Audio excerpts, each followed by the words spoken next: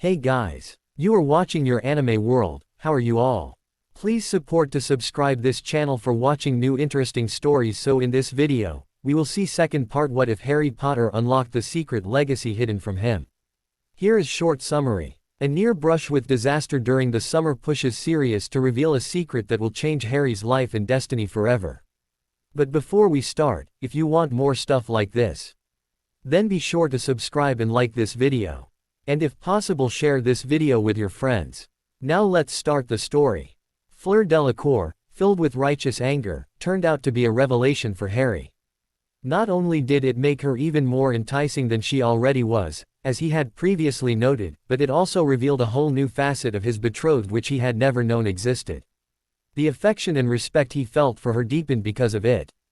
Though he had promised her the day before that he would talk to Dumbledore about Snape's behavior, she apparently harbored enough doubt about his intentions, or more about his tendency to try to deal with everything on his own, as she informed him that Harry arrived in the common room the following morning and was greeted by the sight of Fleur waiting impatiently on a nearby sofa. By her side sat Hermione, who appeared to be slightly in awe of Fleur. His betrothed was obviously still incensed by Snape's actions. Upon seeing him, Fleur rose and greeted him with a perfunctory, "Good morning, Harry," before grasping his hand, beckoning Hermione to accompany them, and essentially frog marching them out of Gryffindor common room.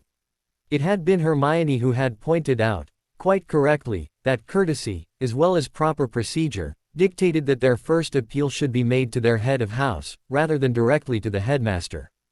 And while Fleur was clearly eager for an accounting from the headmaster as to why this situation had been allowed to persist, she had grudgingly agreed with Hermione's assessment. Therefore, to Professor McGonagall's office they were to go. On the way to their destination, Harry's thoughts led him to his new understanding of several of Fleur's traits, as she admitted to having herself. The first was that Fleur was a rather patient witch, one who would put up with quite a bit before truly becoming angry. However, when that anger was released, it was rarely a mild display, and more often resembled a spectacular pyrotechnic explosion. She was a passionate witch, and for that fact, Harry could only be thankful. Life with her would never be dull. However, he had also learned that Fleur was particularly intolerant of bullies, gossipers, and those who looked for ways to enjoy the misfortune of others. This was due, she freely admitted, to the treatment she had often received as a young Vila attending school, and the prejudice to which she had been subjected all her life. A surefire way to completely bypass her normally long fuse was to expose her to someone behaving in the manner which Snape had done. Her patience generally evaporated quite quickly in such cases. Another thing which he had known for a time, but which had been abundantly displayed only recently, was that Fleur was fiercely protective of anyone she deemed part of her family. It appeared that Harry, and perhaps somewhat surprisingly Hermione, now fitted into that category. Since their return to school, Harry had found that Seamus Finnegan, with whom he had roomed for the entire first 4 years of his schooling, had been quiet and withdrawn where Harry was concerned, though he had been as he ever was with everyone else. A chance remark a few evenings earlier had betrayed the fact that he now believed the Ministry in their smear campaign against Harry, and was suspicious of Harry's complicity in the matter of Cedric's death. Harry, true to form, had been more than willing to let his dorm mate believe whatever he liked, but he had not counted on Fleur's protective streak. The French witch had eyed Seamus with some distaste, before she proceeded to tell him in pointed and sometimes insulting fashion, exactly how stupid she considered him to be in believing the prophet's slander. Her observations had not been brief either. It had finally been Seamus's rather petulant and quick departure which had served to halt her diatribe. In light of her character and sense of right, it was clear that nothing would interfere with her demands for justice for Harry and Neville, and she had vowed to her companions that morning, that if Dumbledore was not prepared to rein the potion's master in, then she would have no choice but to involve her father. And knowing Jean Sebastian and his own tenacity, involving him would likely involve a world of hurt for Snape and would undoubtedly bring Fudge into the situation. It was obvious that the Snape was retained by Dumbledore for some reason other than his less than sterling teaching record, and as such, Fudge would take a perverse delight in making certain that one of Dumbledore's men was ejected from the school, forcefully if possible. And while this would perhaps give Fudge another weapon to use against Dumbledore, the three companions all knew that Jean Sebastian would consider the quality of education and the protection of his daughter and her betrothed to be his first priority. Strangely enough, Harry found her determination to be infectious, and though a part of him still nagged, telling him that he could handle the potion's master himself, the new and growing sense of belonging to a family told him that he could be worrying about more important matters than a petty, greasy bat with a chip on his shoulder. Besides, the thought of Snape getting reprimanded, coupled with the even more delicious notion of Malfoy finally not getting away with whatever he wanted, was far too tempting to pass up. He could almost hear Malfoy's usual response. "When my father hears about this." Unfortunately, or fortunately, depending upon whose opinion was canvassed, McGonagall indicated that she was powerless to do anything regarding Snape. "Unfortunately, Mr. Potter, I believe you will need to speak with the headmaster on this subject," she said with some regret. "I am glad you are receiving such good advice from Miss Delacour and not allowing Severus to get away with his behavior any longer." Fleur's eyes narrowed in what Harry understood to be fury, having seen it several times in the past day. "Professor, are you telling us that you are aware of the abuse Harry has had to put up with from the potions professor?" "Directly aware. No," was the response. "And I will thank you not to insinuate that I would have allowed it had I known. The fact of the matter is that I've always known how Professor Snape felt about Harry. Even had I not been aware of his hatred for James, I could hardly have missed the comments he has made in my hearing over the years. But knowing of his feelings and suspecting him of improper behavior in his classroom are two completely different things. He's always been very circumspect in my presence, not surprising given he knows what my likely reaction would be. But what about his propensity to take away points or assign detentions?" Fleur persisted. "He is very careful about the assignation of detentions, as he knows they are, to a certain extent, scrutinized. As for points, I will only say that not all is as it seems. I can assure you, however, that I would never allow him to influence the point system to the degree that it would adversely impact my, or any other, house." With that, the three friends had to be content, as the deputy headmistress would not be more explicit. She encouraged them to seek out the headmaster immediately and discuss the matter with him. The three, correctly interpreting her words as a dismissal, took her advice. A few moments later, the gargoyle outside the head's office announced them to Dumbledore, who immediately granted them access. They settled into the chairs across the desk from the headmaster, and Harry could not help but notice Dumbledore regarding them curiously. "Welcome, Harry, Miss Granger, Miss Delacour," the man said with aplomb. "I had not expected to see you in my office this early in the term. Nothing has happened with Madame Umbridge, has it?" Harry rolled his eyes. "Only if you consider the fact that she's incompetent, and does not know the material in the slightest." She tried to bait Harry into saying something she could use against him, Hermione chimed in. But Harry kept calm and didn't give her anything. "Very good," Dumbledore said with a nod. "Until we can come up a way to remove her, avoidance is the best policy." "I must admit to being confused, Headmaster," said Fleur. "Since the woman is clearly not qualified to teach the subject, wouldn't it be easy to have her sacked?" "I've tried," said Dumbledore with a sigh. "Unfortunately, the matter is out of my hands. In the past, this law was put into place to ensure the quality of instruction at Hogwarts was maintained in case a candidate could not be found by the headmaster. Generally, however, the appointment would be made by the educational department. If the headmaster did not agree with the appointment, he could bring it up with the minister, and have him arbitrate the situation. The law has never been changed, unfortunately, and it's being abused by Minister Fudge. As he is the one who appointed Madame Umbridge, there is nothing I can do at this point to remove her. We need some ammunition against her before we can make our move." It was convoluted and much of it did not make a whole lot of common sense, but Harry, having known for quite some time that things in the magical world were often nonsensical, pushed the matter from his head. The minister was a problem for another time. "If you are not here about Madame Umbridge, what can I do for you this morning?" "We're here about your other problem, Professor," Fleur said in an even, yet implacable voice. Dumbledore raised an eyebrow at Fleur's tone. "Have you had an issue with a professor, Miss Delacour?" "No, but Harry has. And apparently, it's been going on for some time." The headmaster's gaze shifted to Harry. "Mr. Potter." With as little emotion as possible, Harry related the events of the previous day's potions class, explaining the facts with little embellishment. At the end of his account, Dumbledore sat back in his chair, and directed a stern gaze at Harry. You say this is not the first time Professor Snape has behaved this way. He's always seemed to have had it in for Harry, sir, said Hermione. He seems to have a knack for showing up at the wrong moment so that he can catch Harry doing something he shouldn't, while missing what Malfoy or someone else did to provoke it. In fact, I'd say it's happened a few too many times to be merely coincidence. To the best of your knowledge, has the professor ever given you unfair grades? Harry scratched his head. He had never even considered this aspect of the matter, though from Fleur's expression, she evidently had. I'm not sure I know, sir, he finally responded slowly. I've always known that the professor doesn't like me, but I never thought to question the grades he has given me. And how would I know that a potion he graded as an acceptable, should actually have been, exceeds expectations? How indeed, was the headmaster's rhetorical reply. He turned his attention to Hermione. And you, Miss Granger, by all accounts you have shown a certain amount of skill in potions class. Have you noticed anything with respect to Harry's grades? Hermione was clearly uncomfortable with the question, but she gamely tried to answer it all the same. I'm not sure either, Headmaster. I think Harry's potions have been graded properly, though Professor Snape has not been as forthcoming with assistance in Harry's case as perhaps he should have been. Dumbledore motioned for her to continue.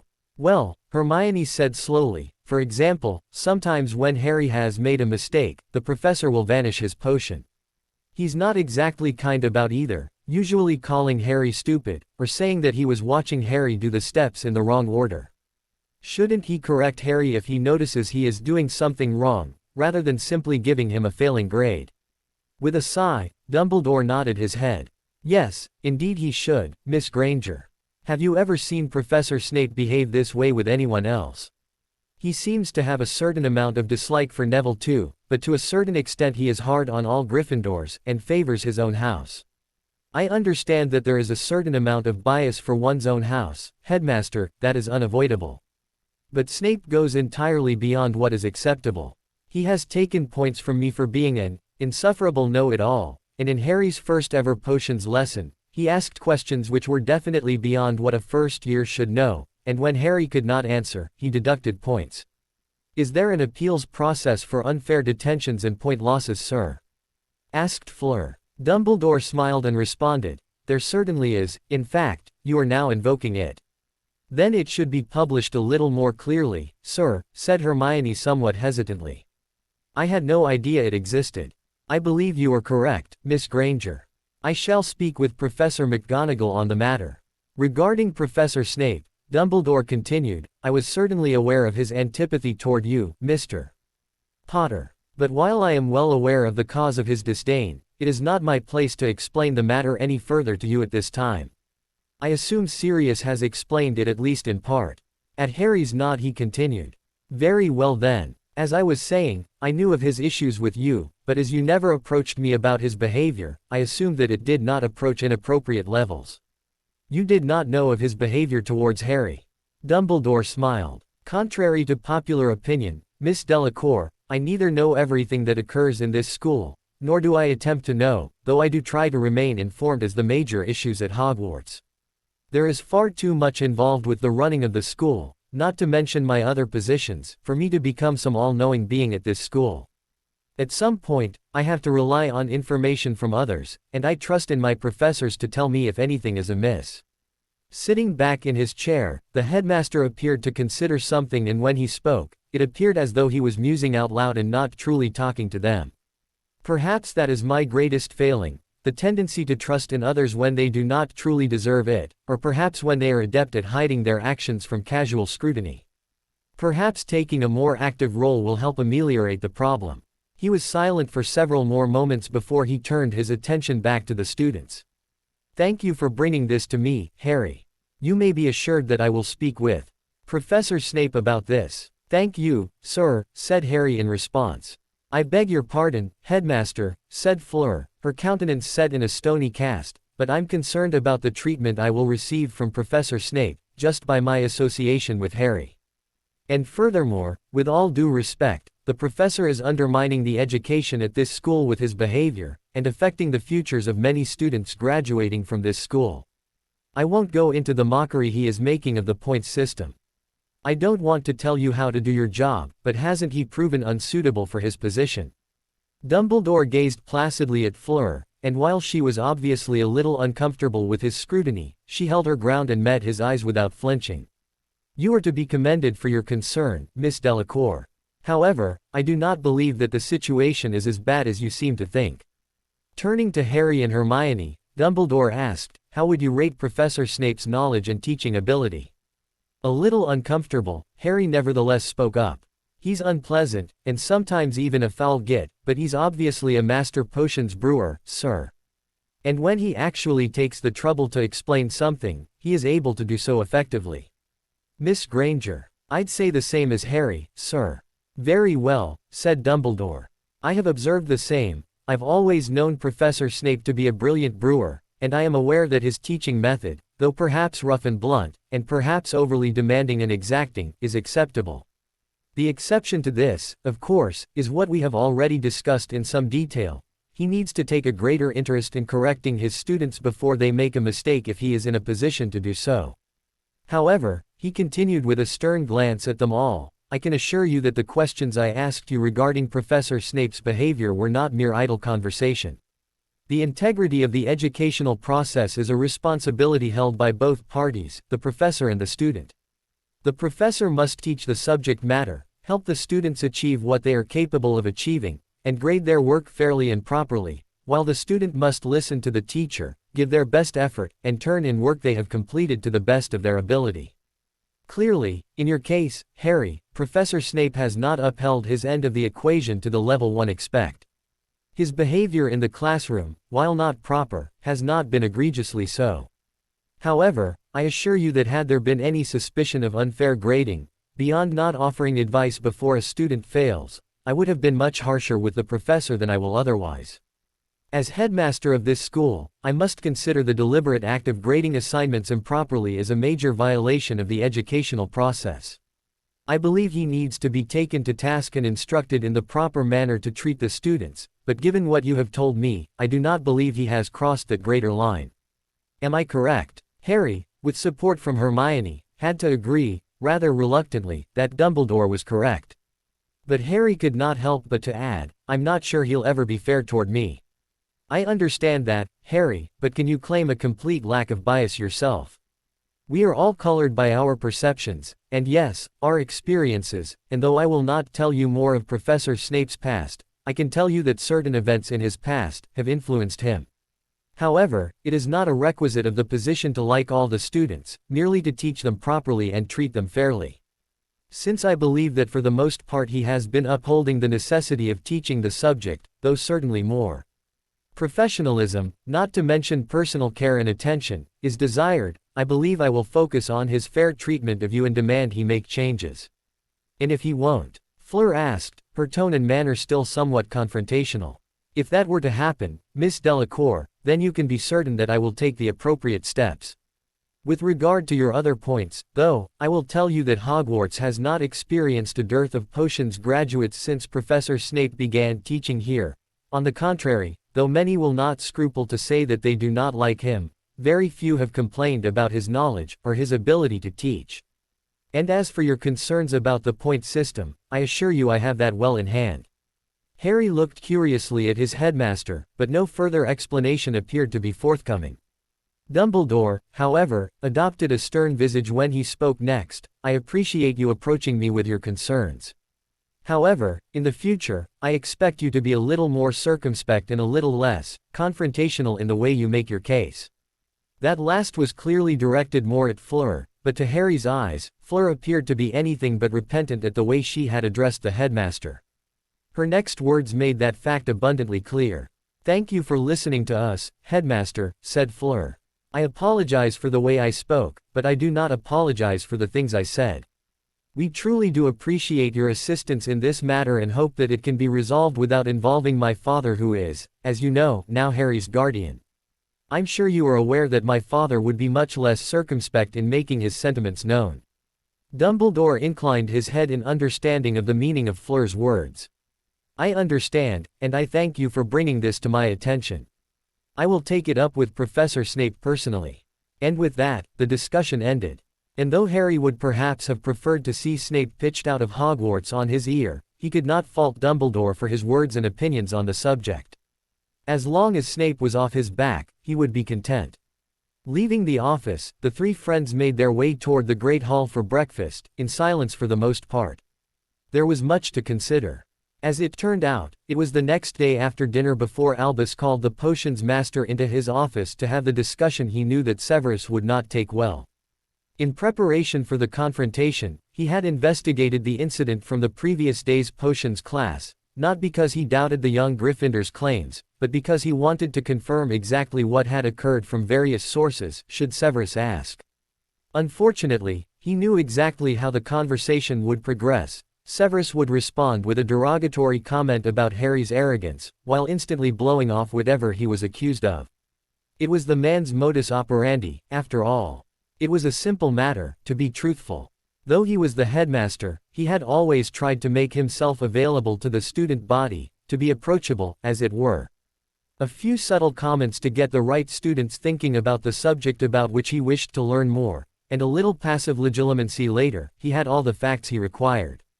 He had even managed to snare a couple of Slytherin fifth years in his net, a fact which he could hold in reserve should Severus prove obstinate, not that Albus expected him to be anything else. It was a good thing passive legitimacy was not illegal, frowned on, but not precisely illegal. It was not something Albus practiced much, though he was very skilled at it, but it was a good way to quickly get to the bottom of things when he either could not or did not wish to draw the attention of a formal investigation. Luckily, it only revealed active and surface thoughts. To obtain memories, one would have to invoke active legitimacy with the incantation, and Albus was not certain he could withstand the things he would find in an adolescent's mind. Memories of his own adolescence were more than enough for him. Investigation was not the only activity in which he had been engaged, however. Most of the previous evening he had spent soul-searching, asking himself over and over again if he had made the right choice. Did the benefits of having Severus in the castle and close by outweigh the obvious drawbacks? The man himself was more than a little unpleasant, and even Albus, who fancied he possessed an unusually large well of patience, found Severus to be difficult to tolerate. He was always in a foul mood, his personal hygiene was suspect, he could hold a grudge with an almost unparalleled ferocity for years at a time, and his worldviews were at odds with everything Albus cherished. And in particular, the man was such a headache to regulate and control, that Albus had several times wondered whether having him here was truly worth the benefits, both real and potential. In fact, had Albus not had been absolutely certain that Severus was working for the light, his behavior alone would cause Albus to seriously suspect the man was still in fact a Death Eater, and still loyal to his erstwhile master. He had decided long ago that when the Dark Lord returned, and Albus knew he would return, having Severus as a supposedly loyal Death Eater, yet positioned in Hogwarts, would be an invaluable asset. The Dark Lord could then be convinced that Severus had remained faithful to the pureblood cause and used his position to spy on the light.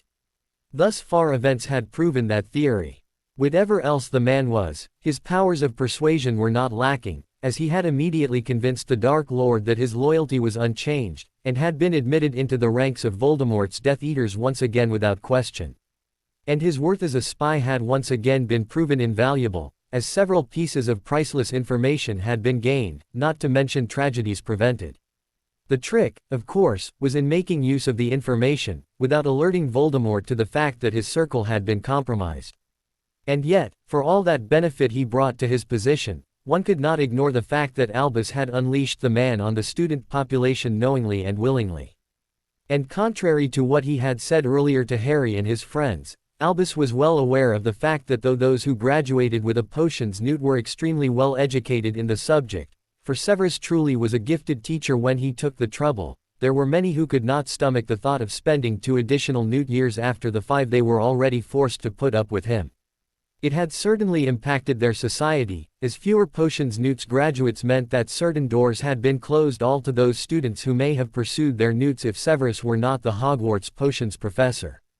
And those who did pursue their newt studies through self-study, obviously did so at a slower pace, and likely gained their newts with a less precise knowledge of the subject than they would have, had they been taught in a classroom with a true master of the profession.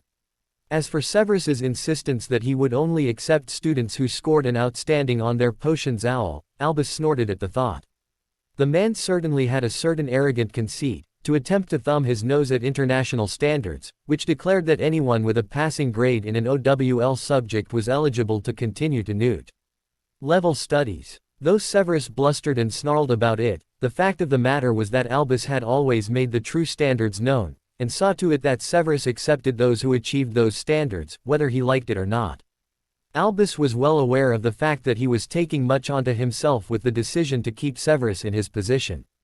Some might say that the damage he was doing far outweighed the benefits to Severus's position as an inner circle member of Voldemort's retinue. In all fairness, Albus could not help but agree, especially when he had to deal with situations such as Harry's. The thing which always stopped him from cutting all ties with Severus and sending him on his way, however, was the vital role Severus played. Voldemort was a very real threat, and in order to defeat him, Albus knew that every weapon in his arsenal must be employed to its greatest effect. Otherwise, if the unthinkable were to happen and Voldemort should win, it could usher in a dark age the likes of which had never before existed, and which could last for centuries to come, possibly even spreading to all four corners of the world. In the light of such fears, concerns about the number of potions Newt graduates seemed an almost insignificant consideration. When the time finally came and Severus sat across the desk from him, Albus considered the man before him. He was a petty, immature bully, but his greatest failing when it came to Harry Potter was the inability to separate the boy from the boy's father. Severus likely knew why he was here already. There had been no other overt incidents in any of his classes to Albus's knowledge. His face was already set in his customary sneer, and Albus knew there would be a certain level of acrimony in the coming discussion. With Harry as the subject, it could not proceed in any other manner. "I suspect you know why I have called you in my office today, Severus," Albus began without any preamble. With Severus, it was always best to be blunt and straightforward. "The Potter brat has complained again, no doubt," drawled the potions master with a sniff of disdain. This was exactly the kind of attitude which called Severus's usefulness into question, and Albus was determined to nip it in the bud. Again, Albus queried gently, "Are you suggesting Mr. Potter has complained before?" A roll of the eyes met Albus's question. "Incessantly, I would imagine. The boy is as arrogant and spoiled as his father was." Albus shook his head. "And that is where you were wrong, Severus. Mr. Potter has never before complained about your behavior, though I think that there are likely many instances in the past where he should have. Then I suppose you have taken the brat's side and I am here to be reprimanded." "Indeed you are, but I will remind you that I am not stupid, Severus. I am well aware of what occurred in your potions class 2 days ago, and his account has been corroborated by several students of both houses." "Who did you speak to in Slytherin?" he demanded, instantly incensed that one of his own house members would betray him for a mere Gryffindor. It was Severus's second failing, an overwhelming loyalty to his own house, coupled with an almost pathological hatred for anything in red and gold. "You know I have ways to find out the truth, Severus. I am well aware that Mr. Malfoy cast the first hex. Mr. Potter protected himself, and then responded in kind. I will also point out that Mr. Potter's object lesson was rather mild, a mere stinging hex. Snape affected a nonchalant ignorance. If that is so, headmaster, then I was not aware of it. I saw Potter hex my house member, and I responded with the appropriate punishments." "Do not insult my intelligence, Severus," Albus snapped, his anger building in the face of Potions Master's continuing belligerence. "I strongly suspect you were waiting outside the potions classroom for something to happen, as it usually seems to between those two, especially the way you let Mr. Malfoy get away with whatever he wishes. Regardless, a little investigation, which was no less than what I did, by the way, would have revealed the true events. You have once again let your arrogance and your hatred for that boy color your judgment." Snape leaned back in his seat in an indolent and insolent manner. "I assure you, headmaster, that Potter is well able to get himself into trouble without any manipulations on my part. He is exactly like his rule-breaking, arrogant father." Albus sat back in his seat, removed his glasses and massaged his nose in frustration. Severus truly was blind if he could not see what everyone who met Harry, and had known his parents, could plainly see. It was frustrating, and though Albus knew he had to make the attempt, he knew that Severus would refuse to see reason. "It truly makes me wonder, Severus," he said at length, "how such an intelligent man can be so blind about something which is plain to everyone else. You must get past this. You cannot continue to take out your festering resentment of James out on his son." "Perhaps I simply see much more clearly than everyone else," Severus growled. "Not when you insist on comparing Harry with James. The fact of the matter is that Harry is nothing like James was. He doesn't have the arrogance, which even you must admit James grew out of as he aged, nor does he have James's devil-may-care attitude. In fact, I believe if you examined the matter closely, you would see that Harry is much more like his mother than his father, other than his rather striking physical resemblance to his father." "Oh yes," drawled Snape with a roll of the eyes. "Potter is much like his mother. Lily excelled at every subject and was the most intelligent which I have ever met.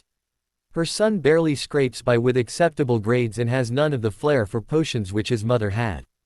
I believe Mr. Potter has some extenuating circumstances which have affected his performance over the years. I believe you will be surprised to see his improvement across the board this year, Severus." "I would not be merely surprised," said Snape rather flippantly. "Astonished does not even begin to cover what I would feel should the whelp actually develop some intelligence to go with his arrogance." By now Albus's anger, always slow in developing, was beginning to build in the back of his mind. This was exactly why he wished he did not have to keep this man on staff and protect him against his own actions. He was so inflexible, so unwilling to learn or admit that he may have been wrong. Though holding his temper was beginning to be more difficult as the conversation went on, Albus bit back a caustic retort and forced himself to deal with the former Death Eater in a rational manner. "That will be quite enough, Severus," he reprimanded. "I will not have you saying anything else about Harry, or any other student. In fact, if it were not Harry we were speaking of, you would have lost your position long ago." Curiosity written on his face, Severus raised an eyebrow. "I'm sorry, Albus. Of what are you speaking?" "Oh come now, Severus, you are not blind, nor are you stupid. Mr. Potter has had to learn to rely on himself. It is a consequence of his neglectful upbringing by his aunt and uncle. Any other student would have complained to his guardian or his parents the first time you behaved in the manner you behaved toward Mr. Potter on a daily basis. The first time would have been a formal reprimand, placed permanently in your file. The second could very well have resulted in your dismissal. Furthermore," Albus continued, interrupting whatever Severus was about to say, "you should know that the free ride you have enjoyed with Mr. Potter has come to an end. Surely you know that Monsieur Delacour has taken over Mr. Potter's guardianship. Trust me when I tell you that Jean Sebastian is not a man with whom you should trifle. So, you wish me to favor the little whelp like everyone else in this institution does." Albus glared at Severus, forcing him to look down after an intense staring match. This discussion, far more intense than any they had had before, regarding Harry, was long overdue. It was time for Severus to understand that this behavior and continual belittling of the young man would no longer be tolerated. "I do not know how you think that Mr. Potter receives special treatment, but I assure you that he receives only his due as a student. I expect the same from you. As for his guardian, Mr. Potter and Miss Delacour have informed me that they have not informed Jean Sebastian of what happened in your potions class, nor do they plan to do so. However, they have both made it clear that repeated incidents of unfair behavior would result in their bringing her father into the situation, and I would not blame them, nor would I stand in their way if they felt such a step was necessary. I need not explain to you just how damaging that would be to your continued tenure here. Once I am not able to protect you, your only recourse would be to rejoin Voldemort. You know what would happen then." A grimace was Snape's only response. Albus took it as a sign that he had finally managed to reach through to the man, if only to frighten him into behaving as he ought. He did not for a second believe that Severus truly believed anything Albus had just told him about Harry. If he acted properly, that was sufficient. There was nothing Albus could do to alter his beliefs. As he had told the children the day before, it was not necessary for a professor to like his students, only that he treat them properly. At this point, Albus would take any progress he could get. "It appears I have no choice, headmaster," the man finally said, his reply equal parts sulky and nonchalant. "Indeed, you do not," Albus agreed. I would hope that you would agree to behave with professionalism and decorum because it is the right thing to do, but at this point, I will take nothing more than your agreement due to your lack of other options." A sneer was his response, but Severus also nodded his head. "And let me be rightly understood, Severus," said Albus with more than a hint of steel in his voice, "that if I suspected you of intentionally grading Mr. Potter's work improperly, this would not be a reprimand, it would be an exit interview. But that is not something with which I need to concern myself, am I correct?" Severus did not respond, he merely nodded tightly. He did not even allow his customary sneer to adorn his features. "Good. I trust that your fair and unbiased judgment will continue, and that the educational process will be protected. The only thing I must insist upon in the matter of your teaching style, is that you be more proactive in assisting your charges, no more vanishing potions and berating students after they have made a mistake." Again Severus agreed, though not without a certain level of anger. "Now, as for the particulars of the altercation," Albus continued, noting the potions master's even darker expression at the mention of the incident, "as I have said, I have reviewed the incident with several of the students who were there. In particular, I found that not only did Mr. Malfoy and his friends incite the confrontation with their taunting, but that he also cast the first hex. As such, I am hereby reversing Mr. Potter's points deduction and detention, and reassigning them both to Mr. Malfoy. You may inform young Draco that he will serve his detention with Mr. Filch tomorrow evening." Though Snape appeared like he wished to protest, he wisely kept his own counsel. Albus shook his head slightly and focused a glare on the potions master. "Severus, I know you do not like this, but it is a reality. In particular, I would like to see you work with Mr. Malfoy. Until now the boy has been allowed to get away with the worst behavior. He must be brought to see the fact that certain behaviors have consequences, or he will turn out exactly as his father has. In addition, I must see your own behavior improve, not only to Mr. Potter, but to all who are not members of your house. I do not wish to have to do it, but I will review every punishment and reward you give out if I have to." The potions master appeared a little green, but Albus just inwardly smirked.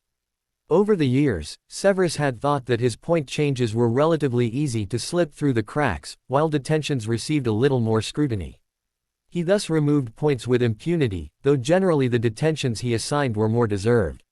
What Severus did not realize, however, was that Albus already did review every point modification the man made, regardless of who was the recipient. A record was created of every punishment and reward handed out by every professor, head student and prefect, though only the headmaster and deputy had access to those records. That was why a professor was required to state the point action, or detention, and the reason for the action. Albus spent some time every evening going through those records, and would then reverse those unnecessary or blatant deductions, leaving the man ignorant of the fact that his teeth had been pulled. It had proved necessary, otherwise, Severus would have single-handedly made the House Cup a mockery, ensuring his Slytherins won the House Cup year after year, and by a handy margin. Not that Albus would ever let him know he had done this, it would no doubt incense Severus in the extreme. The man was already difficult enough to deal with, without adding that humiliation on top of everything else. Albus had not even told McGonagall that he was doing this, though he suspected that she already knew. "I hope that this discussion has been clear, Severus," Albus continued after a moment of watching the man chew the issues over in his own mind. "I would hate to have it repeated, especially if Mr. Potter's guardian were to be brought into the fray." Severus nodded curtly, and pulled himself to his feet. "I will attempt to modify my behavior, headmaster. Now, if you will excuse me, I believe it is time to retire." Without another word, Severus turned on his heel and stormed from the room, his cloak billowing in behind him. Sighing, Albus reached over to his candy dish and popped a drop into his mouth, savoring the tart, yet sweet, candy. In truth, he had no faith whatsoever that Severus would change in any meaningful way. Oh, he would undoubtedly curb his natural unpleasantness for the time being, but Albus knew that he was simply incapable of modifying his cherished beliefs. He would change his behavior for a short time, but eventually his hatreds and grudges would force their way back to the surface, and he would yet again be every bit as insufferable, his changes completely forgotten. Albus had seen it before. He was not certain just how many more times Snape could survive the cycle. The rest of the week passed in an uneventful manner. Fleur's potions class with Professor Snape was spectacular in the complete lack of anything resembling the man's expected behavior. In fact, had Fleur not already known of the reasons for his changed attitude, she would have been surprised, and then suspicious that her friends had misled her with their stories of Snape's lessons. As it was, other than the one time when she had asked a question, not due to a lack of knowledge, but rather to her curiosity about his reaction, Snape had completely avoided her and all but ignored her very existence. The fact that the man absolutely exuded bad temper, regardless of his tight rein on his own emotions, left Fleur glad of the fact. She wanted to have no more personal contact with him than the lessons absolutely required. Defense class was the next major event of the week, and though she had already heard stories from her friends about Umbridge's inability to understand the subject, let alone teach it, the woman's behavior was something she had not expected. It appeared that number one on Umbridge's hit list was indeed none other than Harry Potter. Although she was unpleasant at times to certain members of the student body, as was expected, considering she was a well-known bigot, Harry had been the only one she had openly baited, as far as they were able to determine. Fleur had entered the classroom expecting to be the recipient of the woman's displeasure, by the simple fact of her Vila heritage. However, other than a slight tightening of the eyes and a disdainful sniff when the woman had first seen her, she had acted much as Snape had, and completely ignored Fleur altogether. After a certain amount of thought, Fleur had determined that either Dumbledore had warned Umbridge against any kind of overtly improper behavior, or the woman had decided that Fleur was unnecessary to whatever plans she had up her sleeve. The chilling part of that thought was that Harry was undoubtedly a major part of her plans, and Fleur could not be in class with him.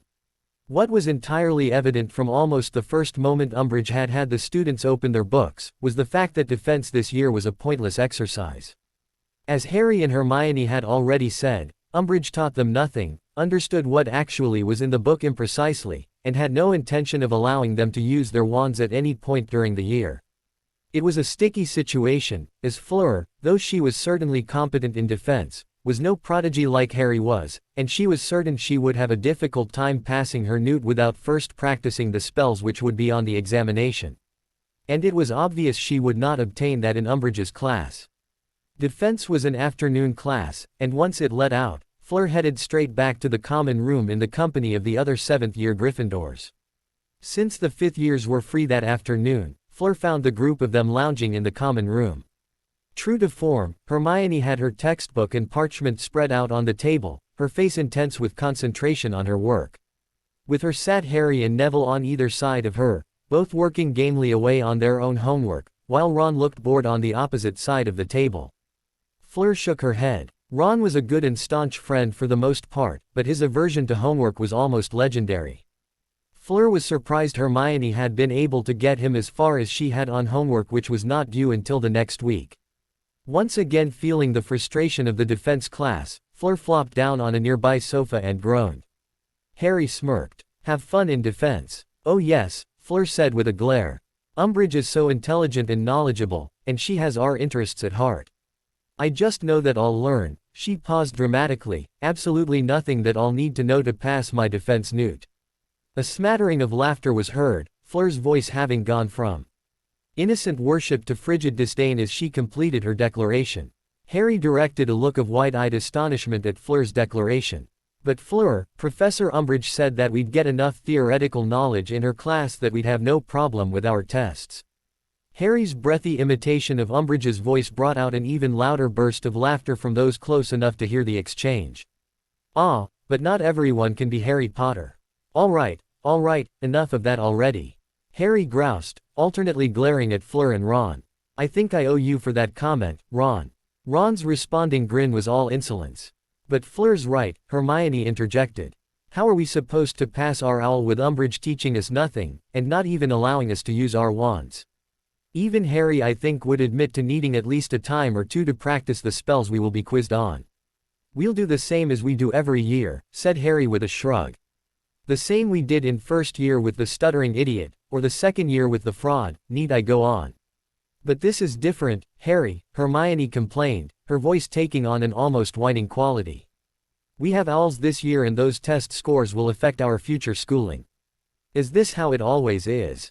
Fleur asked teasingly. Smattered chuckles were heard throughout the rest of the room, and several of the students shared an amused glance.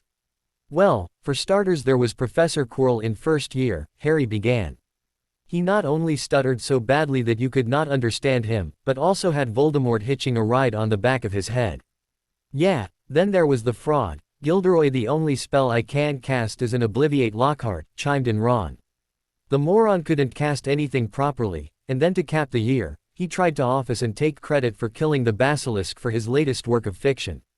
And how about the disguised Death Eater from last year? Added Neville. Although I will admit that Crouch was actually a decent teacher, at least he knew his stuff. That's nothing, one of the twins spoke up. Yeah, in our first year, our defense professor didn't even last until Halloween, said the other. Angelina rolled her eyes. And her replacement didn't make it past the end of the year himself. There you have it, Fleur, said Harry. Defense has always been a problem, like the headmaster said. Only once in my time at Hogwarts has the professor been competent and on our side. Then how have you managed up until now? Fleur demanded. We've had to fend for ourselves, was Harry's simple reply. We used the textbooks, when they weren't Lockhart's fiction, anyway, and practiced on our own. But that's not going to happen this year, contradicted Hermione. Not with Umbridge watching us like a hawk. Perhaps there is a way around it. Fleur suggested. We learned some things from Auror Moody this summer. Is there a way for us to get some more books and practice on our own? Hermione chewed on her lower lip, deep in thought. We'd have to make sure it doesn't get back to Umbridge. Would Dumbledore support us? Asked Ron. Hermione shook her head. It would be best if we didn't involve the headmaster. If it got back to Umbridge that he had helped us, it may give her a reason to see him removed from the school. It was a quandary, but there had to be some solution which they had not come up with yet. If they needed to fend for themselves, then that was what they would have to do. Still, without a teacher, it would be very difficult. Surely something would come up to improve the situation. At least, Fleur hoped something would present itself. It would be a long year with Umbridge at the helm otherwise. The rest of the week passed in relative quiet for the circle of friends. Harry went to the second potions class of the week, wondering if the treatment Fleur had received from Snape was due to the headmaster coming down on him, or if she had merely been granted a reprieve. Happily, it appeared to be the former, as, other than a few glares, Snape largely left Harry alone. In fact, he said very little to any of the Gryffindors outside of his normal instruction. This, of course, pleased the entire Gryffindor contingent, though perhaps Neville and Harry wore the largest grins. Fleur and Harry received a letter from her father on Friday, asking how their first week of schooling went, though when they read between the lines, they could both see he was asking about certain professors in particular. Fleur responded positively for the most part, in that, though the woman had tried to bait Harry into a detention, nothing of note had happened, as he had kept his temper in check, and Snape was by that time a non-issue. In Jean Sebastian's letter, however, his frustration with the fact that Fudge was doing nothing about Voldemort's return was readily apparent. The group had been watching the Prophet closely enough to know that the minister persisted in denying the Dark Lord's return, flatly refusing to hear anyone who tried to tell him otherwise. As a result, Auror recruitment and training continued to proceed at the same inadequate levels, and the ministry forces were significantly lagging behind the Death Eaters, who were, without a doubt, not neglecting their own training and recruiting efforts. Though he was not explicit, Fleur was led to suspect that her father had been in more or less continual contact with Dumbledore about the situation, but that his own position as ambassador did not leave him any room to pressure Fudge, much though he would have wished he could.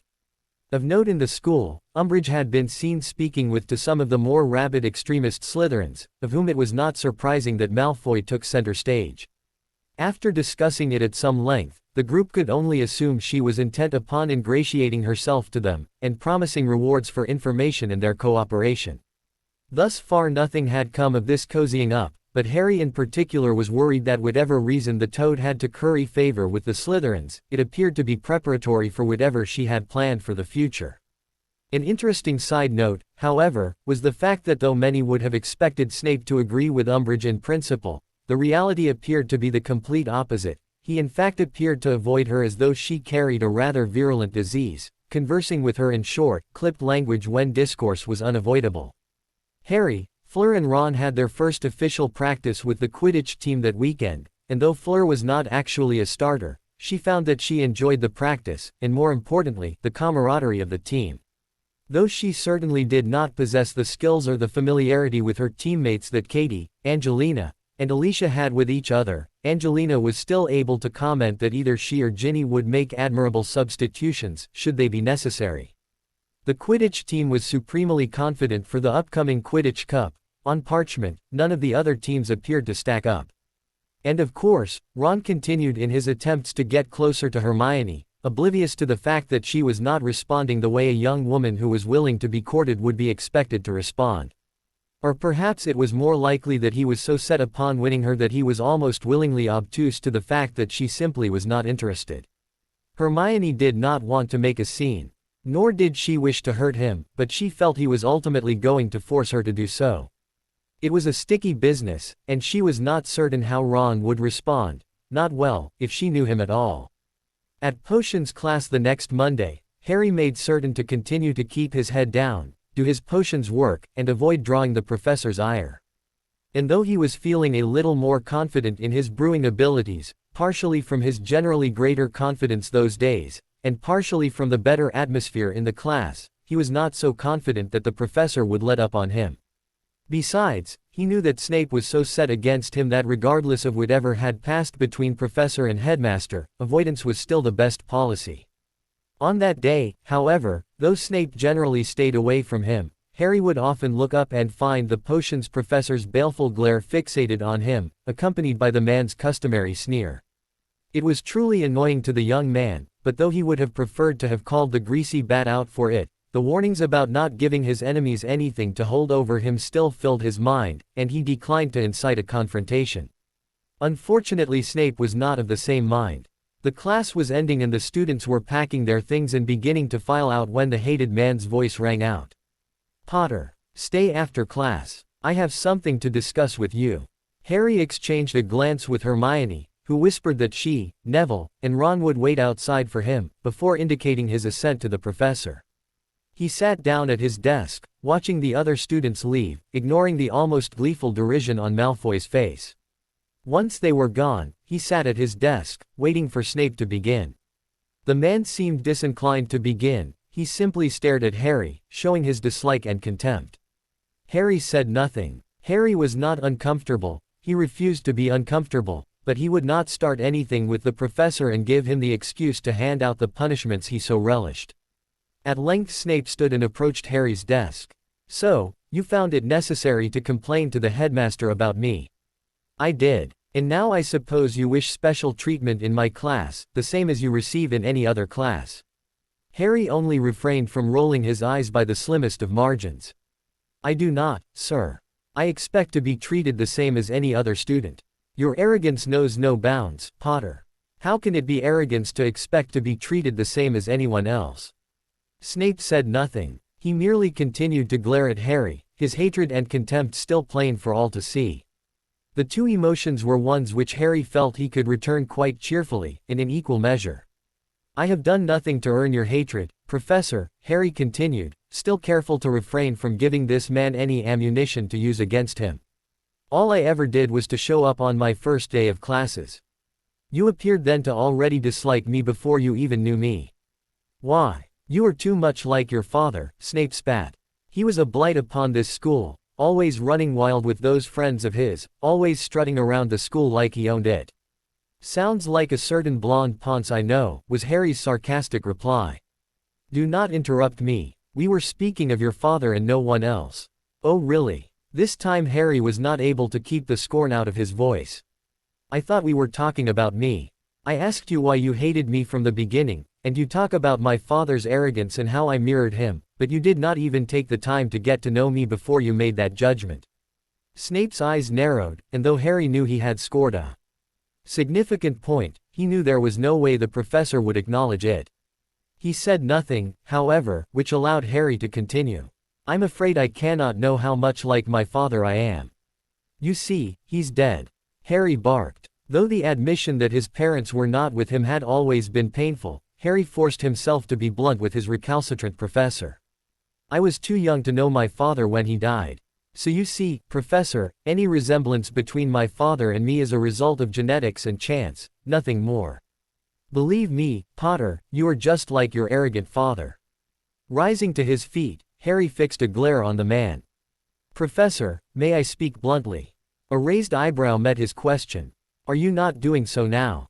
After a fashion. However, I'd like to be able to speak my mind as you are so obviously doing. No detentions, no point deductions, just you and me clearing the air. Seeming to be intrigued, Snape peered at him contemplatively.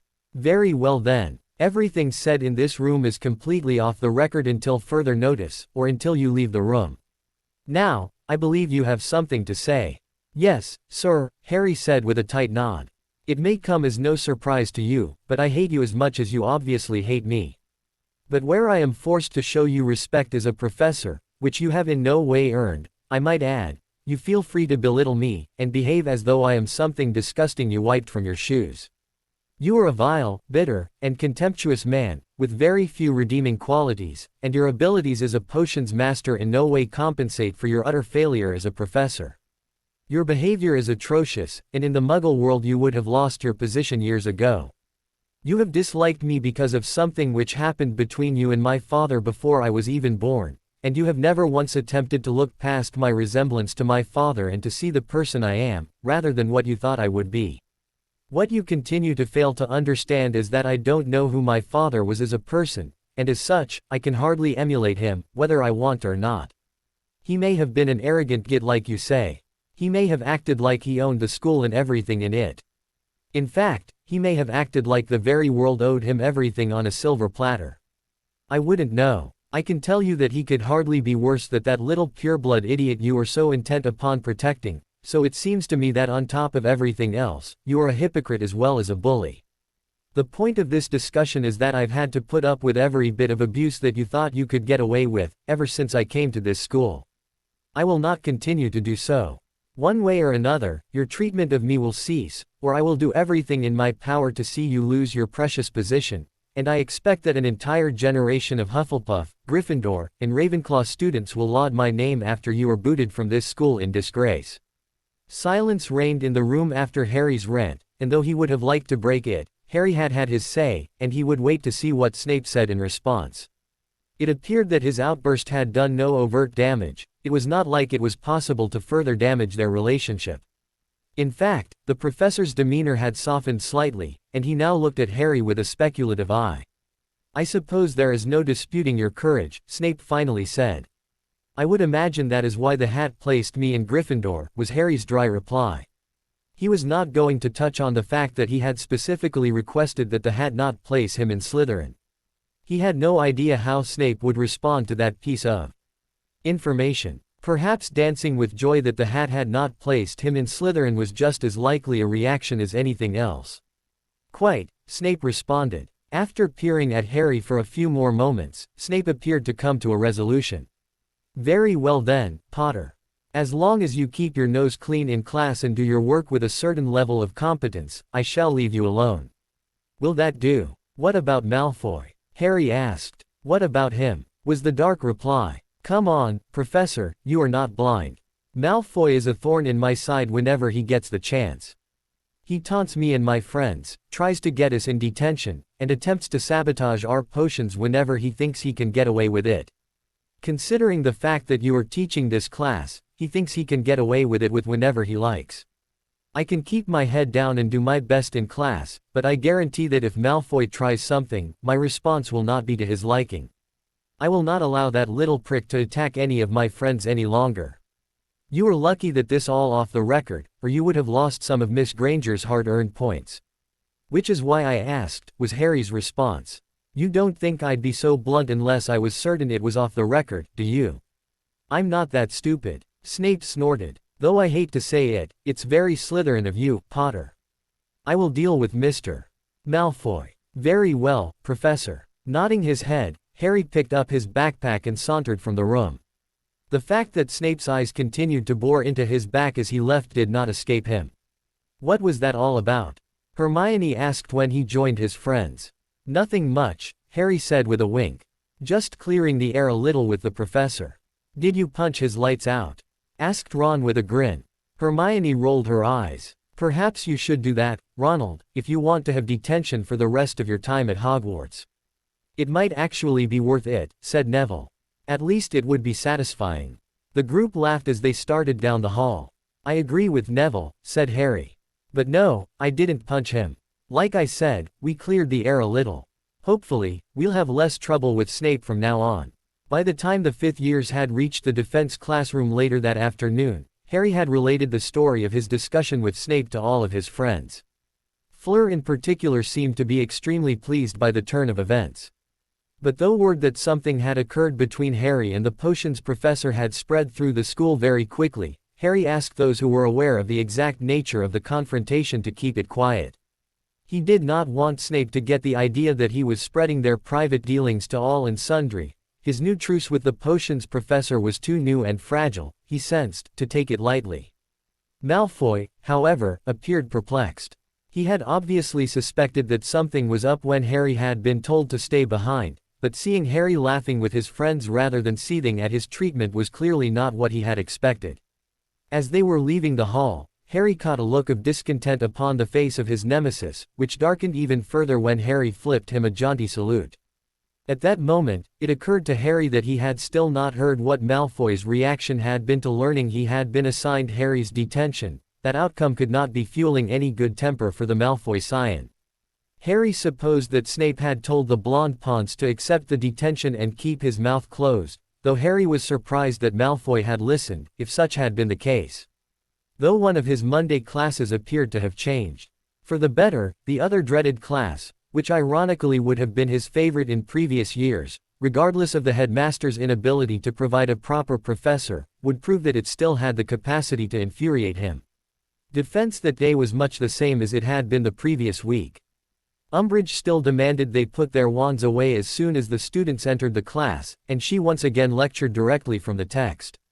In truth, had the subject matter still not held some interest for Harry, regardless of the less than stellar textbook, he would have been in danger of considering defense to be almost the equal of history for its ability to numb his mind into sheer insensibility.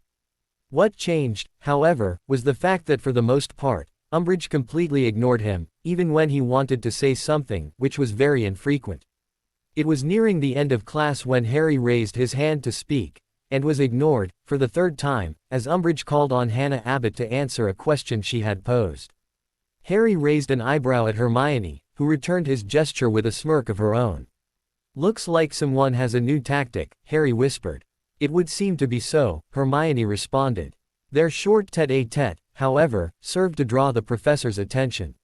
She peered at him with her patently false and irritating silly smile, and asked him in her high voice, "Did you have something to say, Mr. Potter? Did I not instruct the class to raise your hands when you have something to say? Perhaps you would like to share with the class what you and Miss Granger were speaking of." Grimacing, Harry responded, "I was merely pointing out that I haven't been able to answer a question yet this class, Professor."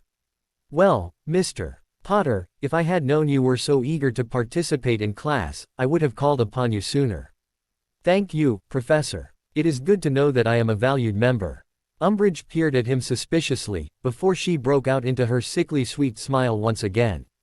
"Indeed, Mr. Potter. However, there is still the matter of your speaking out of turn, and I'm afraid that you and Miss Granger will have to serve a detention. It seems I must prove my point that I wish to have discipline in this class." Very much wishing he could respond to the woman, Harry nevertheless calmed himself and kept quiet. It was no doubt part of the woman's plan to attack him, and though he was not certain if this was a detention which the headmaster would overturn, he thought that at the very least it would be a good idea to inform him of what had happened. "Very good, Mr. Potter, it appears you can control your trouble-making nature if you so choose. Perhaps we shall be able to make a proper wizard out of you yet."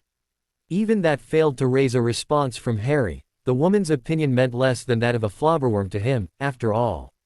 Umbridge appeared to have a slight air of disappointment to her manner at being unable to obtain a rise out of him. However, her sudden change thereafter to studied nonchalance made him instantly suspicious. "You shall serve detention," she trailed off while tapping her wand on her chin in what Harry was convinced was a false show of considering the situation. Her face suddenly lit up with glee. "Yes, your detention shall be served on Thursday, immediately before dinner." She all but sneered at Harry. As I will be away from Hogwarts that day on Wizengamot business, you shall serve your detention with Professor Snape, and I will be certain to ensure he has something suitable for you both to do. But that's the day of Sirius's trial. Harry blurted out, immediately guessing the thrust of the woman's actions. I've received permission to attend with Professor Dumbledore. Now, Mr.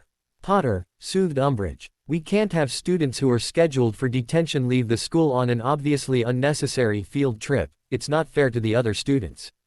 It's not fair for you to assign a detention on a day which means so much to me, Harry snapped in response.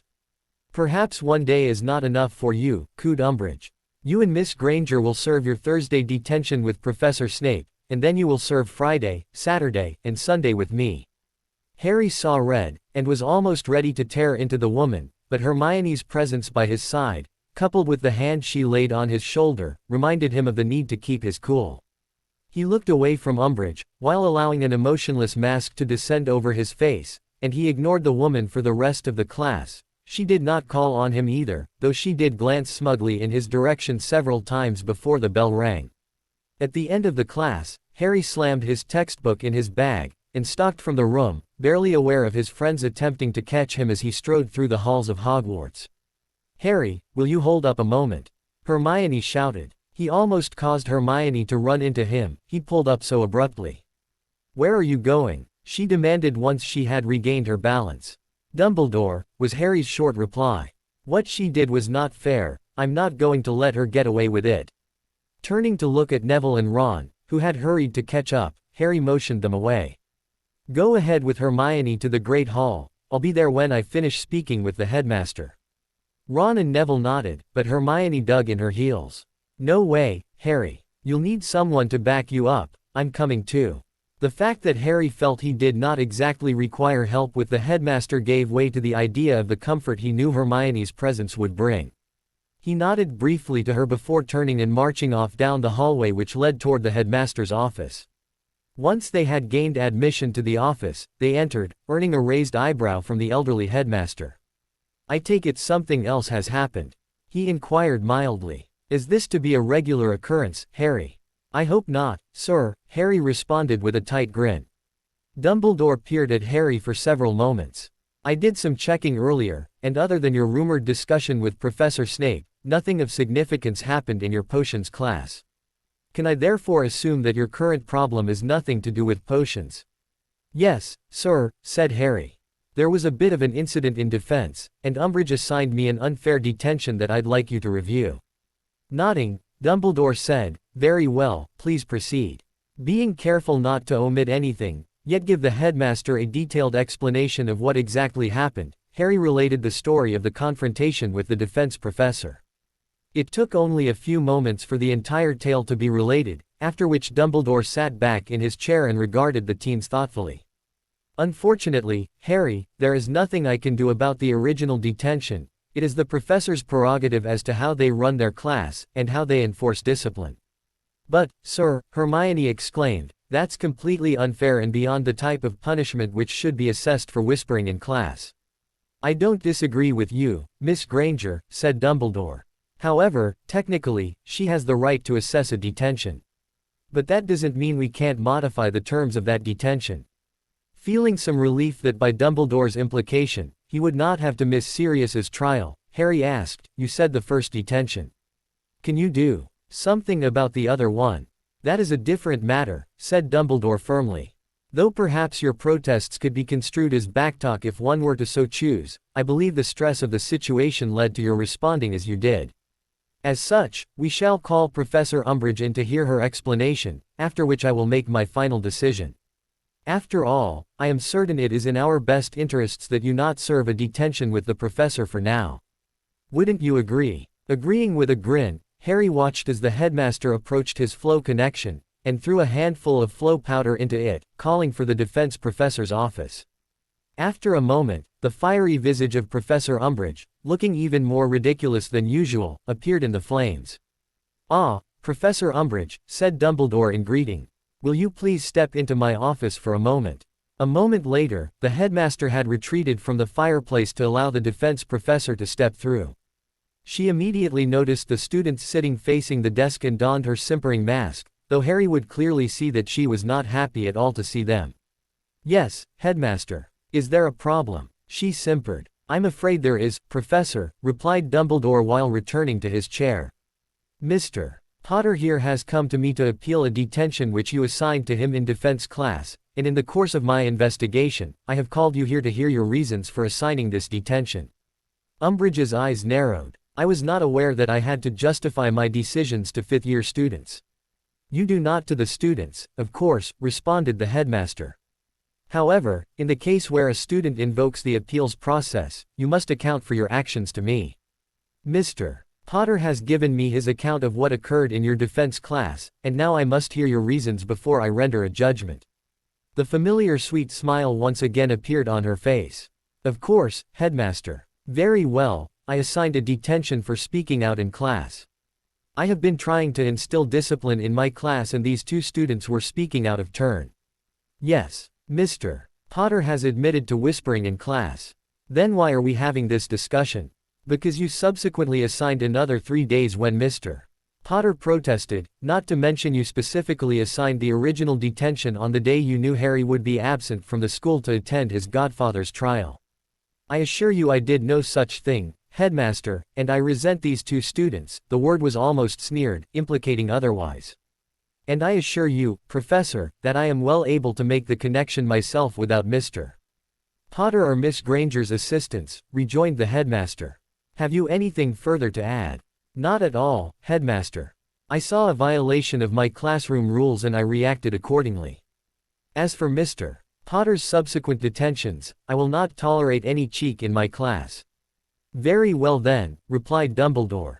"Obviously, though I believe your punishment for whispering in class is excessive, I will agree that it is your right to assign the level of punishment you deem fit. However, demanding Mr. Potter attend a detention on the day his godfather is to be tried and thereby preventing his attendance is unreasonably cruel. Therefore, Mr. Potter and Miss Granger will instead serve their detentions this evening with their head of house and not Professor Snape." It was easy to tell Umbridge was not happy with the headmaster's decision, but she merely smiled before saying, "Very well, headmaster. However, as I am available tonight, Mr. Potter and Miss Granger may serve their detentions with me. I have already made my decision, Professor Umbridge," Dumbledore snapped in response. "You will abide by it. As for the matter of Mr. Potter's subsequent detentions," he stated when the defense professor would have interjected, "there is no basis in fact for those detentions to be assigned, particularly in light of the fact that the subject being discussed was one which is highly emotional to Mr. Potter. Those detentions are hereby reversed. This is one of the reasons I was sent here," Umbridge hissed. "Your continual and blatant favoritism toward Mr. Potter and his friends must cease immediately, headmaster.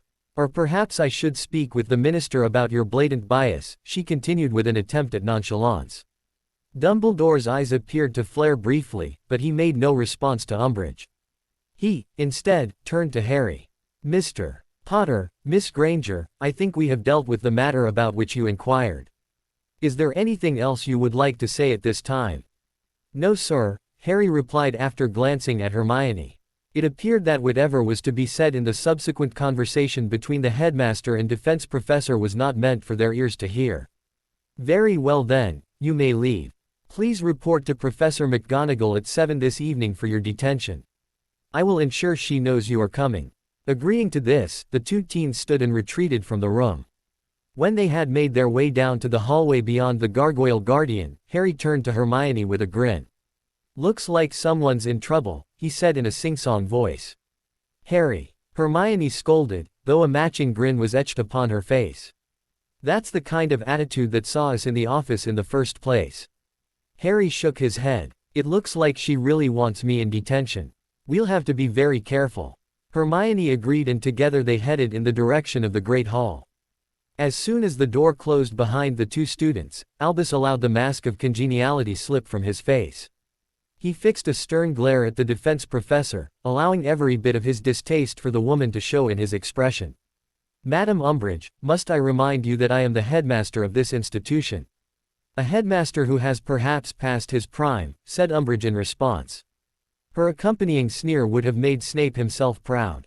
And you will refer to me as Professor Umbridge, headmaster. Albus snorted with some disdain. In public, perhaps, when I have no other choice. In private, however, I will not refer to you with an honorific which you have not earned. Though her nostrils flared in anger, Albus watched her as she struggled to come up with a response. His rejoinder was the truth, after all, and there was little she could do to refute the fact. Let us not obfuscate, madam, Albus continued after allowing her to stew for a moment. You are not in this school to improve the quality of education or the atmosphere, or whatever other platitudes you are attempting to push on the student body or the public at large. You are here precisely to attempt to marginalize Harry and discredit me, all because of your narrow views of the world, and the minister's short-sighted fear that I will attempt to replace him. You should remind Minister Fudge that I could have had the minister's post had I wanted it when Minister Bagnold retired. I did not want it then, and do not want it now, as I already have more than enough on my plate. However, I am and will remain the headmaster of this school, and as such, I am responsible not only for its running but also for matters such as the adjudicating of appeals. My judgment stands as I have already said. In the future, if you feel you must make an object lesson due to such a minor breach of your classroom rules, I suggest that you deduct points from the offenders. For an infraction such as Mr. Potter and Miss Granger brought before me today, a detention is much too severe. Though it was obvious Umbridge was furious, she merely nodded tightly. Very well, headmaster, but I shall warn you that if you continue to blatantly protect troublemakers such as Mr. Potter, you may very well find yourself removed from your position. And I will warn you, that continued attempts to attack Mr. Potter, or any other student at this institution, will result in your removal, Madam Umbridge. Given the fact that your very competence in the subject you teach is suspect, you do not even hold a newt in defense, I doubt anyone other than your precious minister would protest such a move. Do I make myself clear? Quite, snapped Umbridge. Without any further words or even a glance, she returned to her own office via the flow, leaving Albus to his thoughts. The necessity of having the woman at Hogwarts was galling, but at that moment, he knew he had no choice but to accept her presence. Regardless of his words to her, he knew he needed an airtight reason to remove her from the school, allowing him to replace her with a professor of his own choice. He had someone in mind, but the timing was not correct at the moment, not that he would have hesitated had he possessed a valid reason for her removal at present. Thinking about the matter for several moments, Albus worried about the situation. He certainly did not need Jean Sebastian's intervention in the matter, which would certainly come about if Umbridge could not be reined in. Perhaps at some point it would be prudent to allow Harry to have a detention with the woman, carefully controlled of course, to discover exactly what she wanted with him. He was not certain at present what the woman intended, but he would not put it past her to go too far, then maybe he would have his ammunition to have her removed. After a few more moments of thought, Albus let out a weary sigh and rose from his chair. Popping a drop in his mouth, he exited his office and made his way toward the Great Hall, his mind working the problem over and over as he walked. Having made their way to dinner, Hermione sat down across the table from Harry, her mind chewing over the problem which defense had presented that year. This year's class was turning out to be far worse than it had been in any previous year, which was saying a lot, considering the comedy of errors defense had been for almost the entirety of her schooling career. How would they possibly pass their owls this year with Umbridge at the helm? Unfortunately, no answers came, regardless of her will to discover some sort of way to alleviate the problem. A part of her wanted to suggest anew that they try to have some competent adult join them on weekends to give them some tutoring, but having witnessed Umbridge's teaching thus far, and her ministry-driven insistence that the students not be allowed to practice dangerous and unnecessary spellcasting, she knew that the idea of tutoring would not go over well. And Dumbledore appeared to believe that directly opposing the woman at the moment time was not prudent, so unfortunately, whatever they attempted would have to be done in secret. Pushing the thoughts away for contemplation at some other time, Hermione focused on what her friends were saying, only to find out that her thoughts were similar to the topic of conversation. Evidently Harry had told Fleur of the confrontation in defense, and the subsequent meeting in the headmaster's office, for she appeared quite distressed. "What are we going to do about Umbridge?" Hermione heard Fleur ask. "I've got newts this year, and it's going to be difficult to pass the practical if we aren't able to practice the spells in advance. And we have owls, said Hermione, chewing her lip in agitation. That doesn't even account for Voldemort's return, added Ron. At this rate, we won't even know enough to defend ourselves. We did learn some things from Moody this summer, Neville disagreed. Yeah, but we haven't been able to practice much of it, retorted Ron. Neville held out his hands in supplication before returning his attention to his meal. We all know the problem, Ron, said Hermione. We just need to find a solution. Hello everyone, a dreamy voice interrupted. Hermione looked up and saw Luna standing behind Harry, smiling absent-mindedly. Harry turned and, smiling at Luna, he scooted a little closer to Fleur. Would you like to join us, Luna? He asked. Smiling, Luna sat down beside him, and greeted the entire group. Thanks, Harry. It's a little disconcerting being the only non-Gryffindor in our group. But the Ravenclaws don't really like me very much, I'd much prefer to eat with you. Then the Ravenclaws are stupid, Luna, Neville replied seriously from her other side. You're welcome to join us at any time. A general murmur of agreement made its way through the group. Though perhaps a student sitting at any table other than their own was not something which happened often, it was not disallowed. They all truly liked Luna and considered her a friend, so everyone was glad to have her join them. Besides, the Nargles told me you were speaking of a particular problem. It was difficult, but Hermione just managed to avoid rolling her eyes. She liked Luna, she truly did, but sometimes the girl's whimsical nature and preoccupation with her creatures was enough to drive Hermione nutty. This was a serious issue they were discussing, after all. We're just trying to figure out what to do about defense, said Harry. We've got important tests at the end of the year that we won't pass if we can't practice. That and we need to practice more fighting like Professor Moody said, Neville chimed in. Why don't you start a defense club? Asked Luna, while filling her plate with food. Hermione looked at Luna blankly. A defense club? Yes, replied Luna. Anyone can start up a club with permission. In this case, I think you'd probably prefer to keep the club secret from all the staff, and I wouldn't blame you for that. It would provide us with the opportunity to the spells we need to know and learn how to better protect ourselves at the same time. Umbridge wouldn't like it, said Harry, voicing the obvious problem. Who says she has to know? Asked Fleur. If we only invite certain people, she would never even have to know that it exists. That's got possibilities, said Hermione, beginning to become excited about the idea. We could get Harry to lead it. The general agreement at Hermione's statement did not, unfortunately, include the beneficiary of her largesse. Harry blinked in surprise, and then regarded Hermione with some befuddlement. Why me? You're the best at defense, Harry, Hermione said, deciding that a simple reply was likely to go much farther with her friend. You always get a spell after the first few tries, and you always help others get it after, which shows a certain flair for teaching. Harry still looked skeptical. I'm not so sure about that, Hermione. Besides, if we could form a club, I think it would be best to get someone in a higher year to run it, they have more experience than I do. Don't look at me, Fleur protested, noting where Harry had attempted to deflect the suggestion. I can hold my own in defense, but Hermione's right. No one can match you, either in sheer power or understanding. Harry's noncommittal shrug indicated an end to the discussion, and though Hermione would have liked to press the issue further, she sensed from Harry's demeanor that now was not the time. He was very stubborn, and this issue appeared to be one in which he would dig in his heels. They would need to discuss it further at a later date. For now, the two Gryffindors were due for detention, so they finished their dinner and bade farewell to their companions, making their way toward the Transfiguration Professor's office. The very next day was Hermione's birthday, and as Fleur's birthday was also coming up a few days later, they had decided to make a joint celebration of it, even inviting Luna to join them in the Gryffindor common room for the celebration.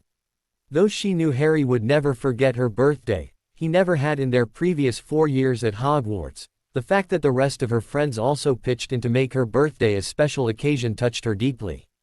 She was certain Fleur felt the same way, if her brilliant smiles and warm words toward Harry were any indication.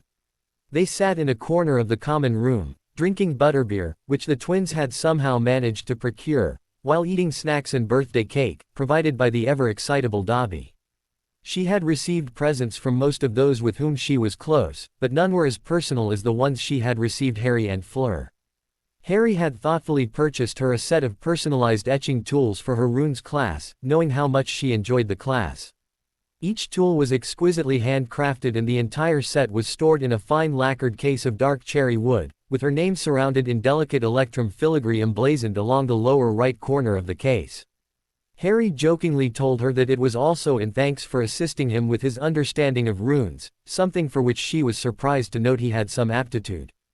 As for Fleur, her new friend had purchased her a fine French charm bracelet with several charms. In particular, there was a stylized heart charm which had the inscription, Toujours amis, etched upon its surface. It was a thoughtful gift indeed, which prompted Hermione's teary thank you, in which she captured the French witch in a fierce embrace. As for Fleur, she also received gifts, though perhaps not as many as Hermione had, due, no doubt, to the fact that she had only been known in Gryffindor since the beginning of the year. Still, all their friends had procured presents for Fleur, though the finest by far was the finely crafted white gold locket in the shape of a stylized heart Harry had given her. And Hermione herself responded to Fleur's gift by purchasing her new friend a pair of designer jeans she had seen Fleur looking at one day while they had been shopping. Fleur had truly begun to become a good friend, and the two were becoming very close. Hermione was also thankful to Fleur for not pushing her to accept the arrangement she had proposed on the last day of summer holidays. Instead, she seemed willing to allow Hermione to consider it on her own, while always being available to talk if she wished it. It was truly the best birthday Hermione had ever had, and she stayed up quite late with all of her friends, talking and laughing, and for once, she allowed all thoughts of homework and classes to slip away in favor of simply having fun with her friends.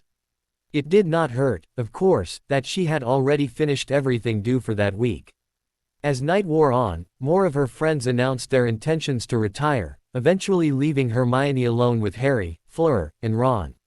Something about the way Ron had acted all evening, he had been quieter than normal, while watching her intently, suggested to Hermione that tonight would finally be the night he got off the fence and made whatever intentions he had toward her known.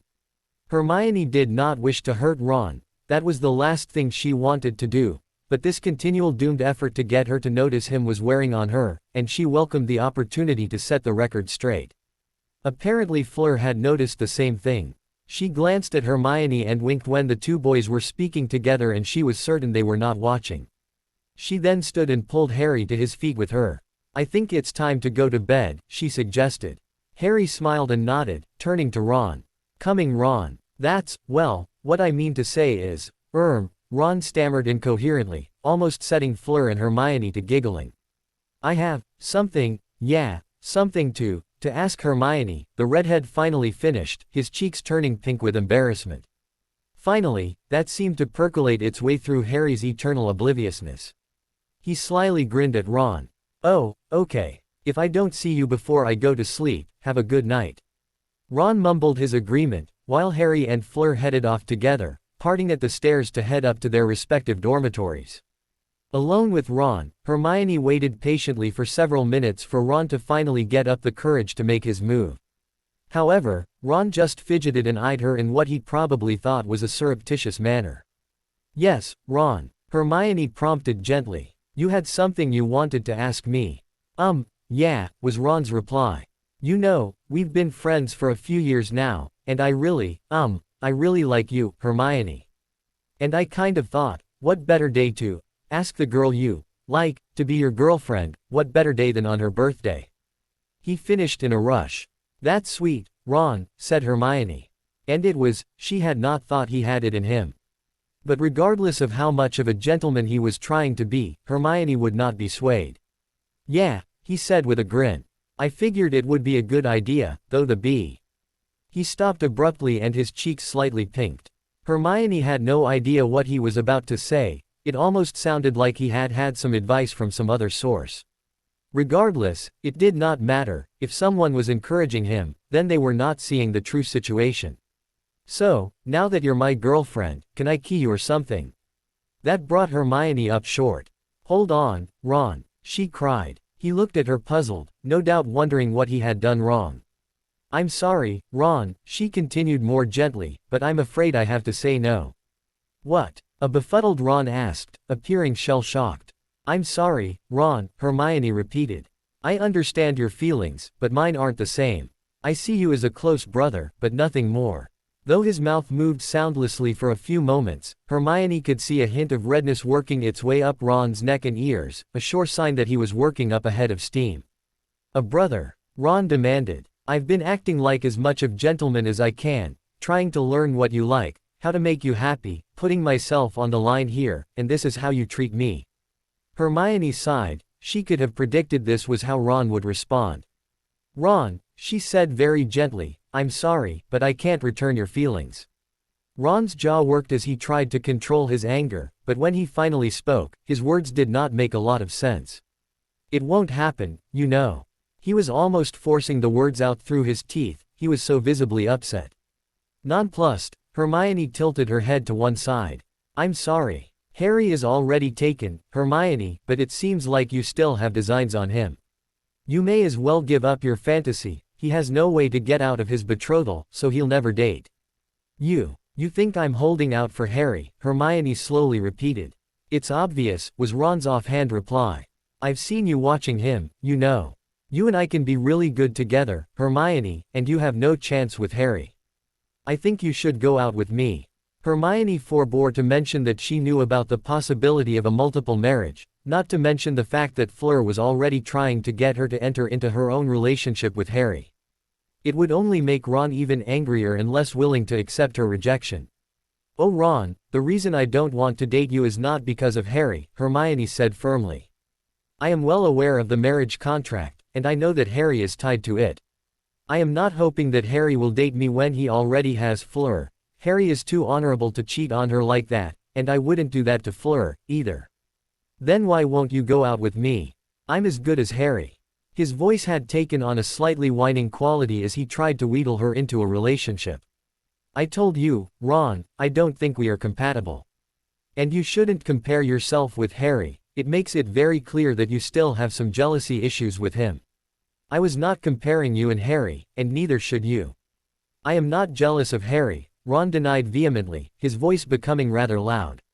Ron, just listen to me, Hermione pleaded, leaning closer to him and lowering her voice. I think that a lot of your behavior around Harry, especially since the Triwizard, has been because of your jealousy. You shouldn't feel jealous of him, he doesn't want his fame, or anything that comes with it, you know. You just have to bring up the tournament again, don't you? Said Ron. I already said I was wrong, what more do you want? I don't want anything, Ron, was Hermione's simple reply. I was not the one who was hurt when you called Harry a liar. You may think that it's water under the bridge, but I can tell you that Harry still doesn't trust you fully like he used to. You never really discussed the situation or apologized to him, and I think that you should so you can both finally put it behind you. But, Harry told me just to forget it.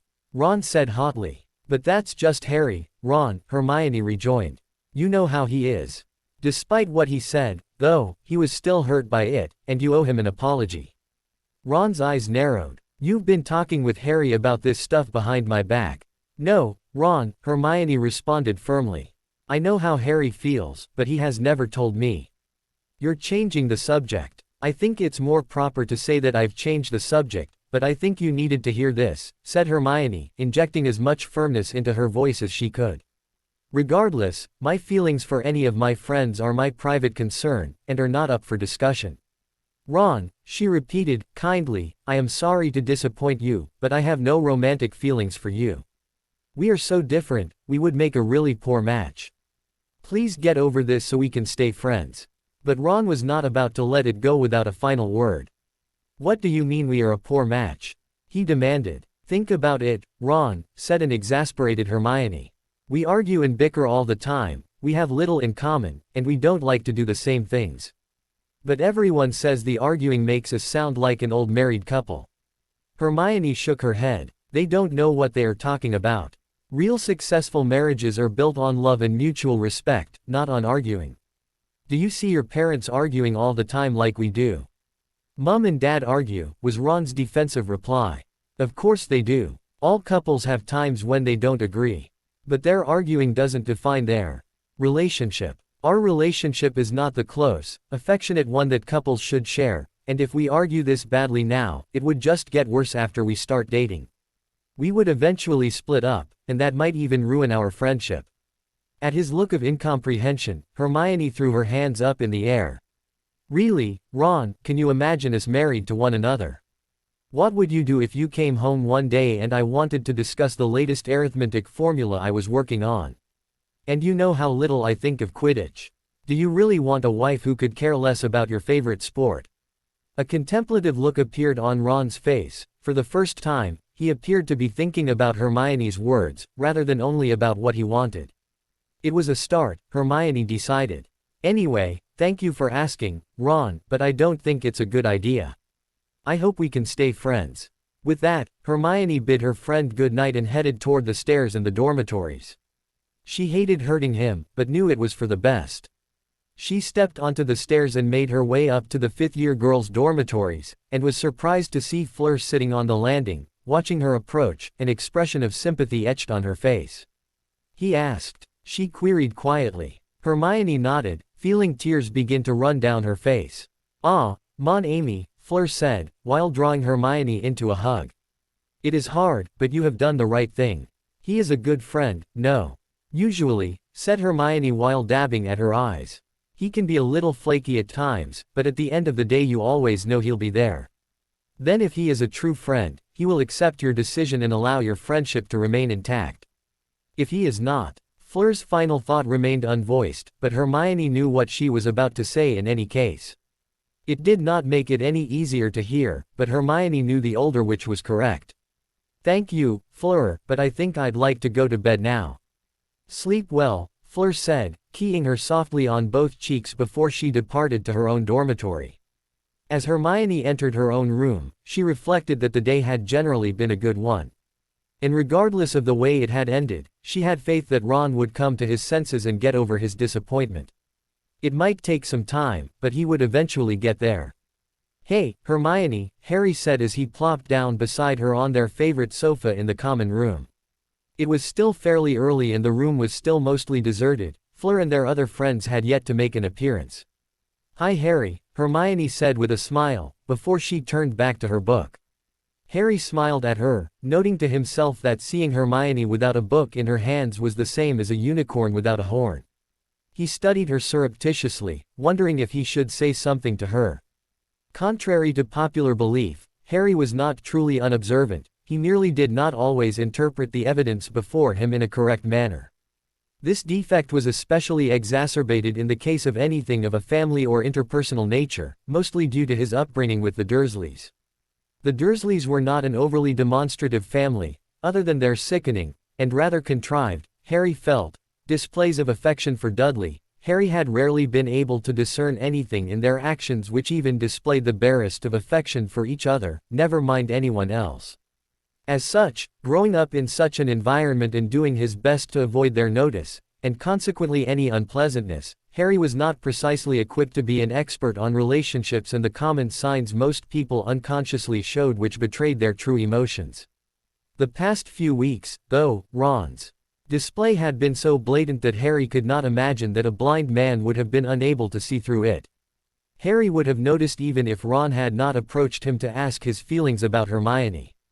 And given the words which had been exchanged the evening before, and the way that Fleur had practically dragged him away from his two closest friends, it appeared that Ron had finally worked up the courage to ask Hermione out.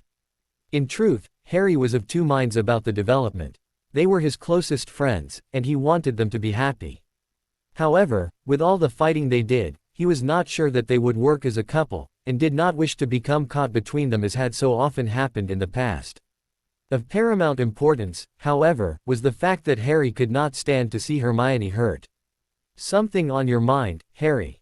Broken out of his reverie, Harry noted Hermione's knowing smile. Obviously he had not been as subtle as he had thought. Hermione was too observant for her own good. "I was just wondering if I should be congratulating you this morning." Hermione's brow furrowed in confusion. "For what, Harry?" "You know," he trailed off, making vague hand gestures. "You and Ron." At that Hermione burst out laughing, causing Harry some confusion in turn. "What? Oh, Harry, I think you may have mistaken a few things." By now Harry was completely perplexed. Had he truly misunderstood the situation that badly? Ron didn't ask you out. He did, but I told him I don't see him like that, was Hermione's response. I mean, can you imagine us as a couple? I'd be hexing him before the end of the honeymoon. Grinning, Harry wrapped an arm around her shoulders. Personally, I would have guessed before the end of the reception, but I'll bow to your superior knowledge. And I'll have you know that I may be a little more observant than you think. Ron's actions the past few weeks haven't exactly been subtle. No, they haven't, Hermione agreed. But if you're so observant, I would have thought you would have seen how little encouragement I gave him. Thinking about it for a moment, Harry understood what Hermione was telling him. I may not have noticed as you say, but I was trying not to step on Ron's toes, in my own defense. I also wasn't convinced you would be good together, but I thought that you might actually give him a chance. I can't, was Hermione's prim response. You know how he can be. If I had agreed, he would almost have considered me to be his property. If I so much as talked with another boy, he would get jealous, and when it came time to break up with him, which would happen, sooner rather than later, it would have been almost impossible to get him to let go. It's better this way. Harry held his hands out in surrender. I understand, Hermione. Obviously you've given this a lot of thought. You do know that he'll be put out, at least for the time being. A sigh met his declaration. I know that, Harry, but it's best to get this out of the way now so we can continue to be friends. She was quietly contemplative for several moments, and Harry, sensing that she had more to say and was trying to interpret her own feelings, allowed her to think. He had never been in such a situation before, it could not be an easy one. I didn't want to hurt him, she finally confided in a soft voice. He is my friend, regardless of how he has acted at times. I tried to let him down easily and explained to him how poorly suited we were. I'm sure I had him thinking at the end, but I'm well aware that he will need to work it all through in his own mind before he will begin to accept it. You did the right thing, said Harry. Hermione raised an eyebrow at him. Is this coming from Harry Potter, the new student of the human heart? No, he responded, not being drawn into her playful words. It's just Harry Potter, who has an appreciation for his friend and understands that she knows what she wants. At his statement, a shadow passed across Hermione's face, and she blushed and ducked her head in apparent embarrassment. Harry was dumbfounded. He had only said the truth, had he not? She had rejected Ron's advances because she was certain they would not work. Was she second-guessing her decision? It was better for him to ignore it, he decided. If she wished to confide in him the reason for her sudden reaction, he had no doubt she would. Until then, he would give her enough space to work it out for herself. True to Harry's prediction, Ron was distant that day, and for several more to come. He was not precisely petulant, he seemed, rather, to be unusually pensive and thoughtful, and though he peered at Hermione at times and appeared to be decidedly unhappy, Harry had the distinct impression that he was much more reflective than resentful. Harry was simply glad that he was not required to referee again between them, as he had thought would have been the result of such an event. Fleur, however, appeared to be a constant comfort for Hermione, and given his betrothed's actions the previous night, he suspected that Fleur was not only well aware of what had occurred between Ron and Hermione, but that she had actively been giving counsel to Hermione. Harry hoped that Ron never realized that, as Harry suspected that Fleur's advice had not been in Ron's favor. That would not likely endear her to the redhead, regardless of how starry-eyed he still sometimes became due to the effects of her allure. They sat companionably, the earlier solemn subject of conversation now forgotten in favor of lighter topics, until Fleur had joined them in the common room. When they made their way down to the Great Hall, they found a rather unwelcome surprise waiting for them outside their destination, something unexpected which caused them to stop and take notice. Attached to the wall at the side of the entrance to the Great Hall were several large wooden cases, locked with large, old-fashioned padlocks. The cases each had a glass door set into their casings, showing yellowed parchments inside. The trio looked at one another and approached the boxes, looking inside the one closest to the door. It read in big, block script. For their own safety, all students enrolled at Hogwarts shall not be allowed to cast dangerous hexes and curses. Any student found in contravention of this decree shall be expelled. What is an educational decree? Asked Fleur after some moments. I don't know, was Hermione's response. I've never seen or heard of anything like this.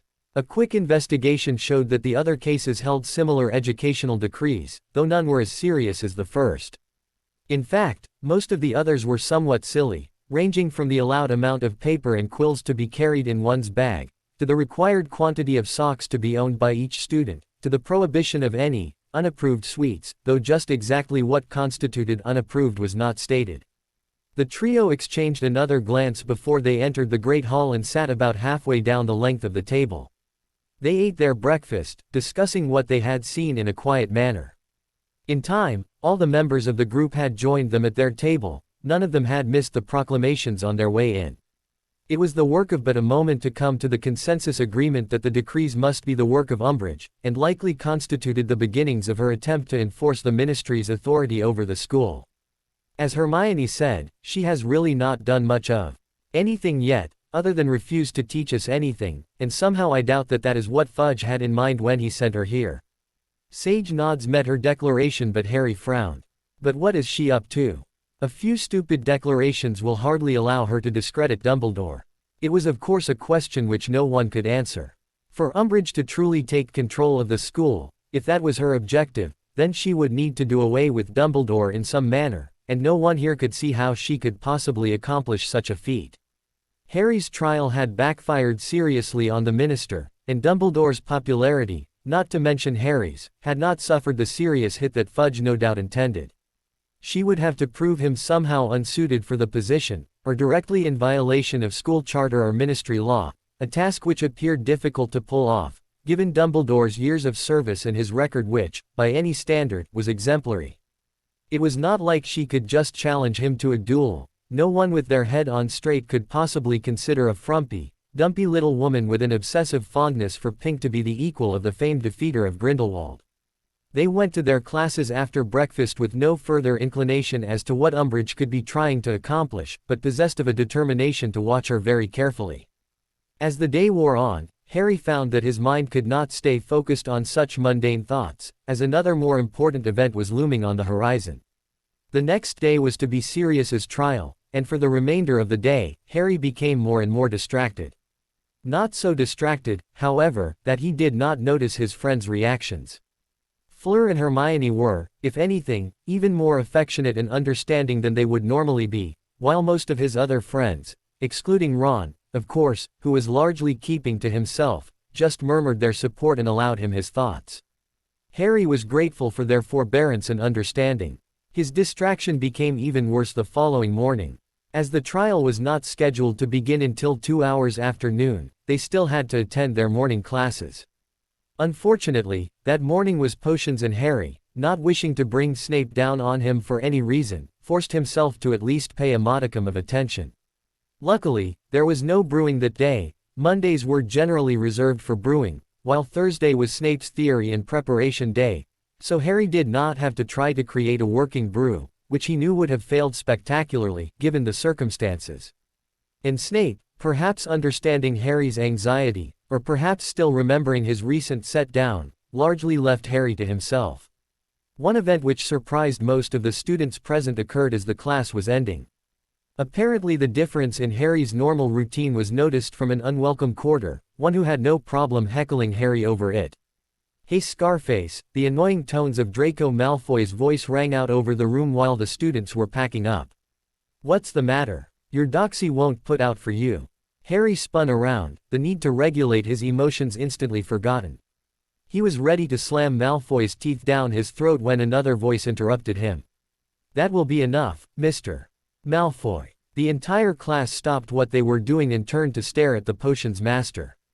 Was Snape actually defending Harry Potter? No less astonished was the cause of the disturbance himself. The boy's eyes were wide open and his mouth appeared about ready to hit the floor. "Professor." Snape's eyebrow rose, neatly cutting whatever the Malfoy scion was about to say.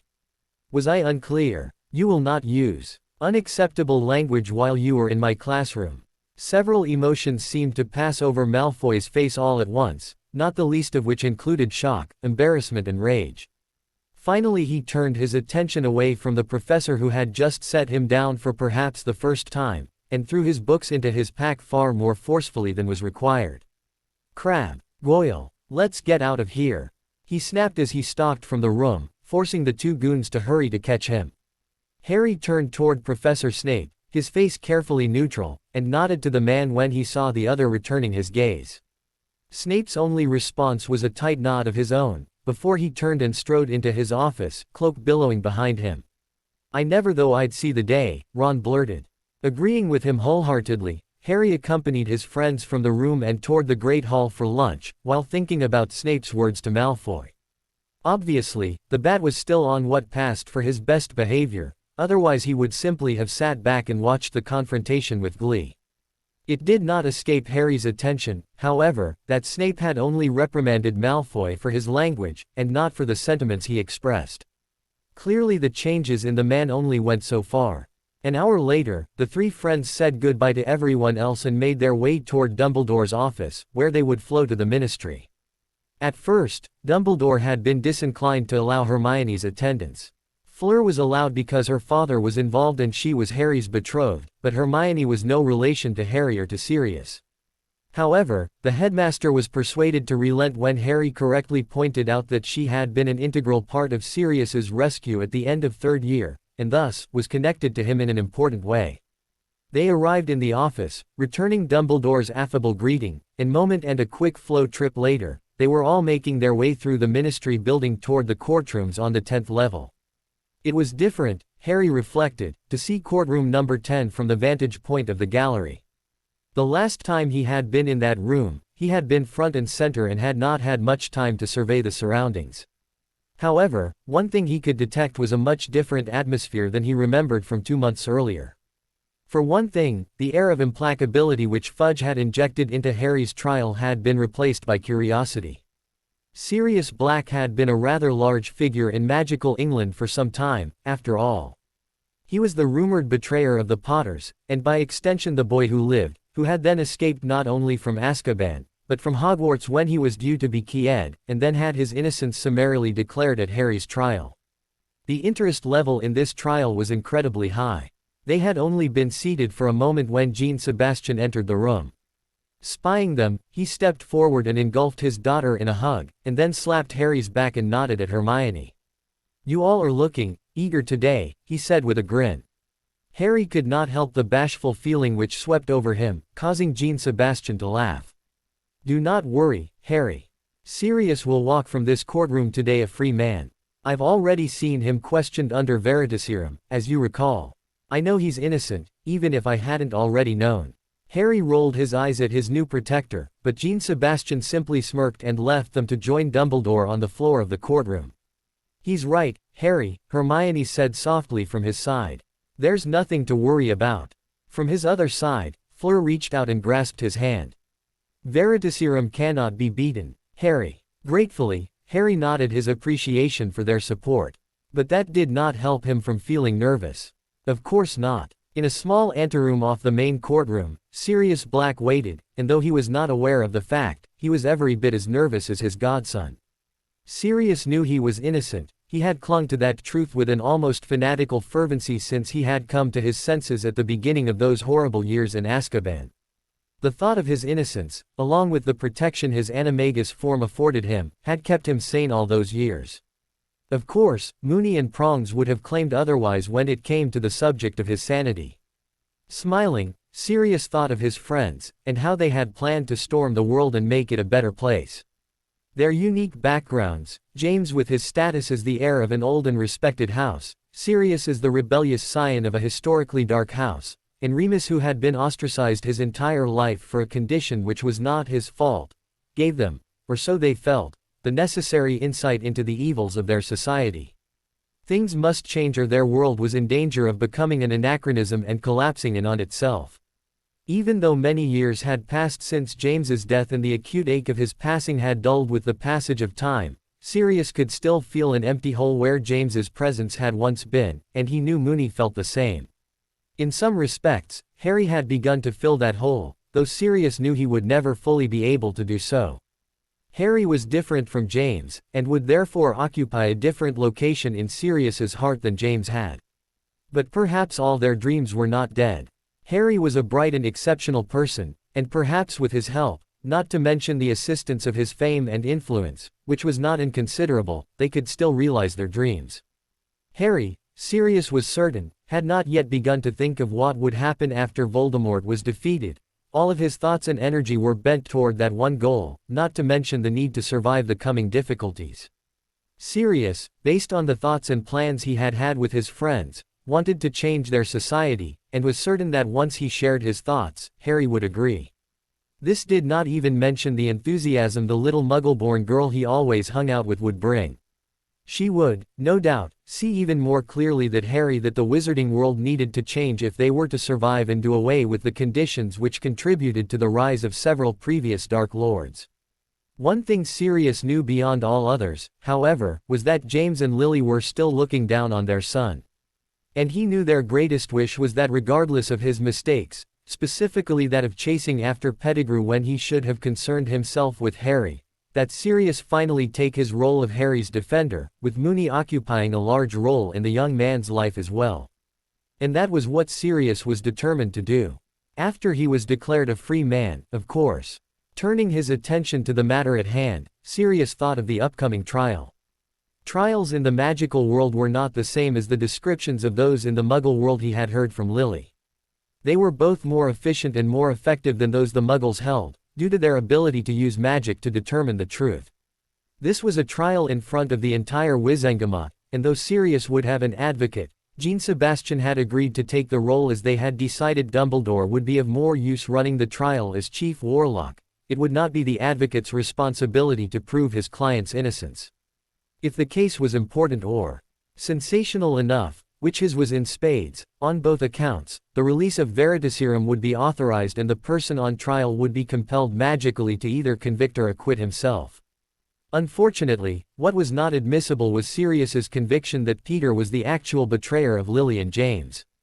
A person could only speak what they believed to be the truth, which was why Veritaserum could not be used in testimony against anyone else. In other words, Sirius was not Peter, and as he was not Peter, he could not know Peter's thoughts, feelings or motivations, and therefore only Peter could convict himself under the influence of Veritaserum. Now, the fact that Sirius had been present when Lily cast the Fidelius and saw her make Pettigrew the secret keeper would be damning, as would the subsequent events that led to the Potters' deaths. However, since Sirius had immediately left James and Lily and had not returned until after their deaths, he could not say for certain that the secret keeper had not been changed once again. After all, they had used one piece of misdirection, who was to say James and Lily had not done it once again. His testimony was, however, enough evidence that a warrant would be issued for the arrest of the traitorous rat. Someday, he would be made to pay for his crimes against James and Lily. In Sirius's mind, this was marauder justice. Betrayal would be met with the harshest penalty possible. The door opened and into the room stepped an Auror, one whom he would have known well, if he had been free instead of in Azkaban. Sirius, it's time, Nymphadora Tonks said, her hair flickering to a solemn black from the platinum blonde she had originally sported. Hello, Dora, he responded. She stared at him hard, no doubt wondering if this new nickname he had come up with for her was intended to tease. What, would you prefer that I call you Nymphy? Sirius asked with a chuckle. Certainly not. Tonks snapped, sending Sirius into even greater peals of laughter. Then you'll have to put up with it. It's certainly a lot better than you ridiculously insisting that everyone call you by your last name. The newly christened Dora's expression became even darker. But she said nothing, only motioning him to the door. Sirius stood and walked towards the door, stopping when he had reached his cousin. Thanks, Dora, he said. I'm looking forward to getting to know you better. She cocked her head to one side. My mother always had good things to say about you, Sirius. She never believed that you were guilty. Sirius smiled. I always said Andy was the best of her sisters. Thank you. Turning, Sirius walked out through the hallway and into the courtroom, holding his head high, while Dora and another Auror flanked him on either side. Feeling the eyes of everyone in the chamber bearing down on him, Sirius, calling up a hint of the old marauder spirit, directed a saucy wave at the minister, before smiling at Harry and the two girls by his godson's side. The smile was returned somewhat nervously by the young man, but with real hope shining in his eyes. Sirius vowed right there to be worthy of his godson's hope. The minister was clearly not amused. He sat there, leaning back in his seat, gazing petulantly at the display Sirius was making.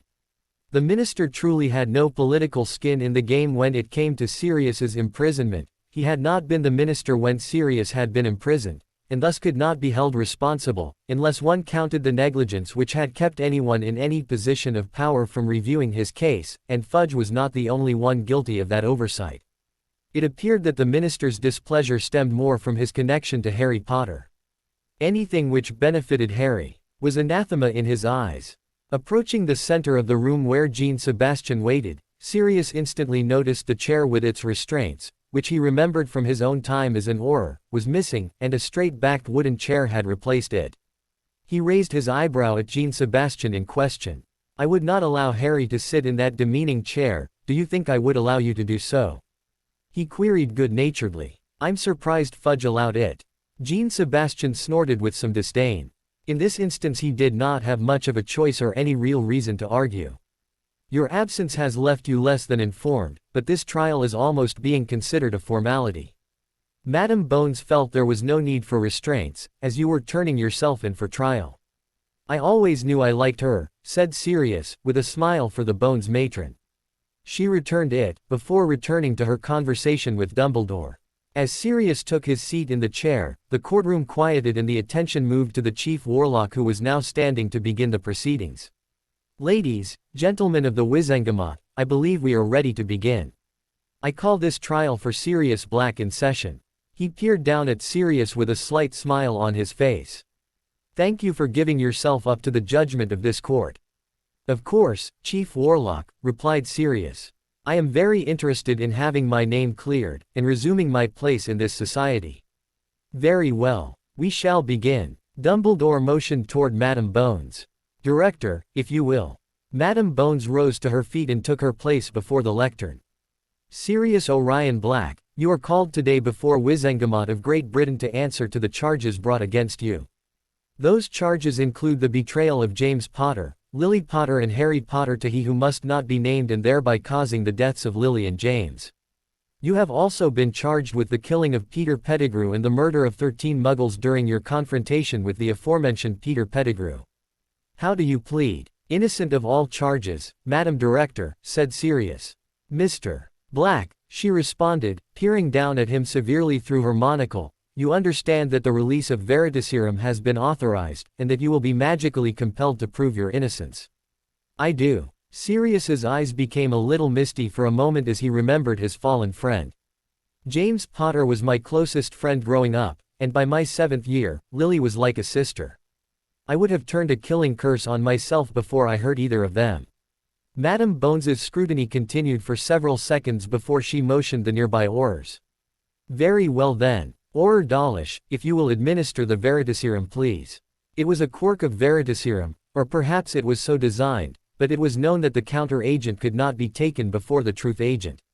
If taken in the wrong order, Veritaserum and the counter-agent would form a highly toxic poison, from which a person could only be saved if the attention of a highly skilled healer or a Bazoar was available immediately. That was why a defendant was not tested first for the counter-agent, the effects were well known. Tilting his head back, Sirius allowed the Auror to place the requisite 3 drops on his tongue. He felt the haze of the Veritaserum take effect immediately. He was still in command of his faculties and was completely aware, but any falsehood he might have harbored disappeared from his mind. He could not even think up a lie, which was why the truth agent was so powerful. It did not affect the speech of the recipient, rather it affected their very mind, will, and being, and no known potion or force of will was able to defeat it. He focused on Madame Bones as she peered at him. After a moment, she appeared to be satisfied that the potion had taken effect.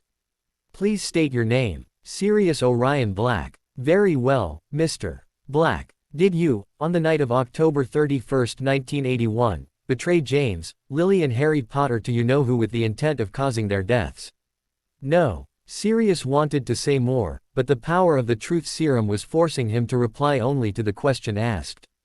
"Were you secret keeper to their location?" "No." "Why were you thought to be their secret keeper?"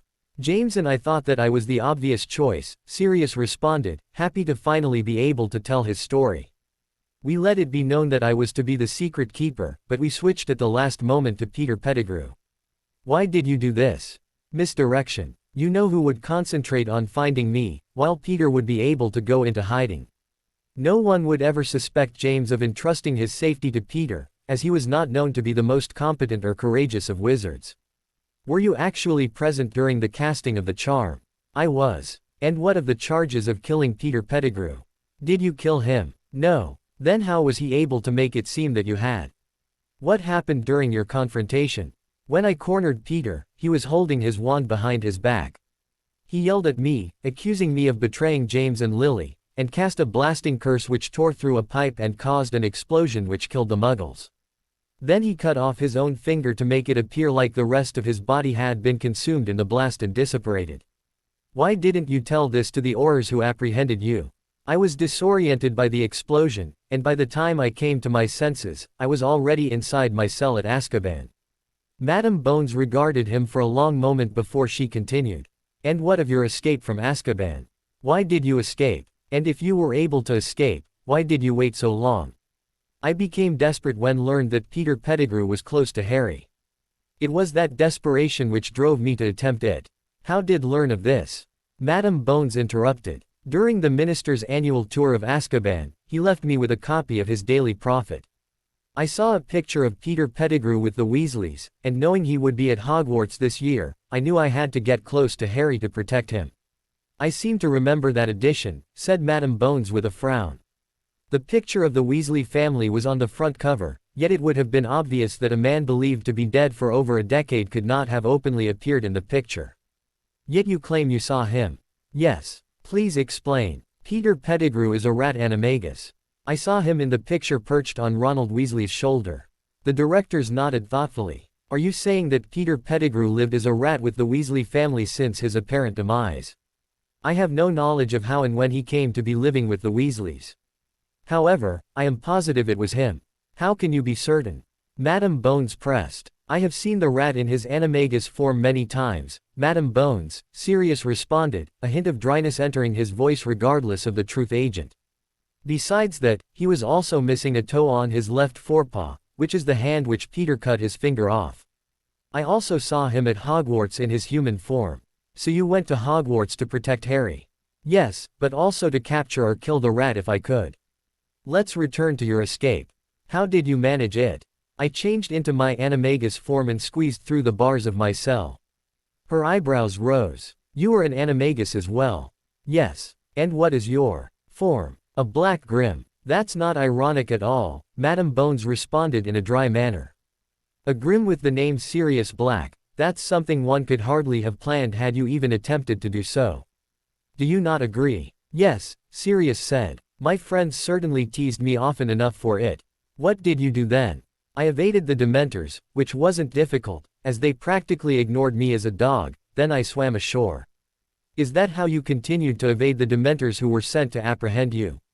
It is. Halting her questioning there, Madame Bones peered about the room, before stopping at Dumbledore.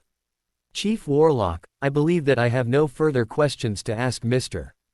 Black at this time, though I would ask that he meet with me at a later date, as I would like to ask him some further questions which perhaps should not be made public. In addition, I would recommend that we begin the search for the whereabouts of Peter Pettigrew.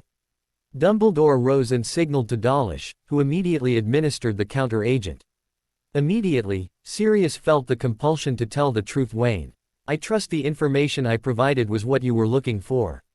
He asked cheekily. A murmur of laughter swept over the assembled members, and Dumbledore's eyes twinkled madly.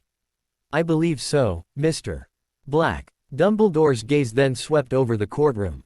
Is there anyone who wishes to say anything further before we take a vote? Though Dumbledore addressed the entire room, he directed his gaze at Fudge who, although he appeared to be less than pleased with the proceedings, made no comment. Clearly there was to be no outburst from the minister regarding the matter. In that case, I move that in light of Mr. Black's testimony under the influence of Veritaserum, that the charges against him be dropped. I believe the evidence is convincing enough to issue a vote in favor of a proclamation by general acclamation. Does anyone object? Sirius grinned at the Chief Warlock. A proclamation by general acclamation was considered to be superior to a unanimous vote, as the evidence was deemed so airtight that a vote was not required. No one would ever question his exoneration, and the ministry reparations would likely be substantially higher based on this development. When no one spoke, Dumbledore banged his gavel against the desk.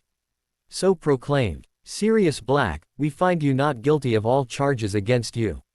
A whoop of joy sounded from Harry's direction, and Dumbledore allowed himself an indulgent smile at the young man. "I will not keep you much longer, as I understand there will be quite a celebration occurring tonight. However, there is one other matter to discuss. Through the course of today's testimony, we have learned that you have broken the law in at least one instance. For failing to register yourself as an animagus, the penalty is normally a stay in Azkaban. In light of the fact that you have already spent a considerable amount of time there, I believe we can rule that your sentence has already been served. However, the court will give you 60 days to present yourself at the ministry and register yourself, or other action may be taken against you. Do you understand?" "I do. As for any reparations in the matter of your unjust imprisonment, perhaps we should confront that matter at another time. Do you agree?" Sirius smirked and looked at the minister, who appeared as though he had swallowed something rather unpleasant. "I believe that is acceptable to me, Chief Warlock. Please inform me of the appropriate time, and I will meet with you and the minister. And Madam Bones," he continued, turning his attention to the Director of Law Enforcement, "I would be more than happy to meet with you at any time convenient. Please tell me and we can set up a time." Madam Bones nodded, while Dumbledore peered about the room. "Does anyone in the august body have anything else to add at this time?" Again, after a moment of silence, Dumbledore banged his gavel and dismissed the assembled. Standing up from his chair, a beaming Sirius caught his godson in a hug, as Harry ran to him the moment the gavel sounded. "Hey there, pup. Didn't you have any faith in me?" "In you, yes," Harry replied. He cast a significant look at Fudge. "Not in him. Even he is bound by the laws. He may try to circumvent them, but in the end the procedure in this case was clear, and there was nothing he could do to derail it without looking bad himself." "I'm just happy it's over," said Harry. "So am I, pup. So am I." They reconvened at the ambassador's manor shortly after Sirius was pronounced free, and were treated to a celebratory dinner cooked up by the Delacour house elves. The atmosphere was jubilant, and the company was able to relax now that the specter of the manhunt for Sirius had been removed. Among the subjects discussed that night were the events of the early school year, which was of particular interest to both Sirius and the Delacours. And though they were both displeased at the antics of Madame Umbridge, and to a lesser extent Professor Snape, they were also pleased with the way the students had handled the matters thus far and the support the headmaster had given them. Sirius in particular was interested in the report of Harry's confrontation with Snape, and the manner in which Snape had reprimanded Draco that very morning. He warned them to watch out for the greasy git. He did not think the man's behavior would continue, nor did he think that the man had changed to any degree. The fact that all appeared to be well thus far did not stop the adults from cautioning the teens once again and reminding them that they were available at any time, should either professor become a serious problem. The decision was also made that Sirius would return to France to continue his treatment and rehabilitation for the years of malnutrition and mental distress he had suffered during his time in Azkaban. Harry in particular was unhappy that Sirius would not be nearby, but as Jean-Sebastian pointed out, Harry would have to return to school and Sirius would not be able to be nearby anyway. Sirius promised that he would see them at Christmas, and expressed his hope that he would be able to return to England by the time the new year rolled around. He also told Harry he hoped to be able to take up his guardianship as soon as possible, and begin to fulfill the responsibility which James and Lily had entrusted to him. Needless to say, that suggestion was accepted enthusiastically by Harry. The evening was a balm to them all, and laughter and high spirits rang out throughout the manor.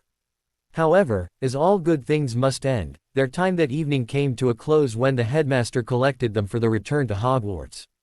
After saying their goodbyes, they returned to the school via the flow. It had been a good day, one of the best, in Harry's opinion. At Hogwarts, Ron Weasley was not in as festive a mood as his friends were at the ambassador's manor. If Ron were to be honest with himself, what he was feeling at that particular moment was petulance. Hermione, the girl he had been dreaming about for most of the previous year, and had finally gathered the courage to ask out, had rejected him out of hand. Sure, his ego was bruised, but even more, he felt heartsick. Why did she not like him back? Hermione had denied it, but Ron was not so blind that he did not see more of her feelings than she thought. And what Ron was certain he saw, was that Hermione still harbored feelings for Harry. He was sure of it, and the fact of the matter was that he was more than a little jealous of his best friend. Harry Potter, boy who lived, defeater of Voldemort and all-around famous bloke, had the affections of the one girl Ron Weasley wanted to like him. It was all so unfair, especially since Harry could not do anything about it, being betrothed to Fleur Delacour. A small part of Ron's mind niggled at him, telling him that that was not precisely true. Harry was able to have more than one wife, after all, and though Hermione was a Muggle-born, and therefore needed to tread carefully in the matter, he would not be surprised if her love for Harry was enough to help her overcome her socially induced distaste for a multiple marriage enough to agree to become a second wife. How did Harry get all the luck anyway? A beautiful bird like Fleur already sewn up and a wonderful girl like Hermione infatuated with him. But even as Ron's jealousy spiked, he felt ashamed of himself. Harry was not the kind of guy to lord what he had over everyone else. In fact, he was quite the opposite. He never wanted his fame, it had been thrust upon him. And if Hermione was truly in love with Harry, then Harry was a guy who truly deserved a girl like her, much as it pained Ron to admit it. The more he thought about it, the more Ron was convinced that there was nothing he could do about the situation. To make a big fuss over Hermione's rejection not only meant risking her friendship, but risking Harry's as well. He was certain Harry would not tolerate anyone hurting Hermione, best friend or no. And the last thing Ron wanted was a repeat of last year. And who knew? Maybe Hermione was only infatuated with Harry. Maybe she would grow out of it. She was still only 16, after all. How many people actually found a true love at such a tender age? The thought rang hollow for Ron the instant it entered his mind. Hermione was very mature and well beyond her years in many ways, not the least of which was her intelligence and her emotional maturity. Though her feelings still may turn out to be nothing more than teenage infatuation, Ron felt it was something more. It had always been something more. They had been a trio since that Halloween night during first year, but in truth, Ron had always known subconsciously that he orbited around the two of them, rather than the three orbiting around each other. It had always been Harry and Hermione, and it likely would have only been Harry and Hermione, had the betrothal contract with Fleur not interfered. No, the sooner he accepted the reality of the situation, the better, as it would allow him to get things back to normal. Having come to the decision, Ron was rather proud of his own emotional maturity. It was certainly better than he had behaved the previous year. Besides, Hermione's last words to him about their suitability for each other still echoed in his head. Was she correct? It was something he would have to think about in greater detail when the time came, but for now her rejection was still a little too raw. There would be time enough for that later. Thoughts of the events of the previous year once more put Ron into a pensive mood. Hermione was right, though Harry had immediately forgiven him. They had never actually discussed what had happened, and he could now see it had affected their relationship. And though he knew it would be uncomfortable, he knew he had to speak with Harry about it and apologize for his behavior. Nothing else would do. Having come to a determination, Ron felt lighter than he had in months. He would wait until the appropriate time, but he would have a conversation with Harry. Harry deserved it as his closest friend. Taking note once again of his surroundings, Ron saw that the common room appeared pretty empty. The hour was getting late, and though he had thought to wait up for Harry's return, he now felt that maybe he had better head to bed. He would once again rejoin the group tomorrow. He was about to push himself up from the sofa, when Fred and George sat down on either side of him, their faces lit up with their usual laughing grins. Ron peered suspiciously back and forth at the two jokesters. Usually when they acted in this manner, they had something up their sleeves which would inevitably turn out to be embarrassing, and sometimes painful. "Good evening, Ron," said one. "How are you this fine evening?" said the other. Ron glared at his brothers. "What do you want? Hey, is that any way to speak to your favorite brothers? It's almost as though he doesn't trust us, Forge." Where do you think he came by that attitude?" "Please, I was just about to go to bed," Ron complained, knowing that if he allowed it, they could keep up their banter almost indefinitely. "Far be it for us to deny you your beauty sleep, Ronnie. But you've appeared to be a little down and distant the past couple of days. We thought we'd see if there was anything we could do to help." "I'm fine," Ron answered gruffly. Nothing wrong with me that a little sleep won't cure. Unfortunately, the two pranksters did not take the hint. I would have thought you'd be on top of the world, Ron, said Gred, going by the fact that he had already called the other Forge. In truth, it generally did not matter which twin was which, as they generally answered to each other's names, and almost seemed to know what the other was thinking. Why? Well, you've been using the book we gave you, right? Replied Forge. By now you should have the delectable Miss Granger eating out of the palm of your hand. Ron snorted with derision. Yeah, well your stupid book didn't work. Gred's eyes widened at the admission. You already asked her out. Yeah, and she turned me down flat, Ron grumped, still upset at the turn of events. The twins shared a glance, and began smirking at one another, instantly putting Ron on his guard. If they had tricked him with that book. Hey, what's going on? Why are you two grinning like that? Nothing in particular. Nope, nothing at all. Yeah, and I'm Merlin. Come on, guys, spill. Once again the twins glanced at each other in that uncanny manner which suggested they were sharing a conversation without words. By now Ron was beginning to become a little cross, but the twins appeared to notice it and attempted to placate him. We really have to hand it to you, Ron, said Gred with a smirk. We didn't really think you had it in you. We thought you'd dilly-dally about for months before finally getting the courage to ask her out. You really surprised us. Didn't see the point in waiting around, Ron said with a shrug. No, I suppose not. In true Gryffindor fashion you charged ahead, regardless of the fact that you had virtually no chance whatsoever. You almost remind us of your favorite team, the Cannons. They do the same thing, charging out to certain defeat game after game. True Gryffindors, the whole lot of them, though perhaps not the brightest specimens of our house. I suspect that they may have a little too much Hufflepuff in them too. Not to mention a complete lack of anything resembling skill. But that's probably a prerequisite for admission to the Canon fraternity. The first twin nodded sagely at his counterpart's words, but for once Ron ignored the insult against his favorite team. What do you mean no chance? He managed to stammer. Forge peered at him like he had the intelligence of a particularly stupid flobberworm. You didn't really think you had a chance with Hermione, did you? Ron sputtered with indignation. Why wouldn't I? Because you are so different from each other, Gred interjected. You fight, argue and complain about each other, there's no way a relationship between you two would last. Hermione would be hexing you before you ever got around to saying your vows. With narrowed eyes, Ron glared at his brothers. If you thought I didn't have a chance, why did you give me that stupid book? Did you want me to embarrass myself? I'm positively wounded that you would think that of us, Ronnie, declared Gred with a hand placed theatrically over his heart. What have we ever done to cause you to think such a thing? Said Forge. When Ron glared at them even further, they sighed almost as one. Well, I guess we have kind of made you suspect our intentions in the past. But we assure you we did not do it to embarrass you this time. Then why did you do it? To give you the courage to get it out of your system, said Gred. Otherwise you may have moped around with your puppy dog eyes, and your longing looks for months and months before finally mustering the courage to be shot down. This way, we've helped you gain some confidence, and helped you get this painful episode out of the way much sooner than you would have otherwise. Not to mention the fact that the book has given you an idea of how to act around girls which you can use the next time. Though we would recommend you learn to behave that way naturally, rather than just to impress the girls. Seems to me you owe us thanks for our assistance. Ron did not know whether to be outraged, or to laugh uproariously at their irreverent behavior. They had set him up, giving him the book and giving him hope, all the while expecting him to fail. He wanted to be angry, desperately wanted to let loose on them, but somehow, found that he could not find the will within him to do so. There was never a dull moment when the twins were around and Ron reflected that he should have been suspicious at their apparent largesse.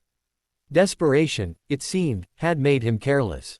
I think the next time I see you, I'll give that book back to you, right between the eyes, if I can manage it. In that case, aim for Fred, it was his idea, said Forge. Hey, I distinctly remember it being your idea, George, said Gred. Ron, however, just shooed them away. All right then, you two have had your fun. Now off with you. Very well, they said, standing. We had better go and collect our winnings now. They turned to walk away, but had only made it a couple of steps before Ron's mouth caught up with his brain. Winnings. Yes. Some of our housemates had the stupidity to bet us that Hermione would get together with you. Knowing you both better, we took that bet, and are about to make a tidy profit." Flashing identical grins, the twins turned and sauntered away, supposedly to collect their aforementioned winnings. Ron was once again left in the unenviable position of not knowing whether to laugh or cry. In the end though, he did neither. He was too weary and wished the day to end too much for that.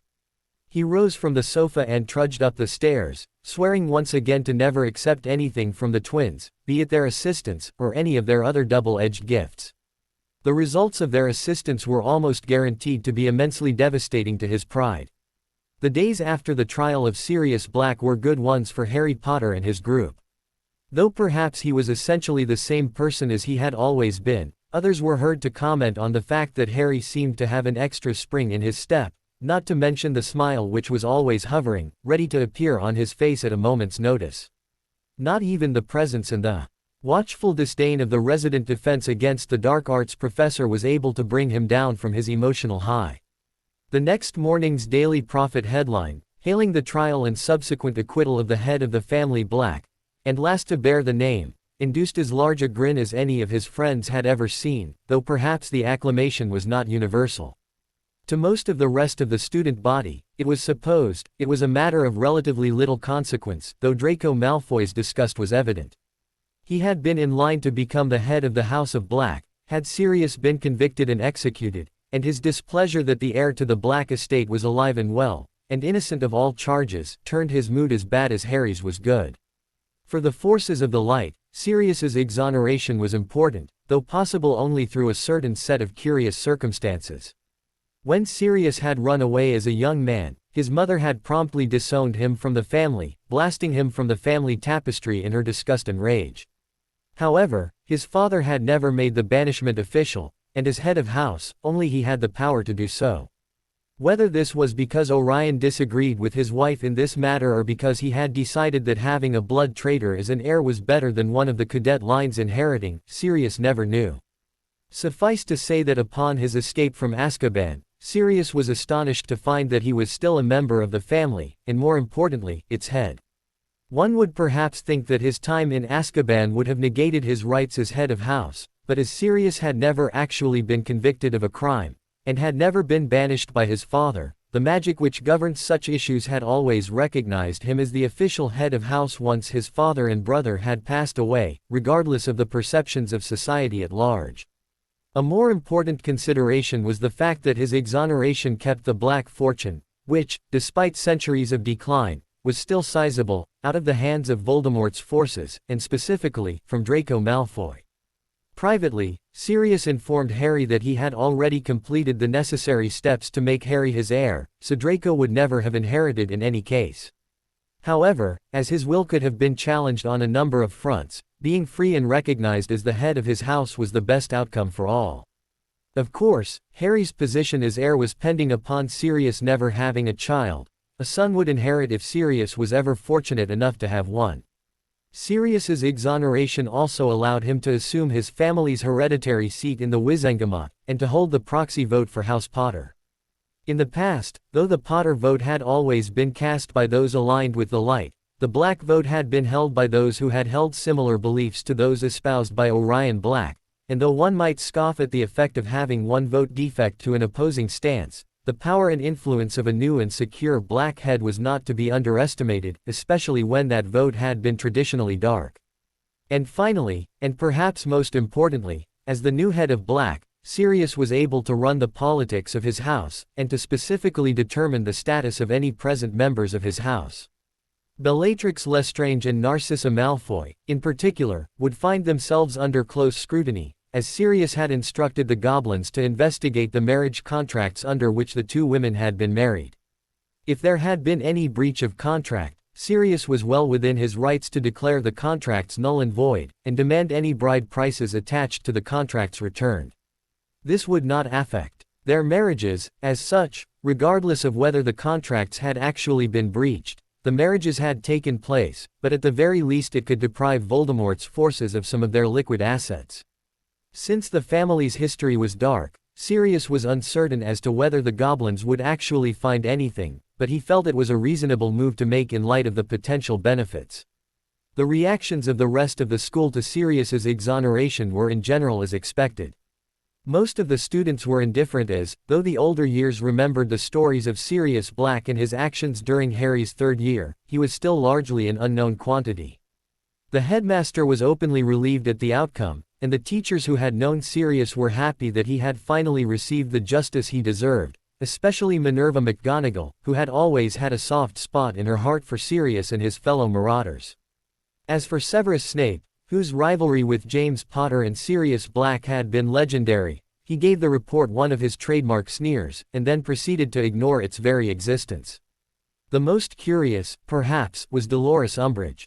The woman had said absolutely nothing during Sirius's trial, though Harry would have expected her to be vocal in condemning him. Her silence seemed to indicate that Fudge had deemed the situation a lost cause and had ordered her to keep her peace, for Harry doubted privately that the woman was intelligent enough to come to such a determination on her own. But once the report was circulated amongst the Hogwarts population, Dolores was even more obvious in her attention toward Harry Potter.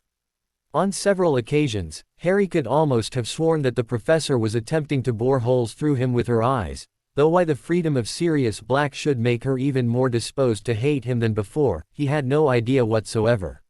Whatever the woman's plans had been when she entered the school, she had not progressed very far on them. Thus far, other than the contrived attempt to assign him detention on the day of the trial, things had been fairly calm in her class, and it was now widely acknowledged to be almost as boring as history. And other than the one educational decree which was a concern, the rest of them, including two more which had appeared since the first ones had been posted, were almost nonsensical, not to mention completely useless to what they suspected was her cause. If she was trying to infiltrate the school and force changes due to the supposed uncontrolled nature of the students, she was sadly failing. Thus far, she had had relatively little about which to complain, especially if she was attempting to prove the Hogwarts was out of control, and the headmaster out of touch. Life at the school continued apace. Classes were attended, homework assigned and completed, or ignored, as the case may be, and Harry found himself becoming even closer to his two female friends than he had been before, if that was even possible. His closeness to Hermione was a given. They had been by each other's side since they had arrived at Hogwarts, after all. However, now that Fleur had become part of the dynamic, and Hermione and Fleur had drawn so close, Ron's distance from the entire group for several days caused a gentle shift in their friendships. It now seemed that Harry, Fleur, and Hermione had almost become the new de facto golden trio as, other than for classes, they could almost always be seen in one another's company. And though Ron was able to see this as well as any other, he was quick to realize that to a certain extent it was his own fault due to his actions the previous year. His distance from Hermione in particular, which, despite his determination to accept the situation, persisted for several days, further cemented the new trio's status. The one thing in which there appeared to be little change was the status of Harry's relationship with Fleur, or at least it would have to a casual observer. In truth, they were becoming closer and more comfortable with each other all the time. Up to that point it had not translated into a more physical sort of affection, but they were both determined that that particular facet of their relationship did not need to be rushed. It was not like they did not have time for that in the future. There were two things specifically of note during those few days. The first was that Malfoy was making much less of a pain of himself, particularly in potions class, but overall as well. He had not taken Snape's set down well, and Dean had gleefully reported seeing the Ponce storming down to the Ollery soon after the incident in potions with a letter in his hand, presumably to whine to the senior Ponce about his mistreatment in Snape's class. Whether there was ever any response was not known, but the fact that Malfoy was much less obtrusive was undeniable. The other matter of some note was the furthering of the concept of a defense club to help offset the uselessness of Umbridge's class. Fleur and Hermione had discussed Luna's suggestion at length, and both of them agreed that it was exactly what they needed to help pass their year-end tests. Furthermore, Fleur agreed with Hermione's idea of having Harry lead the group. Not only was he the best at defense, Fleur had pointed out, but running a club such as this was also a good way to further improve Harry's confidence in himself. The problem was convincing Harry to agree with their way of thinking. Harry was stubborn, Hermione knew this from years of friendship, and Fleur had seen it several times, even in the short time of their betrothal. And though Harry had no problem helping others, and actually possessed a healthy dose of what Hermione coined his saving people thing, in this instance he did not feel that he was up to the task of running a club on top of his other activities. Why this was so, the two young women could not precisely say. It may have been a consequence of his new determination to excel at his school work, or it may have been simply because he still lacked confidence. Whatever the reason, he was digging in his heels, and no matter how many times they discussed it, he would deflect any discussion of leading it himself, though he would certainly add his own opinions to exactly how it would be structured, what should be taught, or anything else of any merit. Hermione and Fleur were not about to give up, though Harry was the perfect person to lead it, whether he knew it or not, and they were determined to help him see that fact. Monday morning found the trio in the great hall with their other friends, all concentrating on their breakfast. As it was a Monday, none of them were precisely energetic. Mondays had a tendency to have that effect on a person. The conversation was sporadic and desultory, and the entire hall was rather quiet. This quiet and contemplative mood was interrupted when dozens of owls swooped into the great hall to deliver the morning mail. Fleur was watching the spectacle in a rather bored fashion. She had exchanged letters with her parents late the previous week and was not expecting anything, when she noticed a slow and somewhat clumsy owl gliding unsteadily down through the throngs of the other post owls. The clumsy creature was aiming directly, or as close as it could, for their spot along the table. It hit the table several seats down and spun out of control, knocking over several glasses of pumpkin juice and upsetting a plate of bacon, before it stopped a short distance down the table from where Fleur sat with Harry and Hermione. The creature then picked itself up with whatever dignity it still possessed and shuffled toward them, stopping directly in front of Hermione. From further down the table Fleur heard a gasp. "Isn't that Errol?" she heard Ginny Weasley ask. By now the attention of the entire in the area was fixed upon the owl, or perhaps more correctly, on the angry red envelope the owl was even now offering to Hermione. Hermione gingerly reached out and accepted the red envelope, after which the owl, showing that although it was clumsy and old, it was decidedly not stupid, awkwardly flapped its wings and began hightailing it from the hall, inasmuch as it was physically capable.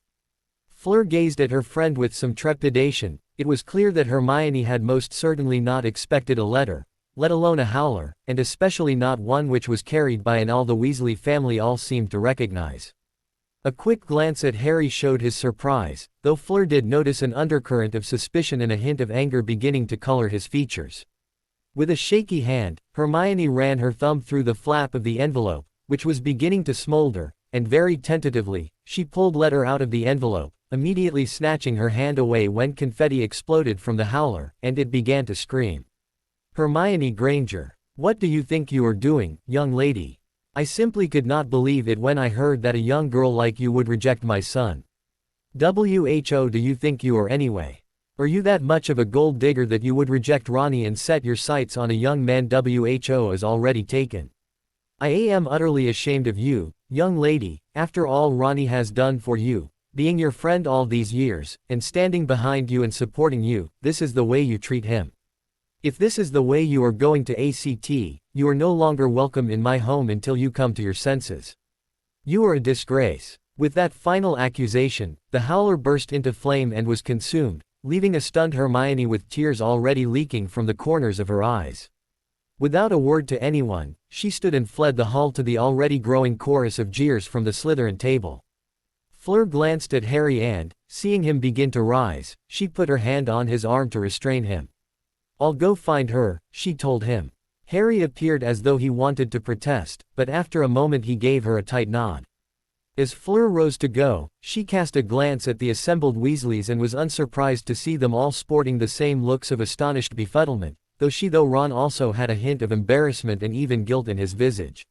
Shaking her head, Fleur grabbed both her and Hermione's packs, and made for the door. She exited to the entrance hall to find that Harry had followed her. In his hands was the map his father and friends had made, which he was studying intently.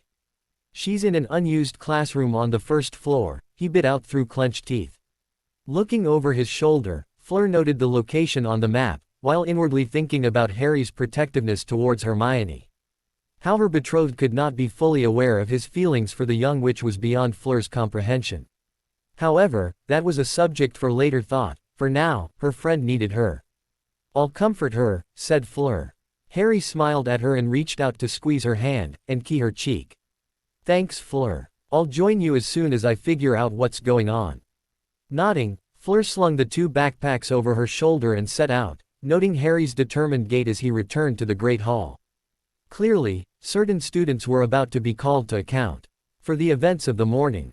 Ron watched as Harry and Fleur followed Hermione from the hallway, his mind spinning at what had just happened. When he had written his mother, it had been in order to release some of his frustration and ease the pressure he felt on his heart. It was widely known exactly how Molly Weasley doted on her children, and for Ron her mothering normally caused him no end of annoyance, as she could be positively stifling at times. However, she also had a way of listening to her children and supporting them regardless of the situation, which at times, like this, he had thought, was immensely comforting. Attacking his friend, however, was not exactly the type of comfort Ron had in mind. "Ron," Ginny hissed. "What did you tell Mom?" "I sure didn't tell her to send Hermione a howler," Ron whispered back in his own defense. "Our siblings appear to be up to something, George." Ron turned and saw the twins regarding both himself and Ginny with looks of suspicion etched upon their faces. "They do, Fred, and if I'm not mistaken, it has something to do with the lovely Miss Granger, who has just run from the room in tears." For once, the twins appeared to be completely serious. No hint of their usual playfulness and sense of fun was evident in the suspicious glares they were directing at their 2 youngest siblings. And if that was not unnerving, the other members of their group, Neville and Luna, who almost always sat at the Gryffindor table recently, not to mention the Gryffindor Quidditch team members, all had frowns upon their faces as they regarded the 2 youngest Weasleys. "Well, Ronnie, Gin, what is going on here?" Ron glanced around with some apprehension, noticing the sea of eyes fixed on their little conference. Fred, George, can we have this discussion elsewhere?" The twins exchanged a look and a glance around the hall where, it appeared, an undue amount of attention was fixed upon their little conference. "I suppose that makes sense," replied George at length. "No sense in airing our family's dirty laundry in a room full of gossiping teenagers," Fred agreed. The 4 stood and made their way from the table, Ron assiduously avoiding Malfoy's smirk, and perversely wishing he could knock it off the Poncy-Git's face. He followed his brothers and sister from the Great Hall where they were confronted by an extremely angry-looking Harry. "Give us 5 minutes, then come and find us," said George, preempting whatever Harry was about to say. "We want to talk to our brother and sister first," added Fred. Harry eyed them with no lessening of his anger, before nodding and entering the Great Hall. Meanwhile Ron and his sister followed the twins to an unoccupied anteroom, where the 2 pranksters immediately turned on their siblings. "Well, you two, what's going on here?" "Don't look at me," cried Ginny defensively.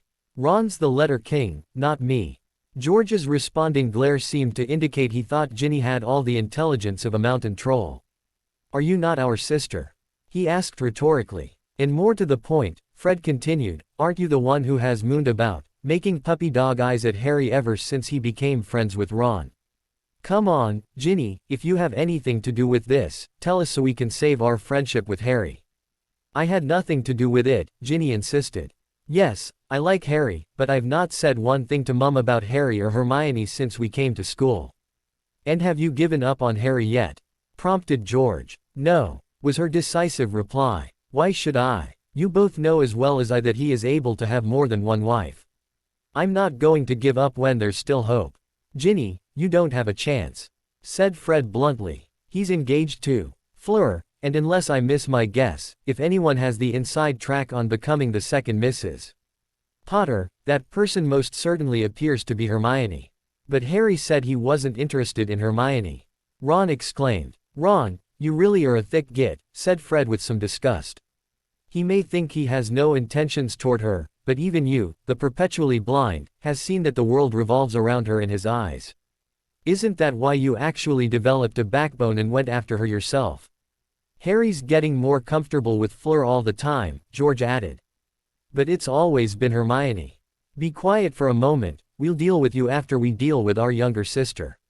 Through all of this, Ginny gaped at her brothers. "Hermione is interested in Harry. She told me she wasn't." Fred shook his head with some disgust. It appears like Ron is not the only one who can't see 2 feet in front of his face. It's like the blind leading the blind. We've got our youngest sister who watches Harry like a hawk and practically undresses him with her eyes, George said, ticking one finger, and she can't even see how into each other Harry and Hermione are.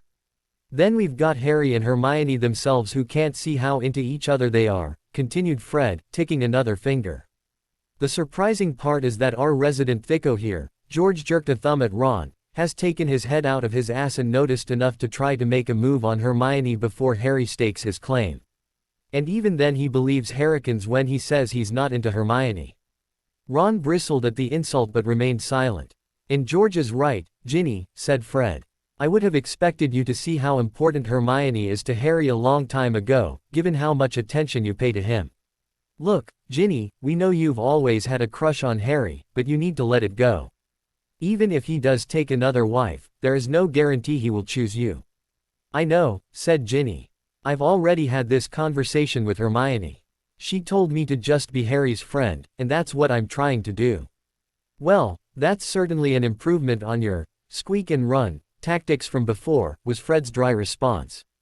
Ginny's gaze darkened, but George spoke before she could go off on his twin. You aren't going to be all angry at Hermione now because you know this, are you? Of course not, Ginny snapped. Her stance and stony expression screamed her defiance. But I won't give up hope. I won't complain to Mom, or bother Harry, but I'm going to try to get to know him better. Hopefully, he'll come to love me as much as I love him. There was a moment's silence after Ginny's statement, and though Ron did not say anything, he knew that whatever feelings Ginny had for Harry, they must be deeper than the infatuation he felt for Hermione. A small niggling part of him still thought Ginny was not seeing or even attracted to the real Harry, but he was not about to get in her way. She had to make her own decisions, he was having difficulty enough dealing with his own. Ginny, I'd advise you to give it up, but it's your choice. As long as you don't go antagonizing our friends, that is. Ginny nodded, and though there were tears in her eyes, her expression held a determined and almost implacable obstinacy. It was clear that regardless of what the brothers said to her, she was not ready to give up. Therefore, Ron soon found himself directly in the crosshairs of his older brothers once again. Well, Ron, do you want to tell us something? Ron shuffled his feet awkwardly, not really wanting to talk about it. The twins already had far too much blackmail knowledge about his feelings for Hermione, and he was reluctant to discuss it further. He tried, mumbling a response, hoping that it would mollify them, but the twins were having nothing of it. I'm sorry, Ron, I can't hear you. Perhaps you should speak up. All right, Ron exclaimed. I wrote to Mum and told her that I asked Hermione out and that she had said no. And, Fred prompted. And nothing, said Ron. That's all I told her. I was hoping she'd help me feel better, you guys know how supportive she can be. I certainly can't expect that from you gits now, can I? So you didn't complain to Mum and ask her to stick up for you against Big Bad Hermione? Ron glared at Fred. No, I figured she'd write me back, not attack Hermione. Look, guys, Ron continued, I was hurt when Hermione wouldn't go out with me, I won't deny that. But I respect her decision and I'd never want Mum to embarrass her in front of the whole school. Or embarrass me, for that matter. At that moment the door opened and Harry walked in, looking at them all with a grimness seldom seen. Ron had to do a double take, he had never seen Harry so focused, and rarely had he seen his best friend looking so upset. It appeared the confidence he had obtained from the influence of the Delacours was being unleashed, and a new Harry, complete with the leadership skills and the implacable will to achieve his goals, not to mention his will to protect his friends, was emerging. Ron found himself feeling a little intimidated. Stepping into the room, Harry surveyed his friends and wondered just exactly what was going on. The howler he had just heard insulting his closest friend reminded him of the crap Hermione had had to put up with the previous year. She would not have to do the same this year, not if Harry had anything to say about it. What he was not certain of, was Ron's role in this fiasco. He knew that Ron was upset by Hermione's rejection, his behavior during that past few days had made that plain for anyone who knew him to see. Ron was difficult sometimes. He could be petulant and jealous without a doubt, and his past had shown him to have a certain vindictive streak as well. Harry thought he would not behave in such a spiteful manner simply because Hermione had refused to go out with him, but he was not completely certain. If Ron had caused Hermione's embarrassment, it would be some time before Harry was able to forgive him. "Well, what's going on, guys?" Harry asked without preamble. The Weasley children all shuffled from side to side, and none of them would meet his eyes. Harry folded his arms and leaned back against the door frame, waiting for one of them to speak up. "Maybe you should tell him, Ron," one of the twins said. Ron scowled, but he visibly gathered himself, and turned to face Harry. "I asked Hermione out, but she told me no." Becoming a little impatient, Harry gave Ron the hurry-up motion with his hand. Well, apparently Mum didn't take it very well. "Ron, what exactly did you tell your mother?" Harry asked. "Just that Hermione told me she wouldn't go out with me and that I wasn't happy with it, I swear." "I'm not happy about it, you know that, Harry. But I didn't expect Mum to do this. I'd never want Mum to go after Hermione like that. Hermione is my friend." It was more than likely nothing more than the truth, thought Harry. Ron was not a very good liar. Harry figured he could usually spot when Ron was trying to cover something up. The thing Harry was not certain of was why Mrs. Weasley would react this way.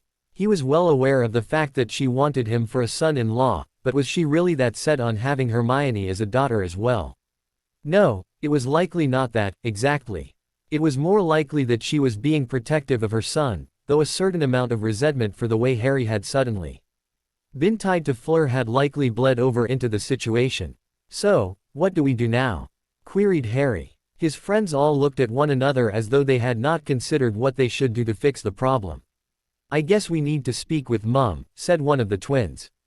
"Not that I'm looking forward to that," grumbled the other. "Come on now, Fred, where's your sense of adventure?" "My sense of adventure is completely subservient to my sense of preservation," was Fred's response. "Especially where Mum is concerned."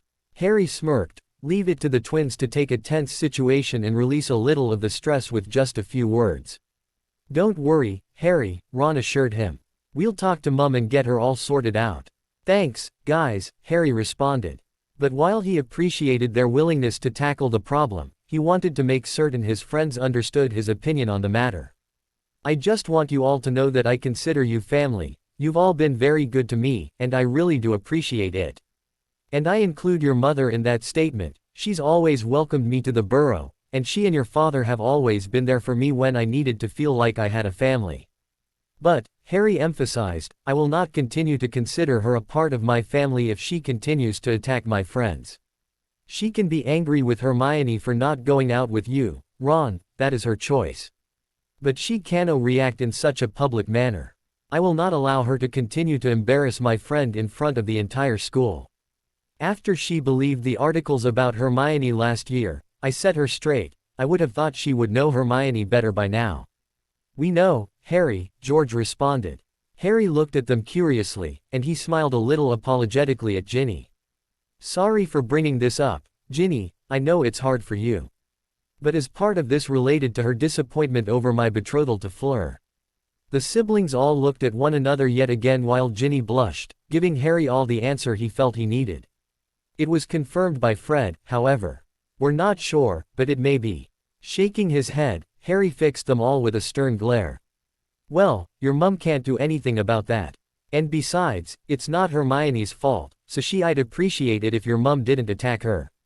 He glanced at Ginny and smiled, which she returned somewhat hesitantly. "I'm sorry if this is all difficult for you, Ginny. I don't mean to hurt your feelings." Ginny gamely smiled at him and murmured that she was fine, which was heartening. Maybe she was starting to outgrow this infatuation. She was behaving a little more familiarly around him, rather than the almost silent shyness he had always seen from her in the past. He liked the change in her. It was much better having another friend, rather than someone who would not even speak when he entered a room. "Look guys," Harry stressed, "I can handle your mum's disappointment over what has happened. But she has to get used to it because she cannot change it. I really don't want to have to break ties with the first mother figure I've ever had." The message he had just imparted did not seem to have escaped any of his friends. Molly Weasley had been the first woman he had ever met who had any of the criteria he would expect in a mother. Petunia Dursley certainly could not be accused of being motherly, not even to her own son, regardless of her sickening displays. However, Harry now had another woman who he looked up to, and to be completely blunt, Appeline Delacour was far less overbearing and nosy than Molly Weasley. Appeline would eventually become his mother-in-law, and her personality made her much easier to approach than the Weasley matron. Harry still liked and appreciated Molly, but he would not continue to associate with her if she persisted in her attacks. The redhead siblings readily agreed with his sentiments, and after a few more moments of discussion, Harry exited the room, consulting the map as he left. He had a hurting friend to find and comfort. For the rest of the day, Harry, Hermione, and Fleur were a little cold to all the Weasley siblings, though in truth Hermione did not hold a grudge against her friends. They could not control the actions of their mother, after all. That did not change the hurt she felt, nor what her friends felt on her behalf. She was able to be gracious when, one by one, the Weasley children approached her to apologize for their mother's behavior. But even so, she could not help but be aloof from them, regardless of their best efforts. The humiliation she felt from receiving such an accusing howler was still too acute for her to forget it so easily. The one who held back, though, and watched them from a distance was Ron. She knew Ron would not have maliciously encouraged his mother to attack her. Harry's account of his conversation with the Weasley siblings forced her to agree with that assessment, not that she would have thought him complicit in the event anyway. Still, it was disappointing and hurtful that Ron's mother would have thought she was capable of such gasping behavior, and she was not eager to see the woman again anytime soon. And given the distance between her and Ron, the distance Ron had already created due to his own disappointment, Hermione was not exactly surprised when Ron did not approach her during the day like his siblings had. Perhaps Ron was making some progress, but in Hermione's eyes he still had some growing to do. The one thing which struck Hermione that day was Harry's attitude and actions. He positively doted on Hermione throughout that entire day. He was gentle and caring, and very solicitous for her feelings, and Hermione found herself enjoying the attention. And she knew that Fleur had not missed it at all. In fact, the French witch had smirked at Harry's behavior any time she thought the two of them were not looking, though Hermione did catch her at it a couple of times. And when Hermione confronted Fleur about it, the Vila simply smiled and asked if she still doubted the depth of Harry's feelings for her now. After classes were finished, and Monday was their heaviest day of classes, a very relieved Hermione dropped her books off in her dorm, happy that she was finally done for the day. She had been the subject of attention from all quarters that day, and though no one had actually said anything to her, even Malfoy had been cowed to a certain extent by Harry's glares, she thought. Still it had been a trying day, and one she was happy was over. Now all she had to do was make it through dinner, and she could relax with her friends and work on her homework. She made her way down to the common room, and was surprised to see Ron pacing the floor not 10 feet from the foot of the stairs. She paused for a moment, and then resolutely stepped into the room, causing Ron to stop his pacing and look at her with a certain measure of nervousness. Hermione, can I talk to you for a moment?" Ron stammered. "Of course, Ronald. What can I do for you?" She noticed Ron's slight flinch at the moniker, Ronald. He knew as well as anyone that she only called him that when he was in trouble, before he glanced about the room and motioned her to a nearby corner which was unoccupied. Once they had moved there, he sighed and ran his hand through his hair in agitation, before he turned to face her with determination. "Hermione, I wanted to apologize for my mother." "Thank you, Ron, but I'm certain it wasn't your fault," Hermione replied.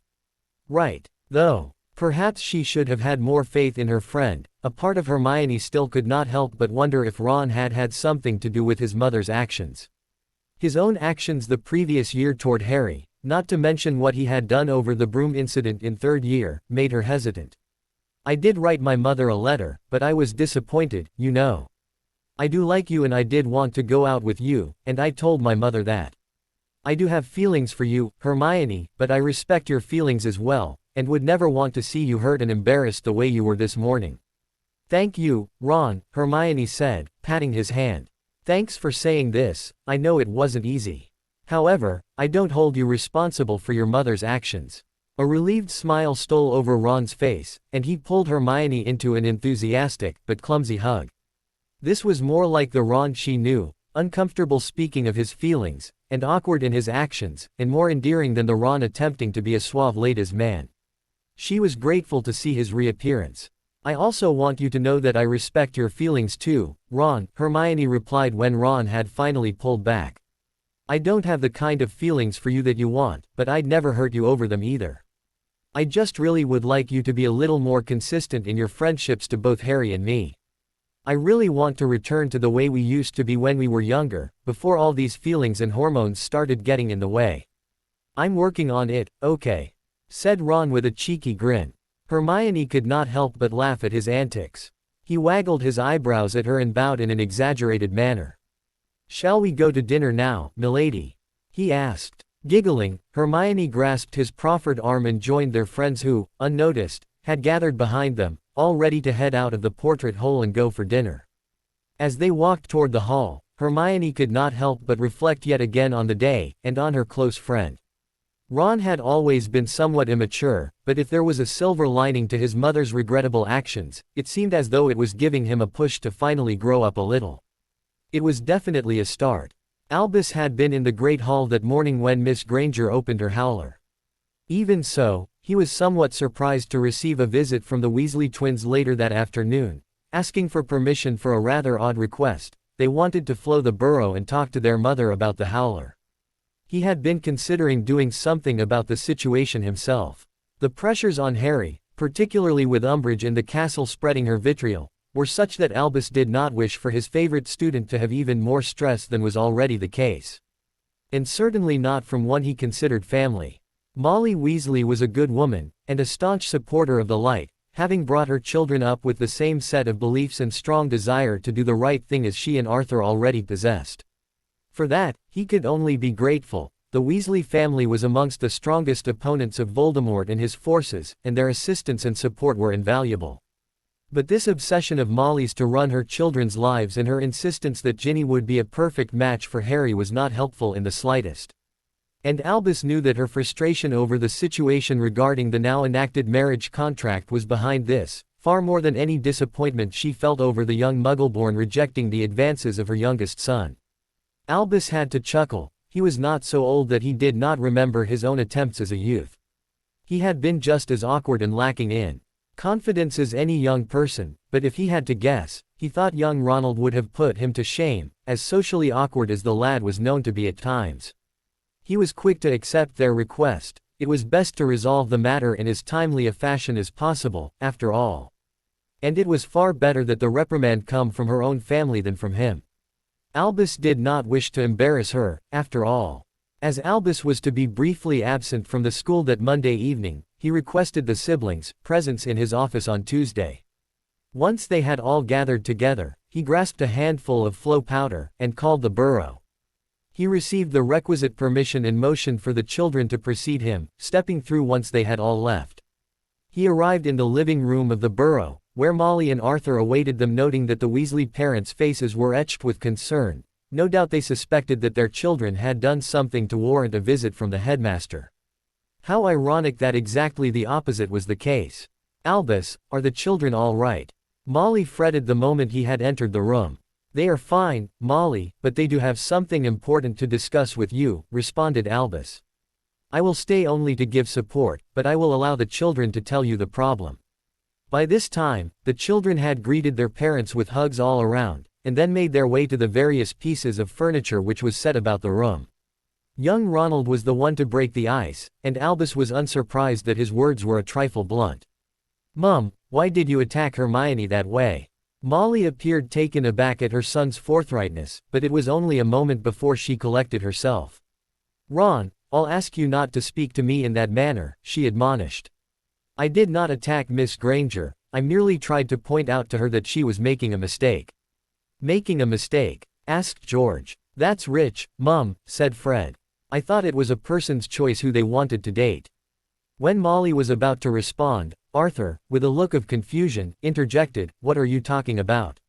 What happened?" "I asked Hermione to be my girlfriend, Dad," said Ron with a hint of embarrassment. Arthur smiled widely. "Good for you, son. She's a wonderful girl." Ron's expression was stoic. "She refused me, Dad. She told me she doesn't have anything but brotherly feelings for me." Clearly Arthur did not know what to say. "It's okay, I was a little upset, but I respect her feelings. That's good, son, Arthur said with a hint of pride. We cannot force our feelings on others, no matter how much we want them to be returned. It sounds like you handled it properly. Arthur glanced at Molly, who was now blushing faintly, clearly suspecting what her children wished to discuss. Then what is the problem, Ron? Mum sent Hermione a howler, Ginny stated. She called Hermione a gold digger and insinuated that she was a tramp trying to go after Harry when he's already taken. She embarrassed Hermione in front of the whole school. And embarrassed me as well, Ron added. Hermione's more important than me here, but what Mum said made me look like a little whiner, going to his mother for protection. I expect I'll have the Slytherins on me as much in the next little while as Hermione. Oh, Molly, Arthur said with some resignation and a shake of his head. It wasn't like that, Molly protested. The girl doesn't know what is best for her, and I was just trying to help her come to a better decision. On the contrary, Molly, Albus spoke up, feeling the need for a little backup for the children's claims. I was there when Miss Granger received your howler. It was rude, overbearing and completely uncalled for. You should not have sent her that. You are not her mother, after all. The woman had probably not been set down in this manner since she was a schoolgirl at Hogwarts, Albus reflected. Certainly he had never spoken to her in such a manner since he had gently reprimanded her for some mild misbehavior during her 6th year. Clearly she was not used to it. She said nothing, however, though her nervous glances at everyone in the room made her appear as though she was feeling slightly besieged. Mum, I want to know why you are trying to drive away our friends, said Ginny with a cold implacability. Molly was surprised at Ginny's accusation, but her eyes immediately narrowed. Ginny, I will not have you speak to me in this manner. It's true, Mum, said Ron, supporting his sister. You know what Harry told us. He told us that he considers us a family, but he won't if you keep attacking Hermione. Molly threw her hands up in the air with some exasperation. I was not attacking the girl, and I resent the implication that I was. Ron sent me a letter which clearly told me he was heartbroken, and I was trying to support him by pointing out that Hermione should think about it a little more before she dismissed him out of hand. Mum, no one is accusing you of being intentionally hateful, said Fred. But the letter you sent to Hermione was not a gentle remonstrance. Hermione was crying as she left the hall, Mum, added George. She was embarrassed about it, and I don't think I need to tell you how the Slytherins reacted. Well, perhaps I may have been a little forceful in voicing my opinions, said Molly, now having the grace to appear embarrassed. I wouldn't exactly call it a little forceful, Mum, said Ron. But I'd really like to know why you're so set on a match between me and Hermione. I mean, I know you want Ginny and Harry. Ron trailed off, looking a trifle embarrassed himself. Albus was interested himself. The fact that Molly wanted Harry and Ginny together was about the worst-kept secret in existence, but Albus had never given much thought to the other two members of the trio, and whether Molly had any ambitions in that quarter. Though she did not answer at once, Molly threw a few surreptitious looks at her youngest son, leading Albus to believe that her reasons revolved around him. When she finally did break her silence, his suspicions were confirmed. I don't want you to feel badly, Ron, but sometimes you have a tendency to be a little unmotivated. Hermione is a driven girl, and I think she would be perfect to help you achieve your potential. Oh Mum, Ron said with some exasperation. I know what I'm like sometimes, and I'm trying to get better. To be honest, Harry's new attitude has been a great help, and I think I'm making progress. But even I know that is nothing to base a long-term relationship on. I like Hermione, and I'd love for her to like me back, but if we're really that different, then it's really for the best this way. Good job, Ronnie, said George with a slap on his brother's back. There's some hope for you yet.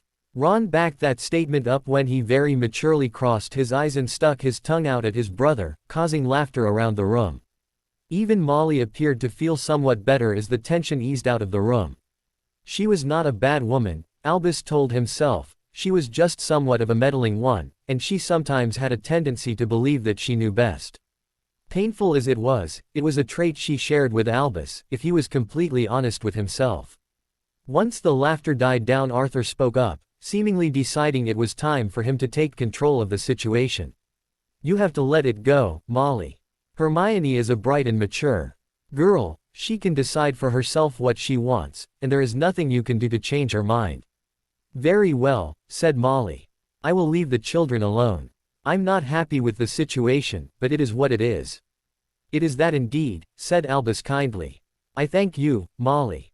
I know this is not easy, but it is necessary. We all need to be focused on what is important here, and Harry does not need to be distracted by such matters. Molly nodded her head in agreement, and then announced that her children needed to get back to school. Once again hugs were exchanged all around, along with the Weasley matriarch imparting some final few pieces of advice for her children, while telling them that she was proud of them. That was where Molly was at her best, Albus reflected. Supporting, teaching, and loving her family was where her true qualities lay. Albus had no doubt that Arthur would continue to work with her and help her to find the proper outlet for her frustrations. As for the children, Albus was very impressed with the maturity they had shown on this evening. The Weasleys had always been staunch supporters of the light, as he had already reflected upon. The young generation was shaping up to be just as important and steadfast as their parents. Unfortunately, no one could maintain an emotional high for long, and in the case of one Harry Potter, the likelihood of doing so was practically non-existent. As he had reflected before, his life was not a simple one, nor was it a calm, placid cruise along idle currents. No, his life was more like a trip down a set of raging rapids, or sailing into the teeth of a monster hurricane. Regardless of whether one's life was that of Harry Potter, or of someone more normal, reality must set in, and the day-to-day life once more dominate one's focus. For Harry, it was not one thing which brought him down from his previous high, it was a number of things all put together, and the fall was not a slow decline as might be expected, rather it was a quick and sudden drop. It started, of course, with the howler from Molly Weasley attacking his best friend.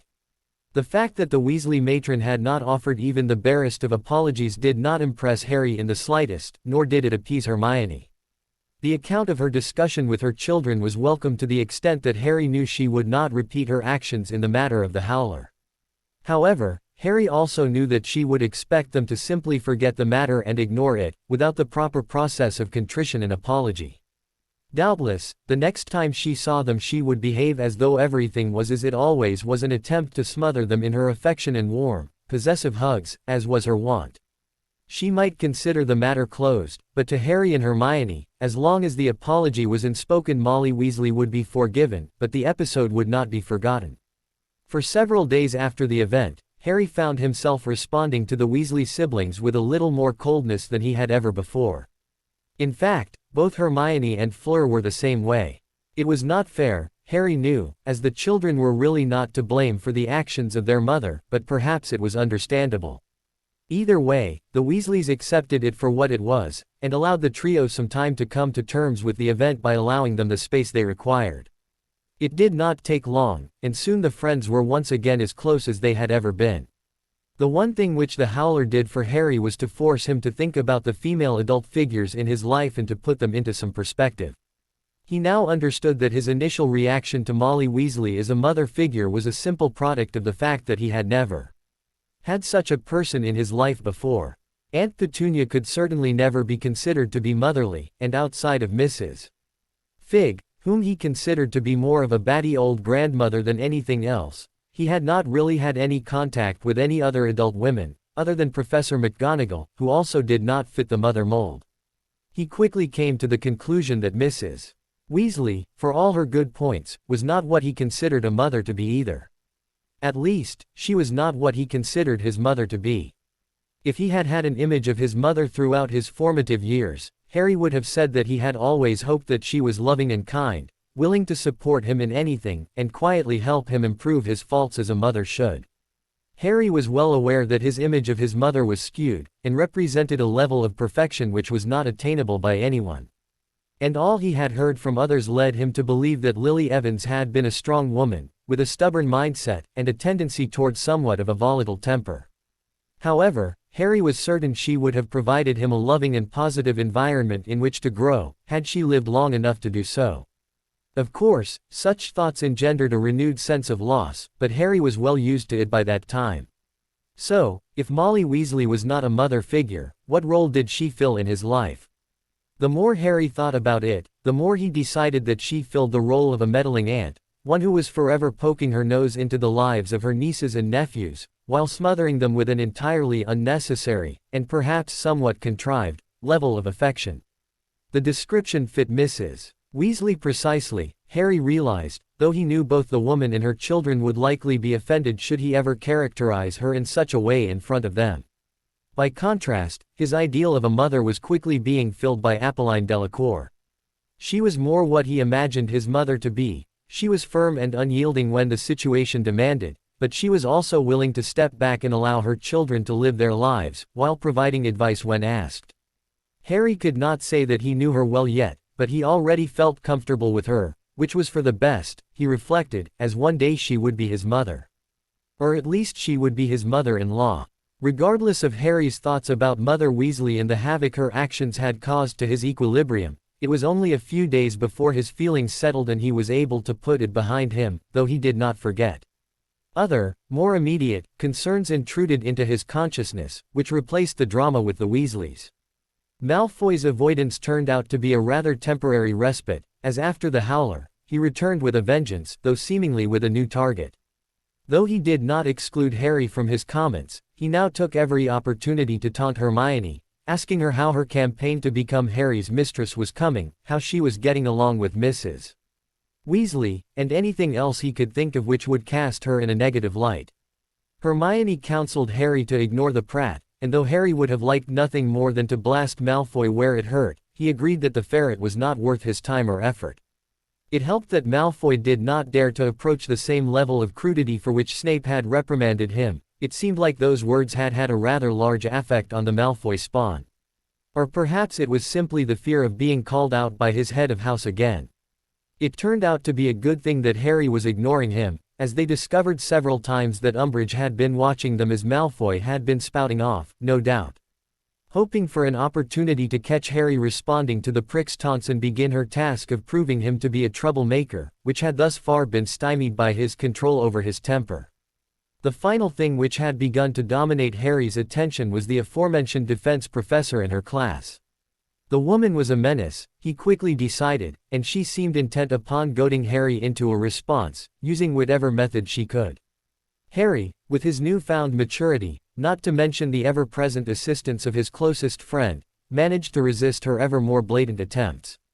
It was taxing on his temper, however, as he desperately wanted to put the woman in her place. More than a month into classes, it was very apparent that their original estimation of her class was spot on. They had learned almost nothing in that time and Harry doubted things would get better as long as she was at Hogwarts. With owls looming large at the end of the year, even Harry, who had always found defense to be easier than most, began to be worried about how he would manage to pass the tests without any practical experience. Ironically, however, the biggest drain on his temper was not the toad woman or the ferret, as may have been expected. That distinction began to manifest itself in that ridiculous suggestion Luna had made that evening at dinner, the idea to start up a defense club.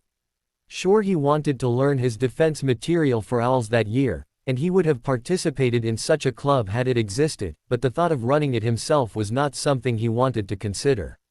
Not only did he not consider himself qualified to teach a class to his peers, but with his determination to improve his overall performance, he was certain that taking on a responsibility such as Luna had suggested would affect his other subjects, all of which he was not as comfortable with as he was with defense. He felt it did not make sense to concentrate on a subject he was good at, to the expense of others which he felt required more effort. His friends, however, did not see it that way. It became a frequent topic of conversation, not only among the training group, but also among some of their other friends in Gryffindor House. It seemed like hardly an hour went by when someone would once again bring up the possibility of some sort of defense club. Then, inevitably, eyes would wander in his direction, comments would be made without any subtlety whatsoever, and Harry would find himself once again becoming annoyed with the topic. The worst, of course, were his friends, who took every opportunity to point out that no one could match him with respect to defense, and that they should really begin planning to start up the club. But though all of his friends got into it to a certain extent, the worst perpetrators were Fleur and Hermione. The latter especially, it seemed, was determined to see him lead this so-called club. It reached a boiling point on the second Monday in October. Admittedly, Harry had been in a bit of a foul mood the whole day. Potions had been potions, and though Snape had let up on Harry specifically, he was still a strict and exacting disciplinarian. His classes were always stressful and never any fun, in Harry's mind. History and divination were as they always were, but the worst was obviously defense. That day, Umbridge had been particularly blatant in her attempts to bait Harry, and leaving the class, he was almost coming to the conclusion that it would be worth it to provoke the Toad for the simple reason that he would finally be able to tell her exactly what he thought of her. Not even Hermione's tutoring in runes, which he curiously found rather enjoyable and relaxing, was able to help Harry unwind that evening. It was, therefore, a stressed and fed up Harry who was sitting with his friends in the Gryffindor common room after dinner, puzzling through a rune cluster which Hermione had given him to solve. After the fact, Harry could not even say what it was that set him off.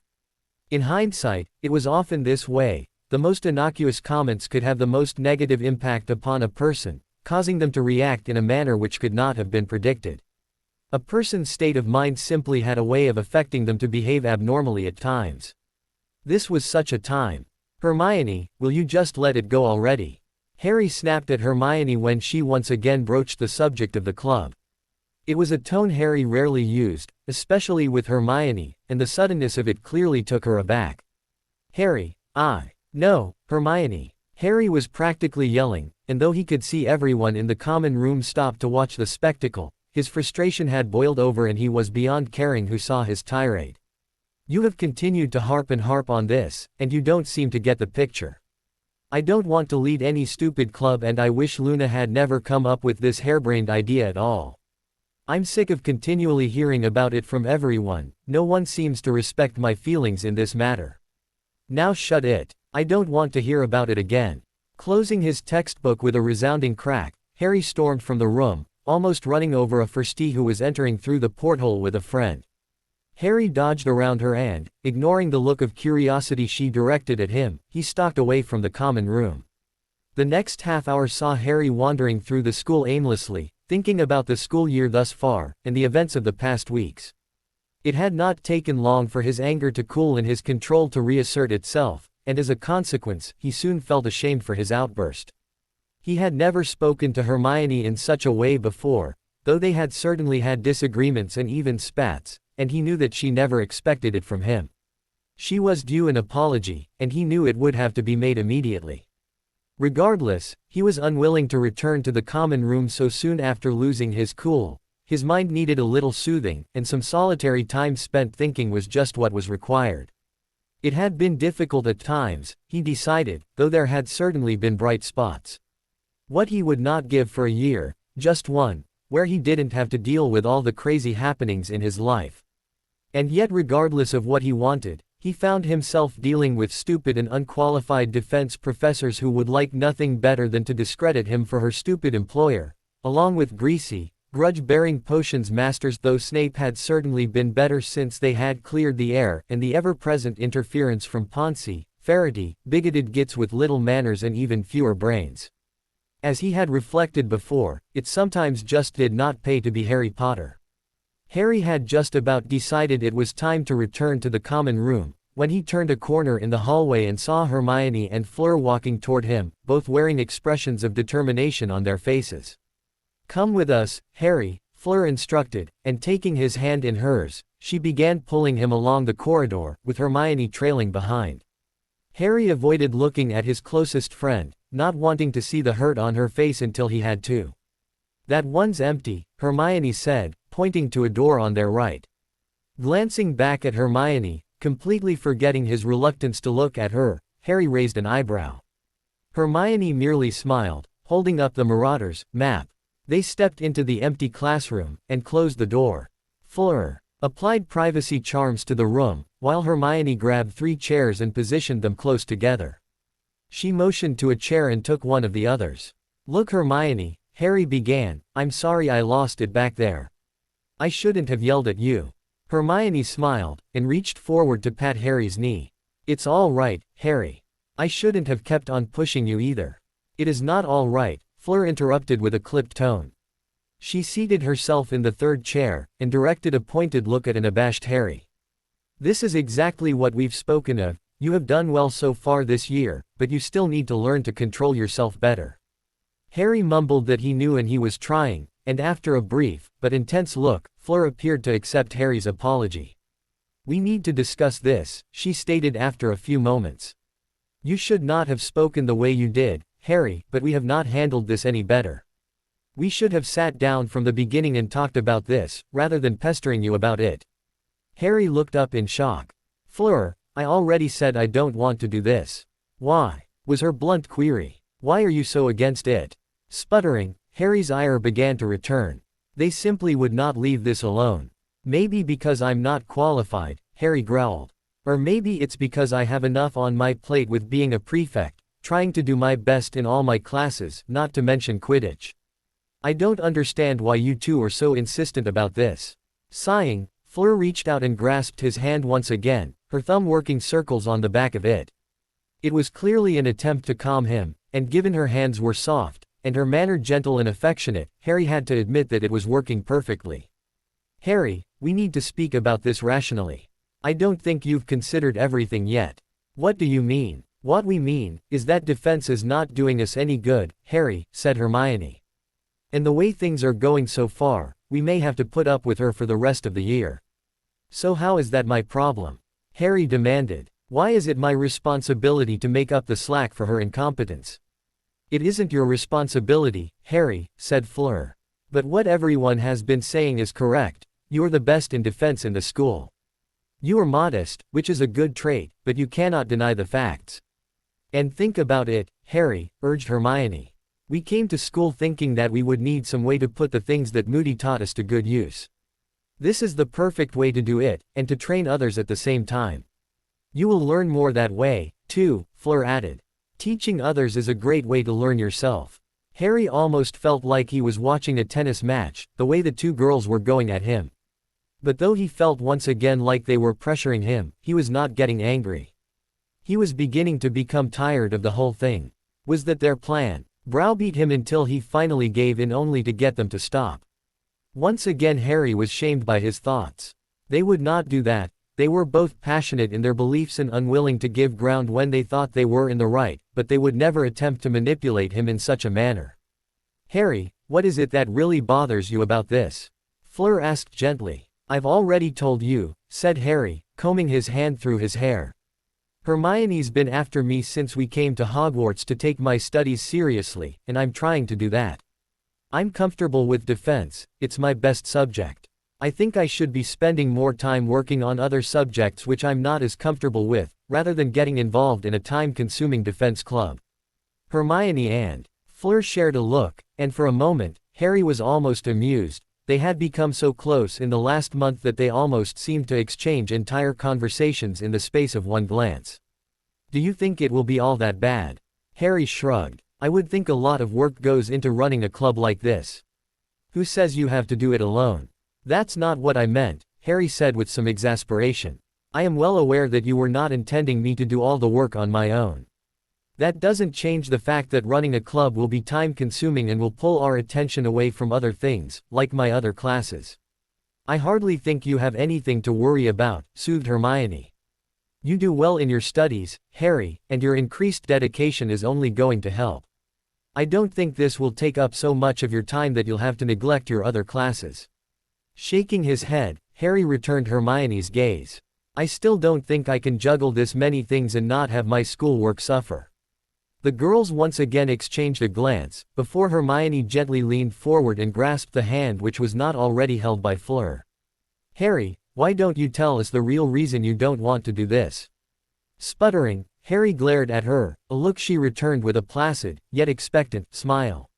"I think I've already told you." "No you haven't. All the things you've said are all reasons, but I don't think they are the real reason why you're so set against this. You've always shared things like this with me before, why can't you now?" Harry was frustrated with her continual pushing, and so snapped, "Is it wrong to want to have a normal year for once?" "No, it isn't," Fleur soothed. "But you should consider that, normal, is not a word which describes you, nor should it be something you aspire to be." "What do you mean?" "Harry, you are not normal," said Hermione affectionately. "You are a great Quidditch player and flyer, you are a prodigy in defense, and you are loyal, intelligent, brave and cunning, a true mix of the four houses. The fact that you are the only known survivor of the killing curse does not even begin to scratch the surface of who you are as a person. Feeling the heat rise to his cheeks, Harry looked away, embarrassed at the things they were saying about him. Harry did not consider himself to be all that. He was just Harry Potter, one of the guys. Others could have all the fame and fortune, he just wanted to be himself. Your relatives told you all your life that you were not normal, right? Fleur asked. When Harry indicated that she was correct, she continued, regardless of what your relatives told you, their brand of normal is not something you should aspire to. Think of it, would you really want to be like them if they are the ones who are normal? Harry had perhaps not thought of it in quite those terms, but he immediately understood that Fleur was correct and said as much. You are not normal, Harry, Fleur continued. You are a symbol of hope. You are a natural leader. You are the focus of a Dark Lord who considers you to be the greatest threat to his power. He must have some reason for believing that, even though we don't understand it. Perhaps you should begin to act like the exceptional person we all know you are. Normal people live in the world, exceptional people change the world. In truth, Harry had never thought of the matter in that fashion. He had never felt like a born leader, or any other sort of leader. He had always just wanted to be a normal teenager and worry about normal things, not have the weight of the world upon his shoulders. But the girls, possibly the two most important people in his life, were urging him to be more. Did he have it within him to be more? Did he even want to? With these two pushing him, he knew he at least had a shot. He had known ever since entering this world that there was much wrong with it, much which could be fixed. Starting up a defense club was a small step, but it could turn into so much more. They were right in that Voldemort needed to be opposed, and perhaps it was the younger generation which needed to do so. There was no better way to begin the task of readying them than to start this club. But regardless of his wants and desires, he knew that it was not likely, not with the damnable scar on his forehead, that he would ever be considered to be normal. Like it or not, he was a galvanizing figure, and others would follow him if he showed them the way. Perhaps Fleur was right and it was time to take a lead in taking the fight to Voldemort. Perhaps it was time to grow up. Can I think about it tonight? Harry asked, not wanting to make a snap decision. They smiled at him, assuring him that they did not have any intention of forcing him to do something he truly did not want to do. Harry, Hermione spoke up as they were getting up to leave, I should apologize to you as well. I know I get a little, she blushed and ducked her head, single-minded when I decide something. I shouldn't have badgered you about the club. Yeah, Hermione, you're a Gryffindor, Harry said with a smirk. Whatever you do, don't go badgering people. Otherwise, we'll all think you have become a Hufflepuff. Groans and playful smacks on the shoulder met Harry's poor attempt at a joke, but he grinned at Hermione before placing a hand on her shoulder. Seriously, Hermione, don't worry about it. I know you are passionate in your beliefs, and whatever happens, I should never snap at you like that. I think I should be asking for your forgiveness. But you already did, was Hermione's impish reply. And I think we should let it rest now, said Fleur. She stepped next to Harry, and soon her hand was comfortably ensconced within his own. Harry smiled at them both, indicating that he agreed with Fleur's statement, and the three ambled from the room and made their way back toward the Gryffindor common room. Harry, however, was still thinking about what had happened the past few hours, and he was beginning to wonder about his relationships with the two attractive girls with whom he was walking. Fleur was still somewhat of a mystery. They had made some progress, the little touches of affection, like their growing propensity to hold hands, were becoming more commonplace, and yet they were still very much becoming accustomed to the situation in which they found themselves and getting to know one another. She was a beautiful and brilliant young woman, and Harry was certain that he could come to love her very easily. He was not willing to push the issue however, being more than content to relax and allow their relationship to deepen without any artificial attempts which would just, in his opinion, make the process that much longer and more difficult. As for Hermione, well in her case, Harry was not certain any longer what he was to think. Hermione was his best friend, it was a subject which he had contemplated many times in the past. He did not know where he would be without Hermione. And that was part of the problem. He was now pledged to Fleur for the rest of his life, and he would not betray her. However, the thought of losing what he had with Hermione caused Harry to feel an almost physical pain. He did not think he could do without her in his life. But what would happen as they got older? Surely someday some lucky bloke would see Hermione for what she was, a truly exceptional young woman. The man would then sweep her off her feet and they would marry. The thought troubled Harry excessively. Why? What did he truly feel for his best friend? Was he in love with her? He was not certain of his feelings, but he did know that he would not betray Fleur. Such a thing was unthinkable. As they arrived at the portrait hole, Harry decided to put those thoughts out of his mind. It was a topic to be considered another day. They stepped into the common room and took their former seats, once again pulling out their homework which had been interrupted by Harry's outburst. But as he worked on his homework, Harry could not help but notice Ron giving him dark looks as he worked on his own assignments. Knowing what his friend was likely about, Harry had to suppress a grin. It was quite the reversal for Ron to be angry with Harry for his treatment of Hermione. Mentally, Harry prepared himself for a confrontation, as Ron appeared as though he wanted to have it out. He did not have long to wait. They had retired to the dormitories early, the day having been long and difficult, and Harry found himself tired and ready to head to bed early. When he approached his bed after brushing his teeth and washing up, he was accosted by Ron, who wore a very determined expression on his face. "You were out of line tonight, mate," he stated without preamble. "I know, Ron," Harry replied. The best way of dealing with Ron in a situation like this, not that he had much experience in this exact set of circumstances, was to agree with him and allow him to get his opinion off his chest. Ron's anger could be impressive when provoked, but it usually ran its course fairly quickly, unless he was of a mind to hold a grudge. Harry did not think he was in such a mood at this point. "I've already apologized to Hermione, Ron, so you can leave off the big brother act." Ron cocked his head to the side, clearly taken aback, yet thoughtfully considering Harry's words. He shook his head after a moment. "All right then, but I hope you've worked it out." "We have." "Good, because I don't want you taking my place. I'm the one who makes her cry, and you're the one who sticks up for her." Thinking that Ron's joke was in poor taste, Harry gazed pointedly at his friend. All right, Ron conceded, his hands raised in surrender. "I know I've got some things to work on myself, and I've been trying, you know. But I've never seen you go at Hermione like that before, though if you'd done so, maybe I would have got my head out of my ass before now."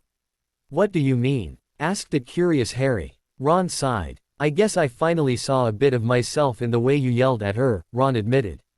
"It's not easy seeing something like that about yourself, is it?" Harry stated, with some sympathy. "It isn't, mate, but now I've finally figured it out. I figure I can do better with her. She doesn't want to go out with me, but she's still my friend. I know I need to treat her better to keep her as a friend." Ron appeared as though he wanted to say something further, but he glanced around at the other three occupants of the room, and seemed to think better of it. He smiled hesitantly at Harry before saying good night and making his way to his bed. Harry lay down on his bed, his mind immediately working over the problem of the defense club. Fleur and Hermione had not convinced him yet of the benefit of his leading it, but though he would have liked to dispute its necessity, he could not. Clearly this was something which would be a benefit for not only him and his friends, but for anyone who was invited to attend as well. Though he was tired, Harry was a long time falling asleep that night, and by the time he did, he had almost reconciled himself to appeasing his two closest female friends, though perhaps appease was not really the right word, and agreeing to their request. First, however, there were a few things he wanted to make clear with them, and a few ground rules he thought would be necessary. The next morning found the trio up earlier than usual. Though it was unplanned, all three gravitated to the common room before most of the other house members were up and, deciding that there was no time like the present, they made their way toward the Great Hall for breakfast. Initially, when they sat down at the table, each of the three concentrated on their meal, and although Harry did not truly feel very hungry, he dutifully ate his breakfast. Thoughts of the proposed club and what he wanted to clarify with the girls rolled through his mind the entire time. To either side, he could see the girls eyeing him somewhat nervously. Clearly they were convinced that this plan was the answer to their dilemma, though their behavior over the past weeks had been as much a hint as their current demeanors. That thought of course sent Harry off on a tangent, thinking that perhaps he should have been paying a little more attention, rather than focusing so much on his concerns and worries. Hermione was, after all, very intelligent, and he had trusted her judgment in the past. If he had thought about it a little more, perhaps the previous evening's unpleasantness could have been avoided. There was obviously a lesson there, and one Harry was determined not to forget. At length, however, he decided that as amusing as their behavior was in their attempts to act nonchalant, it was not getting them anywhere. Class time was approaching, and Harry really wanted to get this sorted out and make a decision now. "All right, you two," he said, breaking the silence. "I suppose we should talk about this idea of yours." The two young ladies acquiesced, and Harry continued. "You know what I'm worried about. Have either of you thought how you wanted to do this?" Hermione was the first to speak. "Well, we don't have everything planned out."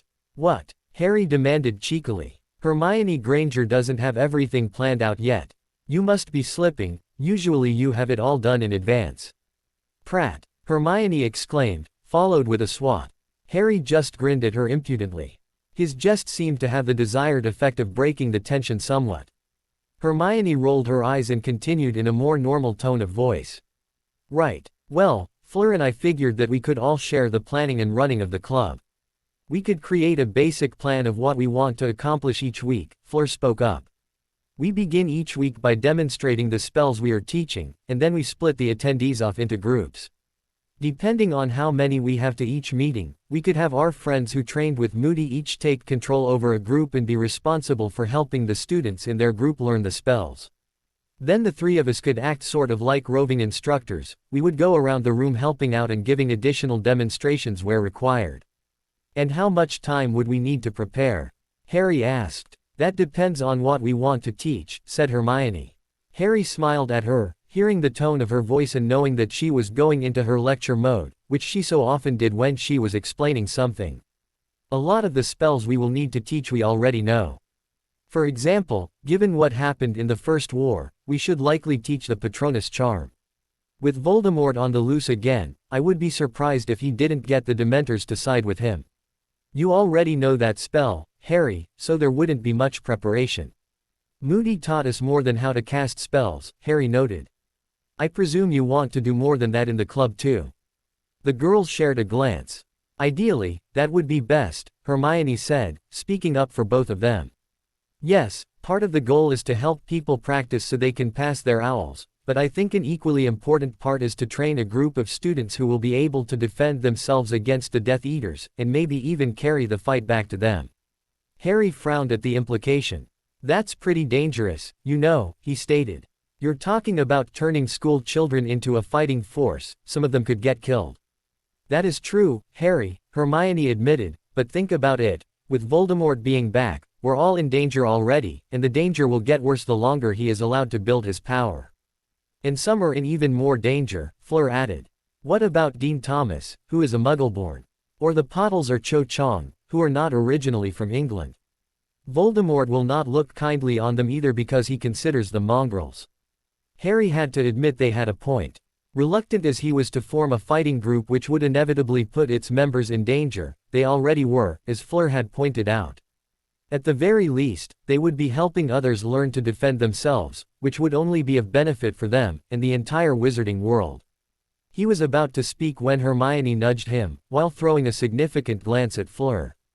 Harry took it as he thought Hermione intended. Someone was approaching who they definitely did not want to overhear their current conversation. "Mr. Potter," the cloying tones of his new personal nemesis interrupted them. Harry turned to see the hideously pink-clad defense professor standing nearby, while affixing the students with her normally false cheerful gaze. "You and your friends are here early today, Mr. Potter," Umbridge trilled in her girlish voice. However, Harry did not miss the emphasis, nor did he miss the implication that Umbridge thought both of his closest friends to be lower than dirt.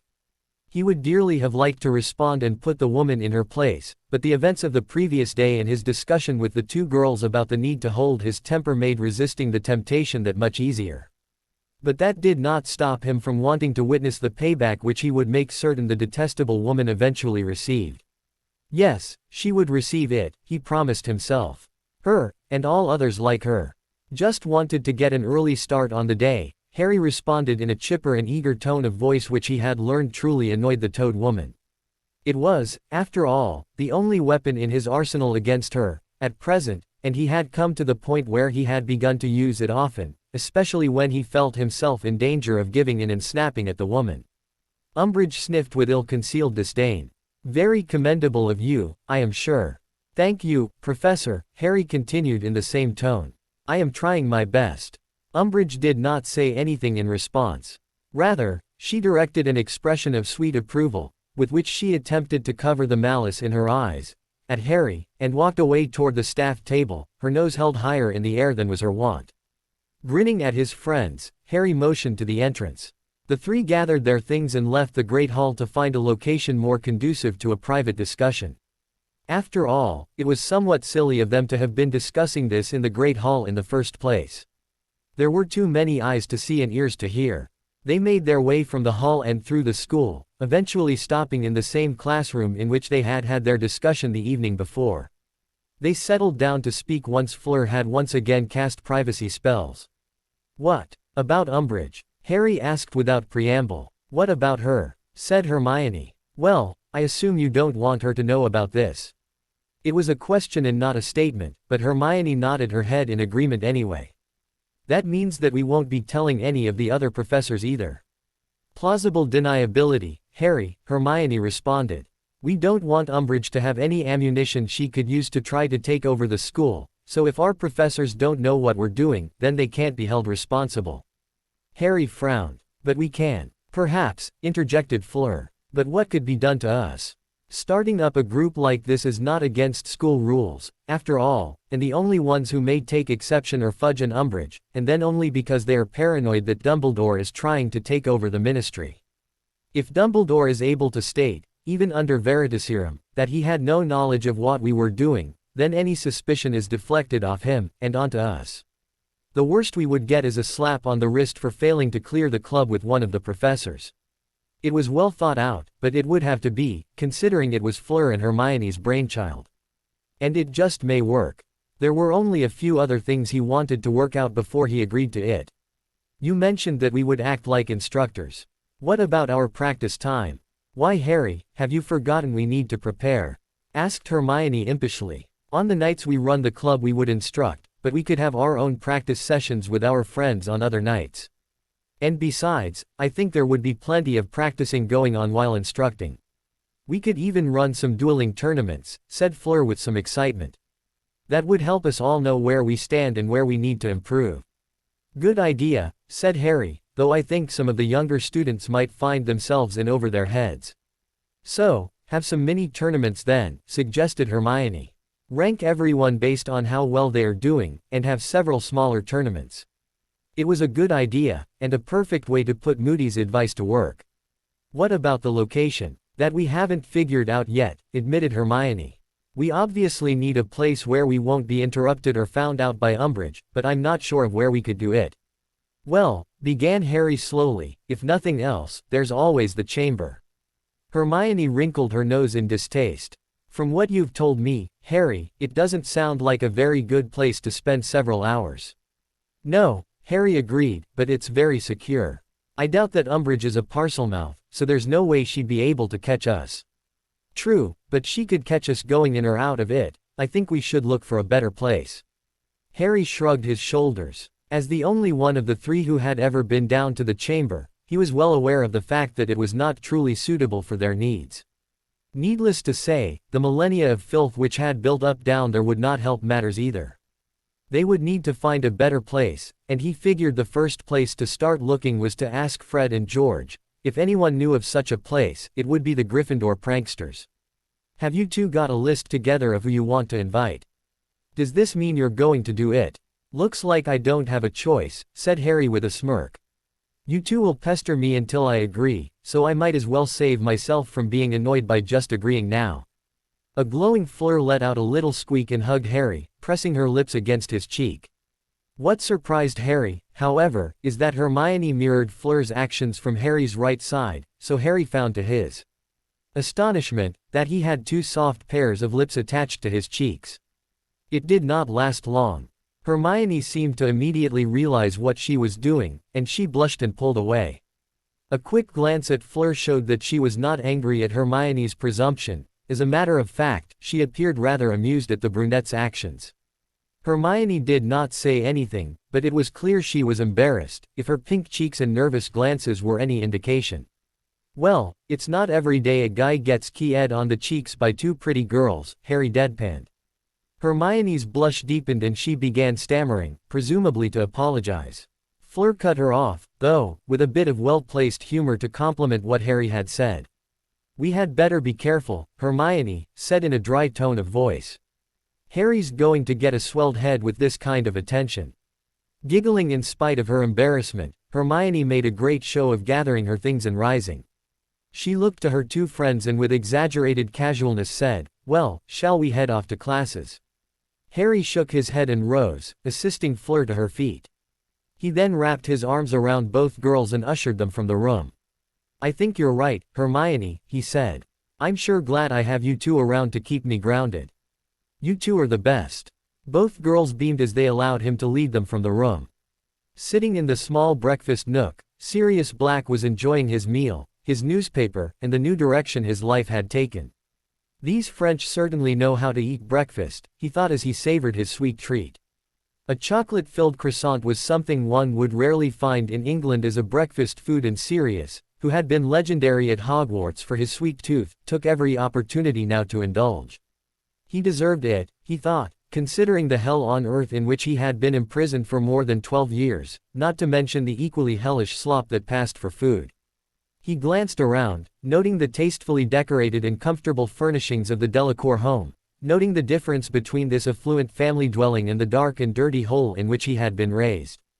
The Delacours had insisted he treat the chateau as his home during the course of his sojourn in France, and he found that he was very happy and at ease here. It did not hurt that the Delacour house elves saw to his every need and fondly looked to him as a member of their human family. It was the perfect place to rest, recuperate, and get his life back in order, and one which he was happy to have at his disposal. And though he would not have thought that the solitude would suit him, due to his gregarious and social personality, he found that dealing with the demons in his mind often required quiet and an undisturbed location. And when he felt like it, he had made a few acquaintances in France, and the Delacours were just a short portkey journey away. Being friendly with someone of Jean Sebastian's influence in France certainly did have its perks. Jean Sebastian was well on the way to becoming a good friend and powerful ally, and Apolline was lovely and welcoming. It appeared that he had chosen well when he had made the decision to involve them in Harry's life. Sirius's recovery was for the most part going smoothly.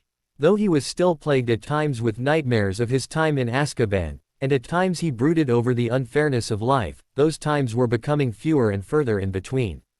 All in all, his therapist assured him that he was making tremendous progress. Chuckling, Sirius thought of the woman he saw twice weekly as his therapist. She was the one part of his recovery which was not proceeding according to plan. Audrey Street. Laurent was a tall, statuesque blonde, who was, unaccountably, still single, though she was older than Sirius by a few years.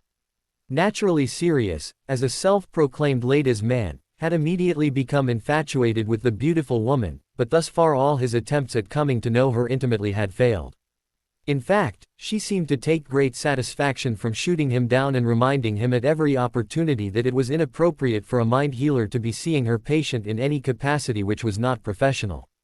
Ah well, Sirius reflected, it was more the fun of the chase than the catching of the prey, after all. For now, he was having fun honing his flirting abilities, which had rusted during his stay at Chateau Azkaban. Needless to say, Dementors were not exactly adept at the practice, and generally attempting to make the woman blush. Not that he was having that much success in that endeavor either. Soon he would be ready to return to England and build a new life with his godson, taking his rightful place in society, and once again defying Voldemort and spitting in his eye. He was determined that Lily and James would have their justice, and he would use every canute of the Black family fortune to see it done if necessary. His musings were cut short by the sight of an owl drifting in through an open window and landing on the table in front of him. Sirius promptly removed the parchment from the owl's leg, while Maddie popped in and placed a dish of water and a generous helping of owl treats in front of the bird. Since it did not appear to be eager to depart again, Sirius assumed the owl was waiting for a reply. He opened the letter, and though he was somewhat surprised at its contents, he was not at all displeased with it. In fact, A devilish grin slipped over Sirius's face, as he contemplated the possibility for a prank. As a marauder at heart, such an opportunity could not be allowed to slip away without taking it up. At his request, the house elf provided him with a quill and parchment, and Sirius set about drafting his reply. He could hardly wait. Things were looking up in Sirius Black's world. For the next few days, Harry, Hermione, and Fleur, along with the rest of their friends, who were quickly brought into the discussion, debated the composition of those who would be invited to join their proposed club. It was perhaps unsurprising that just about every Gryffindor of Harry's year and up were on the list, and a few from the younger years as well. However, though Gryffindors constituted most of the planned club members, there were a number of Hufflepuffs and Ravenclaws who, after some debate, were considered trustworthy enough to receive invitations. The one task, in which they did not have any success, was in locating a suitable location for their meetings. Harry was insistent that they had to find a place which was almost foolproof in its defenses, and simply commandeering an unused classroom and placing protective charms on it was not good enough. In addition, the members had to be made aware of the location and times of the meetings. To offset this problem, Hermione and Fleur charmed a number coins with a protean charm to alert potential club members of the times of future meetings. Once they had a meeting place, they would rely on their members to spread the word to their friends, and ultimately to all those who were on the list for possible membership. However, they were completely at a standstill until a location could be determined. Through all of this, Fleur gave as much assistance as she was able, but for the most part she simply listened and absorbed what she could of what her friends were saying. She was the newcomer to the school, and as such, she could not give much advice on the other students, after all, and she was by far the least familiar with the castle.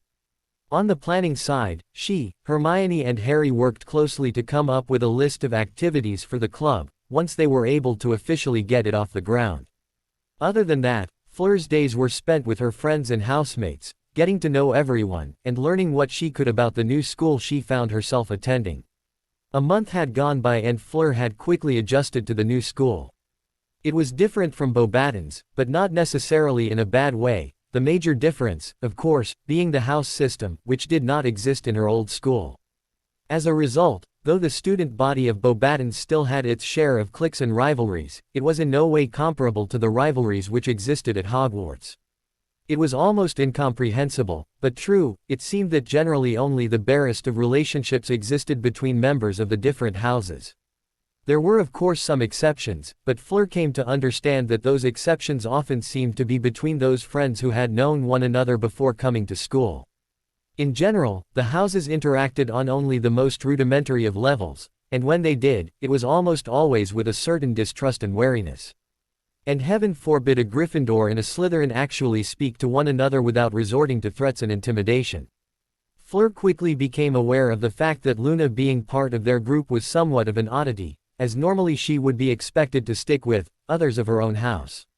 The fact that very few in her own house seemed to tolerate the quirky girl, much less like her, added to the fact that she had been Ginny's childhood friend, seemed to make it easier for her to associate with mostly Gryffindors. However, she was an exception, rather than the rule. All in all, though, Fleur found herself content with her new home, and happy to be there. Here in Hogwarts, she felt that she had gained some true friends for the first time in her life, and possibly more importantly, acceptance. And, she was becoming closer to Harry and Hermione all the time. The one thing which was not going well was her time in defense class. She could not claim to have been singled out to the extent that Harry had, but she was well aware of the professor's opinion of her, from the way Umbridge ignored her whenever possible, to the barely concealed contempt which she was favored with whenever the woman did actually acknowledge her. The Friday after they had finally persuaded Harry to start the club, Fleur gathered her books and departed the defense classroom in the company of the other Gryffindors. Due to the size of the class and the number of students who had either not obtained the grades sufficient to continue on to Newt Defense, or had not continued with the subject, the entire 7th year was taught in one large class, which was scheduled for Wednesdays and Fridays. As such, she was also in class with some of the few acquaintances she had made the previous year, primarily with Ravenclaw House, with whom she and her Beauxbaton's schoolmates had usually taken their meals. She had begun to walk from the room in the company of the Weasley twins when a voice calling her name prompted her to stop. "Hello, Fleur," Roger Davies said as she turned. She returned his greeting in a friendly manner, which was the mirror of his own. Roger was, quite honestly, an enigma to Fleur. To say that he had been an uninspiring date at the ball was a massive understatement. She had agreed to accompany him, in part, due to the fact that he had asked her to the ball with every appearance of composure and confidence, and as the thought of spending the entire evening with a drooling sycophant had been unappealing, she had thought he would be a good choice. Sadly, she had been mistaken. Once he had been able to secure her as a date, it appeared the composure had deserted him, and the entire evening she had felt like she was drying herself off from the continual drool that even the small leak of her allure had engendered. Most of those in attendance had thought that she and Roger had left the ballroom late in the festivities for an intimate interlude in the gardens. Fleur had laughed long and hard when Harry had told her of the speculation. In reality, Fleur had become tired of his constant adulation, and her feet had become sore because of his continued inability to stay off her toes when dancing. She had left to return to the Beauxbatons' carriage, only to be followed by an amorous Roger. Fortunately, it had taken nothing more than a small burst of her allure to render him a gibbering idiot and allow her to make her escape, to nurse her toes and curse the unfairness of her life. This year, Roger appeared to have overcome his susceptibility to her allure, and he could always be counted on to stop to talk to her in the hallways, or to exchange a few words in class. She was certain he was a good sort of boy, but something about his manner seemed to suggest to her that he was still influenced by her far more than he ought. She therefore attempted to limit the times of contact, and exchange only the barest of pleasantries with him if at all possible. "I haven't seen you in a while," Roger commented as they continued to walk from the room. "Well, you know how it is," Fleur responded vaguely. Roger was on the list of those to invite to the defense club, but Fleur did not want to let the cat out of the bag too early. With schoolwork and everything that's going on with defense class, things have been a little hectic. "True. Seems crazy that it's already New Year, doesn't it?" Fleur smiled and agreed, and they walked on in silence. "Are you looking forward to your first trip to Hogsmeade?" continued Roger after a moment. "I am. Anything to get out of this castle. I never thought a building this big could become so stifling, but I am looking forward to leaving it for a while." "Just wait until January," Roger replied with a smirk. "Scottish winters are not pleasant, you know." Fleur, having grown up in the south of France, shivered a little theatrically. "Don't remind me," she said, remembering the previous winter at Hogwarts. "So what are your plans for the Hogsmeade weekend?" he asked. Glancing sidelong at him, Fleur wondered what he was getting at. He had to know the group she associated with, not to mention her betrothal to Harry. Could she really have any other plans than to go to Hogsmeade with them? "Harry and Hermione have promised to show me around the village," she said. A flicker of something passed over his face, but it was gone as quickly as it appeared, and Fleur was unable to decipher it. "It's good to see they are taking care of you," was his only enigmatic reply. He then excused himself with a friendly goodbye, and strode off in the direction of his common room. Their interactions always seemed to be this way, short, desultory, and lacking in any substance whatsoever. What was he about? His little conversations which he initiated from time to time seemed innocuous enough, but Fleur could not help but wonder if he had some other objective in mind when they spoke. He would often make small talk as he had only moments ago, but he also avoided any conversation about Harry, or any of her other friends. She did not sense any sort of malice from him, but she also could not feel entirely comfortable with him either. Shrugging, Fleur put it from her mind. Aside from Roger and Luna, and a few other acquaintances she had made the previous year, Fleur had very little direct contact with anyone other than her own housemates.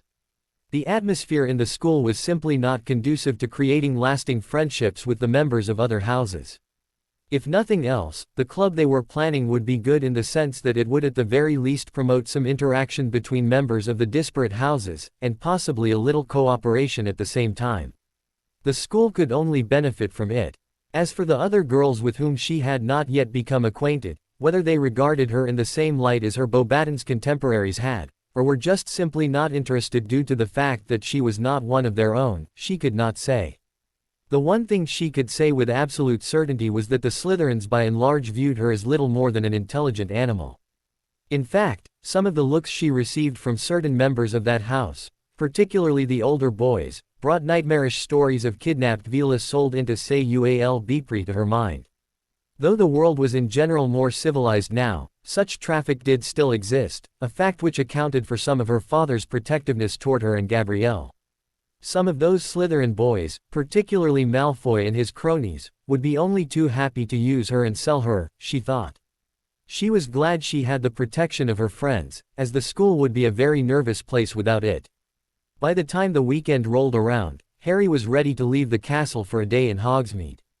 His studies had been going well, plans for their defense club were proceeding, with the obvious exception of where they were going to hold it, and all in all, regardless of the presence of Umbridge, Harry found himself more content in the school than he had ever felt before. But as much as he was enjoying school this year, aside from defense and potions, of course, it had not exactly been a relaxing year.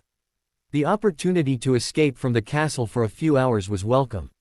The Gryffindor upper years had decided to go to the village as a group, though they would likely go their separate ways once they actually got there. A funny thing had happened in that the 5th years were largely friendly with the 7th years, unsurprising as Fleur, the twins, Angelina and Alicia were 7th years, but the 6th years, with the exception of Katie Bell, were not part of their clique. For Harry this was not a great loss as the 6th year group was very small, and other than Katie Bell, who of course he had known as part of the Quidditch team since arriving at Hogwarts, the only other 6th year with whom he was at all familiar was Cormac McLaggen. And since Harry was not especially enamored with arrogance as a character trait, he was quite willing to ignore the Ponce's very existence. After breakfast, Harry returned to his room to gather his winter clothing, before making his way back down to the common room where he waited for the others to return. A few moments later he was greeted by the sight of his fiancée descending the stairs. Fleur had dressed herself in a light blue jacket which was befitting of chill in the air, and though her jeans were fit snugly, they did not appear to be painted on like some he had seen in the Muggle world.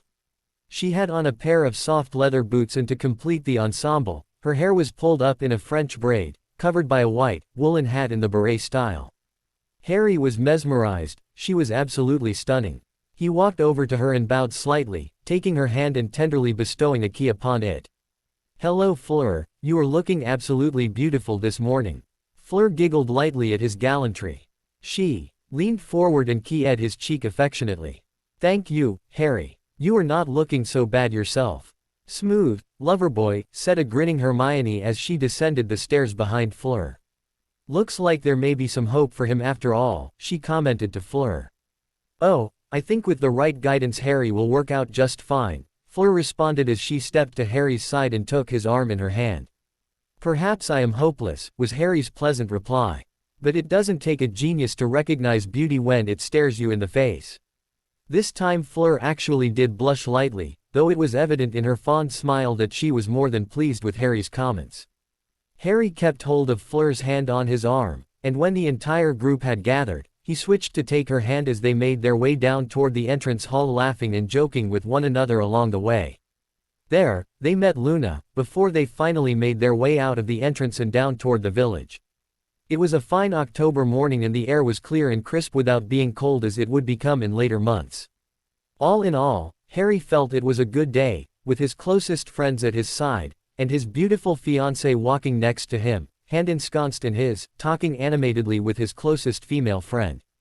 The sight of Hermione and Fleur getting along so well brought a smile to his face, and considering Hermione's apathetic attitude toward Fleur the previous year, it was a marvel that they were now such close friends. They shared everything, confidences, gossip, and as much as Hermione gossiped, and they were fiercely protective of one another, and of him. It was very satisfying, he decided, to have two such wonderful girls so concerned about him. He liked it very much, he decided. They had walked for several moments, the group fluidly shifting places and talking amongst themselves, though Harry kept his grip on Fleur's hand, and Hermione kept her place by Fleur's side. They had just left Hogwarts grounds when Harry found Ginny walking by his side. "Hey, Harry," Ginny said, with just a trace of a blush. "How's it going?" Harry smiled, indicating to her that all was well, and they walked for a few moments exchanging pleasantries of the sort which friends sometimes do. "Have you found a place for the defense club yet?" she asked, suddenly changing the topic. "Not yet," Harry admitted. "We've thought of a bunch of different possibilities, but nothing that will keep us safe from Umbridge." "Have you tried asking someone else?" said Ginny after a moment's consideration. Like professors or such? Harry asked. When she nodded, Harry replied, we'd prefer not to involve the professors. They can truthfully say that they knew nothing of the club if it is ever discovered. Keep it, Harry, she said. I'm sure you'll figure something out. You can do anything you put your mind to. She then hurried forward to walk next to Luna, while Harry watched her with a bemused smile. Ginny appeared to be much more at ease around him lately, and though he was grateful for her newfound confidence, her tendency to shower him with praise, state her confidence in his abilities, or stare longingly at him at times prompted him to wish for a little less of her attention. She was obviously not truly over her crush of him, even though he was grateful for her attempts to act normally in his presence. She was a very nice girl, he had decided, and had the situation with Fleur been different, and his relationship with Hermione not been quite so close, he admitted, he might have been interested in Ginny. Putting the subject of Ginny from his mind for a moment, Harry glanced back at his two companions, only to find that Fleur was eyeing Ginny with a look which contained a small measure of animosity. He exchanged a look with Hermione on Fleur's other side, but Hermione merely smiled at him and shrugged. It only lasted a moment before Fleur glanced in his direction, smiled, and returned to her conversation with Hermione. Puzzled, Harry returned to his own thoughts. Though the older witch was not openly antagonistic, there were times where Harry got the distinctive impression that Fleur did not truly like Ginny. No, perhaps it was not that she did not like Ginny, it was more that Fleur had a tendency to watch Ginny, like she was watching a predator, wary of when it would finally make its move. Fleur must know of Ginny's crush, it was not precisely a secret, after all, and at times it was blatantly obvious. It was almost as though she felt it necessary to warn the younger girl away from her territory, and made no bones about the fact that Ginny was not allowed to show Harry any affection which was anything more than friendly. Her behavior was understandable, considering they were all but engaged, but strangely, it was only Ginny who was subjected to this scrutiny from Fleur. Not even Hermione. Harry had to turn his head to hide a sudden burst of embarrassment, and what he assumed was his flaming cheeks. He had thought over and over again about what had happened during the previous week, and he could still not make it out. Fleur keying him on the cheek was no big deal, she had done it on occasion since they had become betrothed and Harry had gotten used to her displays of affection. Hermione had also done it once or twice, he reflected, so that was not exactly out of the ordinary either. But both of them at the same time. And without Fleur getting all territorial and protective. That was what confused Harry. Whereas Ginny definitely received the cold shoulder from Fleur at times, though Harry had to allow that if Ginny was trying to flirt with him, her attempts were painfully awkward, even by Harry's standards. Hermione, whose shows of affection were transparent and obvious, was not subjected to the same treatment. It did not make sense. From all Harry knew of girls, and he was willing to admit he was somewhat clueless when it came to the fairer say, he would have thought that Hermione's action would have had Fleur's wand out in an instant. Moreover, Harry was convinced that if Ginny had done the same, a drawn wand and some harsh words would have been on the mild end of Fleur's reaction. But instead of any such reaction, Fleur had merely looked amused at Hermione's behavior. Amused. It was almost as though Fleur had expected it, and was happy it had finally occurred. Why were the rules different for two different girls? Again, Harry would have thought the roles would have been reversed. He had spent every free moment the past 4 years with Hermione, while Ginny had merely been Ron's younger sister. If anything, Hermione would seem to be the greater threat. Whatever was happening, Harry was determined to figure it out. It was no use asking them, he knew, they would only laugh and spout something about girls needing their secrets, if he did not somehow manage to offend them with his questions. No, he would have to simply keep a close eye on them and figure it out for himself. Pushing those thoughts to the back of his mind for the time being, Harry considered his fiancée, whose animated conversation with Hermione was continuing unabated. He was a lucky man, he decided, as he watched her. The morning sunlight streamed down through the Scottish morning, illuminating the pale gold of her hair, causing it to glow and sparkle. The chill in the air had pinked her cheeks and nose, heightening her already ethereal beauty, stopping the breath in his throat. Not even this morning as she had come down the stairs or her appearance at the ball had been as completely enchanting as the image she now presented. And it was not just her appearance, he decided. She was kind and considerate to all she knew, she was intelligent and competent, and she was highly personable and approachable, once you were able to penetrate the veneer of haughtiness she erected to protect herself. There was much to like. In fact, if he had known her this well last year, he could not imagine not becoming highly infatuated with her then. As a betrothed, well, he was not quite certain yet. Infatuation with a young woman he was coming to know was one thing, but in a marriage relationship, he did not think that infatuation was enough, it would wear off sooner or later. They had made significant strides in becoming friends, and for the time being that was enough for Harry. He figured the more romantic feelings would come naturally, the more time he spent with her. She was a wonderful person, and to a certain extent, he considered himself lucky that he had become her betrothed. Harry, a voice from slightly behind him broke him out of his reverie. Filing his thoughts away for later, Harry turned and noticed Ron regarding him somewhat nervously. "Hey Ron," Harry said cheerfully. "What's up? Can I talk to you alone for a few seconds?" Curious, Harry agreed and, suspecting by Ron's nervousness and demeanor that the conversation was to be private, he dropped back, creating some space between themselves and the rest of their friends. He was not so insensible, however, that he did not recognize the knowing glances exchanged by Ginny and Hermione. Clearly they had known something was up. The redhead walked by his side for several moments, apparently trying to work up his courage to say whatever he had in mind. Harry was content to allow him the space he needed. This was Ron's show. "Harry, I just wanted to talk to you for a moment," Ron finally began. "I think I owe you an apology for the way I've acted." "There's no need, Ron," Harry interrupted. "I thought we were past all that." "But we're not," Ron insisted. "Harry, I know you are generally quick to forgive people, and you're a good person for it. But sometimes apologies need to be made, not only to put the matter in the past, but also to allow the person apologizing to make amends." "Wow, Ron," said Harry with some amusement, "that's pretty deep for you." "Oi, there's no need to be insulting," cried Ron. The good-natured smile on his face, however, belied his protestation. "Okay then, Ron, say what you need to say."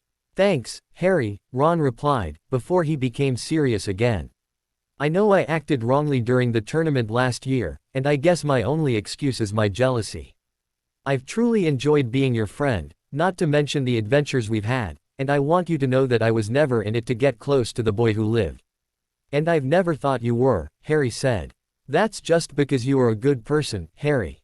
I know I've not always given you reason to believe that. Thanks for your faith in me. A few things have happened, though, and they've opened my eyes." Harry regarded him curiously. "What are you talking about?" "Well, I was talking with Hermione, and she mentioned some things and got me thinking. Then, there is the fact that you are different now."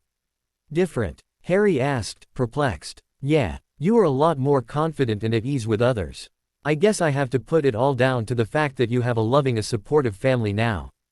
Ron was quiet for several moments, thinking about what he wanted to say, and his silence allowed Harry to consider the matter himself. Was he all that changed since the Delacours had come into his life? The answer was obvious, and he knew immediately that Ron definitely had a point. He did feel more confident now that he had a family's support, and that confidence extended not only to his schoolwork and his determination to do better, but also to his interactions with others. He liked it, he decided instantly, and he liked the direction his life was now going, with the exception, of course, of the continual thorn in his side that was Voldemort. "I know that the Delacours support you far more than your relatives ever did, and I can see the good this has done you.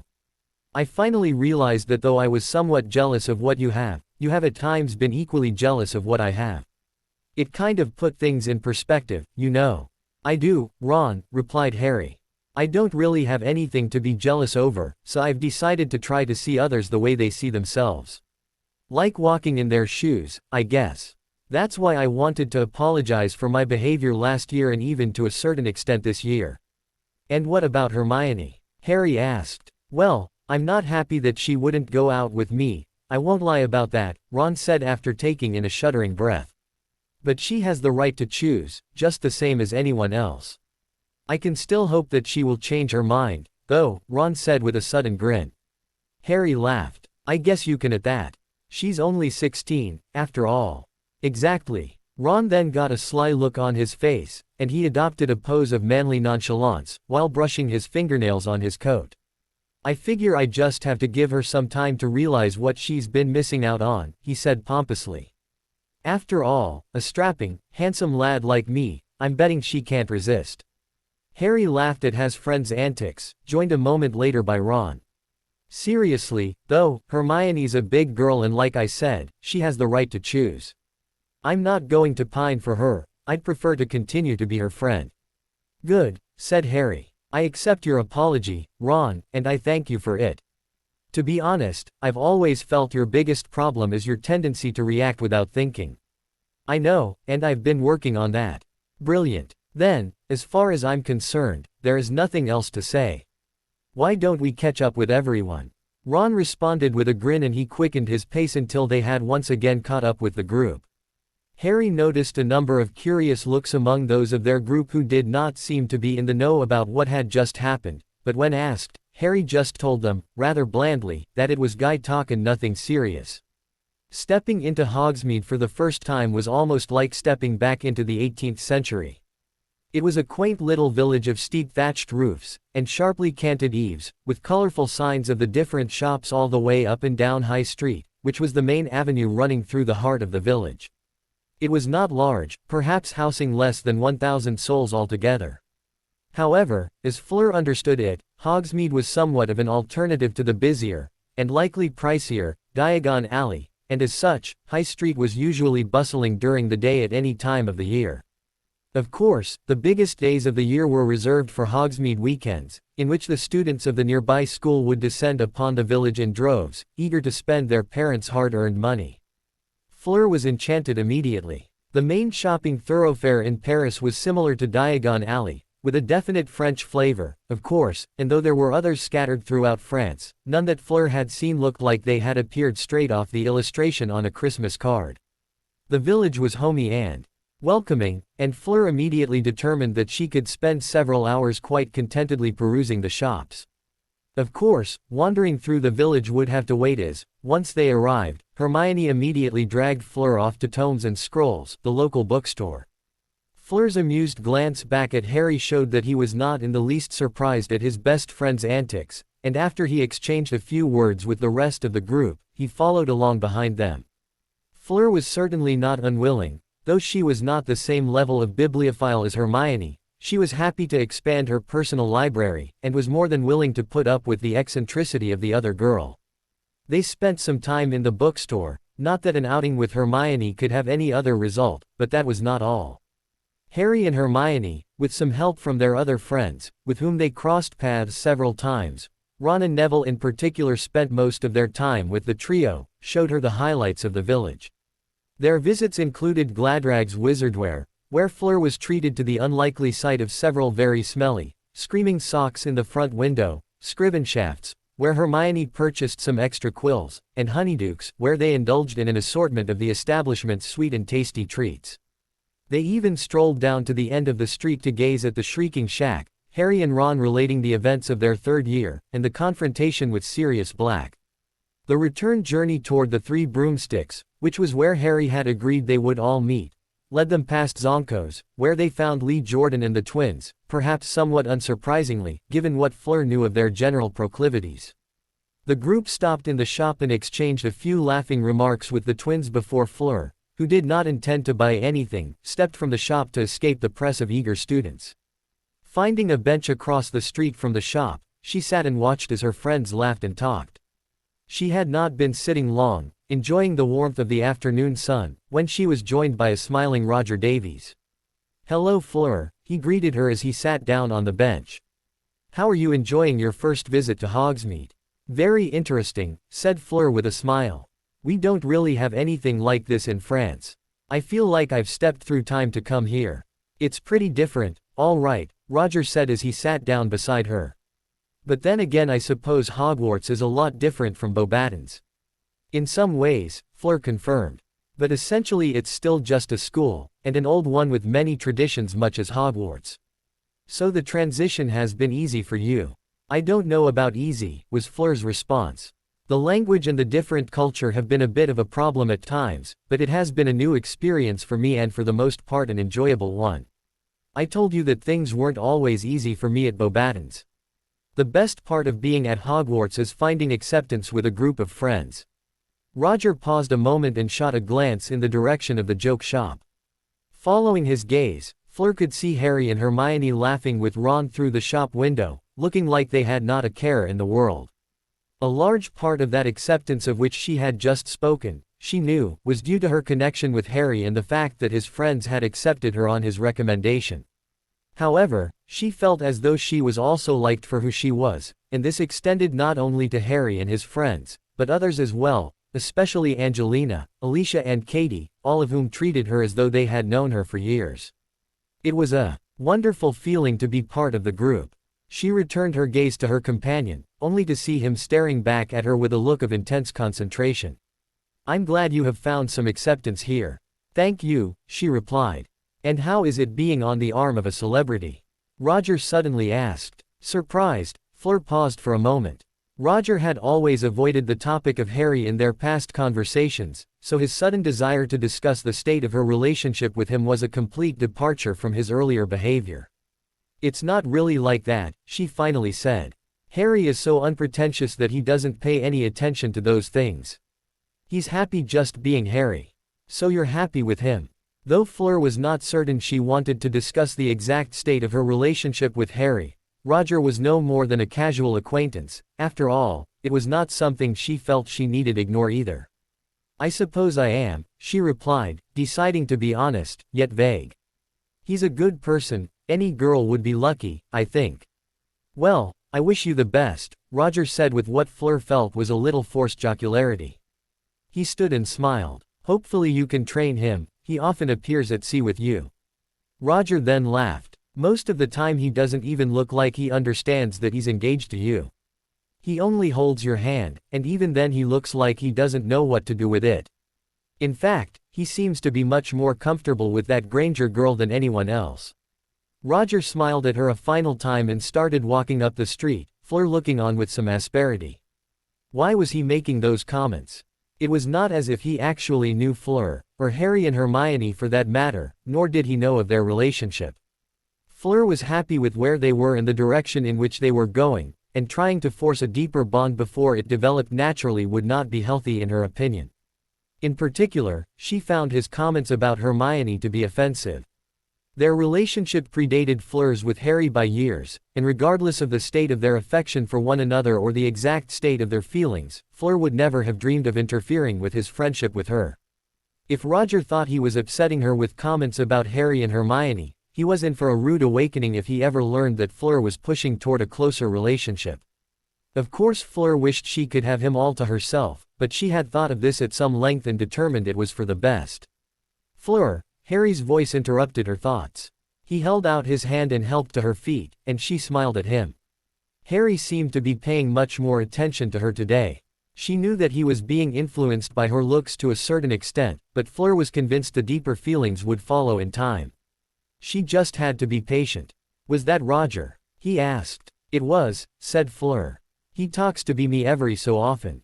Harry smiled at her before leading her down the street toward the Three Broomsticks where they were supposed to meet the rest of the group. As they walked, Fleur chewed over Roger's words, wondering if he should mention them to Harry.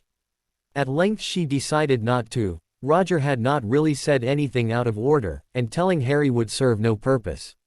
Roger might not mean anything by his comments, and Fleur preferred to simply wait and be wary of the other seventh year. Whatever his comments were directed toward, it really did not matter much. She and Harry were fine with their friendship and their feelings progressing the way they were. The pub was filled with Hogwarts students when they arrived, but they were immediately waved over to a few tables which had been moved. Together, the rest of their friends appeared to have been waiting for them only a short time. An order of butterbeers later and the group of friends were happily engaged in conversation, jokes, and friendly, bantering conversation. At one point, Ron leaned over and gestured across the pub. "Looks like Malfoy isn't having fun." Sure enough, across the way sat Malfoy with several other Slytherins. They appeared to be much quieter than the Gryffindor group, and Fleur could see Malfoy glancing from time to time over at their table, generally accompanied by his ever-present sneer. On his other side, Pansy Parkinson was speaking, presumably trying to gain his attention, but it was evident that she was not having much success the way Malfoy ignored her. He's probably just mad that Snape won't let him say anything he wants in potions anymore. And how long do you think that will last? Harry shrugged. Probably not as long as it should. But any respite is welcome. The conversation turned from that point, and soon they were speaking in low voices about the proposed defense club. And while Fleur felt that the particulars of the club had been decided upon, the troublesome prospect of where to hold the meetings was still a roadblock. Some of the group thought Harry to be overly cautious and somewhat bull-headed about his insistence on finding a location where Umbridge could not discover them, but he was adamant. Jean Sebastian and Dumbledore had impressed upon them the necessity of keeping their heads down and not giving her any reason to attempt to exert more control on the school than she already was, and Harry was determined to do exactly that. Fleur was happy that he was showing some forethought and caution, but on another level the further delay chafed. Something told her that this club and the training they would provide would be needed, and she felt it would be needed sooner rather than later. "Harry, have you thought of asking Sirius if he knows a good place for us to meet?" Hermione asked. "He's seen every location on the map, I would think," Harry replied with a frown. "I still think it's worth asking him," said Hermione. "He may have some ideas that we haven't considered before. I suppose I could always call him on the mirror." "Well, look at what we have here," a grating, cultured drawl interrupted their discussion. "It's Potty's band of mudbloods, misfits, and creatures. I really must speak with Madame Rosmerta about letting the riffraff in." Lazily, Harry put his bottle of butterbeer down on the table, and stared up at Malfoy, while leaning back in his chair and crossing his arms. "Ferret," he said in response, "those tired insults which always spew from that hole you call a mouth never change, do they? I guess all the inbreeding doesn't allow for any original thought." Malfoy's nostrils flared, and he glared contemptuously back at Harry. "You'd better watch yourself, Potty. Or perhaps no one has ever taught you how to behave in the presence of your betters." "If I was in the presence of my betters, maybe I would behave," snapped Harry. "Look, Ferret, I'm supposed to be relaxing on my day off, and I'd prefer not to have to take out the trash right now. Can we do this some other time?" Growling, Malfoy reflexively reached for his wand when a voice stopped him. "Mr. Malfoy, there will be no fighting in my establishment." Madame Rosmerta glided into view. "If you cannot leave my other customers alone, I will have to ask you to leave." With a sneer and a glare, Malfoy stomped from the room, followed by his cronies. Harry looked at the pub owner and raised his bottle in salute, a gesture which she returned with a smile, before she returned to the bar and a group of Hufflepuffs who had just entered. "Some of you Englishmen just never seem to learn," Fleur observed. It was amazing to her that Malfoy had been placed in the House of the Cunning. The boy had not the tiniest iota of subtlety in his entire body. You would think that he would eventually get the idea that Harry always gets the better of him.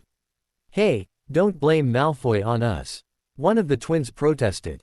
"Malfoy's family originally came from France, you know," the other chimed in.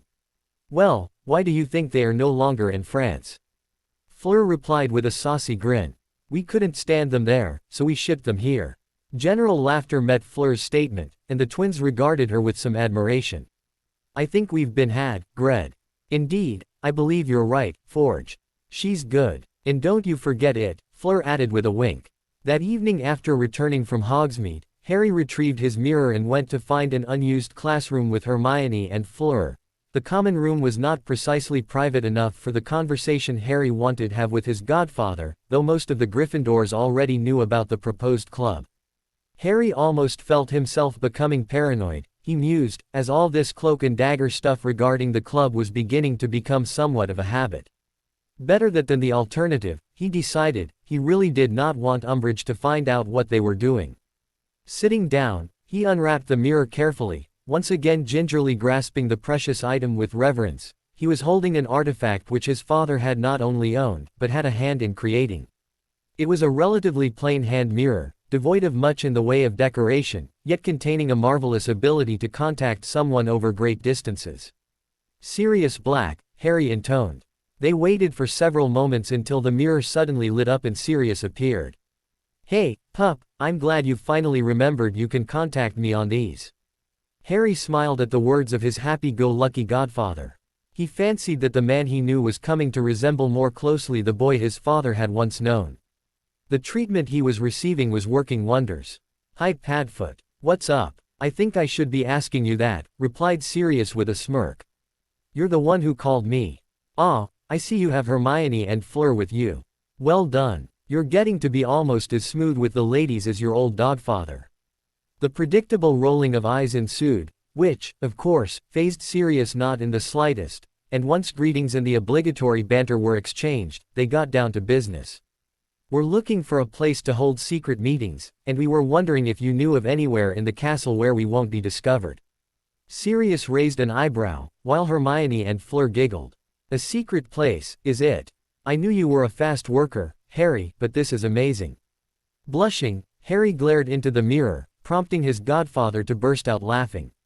Don't get mad at me, you walked into that one. The girls' continued snickers told Harry that he had no support from that end, so he chose the path of least resistance. He ignored their childishness. If you could all be serious for a moment, don't say it. He barked when an even larger smirk appeared on Sirius's face. We have a problem that we'd like your help with. If you're just going to joke about it, maybe we should call Moony. That's fine, pup, Sirius said with a snicker. You've got my full attention. You say you need a secure location to hold some meeting. What do you need it for? When the three explained what was happening in the school, Sirius sat back for a few moments, apparently in deep thought. Umbridge is making a nuisance of herself, is she? He asked, mused out loud. I can see where. You would be worried about your exams. Are you sure she'll last long?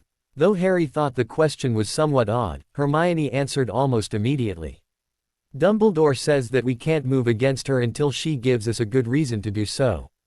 We just have to assume that she'll be here for the long haul.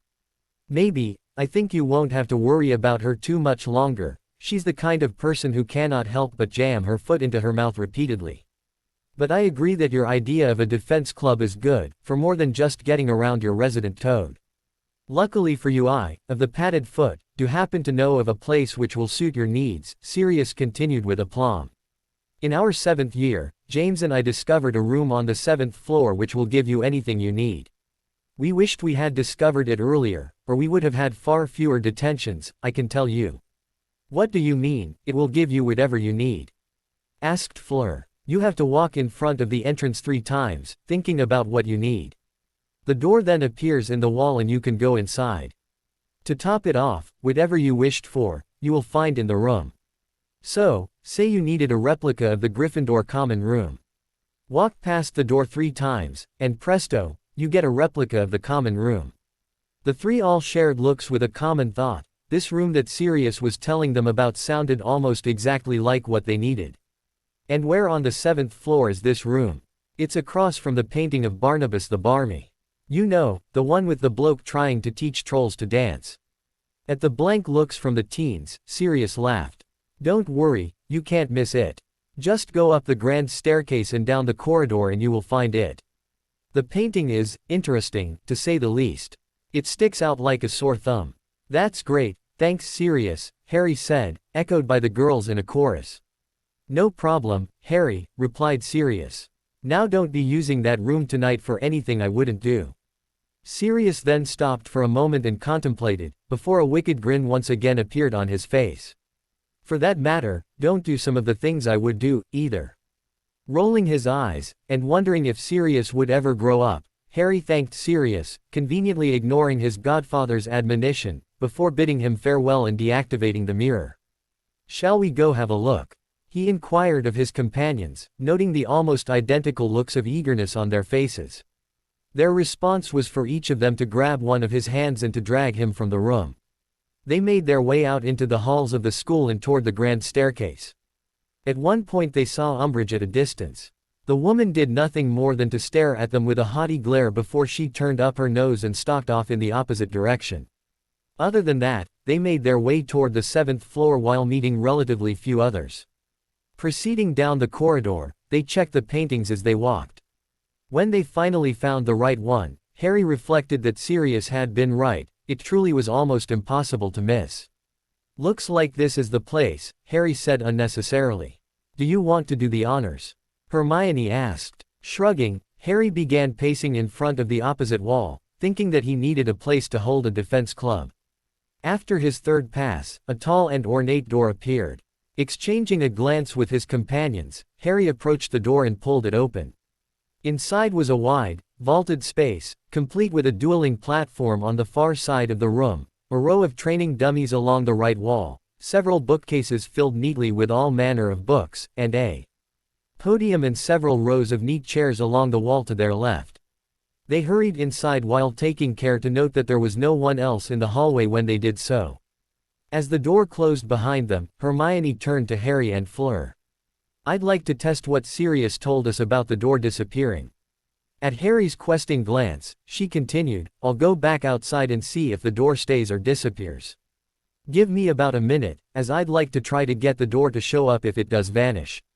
Then open the door again and let me in." Harry nodded his acceptance, and Hermione immediately stepped from the room. He waited for a few moments, before the door once again opened and Hermione stepped back into the room. "Sirius was right," she exclaimed, though her enthusiasm was blunted slightly. "When I left, the door disappeared, but when I tried to make it appear, it did and I was able to enter." "Well, what would happen if you tried to make a different room appear?" asked Fleur. With a contemplative look, Hermione once again stepped from the room. This time Fleur and Harry waited for over a minute before the door once again opened and Hermione entered. "I can't make another room appear," she informed them. "I tried to get the room to appear as a copy of the Three Broomsticks, but it wouldn't, so I imagined this room again and the door showed up."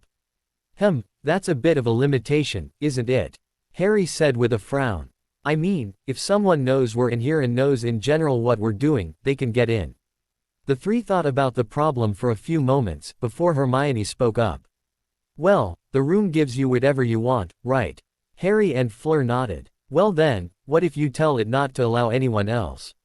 Or maybe you could tell it to not allow specific people, or people with specific intentions." Harry grinned and caught Hermione in a one-armed hug. She truly was brilliant. "I'll do the honors this time," he said. "You guys tell the room that you don't want me to find you. Give me about a minute, and then open the door for me again if I don't come in first." After they readily agreed, Harry stepped out into the corridor again, watching as the door once again vanished behind him. He gave it a few seconds, then began pacing in front of the door, asking for the room that Hermione and Fleur currently occupied. When that did not work, he tried to get the room to appear as a place to hold the defense club, but the door stubbornly refused to show itself. He continued to try, right up until the time the door opened. "It didn't work?" asked Hermione excitedly. "No, I couldn't get the door to open no matter what I did." The three looked at each other with wide grins. "Then whoever has the room controls it, and no one can get in unless that person allows it." "That's perfect," Harry said. "I wonder if you can change the room once you're already inside," mused Fleur. "Well, why don't we try?" asked Hermione. "Harry, you were the one who made the room appear, try getting a fireplace or something to appear as well." At her words, a fireplace appeared in one of the walls, crackling merrily with what appeared to be a fire already roaring in its grate. The teens approached and quickly verified that it was indeed a real fire, and that the wood appeared to have just started burning. A quick request from Harry and several large pieces of wood were neatly stacked in a pile next to the fireplace. They even tried to determine where the smoke from the fire went, but were unable to get close enough, due to the heat, to figure it out. Hermione postulated that the room transfigured the smoke, or simply vanished it. However it happened, the trio were quickly able to determine that the room was able to give them just about anything they needed, and that once someone was actually in the room, they could request something. In other words, the person who originally requested the room did not have to be the one to do so. "I'm guessing, though, we can't get food from the room?" Harry asked. "Assuming Gamp's law holds, that would seem to make sense," said Fleur.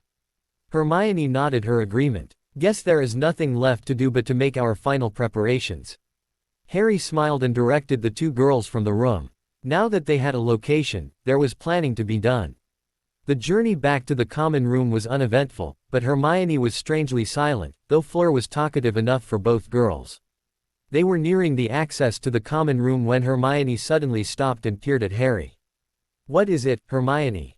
Harry asked. Harry," she stammered, flushing bright red.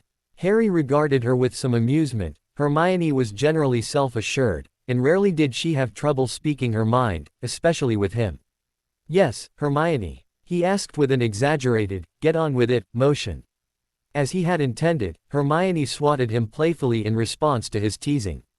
I was just wondering, she began, her smile fading away from her face, you don't think Fleur and I were pushy about this defense club, do you? Harry raised an eyebrow at her question. It's a little bit late to be worrying about that, isn't it? Hermione colored once again, and Harry, seeing she was serious, immediately sobered. Hermione, what brought this on now? It's just that you were so adamant. And then you suddenly gave in, Hermione trailed off, her voice and demeanor uncertain. Hermione's right, Fleur spoke up for the first time. We've talked about it and agreed that we did not handle the situation very well, especially when you told us repeatedly that you did not want to do it. Instead of pestering you about it, we should have sat down from the beginning and discussed it. We just don't want you to think we didn't care about your concerns or that we think we know better than you, Hermione added in a rush. Deciding it was better to honest, Harry gazed frankly at Hermione and responded, I was annoyed with you, Hermione. With you both, actually, he continued, looking at Fleur, who was watching him carefully. I'm sure that comes as no great shock to either of you. But you know me, he continued, once again focusing on his best friend. I can be just as stubborn as you are. If I really hadn't wanted to do this, I wouldn't have agreed to it, no matter what you said. Hermione looked relieved. Thanks, Harry. I just didn't want you to agree just to shut us up. Chuckling, Harry wrapped an arm around Hermione's shoulders. I know what I said, Hermione, but it was just a joke. I agreed to do it, because you were right, not because I didn't want to hear about it anymore. Then we should take it as a lesson, Fleur spoke up, reaching out to grasp Harry's free hand. We must make sure to talk everything out and come to an agreement, rather than allowing our disagreements to turn into arguments. Harry smiled and squeezed her hand, doing the same with Hermione. The issue now settled, they made their way back to the common room, and their friends. In the days leading up to the first Defense Club meeting, the trio took all of their friends to the room, showing them its amazing ability to give them anything they needed. Everyone agreed that the room was the perfect place to hold their meetings, and they went into action, making certain that everyone on the list was extended an invitation. It was Neville who figured out another rather important capability of the room which resolved another issue. The entrance to the room on the 7th floor was in the middle of a wide open, if generally unused, hallway. With the number of potential entrants into the Defense Club, there was a real chance of someone noticing students disappearing on the 7th floor and not reappearing for some time later, especially since some of those students, specifically Harry and those close to him, were under such close scrutiny, particularly from the resident toad. The best plan they had been able to devise was to have the students head up to the room in staggered groups, so as to minimize the image of a large gathering. Neville's idea resolved this problem rather neatly. Upon seeing the room and the amazing things it was able to provide, Neville suggested that perhaps it may also be able to provide an alternative access to the room. With some experimentation, they discovered that the room could be made to create a passageway to anywhere within the castle. Thus, they were able to make a passage appear in an unused, and more importantly, much less conspicuous, classroom, where the club members would first gather, then use the passageway to arrive in the room in time for the meeting. In fact, with Hermione's suggestion that it would be much better to spread the groups out and have them arrive from close to their own common rooms, they commanded the room to provide 3 separate entrances from rooms near to the 3 common rooms of the students involved, Gryffindor, Ravenclaw, and Hufflepuff, allowing each group to arrive without having to walk through the whole school to do so. The first club meeting was scheduled for Wednesday night, and each member of the trio was full of anticipation. Their planning had spanned some time, and they were glad to finally get underway. Harry was, it was true, feeling a little anxiety due to his continued concern about how he would fare when tasked to lead the club. However, all of the friends were excited as they saw the club as an opportunity to not only put the knowledge that Moody had taught them to the test, but they also considered it a chance to strike a blow against Voldemort and his minions. They would not be in any sort of a combat situation against them, but the club's very existence and purpose was almost akin to spitting in his eye. All their machinations finally came to fruition that Wednesday evening, and at promptly 7 in the evening Harry stood in the front of the group, considering those who had shown up for the meeting.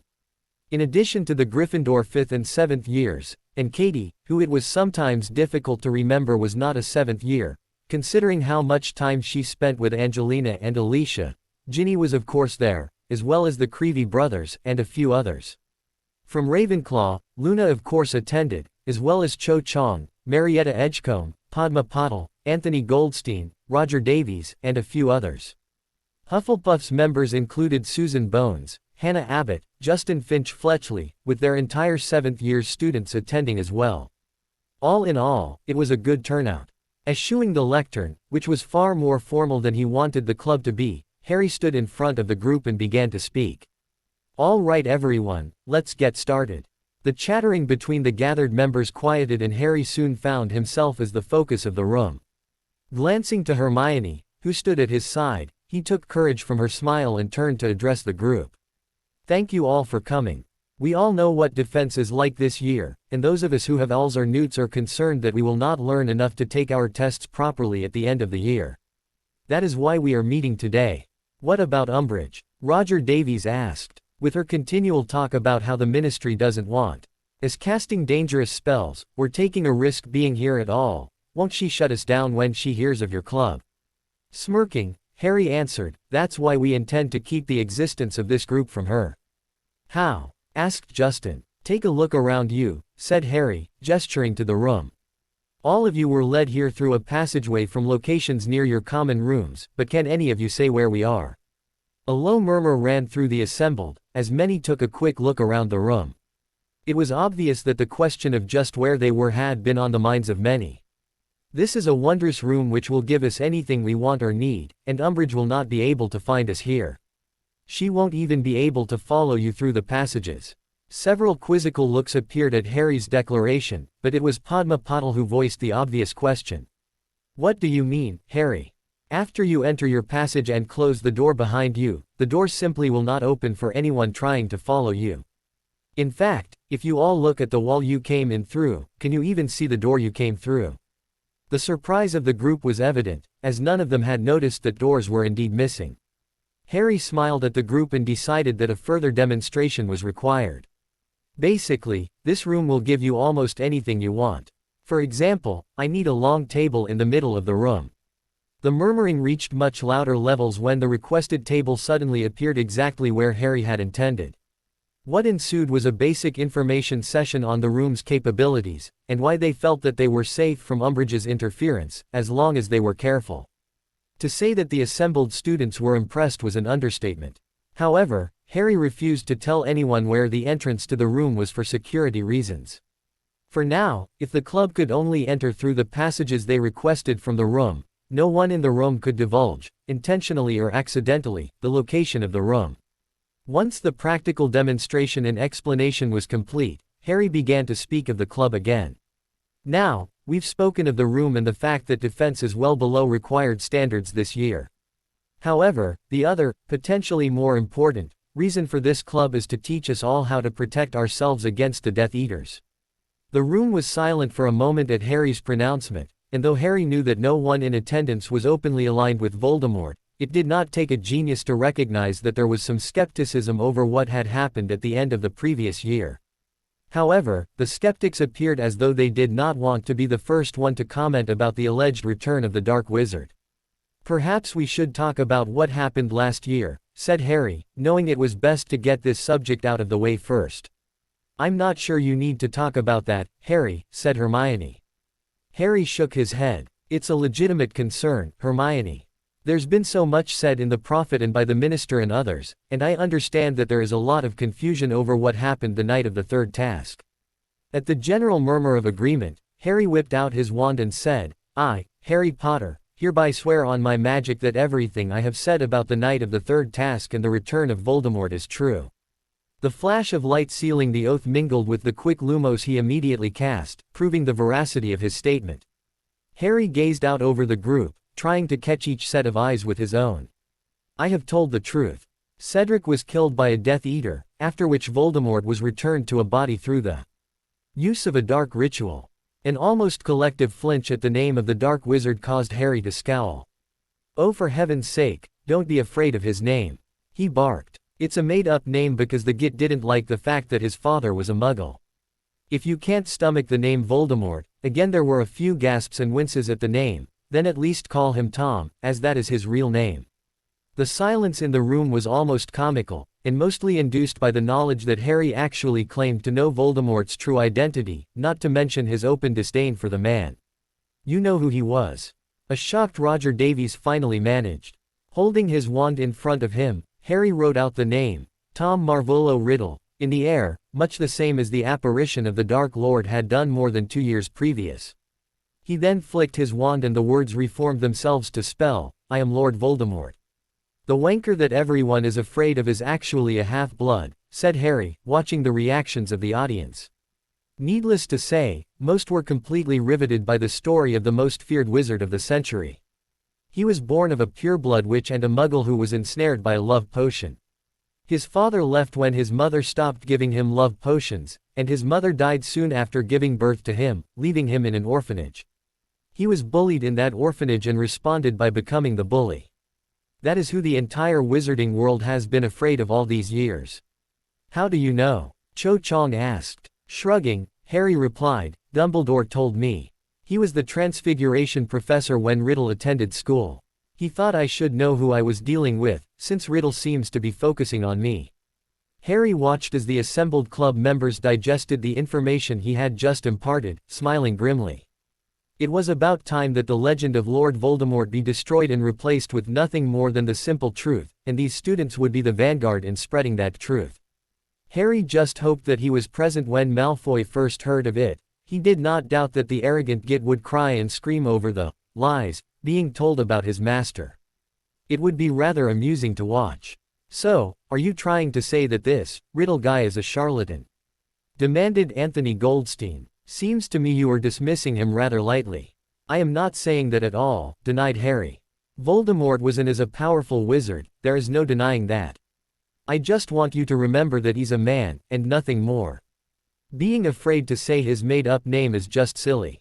"I agree with Harry," Neville spoke up in what Harry thought was a more confident voice than he had ever heard from the young man before. He watched Neville carefully and noted that he was almost visibly working up his courage. Not being able to say Voldemort, he spoke the word very credibly with only a hint of a tremor, only adds to his mystique. "We need to take that weapon away from him and make him more human, rather than the demon that most consider him to be." A soft rumble of agreement passed through the group, and this time Harry knew that he had scored a significant point. "Now, about the club," Harry continued when the talking began to die down. "We've told you that we're planning this to help us in our upcoming tests, as it's obvious that Umbridge's class is less than useless. The Ministry is purposely holding us back, because Fudge won't admit that Voldemort is back. If we don't do something about it, we run the risk of doing poorly on our defense owls and newts." A glare from one of the Ravenclaws caught his attention, and Harry gestured for her to speak. "You think the Ministry is intentionally keeping us from learning?" she demanded. "What rubbish are you speaking?"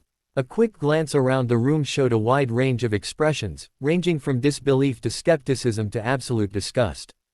But though Harry's thoughts mirrored the disgust he saw on the faces of most of the Gryffindors, he forced his feelings down and regarded the girl placidly. He was saved, however, from responding by the voice of his newly betrothed. "I'm sorry, I don't believe I know you." "Marietta Edgecombe," the girl said. "Marietta," replied Fleur, her voice hard, "you cannot possibly think Minister Fudge has our best interests at heart.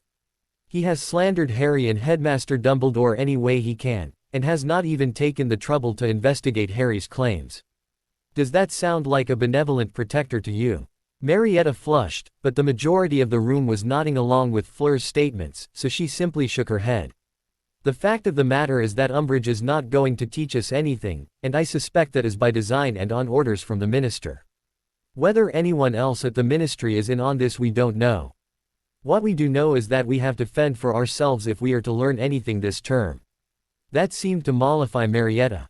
She acknowledged her agreement, albeit in somewhat of a grudging manner, and the meeting continued with Harry once again taking up the narrative. "Okay then, we all know what's happening and what we want to accomplish. Let's talk specifics of what we are planning." Harry then proceeded to relate what the group had done over the summer and the instruction they had received from Moody. He went on to say that they had several books which truly taught 6th-year defense, and that they would be pulling spells from those books, trying to pay specific attention to the spells they knew would be on their owl and newt exams. Right, he said at last, once the explanations were complete. Now, we all know we need to keep this from Umbridge. Hermione will explain how the membership in the club works.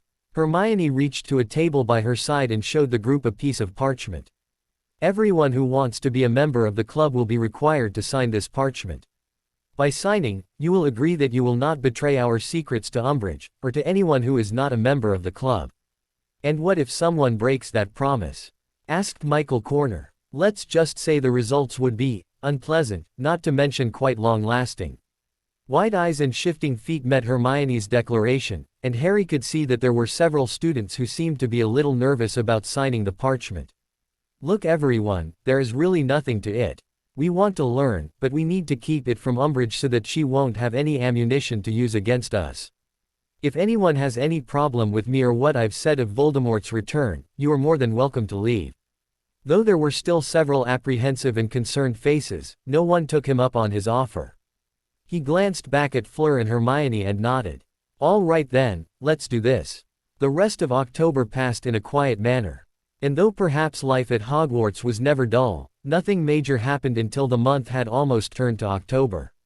Hermione continued to watch Harry, noting the changes in her friend and the new sense of determination and application to not only his studies, but also simply the way he gave his all to everything with which he was involved.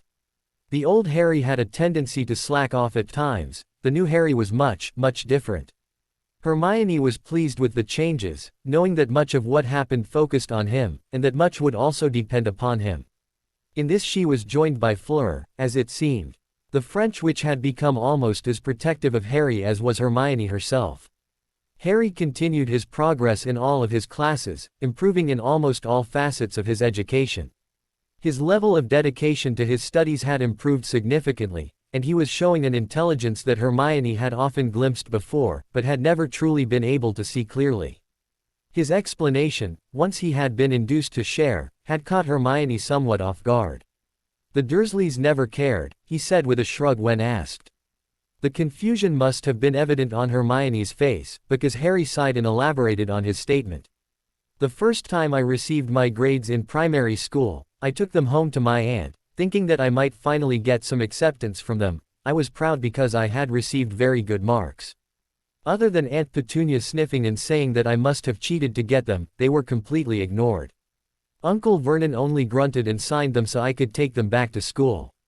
They never scheduled any interviews with the teachers, nor even responded when a meeting was requested. So you didn't try? Asked Hermione sympathetically. Though a part of her was horrified at the thought that anyone would not try in school, especially someone as obviously intelligent as Harry, another part of her understood that it was another byproduct of his unhappy upbringing. Didn't seem like there was any point, said Harry with a shrug. I always understood the material, but I didn't make any effort to do any more, much the same as I have been since I came to Hogwarts. There was no motivation to be anything other than mediocre, so I didn't bother. Oh Harry, said Hermione, flinging her arms around him. So the Delacours helped change that. Harry returned her embrace for a moment, before he drew back, appearing pensive. Well, partially maybe. I also realized that my attitude was silly and that I was only hurting myself by coasting through school. Especially with Voldemort after me. The conversation helped Hermione understand Harry better than she ever had in the past, and though she regretted his previous lack of effort, she was encouraged by how well he was doing now. His new studious manner was even helping some of his friends, particularly Neville and Ron, who had never been exactly scholarly themselves. There were even times when Ron, Mr.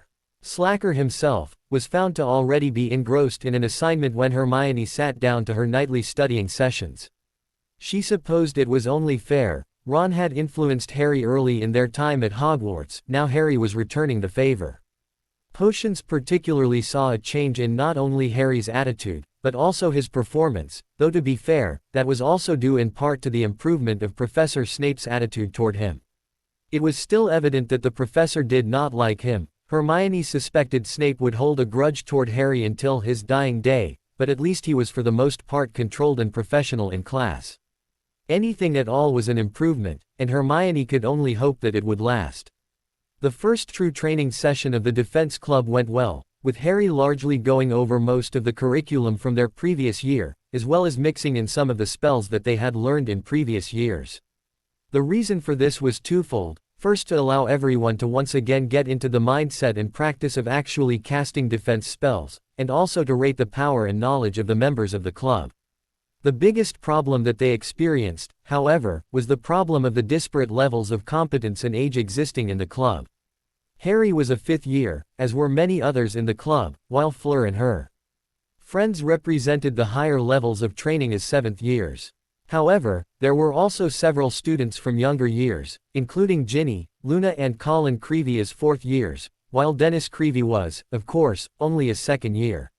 It was tricky trying to design a course which would not only benefit everyone, but also refrain from overwhelming those who were at a disadvantage due to their younger age. As a result, while they had planned to cover many spells which were taught in the higher years of defense class, they also had planned to cover many spells which were not taught at all in Hogwarts. Some of these were spells which Moody had taught them, while others were gleaned from books recommended either by Moody or Sirius. And of course they planned to teach some dueling theory, in addition to the more underhanded fighting styles which Moody had run them through that summer. Malfoy continued to be a bother, as was his wont, but whereas he had largely focused on Harry in the past, Harry's friends had always been caught in his taunting largely by association. Ever since the Howler incident he seemed to focus more of his vitriol on Hermione, whether Harry was present or not. Of course Hermione just ignored him, knowing the petty boy's opinions were absolutely worthless. In fact, she even smugly alluded to the number of times she or Harry had chased him away in shame, including, with no small amount of glee, the time she had punched him in 3rd year. He was not to be deterred, however, and though Harry continued to hold in his temper, Hermione could tell that Malfoy's taunts, or more specifically those directed at either Fleur or Hermione, were wearing on him. Another situation which appeared to be grating on his nerves was the continual baiting to which he was subjected in defense class. Umbridge was almost never overt; she appeared to have acquired a modicum of subtlety, or perhaps deviousness, but her snide comments and veiled innuendos were obvious to anyone who cared to hear, though she was careful to keep her comments to the times when she could not be observed by any of the other professors. Generally this meant that she confined her taunts to the classroom, or the corridors when she was certain they were alone. Regardless of Umbridge's behavior, however, they had avoided approaching Dumbledore about the matter. Not only did they know that he was aware of the situation, but they had already exchanged thoughts and plans for how to deal with her. Dumbledore was actively seeking a way to remove her from her position, but they were well aware that he felt they needed something concrete and unassailable, or they invited Fudge's further interference in the school. Through it all, Hermione was proud of Harry. He suffered all of her barbs in silence, ignoring her as much as possible and answering with bland comments when he could do nothing else. The woman started out by attacking his character, his insistence that Voldemort had returned, and when that failed to provoke a response, she moved on to comments about his betrothed and his closest friend. However, in the last week of October she began to move toward more insidious comments about his parents and his godfather particularly, all delivered in her sickeningly sweet and falsely angelic voice. Harry continued to remain stoic in the face of her words, though Hermione, as one who possessed 5 years of intimate knowledge of his character and personality, could tell that the edge of his temper was fraying. The walk to defense class 2 times a week had almost become a ritual of Harry psyching himself up for the inevitable barrage of the Toad Woman's snide commentary. When Harry's temper finally snapped, Hermione understood that it had only been a matter of time. Unfortunately, Harry had improved his command of his temper significantly, but even the most even-tempered person could take only so much abuse. The final snapping of his patience had been spectacular, and would have been immensely satisfying, if it had not been so serious. It happened as defense class was nearing an end. Umbridge was expounding, somewhat ineffectually, as was her wont, on the merits and limitations of various shielding spells. Privately, having heard Auror Moody speak on the same subject, Hermione knew that Umbridge was mistaken in a few of the things she explained, but she decided it was not worth mentioning. She would, however, talk with Harry and make certain to address the subject in the next meeting of the Defense Club. "Very well, class, I believe you are now very well educated in the subject of shield charms. Umbridge concluded, speaking in the self-congratulatory manner which indicated that she at least felt she was an effective teacher. What about the unforgivable curses? Blank looks met her seeming non sequitur. She huffed slightly, before explaining herself. Can a shield charm block an unforgivable? Silence met her question. As was common, no one really wanted to speak up in her class, not only not wishing to draw attention to themselves, but also because her class was so boring, minds tended to wander frequently. At length, Dean Thomas raised his hand. It is well known that no shield is capable of stopping an unforgivable, he said, once she had indicated her permission to speak. Very good, Mr. Thomas, she praised. That is correct, no one has ever been able to develop a shield which will stop an unforgivable curse. So what do you do if someone casts one of those curses at you? Remembering how much more effective Mad Eye had been, Hermione put her hand into the air, speaking when Umbridge called on her. The best defense against an unforgivable is to not be there when it arrives, she said, mimicking Harry's answer from the summer. Are you suggesting that you dodge? Yes, Hermione affirmed. It is possible to levitate something in the path of the curse, and battle transfiguration is always a possibility, but that takes a lot of skill and the timing can be very tricky. To her side, Harry put up his hand, though the slightly mischievous expression on his face caused alarm bells to go off in Hermione's head. When Umbridge motioned for Harry to speak, he did so in such a guileless and innocent tone, that Hermione, who knew him very well after all, almost broke out into a fit of giggles. But Professor Umbridge, didn't you tell us in our first class that we are safe? How can we be safe if people are casting unforgivables at us? Though Umbridge was obviously vexed by his question, she could not find a way to attack him or refute his words which, though perhaps contained a slight air of insolence, were nothing but the absolute truth. I believe we are speaking hypothetically, Mr. Potter, was her prim reply. Well, in that case, speaking hypothetically, Harry emphasized the word. Given your other comments during our first class, I suspect that if someone casts an unforgivable at us, then we should wait for the Aurors to show up and take care of the matter. Is that not correct? Umbridge's eyes were afire, such that they would be burning holes in Harry had she the power to do so. A quick glance at Harry told Hermione that he had not lost the poker face he had almost perfected for the class. Again, Hermione, who knew him better than anyone, could instantly tell that he was enjoying baiting the professor for once as payback for the many times where she had baited him. Of course, that was where it all fell apart. If I recall correctly, Mr. Potter, you have a considerable amount of experience with the unforgivable curses. If you count getting hit by them experience, then I suppose that I am an expert, said Harry in a dry tone of voice. Yes, the boy who lived in all of that. Indeed, Harry agreed. I do have a complete set of them, but I really don't like to talk about it very much. Really, Mr. Potter. Now the woman was feigning ignorance. I know about your defense professor from last year and his demonstration of the Imperious Curse, but I was unaware that you have ever been the recipient of the Cruciatus. Harry stared nonchalantly back at the woman. As I have stated, my experiences with the unforgivables are well documented, Professor. I would prefer not to discuss them any further. Of course, she soothed in her breathy voice. But tell me, Mr. Potter, do you have as much experience casting the unforgivable curses, as you have being hit by them? At once Harry's face became stony. I am not certain what you are suggesting, Professor. You are the only one who survived your little adventure last year, are you not? You claim you were whisked away along with that other boy. Cedric Diggory, Harry said in a tone which was very tight, and his voice was now less than friendly. Yes, of course, Umbridge exclaimed, as though his words had jogged her memory. The Diggory boy. Such a shame. My colleague Amos was devastated when his son was returned to him at the end of the tournament as a corpse. So sad. Cedric Diggory was a loyal and true companion, Professor, said Harry between clenched teeth. I suggest you speak of him with a little more respect. Oh, I have all the respect in the world for the Diggorys, Mr. Potter, I assure you. It is strange though, don't you think? The two of you supposedly leave Hogwarts grounds, but only one of you return alive. By now, Harry was only holding on to his temper by the barest of margins, and even Hermione's hand on his shoulder was only calming him so much. Hermione tried desperately to think of some way to change the conversation, to interrupt the confrontation which was speeding forward inexorably like a freight train, but the words were being spoken at a furious pace, and the rest of the room appeared almost spellbound by the exchange. Helplessly, Hermione watched as Harry once again gritted his teeth and responded to the professor. Yes, it is unfortunate that Cedric was murdered by a betrayer long thought to be dead, that much is not in question. Just what are you trying to insinuate, Professor? Oh, nothing, I assure you, said Umbridge. She appeared to be discussing no more than the latest fashions or the weather, given her continued simpering voice and angelic smile. I merely feel that it is quite convenient that the only witness to young Cedric's death is a known liar. Tell me, was the prior incantato ever cast upon your wand that night? Are you suggesting? Of course not, Mr. Potter, Umbridge interrupted. I was merely curious as to what you did to defend yourself during your tribulations. It must be difficult indeed to know that you are cursed in such a manner.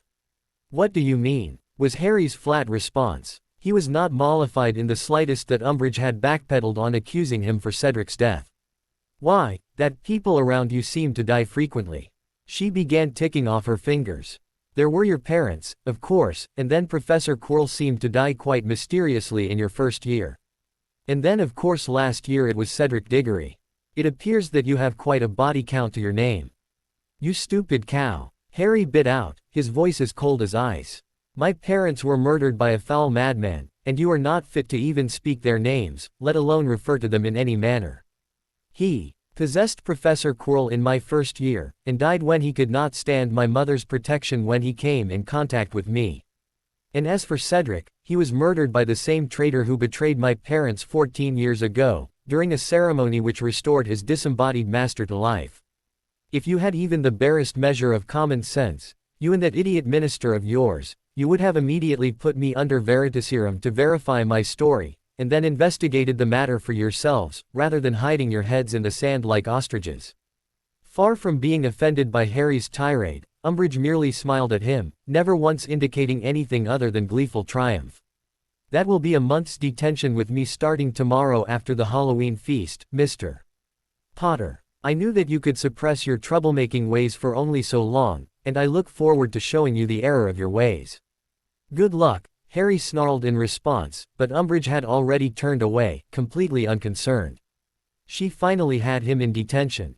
It was a slightly chagrined and subdued Harry who trudged through the hallways of Hogwarts with Hermione and Fleur at his side, on his way to the headmaster's office. The fact that he had had a blow-up with Umbridge that afternoon and that she had subsequently assigned him a month of detentions had already made its way through the school like wildfire. Malfoy was even more insufferable than ever, but Harry, for once, found that he could cheerfully ignore the taunts. The git did not have anything to say which was worth hearing. His friends had been highly supportive, knowing what he had had to put up with in defense class this year. Hermione and Fleur especially had been nothing but loyal and caring, but to a certain extent Harry could not help but feel that he had let them down. The gargoyle appeared to have been expecting them, as it moved aside as soon as they approached.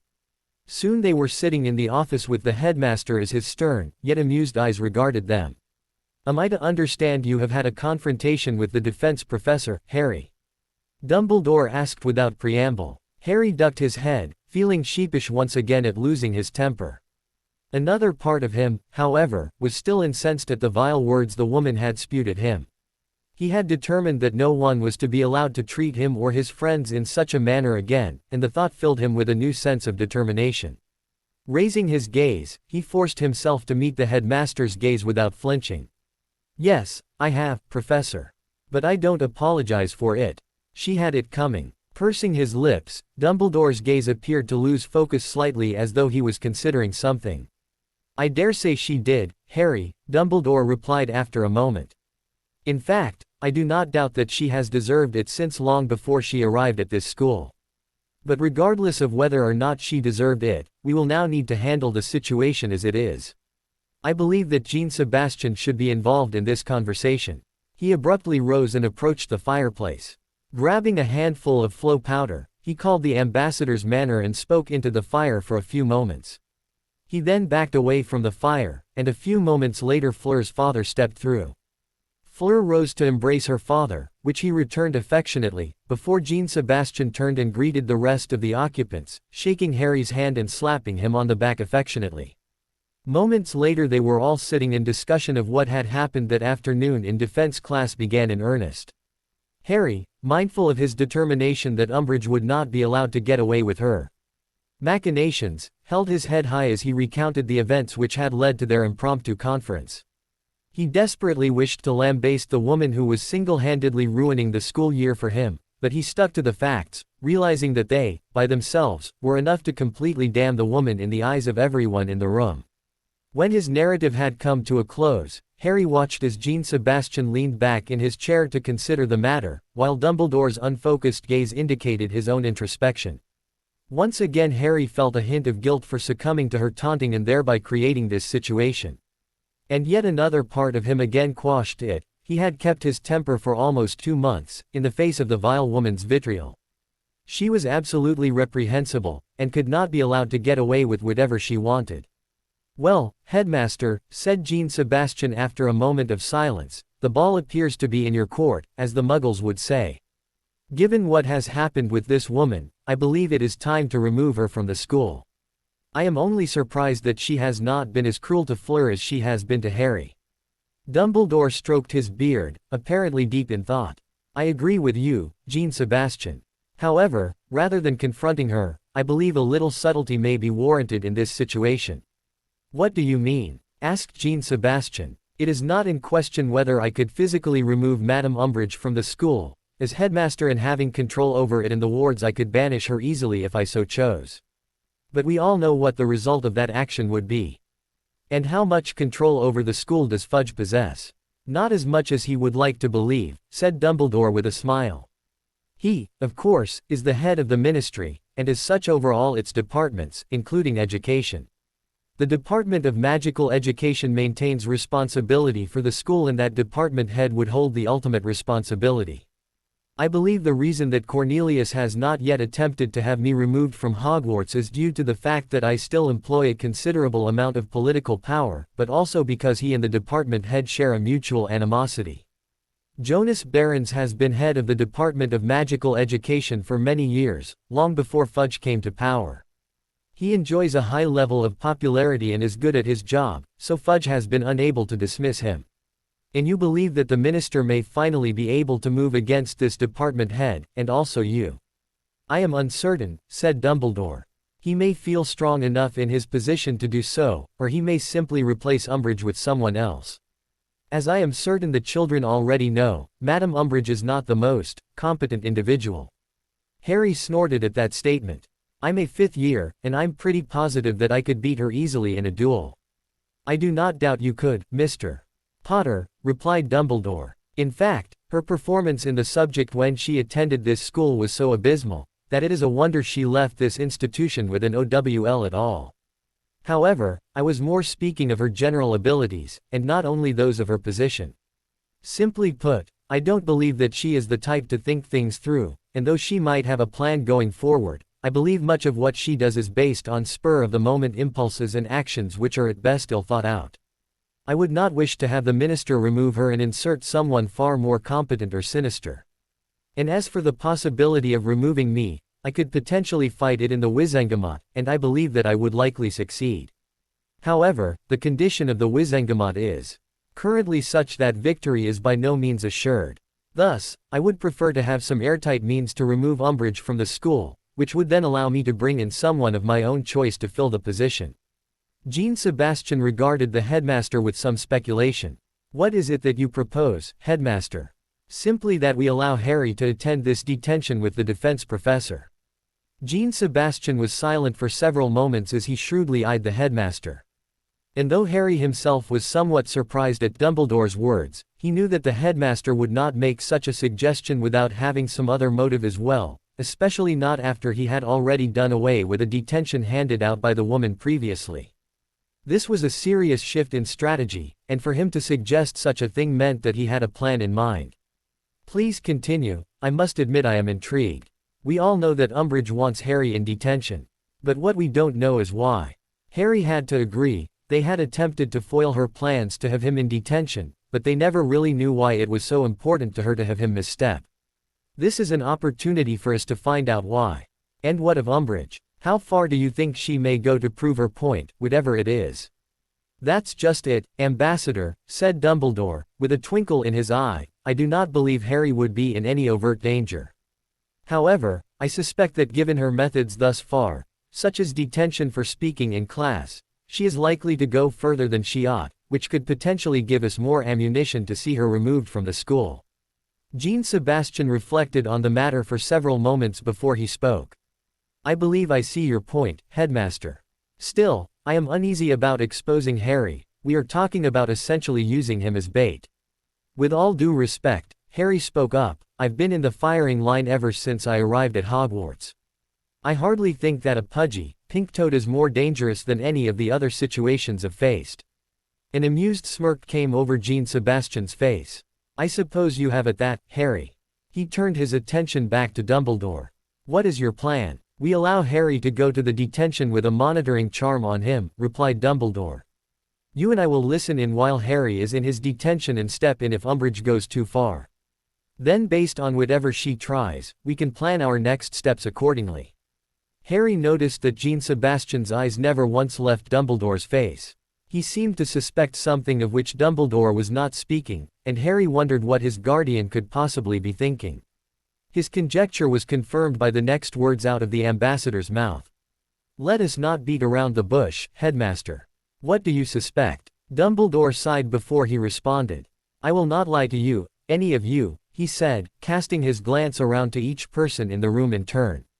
I firmly believe, given her behavior and the minister's displeasure with how the trial proceeded, that Madame Umbridge will make every attempt to cow you, Harry. Whether she believes that you are also the key to ruining my reputation I am not certain. However, I do not believe that she will merely have you write lines tonight, or anything so benign. I am certain she has something more in mind. She may also feel that provoking you to a reaction, which you have finally given her today, is a necessary step in whatever plans she has for this school. Now that she has managed to place you in detention, I believe that we shall see her next move very quickly. Finally, I suspect that she anticipates my interference in your detention, and likely has some plan in mind to counter me if I intervene. If I do nothing, she will likely assume that you either did not approach me to appeal, or more likely, she will believe that we feel there is nothing which can be done about this detention. In either case, she will be overconfident, leading her to be less careful than she should. We can use this against her. And if she doesn't do anything to incriminate herself. Dumbledore shrugged. Then at that point we consider the situation again and continue our attempts to remove her through other means. At the very least, if enough students come forward and complain about her class, that, together with her lack of the appropriate credentials which should be necessary to teach the class, may be enough to remove her. I believe this is your decision, Harry, said Jean Sebastian at length. You are the one who will be with the woman, so your opinion is the most important. Harry felt a rush of gratitude. Very rarely in his life had anyone ever asked his opinion. It made the changes of the previous summer seem all the more real, to be treated more like an adult than an ignorant child. In truth, however, there was little decision to be made. Harry did not fear the woman. After all, to him she was much more of an irritant and a drag on his ability to learn what he needed than someone to be feared. And if this was their opportunity to rid the school of her, then he was all for it. I think we should do it, he said out loud, noting the shared looks of slight trepidation, mixed with pride at his courage, from the two young ladies. Dumbledore nodded. Very well. I believe that we should place the monitoring charm on you ahead of time so we avoid her suspicion. Perhaps we shouldn't meet in your office then, Headmaster, said Hermione. An excellent suggestion, Miss Granger. We shall arrange to meet a few hours in advance of the evening meal, which should help throw any spies she has watching you off the trail. I shall set up the charm, and tie it to a dictaquill to obtain a record of every word you exchange with her.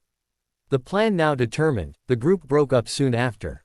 Jean Sebastian said his farewells in Dumbledore's office, not wishing to be seen at Hogwarts. The less information Umbridge possessed about their plans, the better. If she thought he had been contacted about the situation, she may be a trifle more circumspect the following day. And though Harry knew that he was the one she was targeting, he wanted the woman gone, and was willing to endure much to see it happen.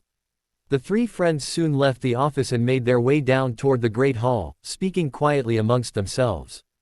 Hermione and Fleur had both expressed their intention of being near the defense office the following evening to be available should they be needed, but also to show their support for him. Harry suspected their protectiveness was for nothing. He doubted the Toad Woman would try anything overt, but their care and concern was warmly accepted and appreciated by the young man. They were soon to find out that Dumbledore had been completely correct about his assumption that Umbridge would soon make her next move. Upon reaching the entrance to the Great Hall, they found a number of students milling around the doors, looking at the educational decrees, which had grown in number since they had first been enacted. Among the students stood both Ron and Neville, both of whom motioned the trio to join them as soon as they noticed their approach. "What's going on, Ron?" Harry asked as he walked up with Hermione and Fleur by his side. Ron said nothing, instead pointing at a new case hanging prominently to the right of the entrance. Inside the case was a new educational decree which read as follows. Educational Decree No. 23. Dolores Jane. Umbridge has been appointed to the post of Hogwarts High Inquisitor. The friends exchanged glances after reading the decree, but Harry shook his head at the group, motioning them to the Great Hall's entrance and the relative security the noise would provide.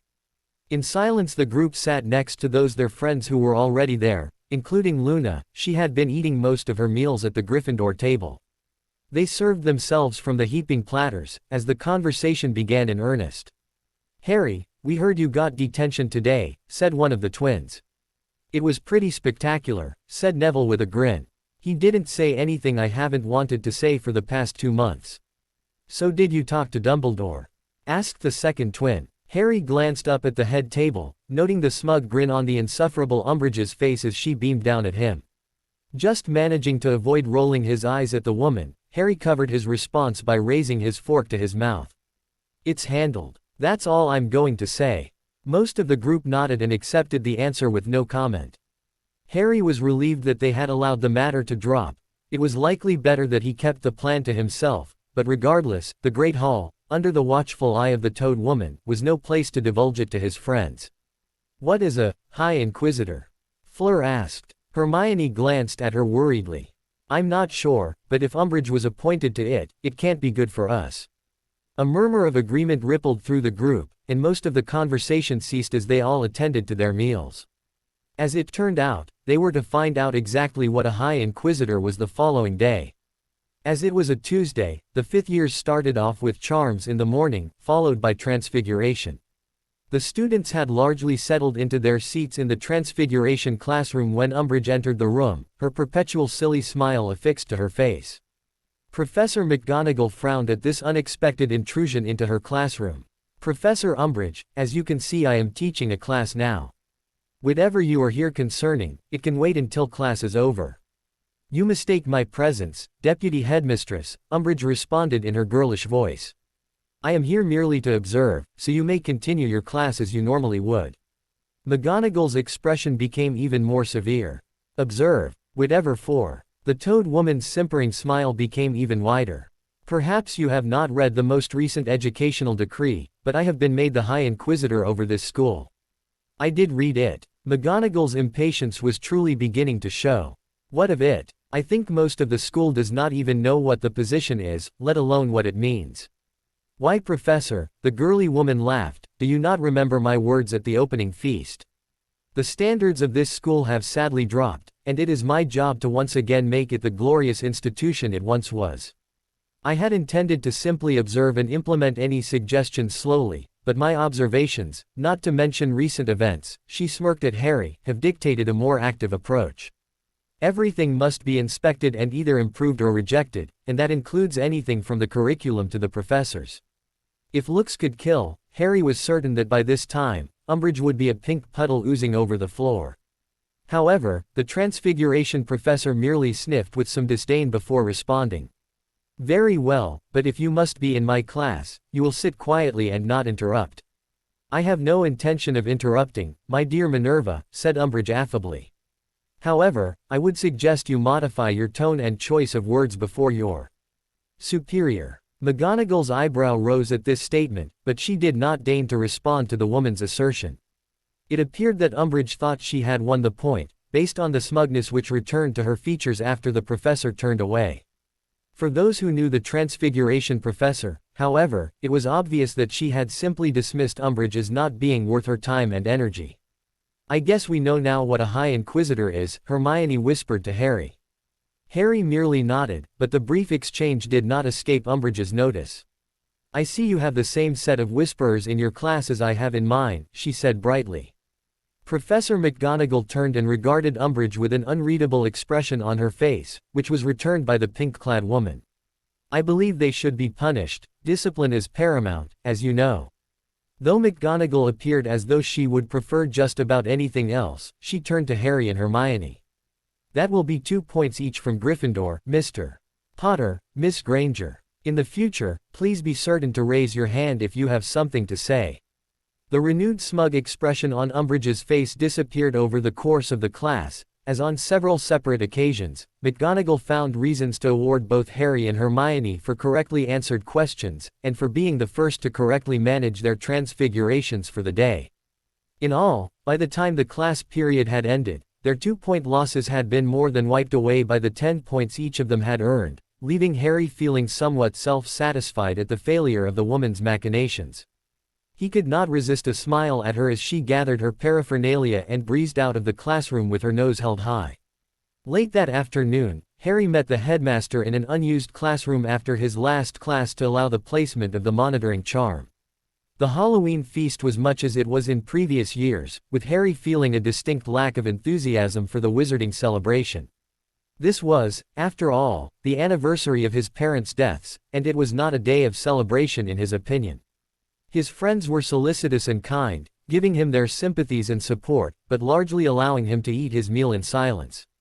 Unfortunately, it seemed to be a yearly tradition since returning to the wizarding world. Something always happened on Halloween. Umbridge's bright, cheery voice bid him enter as soon as he had arrived after the feast, and he stepped into the classroom, noting the gleeful expression of self-righteous smugness which adorned the defense professor's face. He longed to knock it from her in a rather permanent manner. Schooling himself to patience, he did nothing more than approach her desk and wait for her to speak. She did not speak for several moments, seemingly content to watch him, perhaps hoping he would squirm at the scrutiny. Harry, however, was not in the mood to indulge her. He merely stood patiently and waited for her to break the silence. "Do you know why you are here, Mr. Potter?" she asked at length. "Because you are an ignorant cow," he though viciously. "Presumably because I spoke out in class," he said out loud. "That is only a small measure of your transgressions, Mr. Potter. Yes, you spoke out in class when you should have held your tongue, but though you have controlled yourself to a certain extent since I have arrived in this school, I have witnessed several times where you almost burst out in a most improper manner. Due to your constant baiting." Regardless of his thoughts, Harry kept his countenance, knowing that losing his temper here would not help his case at all. The important thing was that the woman was a known quantity and her behavior had been atrocious. He would do everything in his power to ensure her timely and irrevocable departure from the castle. She continued after a moment, her expression clearly showing the fact that she had expected Harry to respond and was disappointed when he did not. "Beyond your more obvious faults, there is the matter of your insistence in stating that he who must not be named has returned. The ministry cannot countenance your continued attempts to sow discord and fear in stating such an impossibility. You know who has been gone these past 14 years, and shall not return. What do you say to that?" "I've already said everything I am going to say," responded Harry. "You can refuse to believe me, and you can deny me the use of the magical tools available to verify the truth. But that doesn't change anything. Your arrogance apparently knows no bounds, Mr. Potter." Harry smiled thinly at her. "A certain potions master of my acquaintance is constantly making that claim. I don't care about your opinion any more than I care about his. Perhaps Professor Snape sees more clearly than most. Or perhaps he's just a greasy git who holds a grudge against my father," retorted Harry. Umbridge peered at him through narrowed eyes. "You seem to think that the world owes you something, Mr. Potter, and that you are somehow above the rules set down for us all. My aim is to show you that you are not as great and untouchable as you like to think. For the good of our people, your constant lies must be stopped." "You cannot punish me for stating my beliefs," said Harry. "I can punish you for anything I want," snapped Umbridge. "I am the senior undersecretary to the Minister for Magic himself. I am also the High Inquisitor for this school. Your precious headmaster cannot stop me, nor can anyone else, as I have the full backing of the ministry in this matter. Harry did not deign to point out that not everyone at the ministry was as blind and stupid as she and Fudge had proven themselves to be. He felt that by this time he had antagonized her enough that if she was not already planning something which was beyond what she could get away with, perhaps he had provoked her into it. As such, he merely sneered in her direction. Well then, what punishment would have for me? A feral smile lit up her face. You shall write lines, Mr. Potter. Lines? Asked Harry with a raised brow. Is that all? Oh, I don't think you will act so glibly when I am finished with you. You shall write, I must not tell lies for the rest of the evening while you are with me. Perhaps repeating it several hundred times will imprint it into your memory, as well as, other place. Throwing her a look reserved for the petty, or the stupid, Harry sat down at a nearby desk and began rummaging through his pack for the required tools. Close your bag, Mr. Potter, you will not need anything there. Do you intend me to write lines with my finger? Snarked Harry. That will be another 2 weeks detention added to your punishment, Mr. Potter. Any further outbursts will result in even more punishment being levied out. At this rate, you may be in detention with me every night until Easter. As if, Harry grumbled under his breath. Umbridge, however, took no notice. You will use one of my special quills for this detention. Should I retrieve some ink from my pack, Professor? A gleam entered her eye and her smile became even more unpleasant. Oh, I think you will find that you do not need any ink. Just begin to write with that quill, there will be no more delays. Her gleeful expression told Harry that there was something he did not understand, or perhaps did not know, which was at play here. The woman had just announced that he was to use a quill. Without ink, after all, and had he not known of her sadistic streak, he would have thought that she was barmy at the very least. There was something else going on here, but whatever it was he had no time to ponder it. Remember, I must not tell lies will be your phrase for this evening. How about, I must not tell the truth? Asked Harry. That's what this situation is, you know. 2 more weeks detention. Umbridge squealed. I will break you of this pathological need to lie, Potter, if it's the last thing I do. Again, Harry forced himself not to point out that attempting to break a child was hardly proper behavior for any adult, especially one in a position of authority at a school. He doubted Umbridge knew anything of modern child protection laws or practices, nor would she care if she did know. Shaking his head, Harry grasped the quill in his hand and began to write, noting with some surprise the words which appeared on the page in bright red ink. It was so unexpected that the sharp pain in his hand took him completely by surprise, and by the time he registered it, the pain had receded. He glanced at the back of his hand and rubbed it, wondering where it had come from. Seeing no mark there, he glanced up at Umbridge, noting the wide smirk of triumph etched upon her features. Scowling, Harry turned his attention back to the paper, knowing that something was up. He took greater care in writing this time, watching the back of his hand for the source of the pain. Upon finishing the sentence, a perfect replica of his spidery script appeared on the back of his hand, accompanied by the sharp pain from earlier. It glowed red for a brief moment before once again fading, leaving his hand unblemished. What the hell is this? Harry demanded, rising to his feet with the belligerence born of hate for this stupid woman and the unknown manner in which she was causing him pain. I told you, it is one of my special quills, Umbridge cooed. Now, you may sit down and continue to write your lines. I will not, Harry exclaimed. I don't know what this is or what you are trying to pull here, but this isn't detention, it's torture. I won't allow you to get away with it. You have no choice, little boy, cried Umbridge. Another month's detention and a 50-point deduction from Gryffindor. Now sit back down and continue to write before I have you in detention for the rest of your time in Hogwarts. Scowling, Harry took his seat and picked up the offensive quill. He wrote the line a few more times, ignoring the pain in his hand as he did so. Each time he wrote, the lines appeared once again on the back of his hand, and by the time he had written the line a dozen more times, a faint pink outline had begun to form on the back of his hand. Gritting his teeth he continued to write, but he did not do so in silence. Why are you doing this? Surely the return of a Dark Lord is not a petty matter which can be swept under the rug. You are truly amazing, Mr. Potter. You have written those lines at least 20 times now, and still you continue to spout these foolish untruths. You know who is dead and shall not be returning. You must learn this if you are to make anything of your life. Your moment of fame is past, Mr. Potter, be happy with what you have had. Harry shook his head. Your blindness astounds me, as your pathetic obtuseness astounds me, Mr. Potter, said Umbridge with a sneer. Harry looked up at her, and he could see the light of fanaticism which lit up her eyes. You are nothing but a jumped-up half-blood with delusions of importance. There is the bigotry I expect to see from an ignorant cow like you, Harry snapped. And while you consider me to be a self-important attention-seeker, I know that you are a mediocre. With delusions of adequacy. Umbridge's nostrils flared and she appeared on the edge of a retort, when the door to the classroom opened and a voice rang out. Harry, you will stop writing immediately. Jean Sebastian and Dumbledore had arrived. Apolline, I am leaving now, Jean Sebastian announced to his wife as he leaned down to key her cheek. Though perhaps it would have been expected for his wife to return his gesture of affection with one of her own, Apolline's expression never altered from the severe displeasure which had graced it since the day before. Jean Sebastian, you remember to tell that headmaster that I will not tolerate that cow to abuse any of our children any longer. Suppressing an amused chuckle, Jean Sebastian leaned down and at her again. Do not worry, my love.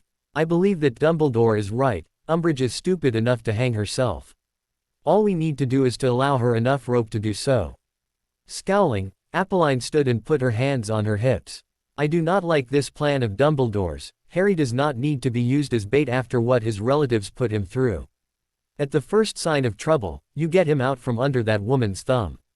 Yes dear, Jean Sebastian dutifully repeated, before he bent down and at his youngest daughter who, though she did not perhaps understand exactly what was occurring, was at least aware that her idol was being threatened. Her expression of displeasure was almost the mirror image of her mother's, and Jean Sebastian was forced to once again stifle a laugh at the sight.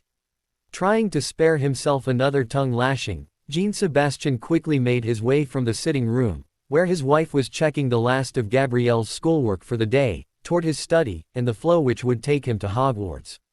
To say that Apolline had been displeased the previous evening when he had returned to the manor with the story of what had happened with Harry was an understatement. And perhaps Umbridge and Fudge did not realize it, but in Apolline they had made an enemy of a witch who was as implacable in her resentments as she was strong-willed.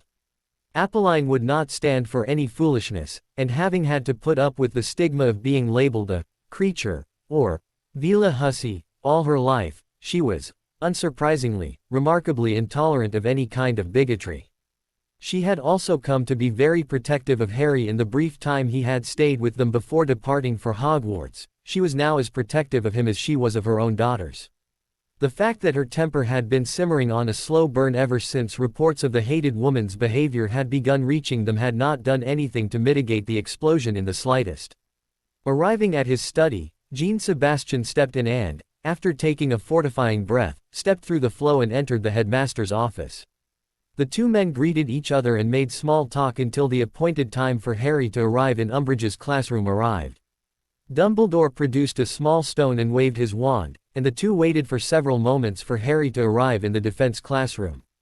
All at once they heard a knocking through the stone, to which Umbridge called permission to enter. The conversation began between the two and Jean Sebastian settled in to listen. The game was on. The pride Jean Sebastian felt at Harry's response to Umbridge's words, and the way he fearlessly provoked her, was the pride of a father for a son. Harry was truly an exceptional young man and Jean Sebastian was happy to assume the role of surrogate father in his life. Lines. Jean Sebastian was puzzled at the woman's statement. Lines were truly an innocuous sort of punishment which was not overly threatening. In the slightest. Wait, Jean Sebastian, be patient, Dumbledore cautioned as the confrontation continued. Jean Sebastian glanced sidelong at the headmaster, wondering if he knew something he was not sharing, but Dumbledore paid him no mind, focused as he was on the conversation coming through from the defense classroom. When Harry made his comment about writing lines with his finger, Jean Sebastian began to get a rather uneasy sensation in the pit of his stomach. Surely she cannot mean to, he trailed off, listening in growing anger as he heard Harry yell at Umbridge. At that point it all became clear. Un plume de sang, he snarled, glaring at Dumbledore. A blood quill. Has she gone far enough for you now, headmaster?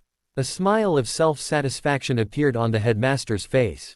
Indeed, I believe this will be enough to damn her completely, Ambassador. Shall we go and rescue your ward? Suspicion once again bloomed in Jean-Sebastian's mind, but he knew that now was not the time to have this conversation. He merely nodded his head shortly before following the headmaster from his office. A few short moments later they had arrived at the defense classroom. Jean-Sebastian took the lead and without preamble, he wrenched the door to the classroom open, forcing it to crash against the wall as he strode toward Harry and the hated Toad Woman. Harry, you will stop writing immediately. He spat as he glared at Umbridge. Though startled, Umbridge regained her composure immediately. Ambassador. Headmaster. What are you doing in my classroom? Witnessing you as you make a very big mistake, madam, Jean-Sebastian snarled. Whatever do you mean, Ambassador? The woman simpered. I am merely disciplining this miscreant for his actions and words in my classroom. I assure you, it has nothing to do with you, nor does it warrant your interference. You will both leave this room now, or you will lose your position, headmaster, and you, Ambassador, will be removed from your post. Stalking up to Harry, Jean-Sebastian held out his hand, snapping the blood quill as soon as it was in his possession. Umbridge's nostrils flared and she jumped up from her desk, wand in hand. How dare you, Ambassador? She screamed. That was my own personal property that you just destroyed. I will see you arrested for this. Harry, the headmaster spoke up. Please leave the room and return to your common room. As headmaster of Hogwarts, I hereby declare that your point deduction this evening is reversed, and all your detentions with Madame Umbridge are cancelled. Yes, headmaster, Harry said, standing and gathering his bag. Jean-Sebastian was darkly amused to see that Harry favored Umbridge with a smirk before he sauntered from the room, whistling a jaunty tune. Umbridge's smirk was absolutely feral. You have just made your final mistake, you old dotard. I will be speaking with the minister at first light, and I assure you that your tenure here at Hogwarts will end soon after. Oh, I believe that you are quite mistaken, madam, said Dumbledore. His expression was implacable, and none of his habitual grandfatherly mien was detectable. Here stood the man who had defeated Grindelwald, and led the forces of the light against Voldemort. Jean-Sebastian had to admit to himself that the headmaster was more than a little intimidating at the moment. Forcing a student to write lines with a blood quill, madam. It is a little severe, even for you. Is it not? I may discipline the students in any manner that I feel necessary, headmaster. I am the High Inquisitor of Hogwarts, and you have no say in the matter. You stupid woman, Jean-Sebastian growled. I am not even a citizen of this country and I know that a blood quill is a Class 3 restricted item. The mere possession of one by anyone other than the goblins or a solicitor merits a fine, let alone forcing a student to write lines with one. I have permission from the minister himself, Umbridge said, waving them off. The minister is irrelevant, Dumbledore snapped. The law is the law and no one is above it. I believe you do not realize the severity of the situation, madam. You have not only brought such an item into a school, but you have also forced a student to write lines with it. Do you not realize that almost every member of the Wizengamot has some relative attending this school? What do you think their reactions will be when they hear that you may be using it on members of their families? Once again Umbridge treated their remarks as though they were of no concern. I am sure that the right families with students who obey the rules know that their children would never be subjected to such harsh penalties. Only the true troublemakers who are attempting to ruin this institution merit such punishment, for it is the only way to correct their misbehavior. You are insane if you believe that the Wizengamot will do anything but condemn you for this, regardless of what students are being punished. Regardless, it does not matter, insisted Umbridge. I may punish those who break the rules in whatever manner I deem fit. You have no authority to stop me. Dumbledore stood tall and proud and he stepped forward, causing Umbridge to shrink back in sudden fear. I have all the authority I require, as Hogwarts herself considers me to be the headmaster of this school. And this does not even mention my mandate as chief warlock of the Wizengamot. His voice was icy and low and the woman's features became even paler than they already were. The use of a blood quill is not punishment or discipline, it is torture. I will not allow it to continue. You will hand over whatever remaining blood quills you have in your possession immediately. I certainly will not. Yes you will. Dumbledore barked. By the authority of the Wizengamot, I demand that you hand those vile instruments over this instant. If you do not, I will take them from you, and by Merlin I will then see you to the gates of Azkaban myself. Do not try my patience further, madam. Umbridge stumbled back once again, but this time she did not respond. She merely opened a drawer in her desk and pulled out a box, handing it to Dumbledore with shaking hands. Dumbledore opened the box and peered inside. Jean-Sebastian looked into it himself, noting the fact that it contained well over 24 of the quills. Dumbledore closed it once again, scowling at the woman. It appears that Harry was not your only target, was he? He snapped. Umbridge drew herself up as tall as she could with her diminutive frame. The minister will hear of this, headmaster. I assure you that he will, Dumbledore said in response. As will the Wizengamot, the prophet, and anyone else that I can think of. I suggest you pack your bags, madam, as your stay in this school will likely be of short duration. The woman's sneer was back in all its glory. You have no authority to remove me, headmaster. I am here by the appointment of the minister himself. We shall see how long that lasts, madam. Jean-Sebastian glanced at the headmaster with some surprise. He had intended to have the woman removed that evening, and could not understand why Dumbledore would delay. She was clearly a danger to all the students, especially to the ones with whom Jean-Sebastian was most concerned. A quelling look met his unspoken query, however, and Jean-Sebastian let the matter go for the time being. Obviously Dumbledore had something else up his sleeve, and Jean-Sebastian stepped back and allowed him to dictate events. It was his school, after all. He would have an accounting, though, Jean-Sebastian thought grimly. Your right to assign detentions is hereby revoked, Dumbledore continued. Do not even try to do so, as I will know and I will throw you from the school myself should you attempt it. Umbridge's eyes narrowed and her mouth opened, but Dumbledore did not allow her to speak. And also be aware that any points you assign or deduct will be reviewed as long as you are still at this school. I would suggest you avoid using the points system at all. And I will be instructing Fleur, Harry, and all of their friends that they are not to attend your class in the future, Jean-Sebastian snarled. You will never teach any child for whom I am responsible again, that I assure you. And if you so much as look at them in the wrong manner, I will have the Aurors here to drag you off to a prison cell where you belong. I would like to see you try, Ambassador, Umbridge shrilled in response. Leave it, Dolores, Dumbledore stated. You may not realize it, though how you could not is beyond me, but you have already lost. I will have you removed from this school as soon as may be, and you will not be returning. Turning his back on her, Dumbledore stalked from the room while Jean-Sebastian, with one final glare, turned to follow him. Please explain to me why she is not on leaving this school at this very moment, Headmaster, Jean-Sebastian demanded as they walked back toward the headmaster's office. Of course, Jean-Sebastian, but please let us talk in my office. Though perhaps he would have preferred to demand an answer immediately, Jean-Sebastian inclined his head. He did not stop fuming as they walked through the hallways of Hogwarts. The protective instinct which he had always held toward his children, though perhaps not as visibly displayed as the one his wife possessed, was fully aroused, demanding to be appeased. In the office, the headmaster immediately sat behind his desk and steepled his fingertips, and Jean-Sebastian felt as though he was once again in school about to be scolded for some prank or misdeed. Scowling, and annoyed that the venerable man made him feel this way, Jean-Sebastian tried again. Headmaster, would you like to explain why that woman is not on her way to a ministry-holding cell? Because, Jean-Sebastian, our position is much stronger if she is removed by Minister Fudge himself.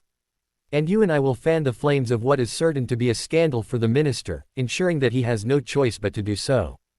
Jean-Sebastian frowned at the headmaster. So this has become a political game. It has been a political game ever since the minister decided to involve himself in the workings of this school, Ambassador.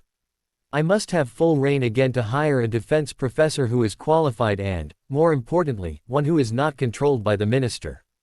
To do that, my position must be as strong as possible, hence my desire to force the minister to sack Umbridge himself. It also carries the added benefit of removing her from her post as senior undersecretary. You have a candidate in mind? Jean-Sebastian asked, his curiosity aroused by Dumbledore's cryptic statements. I do, Dumbledore confirmed. However, my choice will not be available until the new year. I will have to come up with other arrangements until then, and having Fudge completely preoccupied with damage control will give me the space I will need to do so. It did, Jean-Sebastian had to admit, make a great deal of sense. The more primitive part of him, however, wanted blood that instant. Umbridge was a blight upon society no matter how competent or intelligent she was, or was not, as the case may be, and her instant removal from the government, as well as Hogwarts, was a very desirable outcome. But his children were protected in that they would not be attending any more of her classes, her blood quills were confiscated, and her teeth were essentially pulled. And if the woman was stupid enough to try anything in the halls of Hogwarts against his children, it would make the task of incarcerating her in Azkaban all that much easier.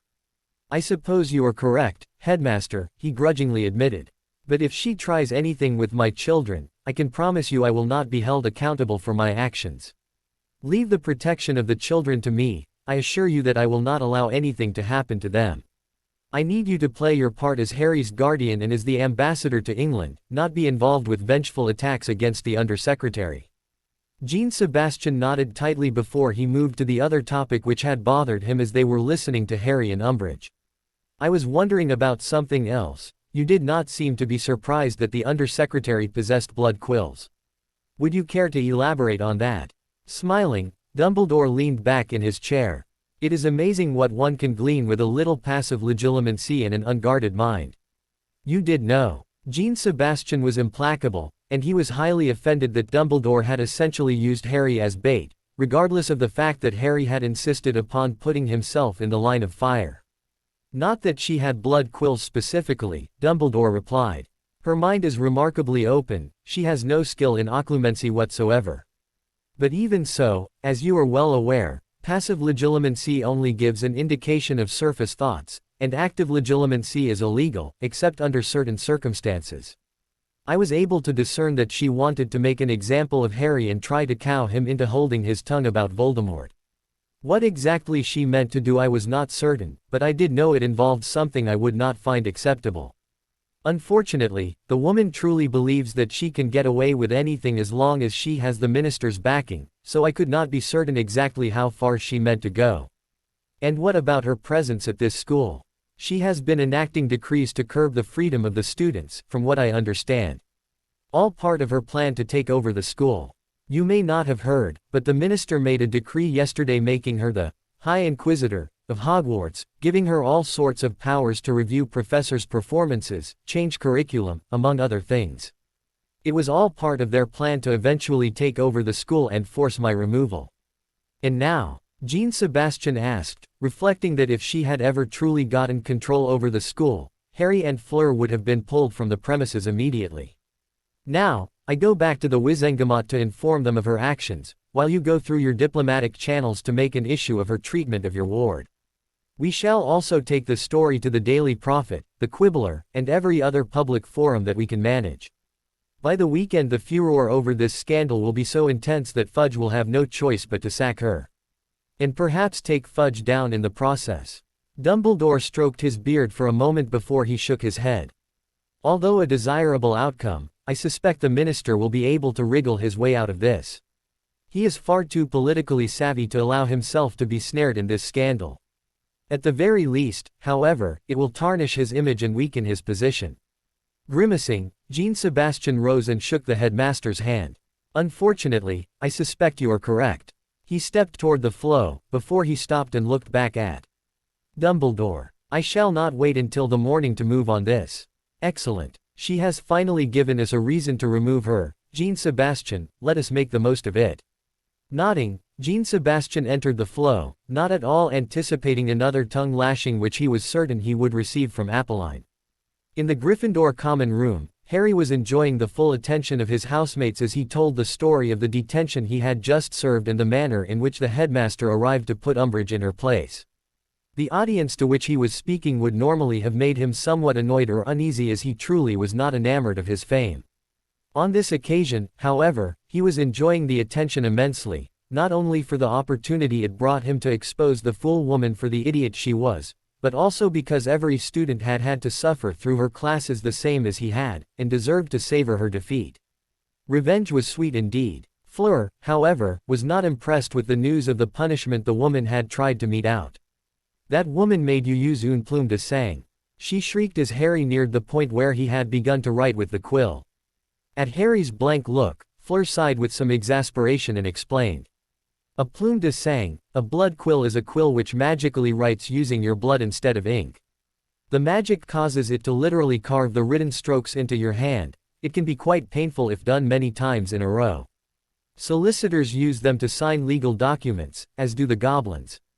Showing her the pink outline on his hand, Harry remarked, like this. An outraged cry escaped Fleur's throat as she grasped his hand and inspected it. How many times did she make you write these lines? She all but growled. I must have written them about 20 times or so, Harry said after thinking a moment. That, stupid, incensed, Fleur broke into a long diatribe in French, and if Harry was to guess, it sounded like her language was not fit for polite society. After a few moments she had calmed down enough to revert back to English. How dare she think she can get away with this? It's all right, Fleur, soothed Harry. I'm already away from her. Fleur favored him with a glare, but Harry could tell that she was not angry with him. It was George who spoke up to explain. Harry, I don't think you completely understand Fleur's outrage. Prolonged use of a blood quill over a short period of time can result in weakness and fatigue, Fred continued. It is sapping your blood, after all. Harry gazed back at them with some surprise. They are that dangerous. They can be, Fleur affirmed. They tap a certain amount of your blood when you use them, and if you use it enough, the blood loss can affect you. Add to that the fact that if you wrote the same line often enough you would eventually cut it into your skin. Without a healer or essence of Dittany handy, you would have a scar for the rest of your life. That I already knew, said Harry with a snort while rubbing his hand. I could already see the beginnings of the outline forming when your father walked in. I guess he wasn't happy, said Fleur somewhat slyly. Ripped her a new one, said Harry with a certain measure of smugness. Fleur, however, was confused. Ripped her a new what? Muffled laughter and snorts were heard all around the room. Fleur glared at those who could not keep their countenances, while Harry hastened to explain. It means that he berated her, Hermione supplied helpfully. What she said, Harry declared, pointing a thumb at Hermione. Good, said Fleur. I think we'll be rid of the stupid woman in no time. Even your minister will not be able to ignore this for long. I'd imagine that's what Dumbledore and your dad are talking about right now. At that moment, the portrait hole opened and Professor McGonagall walked into the Gryffindor common room.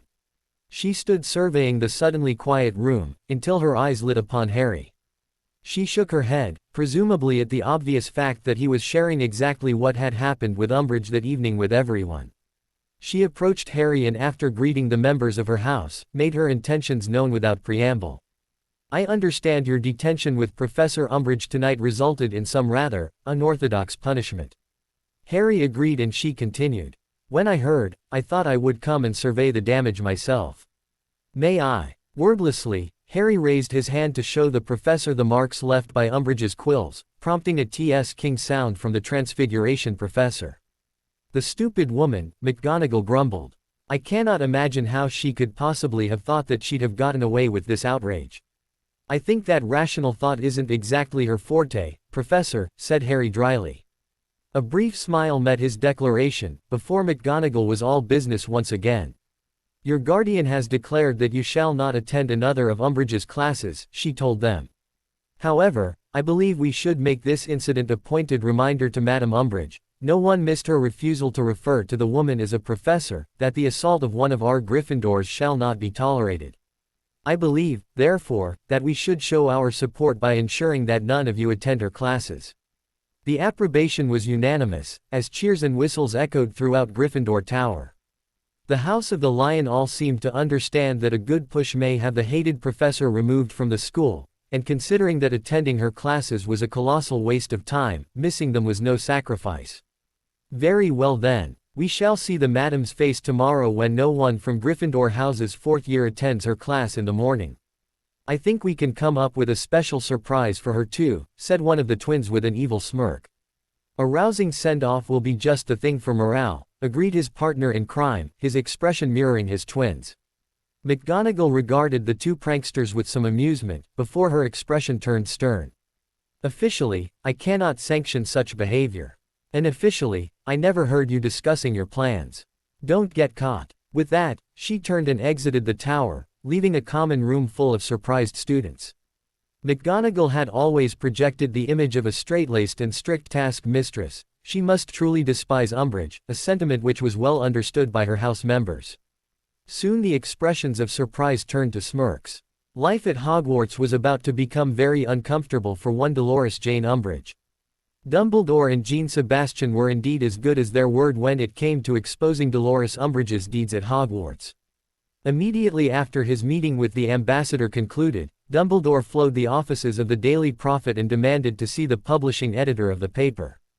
The man's displeasure from being pulled from an evening of relaxation at his home quickly gave way to astonishment and glee at the story which had fallen out of the sky into his lap. The fact that Umbridge herself was almost universally hated due to her strong-arm tactics and tendency to throw the minister's name around in order to get her way only served to sweeten the revenge to be exacted. Springing into action, the editor quickly had several staff reporters summoned with an eye toward breaking the initial story in the early edition of the next morning's paper. As was its wont, the headlines were sensational and provoked the desired reaction, proclaiming, "Hogwarts professor disciplines with blood quill," and "Boy who lived forced to write lines in own blood." The very next day there were several more Daily Prophet reporters were seen poking around Hogsmeade, and though there was no one at the village who had any knowledge of the incident, the residents were not unwilling to speak of other matters, such as the behavior of Harry and his friends during Hogsmeade weekends, not to mention the few times the defense professor herself had appeared in the village. Of particular note was the brief incident at the Three Broomsticks between Harry and Malfoy, provided without hesitation by Madame Rosmerta. Needless to say, the perception of Harry and his temperament was only improved, while Malfoy was portrayed to be a bigoted bully. And if, during the course of that day, Harry and his friends had coincidentally been found walking near the edge of Hogwarts grounds and had been induced to make a brief statement, ironically during the time that afternoon when he and his fifth-year friends should have been in Umbridge's defense class, the matter was completely beyond the knowledge of his professors. As long as the reporters were not violating Hogwarts grounds, Harry was a citizen as well as a student, and his ability to speak for himself was not in question. Upon the article's first appearance in the wizarding paper the following morning, Dumbledore again went into action. Using his powers as chief warlock, he quickly called an emergency session of the Wizengamot, with the intent of discussing Umbridge's actions at Hogwarts. His estimation of the members' reactions was not far from the mark, as many Wizengamot members did indeed have younger family members attending Hogwarts, and Umbridge's hasty statement that she would never use a blood quill on members of the right families was received in a remarkably dim light by almost all who were not extreme bigots. It was the work of mere moments to have the members of the wizarding body support and pass a motion condemning her actions. In particular, Madame Bones and Madame Longbottom, both of whom had young wards attending Hogwarts in Harry's year, and both possessed of strong, no-nonsense personalities, became Dumbledore's staunchest allies in his effort to push Umbridge from her positions. It was easy to pass a further motion, demanding Umbridge's immediate termination, not only as Hogwarts High Inquisitor and Professor, but also from her position as Undersecretary. They argued that if her judgment was this questionable in a school full of children, then she had no business whatsoever working in a position which allowed her to influence government policy. The box of blood quills sitting on Dumbledore's desk in the Wizengamot chambers was a visible reminder of just what depths the woman was willing to descend to achieve her goals. At the school, the delivery of the morning paper sent the Great Hall into a chaotic riot of hushed conversations and astonished reaction. The reaction was largely in Harry's favor, as no student wished to have to put up with the woman's form of punishment. A certain blonde Ponce was not amused at seeing his name besmirched in print. Though he did, unsurprisingly, use the opportunity to heckle Harry, even then, his success was questionable at best, as Harry merely favored him with a smirk and an amused thumbs up, before he ignored the Ponce completely. Harry did oblige the masses and showed his hand, though the pink marks were now fading, to anyone who wished to see it. He considered some of the reactions over the top, especially those of many girls who had openly tittered about him over the years, now used the opportunity to fawn over him, even in the presence of his betrothed. Overall, however, Harry was generally pleased with the positive attention he was receiving for a change. It was certainly better than when he had been accused of being the heir of Slytherin, or a glory-seeking cheater who had used illicit means to be named a tournament champion. As for Umbridge, she did not take this setback to her plans well at all. She showed up for breakfast the next morning completely unconcerned with the events of the previous evening. She had thought to enjoy a leisurely breakfast, after which she would flow the minister and tell him of Dumbledore's latest misstep, certain he would see to the return of her blood quills, and perhaps even use the headmaster's actions as an excuse to remove him from the school. The morning had not turned out as she had expected, however, as the arrival of the paper brought her pleasant mood to an ignoble end. The sight of those offensive headlines enraged her, and the reactions of the students, she was the recipient of the disapproving glares of almost the entire hall within minutes, pushed her to the brink of apoplexy. She was the undersecretary to the Minister for Magic. How dare they attack her in this matter? Could they not see that she was merely trying to control a troublemaker and put an end to his lies and fear-mongering? She would see to it that they paid a harsh penalty for daring to oppose her. Unfortunately, it did not work out the way she had intended, as her arrival to the minister's office was met by the man himself, and he was clearly in no mood to be understanding. "You stupid witch!" Fudge roared. "How could you have been caught with such instruments in a school? And by Dumbledore himself. I am simply amazed that you were stupid enough to allow yourself to be caught red-handed using such an item on his favorite protégé." The fact that she had used the blood quill did not bother the minister in the slightest. In other circumstances, it would have been a very effective tool in cowing the little troublemaker and enforcing discipline. However, the situation with Potter and their utter defeat during the lad's trial had called for a much more delicate approach. Clearly he had been a fool to think that this woman was capable of acting with anything approaching subtlety. But Minister Fudge, however, was in no mood to hear the woman's incessant whining and complaining. "I sent you to the school to enforce control and marginalize the headmaster and the boy who lived. Instead you have managed to bring the condemnation of our entire society down upon us, and you have strengthened the images of those we were trying to bring down. What were you thinking?" By now Fudge could easily recognize Umbridge's clenched hands and the wild fury in her eyes. She had never taken well to being contradicted, and this matter in which Potter and the headmaster had clearly gotten the best of her was obviously straining her patience. "You told me to use whatever means at my disposal to gain control of the situation, Minister," Umbridge shrilled. "I did not tell you to torture a young boy who after everything else is considered a hero," Fudge rejoined. "This situation required a soft touch and a deft hand, and yet instead, you used your typical dragon in an apothecary approach and mucked it up completely. You may not realize it, madam, but Dumbledore has called an emergency session of the Wizengamot which is to start in 10 minutes. I presume I do not need to inform you of the agenda for that meeting." Umbridge's eyes widened comically, before an expression of disbelief settled over her features. "He wouldn't dare." "Of course he would," snapped Fudge. "The man has been eating political rivals for breakfast since long before you were out of your nappies. You didn't really think he wouldn't jump all over this, did you?" "In that case, it is well that I am here," Umbridge said with a sniff of disdain. "I shall defend myself against his charges in person." "You shall do no such thing," Fudge bellowed. "You have messed this situation up enough already." "But Minister, enough. Given the mood in this building right now, I can't rule out the possibility of you not leaving that room unscathed. You will return to Hogwarts immediately, you will teach your classes, and you will not say one word out of line to any student. In the meantime, I will attempt to mitigate the damage you have caused." It appeared to Fudge that Umbridge meant to protest his decision.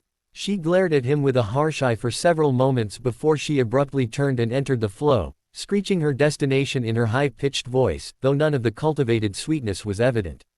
Fudge settled in behind his desk and dropped his head into his hands. In truth, he did not see any way out of the predicament the woman had incited.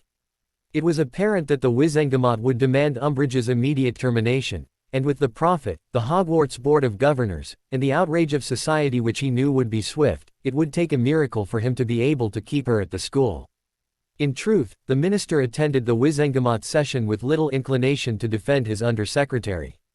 Fudge was, at heart, a political animal, albeit a corrupt one. He could see the writing on the wall, and it was the work of a moment to determine that there was relatively little he could do to protect his employee. His calls for an investigation into the matter were ignored. Madame Bones emphasized the fact that the chief warlock himself had discovered the woman's actions red-handed, and his appeals for calm went unheeded. He left the session thoroughly beaten and plotting to ensure he kept his own position. The sacrifice of Umbridge was regrettable as she had been useful as an attack dog, but personally he would not regret the loss of the woman in the slightest. Back at Hogwarts, the expected explosion of fury was provoked and exceeded when the fourth-year Gryffindors did not show up for their morning defense class along with the Slytherins who did, grudgingly, attend. Perhaps it was not surprising when the woman stormed into the Transfiguration classroom moments after the period had begun. "Professor McGonagall," she squealed as she stormed into the room. "Why have your fourth years not shown up for class this morning?" The look with which McGonagall pierced the defense professor was akin to one which would be directed at a particularly annoying insect. "Can you not guess?" she responded with distaste. The answer clearly took Umbridge aback, and her mouth flapped uselessly for several moments. "I certainly cannot," Umbridge yelled after a few moments. "It is time for class. You will have your house in my classroom in 5 minutes, or I will see them all expelled. You really expect me to put my house members in danger again after your actions yesterday? Truly, Dolores, I knew you could be a little blind, but I did not know you could descend to this level of idiocy." The redness of Umbridge's face caused the students to worry that she was about to burst a blood vessel and keel over dead from rage. Not that her loss would have been mourned. On the contrary, a dead body in a classroom would have provided weeks of gossip, and the fact that it was Umbridge would likely have had the student body cheering rather than mourning. "I will see you lose your position for this, Professor," Umbridge hissed. "I am the High Inquisitor for this institution, and I will be respected." "Respect is earned, Dolores, not demanded," was McGonagall's implacable response. "I believe your actions yesterday have made respect impossible and your position as High Inquisitor non-existent. Now leave my classroom so that I may resume my instruction." Umbridge stormed from the room and immediately complained to the headmaster, who by this time had returned from the Wizengamot chambers. She was to receive no satisfaction from him either, however, as Dumbledore merely sat through her rant with an impassive expression on his face, not speaking until her fury had run its course. "I believe, Dolores," he said at length, "that your lack of Gryffindor students is your own doing. I suspect that many parents have already instructed their children to boycott your class, and can only assume that Gryffindor House is only declaring their united support for one of their own. I'll see them all expelled." Dumbledore leaned forward in his chair with a hard expression on his face. "If you believe for one moment that your petulant demands will be met with anything other than contempt, you are sadly mistaken, madam. As I stated previously, the situation is your own doing, and I suggest that you dismiss any thoughts of using this ridiculous, High Inquisitor, position you and the Minister have cooked up, to get your own way. I will not allow it. And furthermore, I believe Gryffindor has the right of it in this matter," he continued over her protestations. "I am hereby cancelling all defense classes until your situation has been resolved. I will make a further announcement at lunch today. You do not have any more classes before then, do you?" Umbridge was so shocked that she was unable to respond. Dumbledore would have felt pity for her were she not such a detestable woman. "Go back to your office, Dolores. I shall ensure that any students remaining in your classroom are dismissed." In fact, the students were already gone from the defense classroom by the time Umbridge had returned. In their place, the classroom had been turned into a swamp, containing insects, foliage, and brackish water, with 1 or 2 crocodiles to complete the image. Umbridge, in a state of utter fury, completely neglected to note that her classroom had been turned into a scene directly out of the Florida Everglades, and fell face first into the muck, having to be rescued by Professor Snape, who had been in the area removing his students from her classroom. Luckily for Umbridge, the crocodiles, though they were completely real, had been charmed to remove their aggression, though she did have a nasty shock when she came face to snout with one. "You really must take better care to keep your classroom clear of obstructions like this, Dolores," Snape drawled as he pulled her from the swamp. This was all the assistance he gave her, however, as he left her immediately after. Her robes were soiled and dripping on the floor of the corridor, while her hair was a muddy, plastered mess, sticking to her face as she gazed about in shock and confusion. In all, she resembled a mud wrestler more than a professor who had always been impeccably groomed. Regardless of the effort she expended, she could not remove the swamp from her classroom, and after a number of increasingly desperate attempts, she marched imperiously to her quarters, though the squelching of the mud in her shoes ruined her image of superiority, drawing the snickers of everyone who was fortunate enough to witness her difficulty. Matters did not improve for the defense professor at lunch, as moments after she had sat down to her meal, her immaculate pink robes, which had once again been restored to their dubious glory, disappeared and became an alternating black and white striped jumpsuit, which again resisted all of her attempts to dispel. And if that was not enough, her hair soon unraveled from its elaborate coif, changed to a dull gray, and fell down about her cheeks in limp, droopy clumps, while stubble appeared on her cheeks and chin. Soon the entire Great Hall was laughing of the picture she presented of a long-incarcerated cell block inmate. And if the Weasley twins laughed harder than the other students and shot each other thumbs up, no one took any notice. Her fury now reaching unprecedented levels, Umbridge shuffled from the Great Hall, the final gift from the prank appearing to be a severe case of arthritis, and was not seen again in the halls of Hogwarts that day, or for several days after. Many assumed she wished to avoid a repeat of her humiliation, while the reality was that she simply could not dispel the pranks and was forced to wait until they wore off. The next day calls for Umbridge's removal began to appear in the Daily Prophet, and the Quibbler ran a special edition to cover the scandal erupting on the minister and his undersecretary. The Quibbler's edition was especially noteworthy, as it contained an interview with Harry Potter himself, as well as a full account of exactly what had occurred in the defense professor's office that Halloween evening. And though it was known to only the few friends, Luna had written the articles herself and sent the transcripts of their discussions along to her father, who was happy to increase the circulation of his somewhat odd magazine by printing the statement of the boy who lived. The Minster found himself caught in a deluge of outraged Flo calls and howlers, the worst of which came from Molly Weasley. He was certain that the woman's voice had been heard as far as the Orkneys, and her language was neither pleasant nor acceptable. The furor continued into the weekend as Fudge, though he was quite resigned to sacrificing Umbridge for his own greater good, delayed in sacking her in order to distance himself from her actions and subsequent fall. He employed every political trick he knew during those days, telling reporters he was investigating the woman's actions, piously calling for calm while his inquiries ran their course, and calling in several favors to keep the Wizengamot from calling for his own removal. At length, however, he bowed to the inevitable, though in part it was Jean Sebastian's final intervention which brought about an end to the situation. Jean Sebastian had not been idle. Since leaving the headmaster's office, he had made his sentiments known through his diplomatic channels, putting more pressure on Fudge through his own diatribes against Umbridge, while involving the highest level of the French magical government in the matter as well. He had even used some of his ICW contacts to ensure that Umbridge's actions were known on the international stage as well. Though no meeting of the ICW was called, and no official resolution passed, the combined statements of several European ambassadors was invaluable in its influence. Fudge had finally been goaded into action, however, when Jean Sebastian showed up in his office. Walking into the minister's office on that Sunday afternoon, Jean Sebastian immediately noted the tired, almost haggard appearance of the British minister. The man appeared as though he had spent almost every waking moment in the office since the scandal with his undersecretary had broken, and he very likely had, considering the amount of effort he had had to expend in fending off the avalanche of accusation and condemnation which had befallen him. And still he had not removed the woman from her positions. Jean Sebastian had spent almost as much time as Fudge in the political world, and the reasons for Fudge's actions had not escaped his attention. This could not be allowed to go any further, however. "Minister," was Jean Sebastian's perfunctory greeting as he stepped into the office. A scowl adorned Fudge's face as he peered up at Jean Sebastian. "Ambassador, I am quite busy. If you would schedule an appointment with my assistant, I am sure I can spare a few moments for you sometime during the week."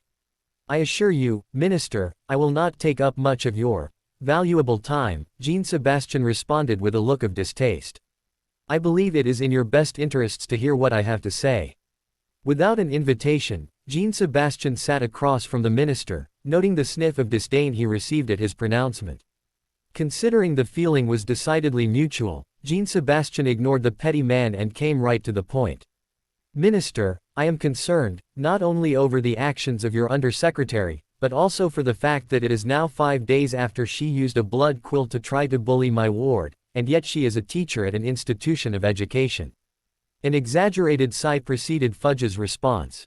"Ambassador, I understand your frustration and impatience. I will make the same reply to you which I have made to everyone else who has pressed me on this matter, The matter is being investigated, and I will take the appropriate steps once that investigation is complete. Jean-Sebastian leaned forward in his chair and affixed the minister with a stern and implacable stare. Let us not obfuscate here, Minister. I am well aware of the reason for your delay. I will not allow it to continue any further. If Madame Umbridge is not removed from her teaching position at Hogwarts this very evening, I will have no choice to pull both my wards from Hogwarts and transfer them to Beauxbatons immediately. The minster's consternation was instantly evident as he blanched. But, why would you take Mr. Potter away now? He sputtered. He is very well taken care of at Hogwarts, where he receives the best instruction available. Hogwarts is indeed a premier magical school, was Jean-Sebastian's sage response. However, Beauxbatons can also claim to be its equal in many ways. I will be blunt, the fact that your undersecretary has behaved in the manner in which she has me deeply troubled. In good conscience I cannot have my ward exposed to the potential of any continuation of the treatment he has been subjected to. The headmistress of Beauxbatons has assured me that Harry may begin his studies in France as early as tomorrow, and that everything, including language tutors and English instruction, can be provided to him. It is a very generous offer indeed, and one which I cannot turn down if Harry's potential safety is at stake. Fudge's continued stammering would have been amusing under other circumstances, but in this instance, Jean-Sebastian had not time or patience for the man. He would have his assurances now, or Harry would move to a new school. Very well, Fudge managed at last. I will attempt to hurry along the investigation and make a final determination of Madame Umbridge's status as soon as possible. Tonight, Minister, was Jean-Sebastian's steely reply. He stood and turned to leave, but paused at the door for one final warning. I am in earnest. Do not test my resolve. Knowing his hand had been forced and his tenure as minister would almost certainly end should Harry leave the country, Fudge's response was almost instantaneous, as he sacked Umbridge from all her positions. He was able to maintain his own hold on the minister's office by insisting that he had sent her to the school to improve its quality of education, making certain to note that he had never approved the use of a blood quill on any student, and that he had not even known she possessed them. The gist of his message was that Umbridge's actions were her own, without any reference to him, any consultation on his part, or with the knowledge and approval of any other member of the ministry. He did accept the criticism that as her superior he should have kept tighter rein on her actions in a showing of contrived remorse for the harm that it caused at the school. And though it galled him to do so, he even offered a ministry apology to Harry for Umbridge's treatment, and an assurance that the next defense professor would not behave in such a manner. And thus it was that Dolores Umbridge's time as Hogwarts defense professor met its rather ignoble end. Her things were packed and she was escorted by 2 Aurors and the headmaster personally to the entrance of the school, where the larger part of the student population had gathered to see her off, or at least they gathered to witness her removal, a circumstance which was widely anticipated. The stupid woman was not able to leave the school without a parting shot, however, which came verbally the moment she espied Harry watching her with a rather smug expression plastered on his face. You think you've won, don't you, you disgusting little half-blood? I don't think I've won, Harry drawled, I know I've won. Do not become too complacent, Mr. Potter, Umbridge snarled, though the hardness of her voice, combined with her high-pitched nasal whine, was more comical than threatening. I will have my revenge upon you, and all of your little friends. She sounds like the Wicked Witch of the West, doesn't she? Hermione said. I'll get you, my pretty, and your little dog too. She cackled in a credible impression of the classic movie villain, causing the hall to erupt in laughter, especially from the Muggle-born and half-blood students who recognized the reference. That is enough, Dolores, Dumbledore spoke up from behind Umbridge. Leave this school immediately and do not return. Though Umbridge directed a glare of pure loathing at the headmaster, she said nothing further as she walked out of the school to the laughter of the assembled crowd. As a parting shot, the Weasley twins had once again pranked her. Whereas from the front her pink robes looked as they ever did, when she turned her back, she appeared once again to be wearing the striped jumpsuit from earlier in the week. The laughter of the crowd did not endear them to her any further than they already were, but for once she held her tongue. Instead she stalked to the edge of the wards and apparated away. The final note to the saga of Umbridge's defense professor was that she did not spend time in Azkaban as a result of the affair. The penalty for the possession of a blood quill was indeed a fine, but the use of said instrument on a minor was not as clear-cut. In the end she was able to bargain with Fudge for his support in pushing for a lenient sentence. As a result, she was able to avoid prison time in favor of an increased fine. In return, Fudge was able to gain her pledge that she would remain silent about some of the questionable activities he had engaged in during the course of his administration. And though Dumbledore would rather have seen her in prison, he unfortunately did not have the support in the Wizengamot for a conviction which included prison time, as the Wizengamot was still influenced by those who believed in blood purity.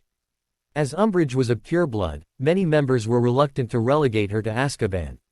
So he wisely allowed the matter to drop, instead seeing to it that she was hit as hard financially as he could manage.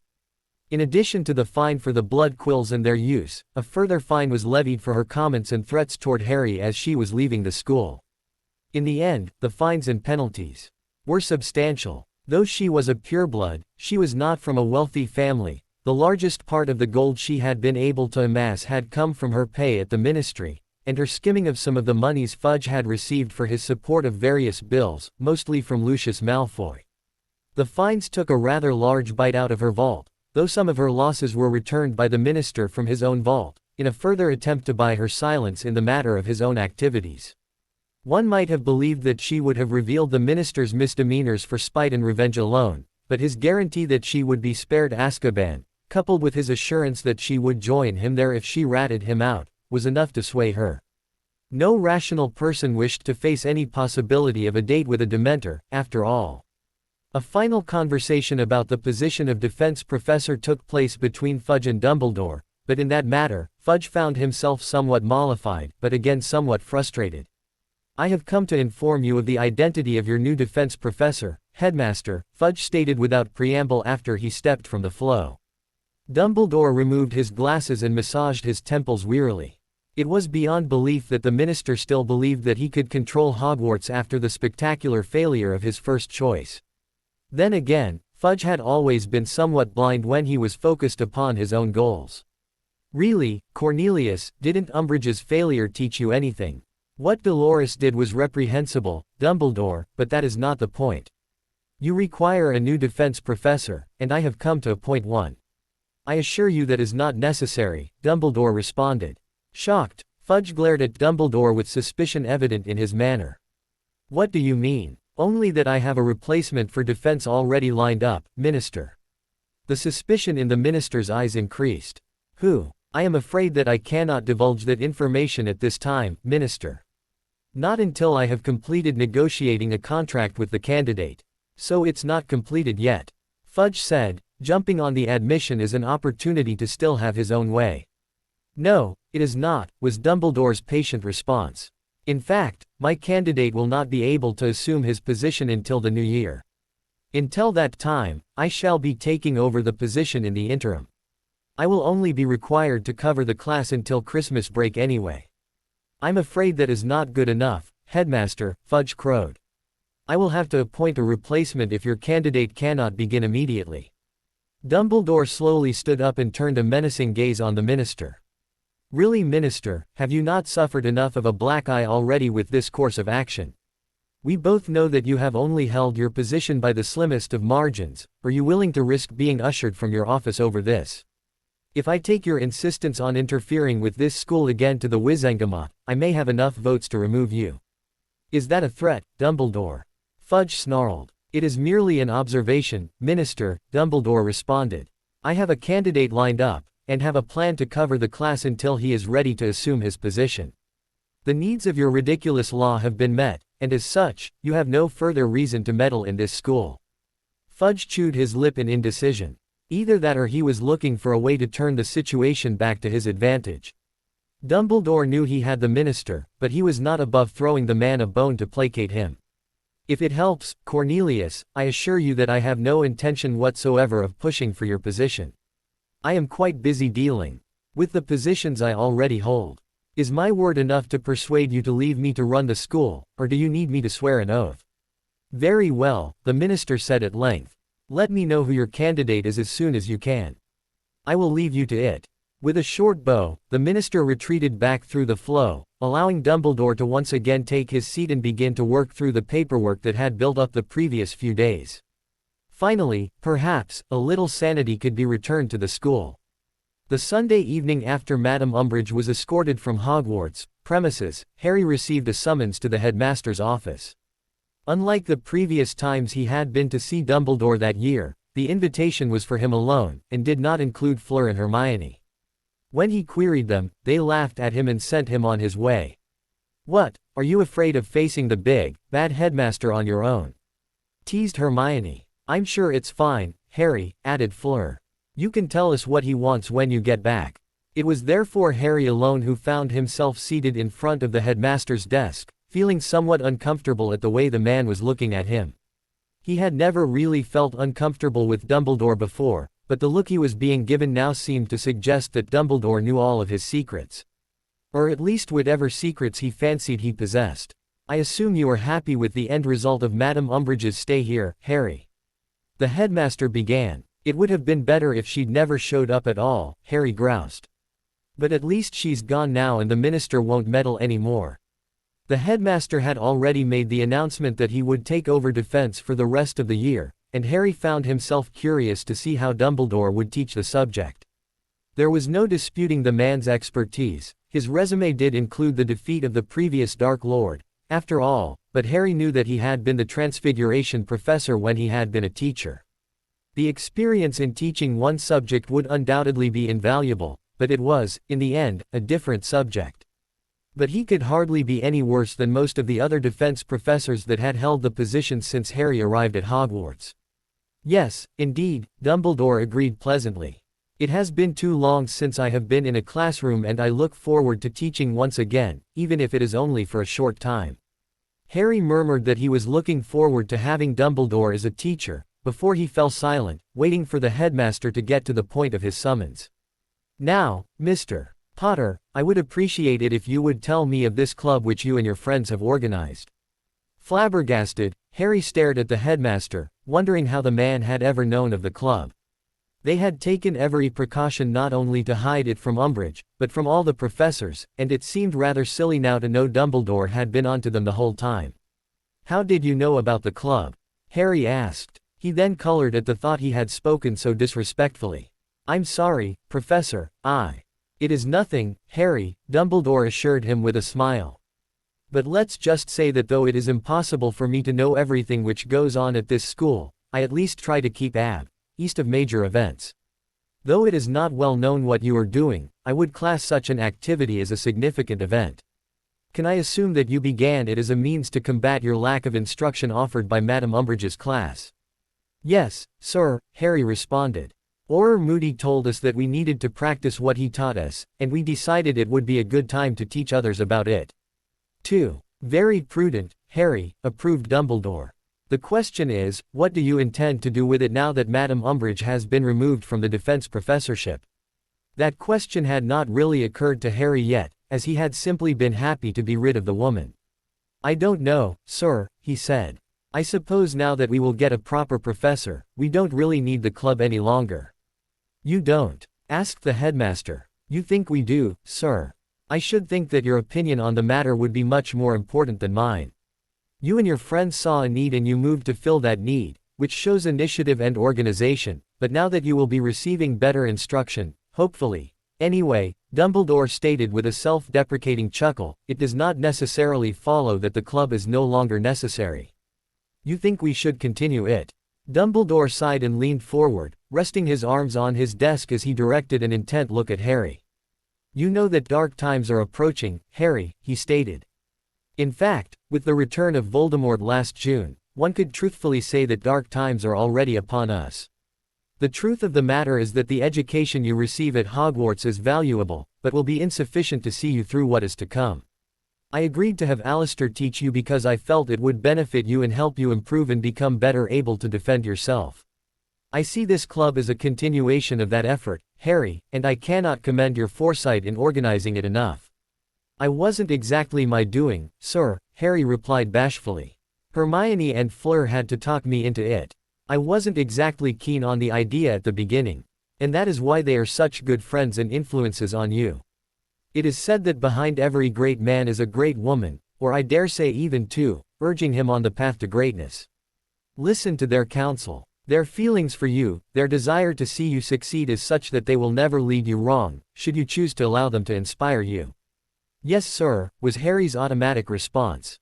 Good. Now, as for the composition of this club, I understand that it is primarily made up of upper years.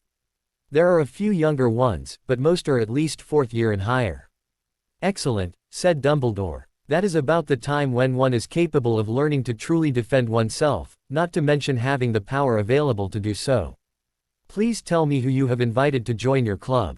Harry obliged, telling the headmaster of those they invited to join the club, the location they were using, as well as the methods they were using to get them to the meeting room undetected, though he supposed that was not truly necessary any longer. It sounds like you have everything under control, Dumbledore finally responded with some approval. I have noticed that you have rather pointedly left out Slytherin House from your club. I'm not exactly friendly with anyone from Slytherin, Harry replied defensively. Besides, I wouldn't want to teach Malfoy how to beat me. I suppose you wouldn't at that, said Dumbledore. I do understand your reasoning in this matter, Harry, but I would caution you against painting the entire house with the same brush. Not all of Slytherin House is affiliated with the Death Eaters, nor is everyone in Gryffindor House noble and true. Peter Pettigrew proves that point, does he not? He does, sir. Besides, even Mr. Malfoy may someday regret his behavior and change his ways. Second chances should always be available for those who are truly penitent. Harry could hardly believe his ears. Was Dumbledore truly suggesting that Draco Malfoy would ever be anything but a cold, bigoted, ferrety little git, whose lifelong ambition was the destruction of any he considered inferior? The man was wise, but Harry could not ever see such a thing happening. With all due respect, sir, he responded cautiously, the only time Malfoy wants a second chance is when his hex misses you the first time. With a sigh, Dumbledore removed his half-moon glass and rubbed his temples. Unfortunately, I fear you are correct. Mr. Malfoy seems to eagerly embrace his father's teachings, and shows no inclination to see reason. I am not suggesting you unilaterally forgive and accept Mr. Malfoy and those of his circle, Dumbledore said, putting his glasses back on and regarding Harry in a very serious manner. I dare say he has made life uncomfortable for you and your friends since you have arrived at Hogwarts, and that the situation between you is such that there is little to be done to close the gap. All I suggest is that you keep an open mind about others and remember that sometimes things are not as they seem. I understand, sir. Very well then. I am now officially sanctioning your club, and giving you full rights to hold your meetings without all the secrecy which was necessary when Madame Umbridge was resident in this school. You will, of course, require a staff sponsor, whether or not they attend your meetings. Had you given any thought to whom you would ask to be your sponsor? We hadn't really, sir, Harry responded slowly. Our goal was to keep it from everyone on the staff so that if we were discovered they couldn't use it against you. But I have heard that Professor Flitwick was a well-known duelist. He was indeed. I will leave it to you to approach him. I only ask that you do so before your next meeting. Harry agreed, and after a few more minutes of conversation with the headmaster, he left to return to the common room. The news that Dumbledore had been aware of their activities prompted initial shock, but soon a sense of reality settled over the trio. As Hermione pointed out, there were several ways in which he could have kept tabs on them, and he had a reason to do so with Umbridge wreaking havoc in the school. At the very least he could have assigned a house elf to watch them, or merely questioned the portraits who, though they may not have been able to give him specifics, would have at least seen enough to allow him to make some educated guesses. There was a sense of excitement in the school at the news that the headmaster would be taking over defense professor duties. The fact that he had bested Grindelwald to end the Dark Lord's reign of terror was a matter of known, recent history, and it was well known that he was the only wizard whom Voldemort feared. However, none of the younger generation had ever had the opportunity to see the man in action, so there was understandably some curiosity about his exact abilities. The one change which was necessitated by Dumbledore taking over defense, however, was that due to time constraints and his duties as headmaster, among other things, he was not able to teach the schedule as it currently existed. Therefore, each year was combined into one large class, and instead of the class meeting twice a week, one of the classes was extended, and the other cancelled. For the fifth-year students, as their defense class was scheduled for Monday and Wednesday afternoons, The new schedule dictated that their Monday class was extended by an hour, and their Wednesday class was cancelled. This made their Mondays even busier than before, as defense would now abut directly onto the dinner hour, but it made their Wednesdays lighter by comparison, allowing them more time to prepare for the meeting of the defense club. And though these changes meant that they would now be required to share defense class with all the fifth years, including Malfoy and the other Slytherins, overall Harry and his Gryffindor year mates were happy with the changes, and eager to receive instruction from such a famed wizard. The day after Umbridge's departure, all of the fifth years of Hogwarts filed into their new classroom. As the official defense classroom was not large enough to hold their numbers, they had been directed to another room which was closer to the Great Hall. The new room had the advantage of being much larger than the old room, and once the house elves had transferred desks, blackboards, and other paraphernalia from the defense classroom, it appeared as welcoming as the traditional defense classroom, only larger. They had just situated themselves in their seats, when Malfoy and his cronies sauntered into the classroom and took seats behind and a little to the side of Harry and his friends. "Hey Scarface, I bet you're crying in relief that the big bad defense professor is gone," he snarked. "The creature's daddy had to come and chase her away from you, didn't he?" "I guess I'm starting to take some lessons from you, Ferret," Harry retorted. "You taught me through your excellent example of hiding behind daddy's robes every time the going gets rough. Now let's have enough of that and be civil, shall we not?" Interrupted Dumbledore as he strode into the room. He stopped and peered at the two antagonists, Harry abashed, Malfoy defiant. "I understand there is no love lost between you two, but in class you may suspend your rivalry and act like young men should be expected to act. That will be 3 points from you, Mr. Malfoy, for provoking a confrontation, and an additional 5 points for your insult to Miss Delacour. Mr. Potter, that will also be 3 points from you for your own insults." Draco sputtered in indignation. "Why does he only get 3 points?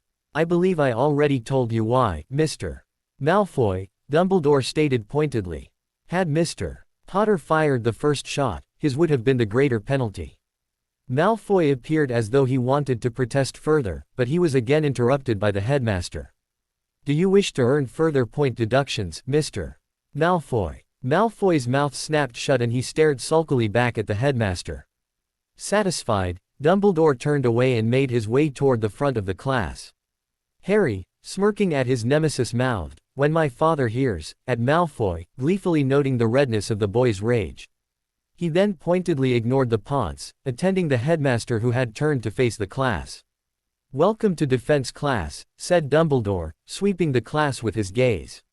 "I am happy to be with you all today. It has been many years since I taught, and I must admit that I have been looking forward to it immensely." He began to pace in front of them, his brows furrowed in thought. "I understand that your defense experience this year has been somewhat lacking, especially in the realm of practical application. We have already lost 2 months of study, and my schedule will not allow for me to take all the classes as they were originally scheduled. You will therefore be working at a much quicker pace, and much of the practice of the things you learn will need to be on your own time. I believe, however, that you are all capable of learning what you will need to know." Stopping, Dumbledore once again ran his gaze over the class. "Before we begin, however, I believe we should be clear on exactly what we are learning. Can anyone tell me what exactly constitutes the dark arts?" The headmaster motioned to Hermione with a kindly smile when he saw her hand in the air. "The dark arts refers to any magic which is mainly used to cause harm," Hermione stated in a clear voice. "An excellent textbook description, Miss Granger, take 2 points for Gryffindor." He faced the class and raised an eyebrow. "Does anyone have any issue with Miss Granger's definition?" "What about will and intent, Professor?" asked Susan Bones. "Cannot any spell which is intended to cause harm be considered to be a dark spell?" "Interesting question, Miss Bones," Dumbledore said with a smile of approval. "Let us discuss it, shall we? Can anyone name a spell which can be used for harm?" "The cutting curse," said Terry Boot. "Excellent, Mr. Boot. Now, in what way can the cutting curse be used for harm?" "Well, you could behead your enemy in a duel with it." Dumbledore chuckled. "In some more extreme cases, yes you could, though it would take a highly powerful cutting curse to do that much damage. What else can you do with a cutting curse? Does it have any good uses? You can use it to cut off the stalk of a plant, or to slice an orange in half, said Padma Patil. Very good, Miss Patil. He looked around the class before continuing. We have a single spell which can be used for both good and ill intents. Therefore, in this case it is clearly shown that though the spell can perhaps be used to harm, it was not necessarily intended to be a dark spell. The will and intent of the caster is specifically needed to determine whether the spell is used in a dark manner. The class digested this as Dumbledore paused for a moment.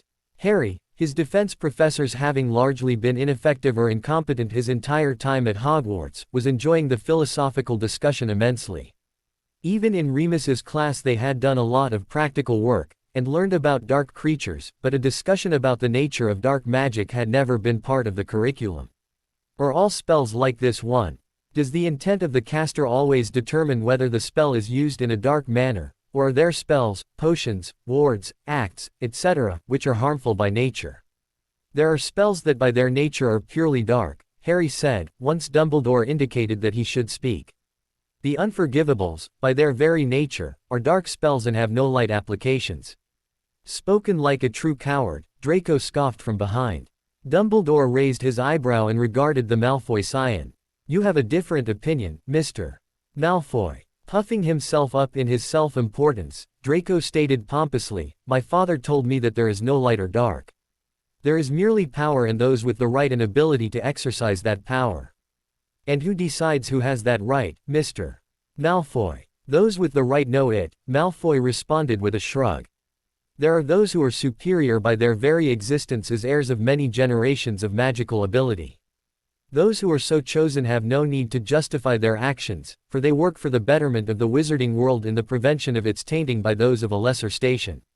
Shaking his head, Dumbledore regarded Draco severely. For Harry, though he had always known of what Malfoy believed, he had never heard the blonde state his beliefs with such clarity and in such a public forum. This was a dangerous person, just as his father and his father's master were dangerous. Regardless of Dumbledore's desire, and it was a noble desire, to redeem people such as Malfoy, Harry knew there was little chance he would ever change. His father's teachings were far too ingrained in him for there to ever be room for any kind of competing viewpoint. I am unsurprised your father has taught such things, given what I have seen of his behavior, responded Dumbledore, a slight hint of sadness entering his voice. But regardless of what you have been told, there is a distinct delineation between the dark arts and other magic. Not all magic can have a benevolent application. For example, let us speak of the killing curse. For most of those in this room, casting a killing curse at me would do next to nothing. Can anyone tell me why? At his signal, Ron spoke up. The killing curse takes a lot of power to cast properly. Very good, Mr. Weasley. Your answer is correct, but only part of the answer. Can anyone tell me what else is necessary to properly cast the killing curse? The killing curse is also powered by hate, Professor, Harry stated when Dumbledore motioned to him. Exactly, Mr. Potter, take 2 more points for Gryffindor. Dumbledore fell silent and surveyed the class once again. Yes, the killing curse requires a significant level of power to cast, but it is also fueled by the caster's hate. You could state the incantation and summon the necessary power, but if you have not summoned the hatred necessary to truly cast the spell, it would have little effect. Given that, is there any practical application for the curse? For example, could you perform a mercy killing for a terminally ill patient? Not unless you hated that person, said Daphne Greengrass. Exactly, stated Dumbledore. Beyond the ethical concerns of performing a mercy killing, the killing curse is not useful in such circumstances, as you would have to power the curse with hate. But Professor, Harry said, I know that the killing curse requires hatred, but not everyone is killed by someone who hates them. Death Eaters don't necessarily even know everyone they kill. Very interesting point, Mr. Potter, approved Dumbledore. Can anyone shed any light on this seeming contradiction? The class was silent for several moments as the students ruminated on the question. Harry felt he likely knew the answer to the riddle, but decided he would let someone else speak. It was several moments before Padma Patil raised her hand somewhat tentatively, speaking when Dumbledore motioned to her. I think that the hate does not need to be specifically directed at someone to be effective.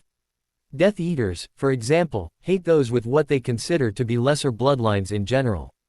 Thus, when they cast that specific spell, their hatred is more general in nature than specific. Very good, Miss Pottle. Take 2 points for Ravenclaw. Dumbledore surveyed the room for several moments before he began speaking again. Miss Pottle has indeed hit upon the crux of the issue. The hatred need not be directed at a person for the curse to be effective, though it may very well be. Hatred is something which the human race in general seems to possess in abundance, and that hatred may be harnessed in order to allow a person to kill another. You will do well to remember that a killing curse may potentially come from an unexpected quarter. The caster does not have to hate you in order to kill you with it. In the example we were discussing, though your hate may allow you to cast the spell, a healer does not work in that fashion. The healer would more likely feel compassion than hatred. Though perhaps it is technically possible for a healer to use the curse to euthanize a patient, his oaths as a healer would prevent him from actually doing so. Thus, there is no practical application for using the curse, other than to kill an enemy whom you hate. I trust that for most of us in this room, evoking the necessary level of hatred would be impossible. There is indeed a branch of magic called the dark arts, and regardless of what you have been told, here Dumbledore did glance at a visibly dismissive Malfoy, there are no good applications for this magic. Dark arts include the 3 unforgivables, a few other curses, certain potions which are meant only to harm, and different rituals and other magics which are specifically intended to cause harm, or which cause harm in the process of completing them. Make no mistake about it, if you perform a ritual which benefits you, but which harms someone else, the magic is dark in nature. He stopped for a moment and watched the class, clearly allowing them to digest the information he had just imparted to them. Harry glanced around as surreptitiously as he could, and though Malfoy was nonchalant and unconcerned, most of the rest of the class looked thoughtful. Even some of the Slytherins, who he would have expected to be as dark as Malfoy, appeared to be as thoughtful as the rest of the class. The information caused a whole new tangent in Harry's thoughts. He had never truly had a lot of congress with the Slytherins, and he had as a result painted them largely with the same brush as Malfoy. There almost certainly was something to what the headmaster had told him the previous day. Now, some of you may be wondering why I'm telling you this, Dumbledore continued. There are several reasons. The first is because we have not been able to keep a defense professor for more than a year at a time. I'm not certain exactly what your professors have taught you. The second reason is that despite what our minister is saying, our Mr. Potter did indeed witness the rebirth of the Dark Lord last year. Harry blushed at the sudden scrutiny under which he found himself, as a rumble of noise broke out over the classroom. Surely everyone knew the story by now, but he had never truly told the tales of his adventures in such a public forum. Therefore, I want everyone to be aware of the seriousness of the situation. Dumbledore's voice once again cut through the discussion. Everyone here knows that Voldemort's Death Eaters have a propensity toward heavy usage of the dark arts. The winces at the wizard's name caused Dumbledore to pause for a moment, before he continued in a slightly admonishing tone. The fear to use a contrived name merely grants Voldemort a power to which he has no claim. It is only a name, not even the one with which he was born, and none of us should fear to say it. Now, to continue, I wish for everyone at this school to understand what we are dealing with when we oppose the dark arts. What you should all take from this discussion is that the dark arts can and will be used against you, if a Death Eater ever gets the opportunity. You must know the dark arts to be able to defend yourself and your loved ones, whether you are able to strike back or not. The ability to defend until you are able to flee may keep you alive one day. Now, I believe we should begin as we have much to cover. It was readily apparent that the headmaster was not only a powerful wizard, but he also possessed a deep understanding of the dark arts, and extensive knowledge on how to combat them. Furthermore, he proved himself a gifted teacher as he patiently taught the students, showing a knack for demonstration, explanation, and coaxing the best out of every student in the room. Harry was amazed. If this man had been the defense teacher throughout his time at the school, he was not certain how anyone could have avoided becoming gifted in the subject. All in all, it was an enjoyable time, and far more illuminating than Harry had ever experienced before in defense class. The only problem was that it was not destined to last. As headmaster, he could hardly be expected to have the time to continue to teach the class indefinitely. Besides, he had already announced that the new defense professor would be arriving after winter holidays. Until then, they would just have to make the most of the opportunity to learn from one of the great leaders of their time.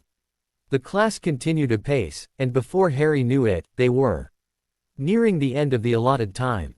For the last half of the class, Dumbledore had been pairing the members of the class off for some practice in dueling, and had even had several pairs face off in practice duels in front of the class where he could observe them directly.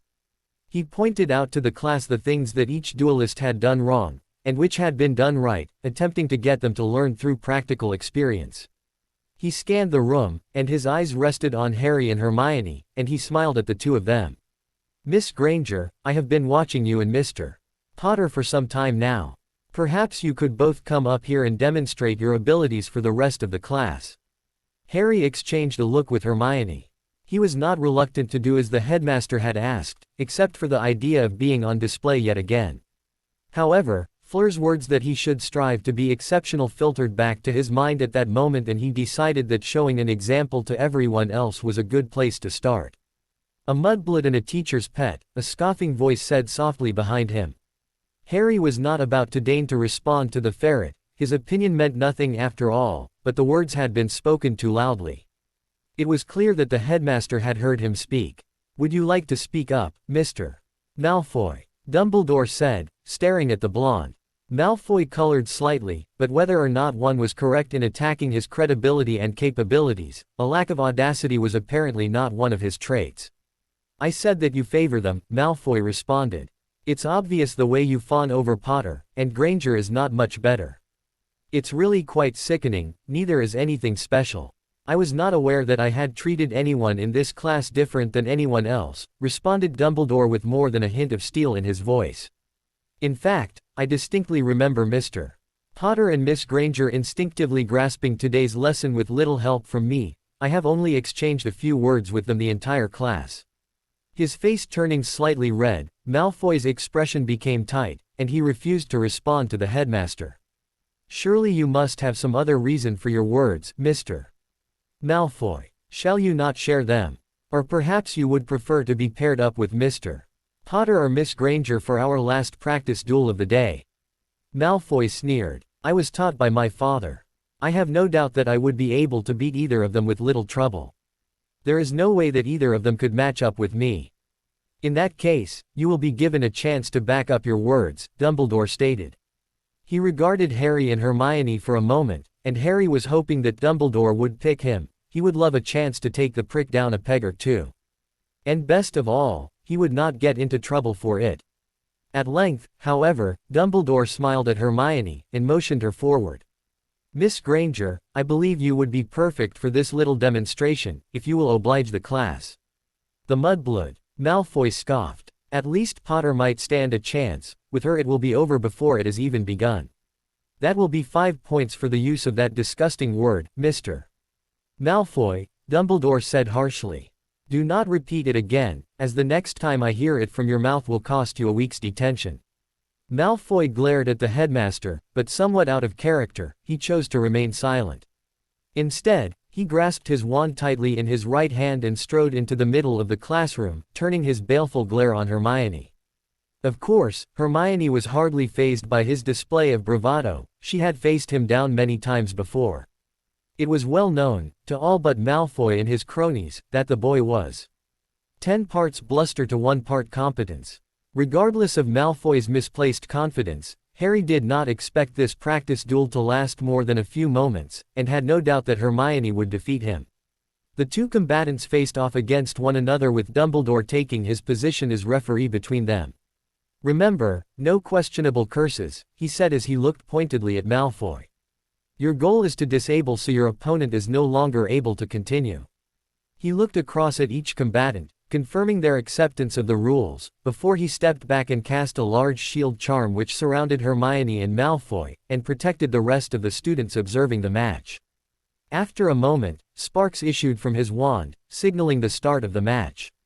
"Bombarda!" Malfoy yelled, immediately going on the offensive. If he had expected the match to end quickly in his favor, he was to be disappointed as Hermione merely shifted gracefully to one side, avoiding the hex. In quick succession, she had cast a shield charm over herself before she shouted, "Stupefy!" in response to Malfoy's bludgeoning hex.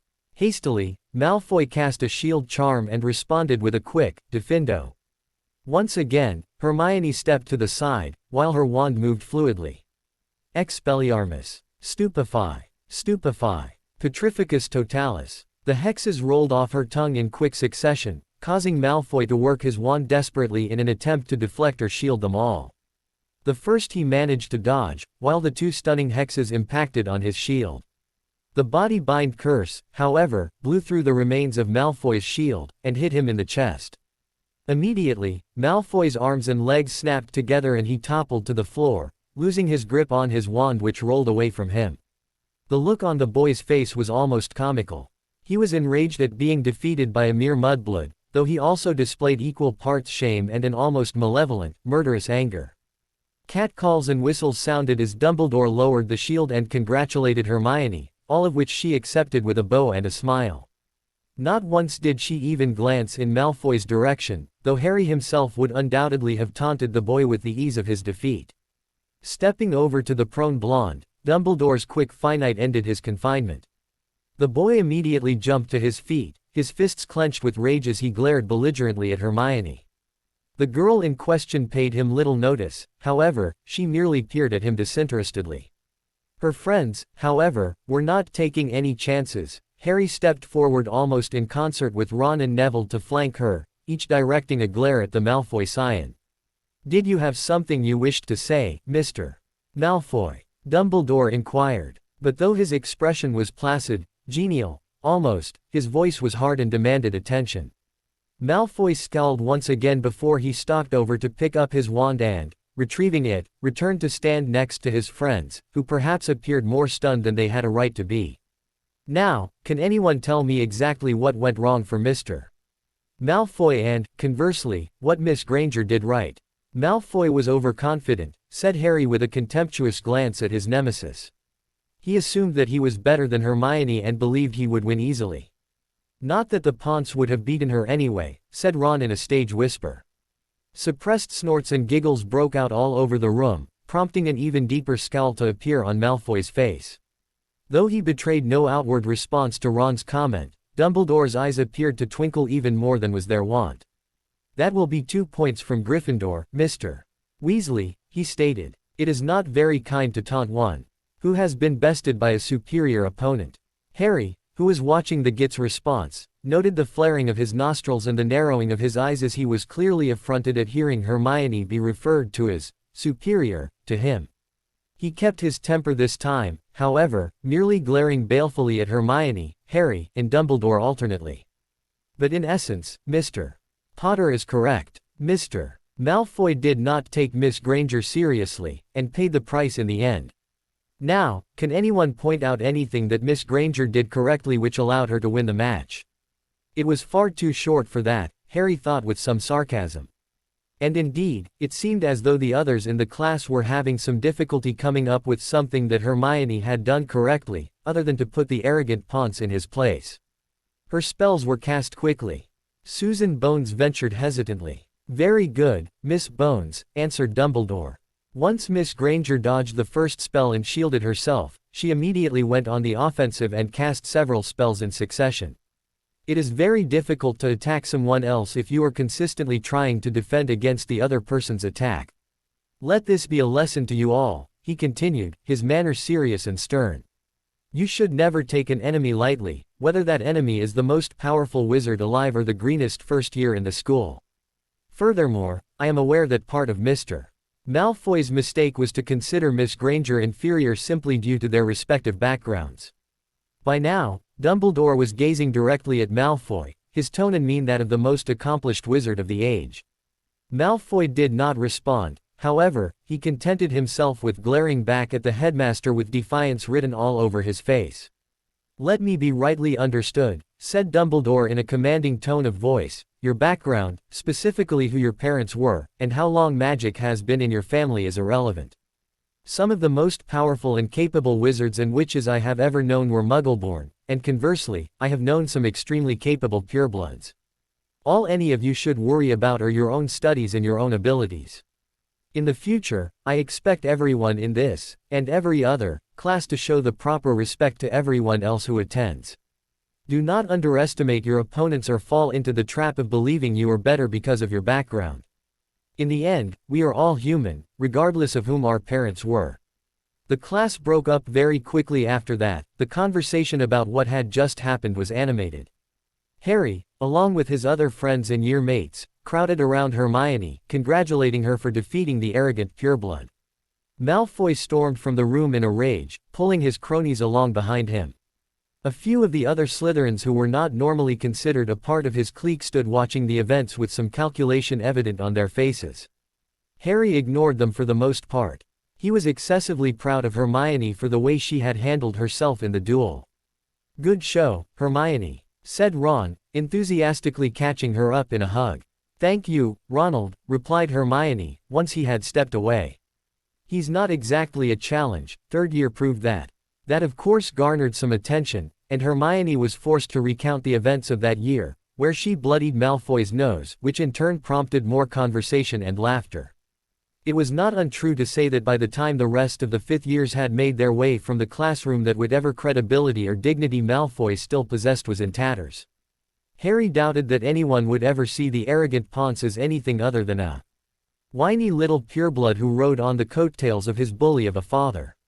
The exit from the classroom kept the pureblood Ponce at the forefront of everyone's mind, as he had appeared to have waited there in ambush to confront the Gryffindors as they exited the room.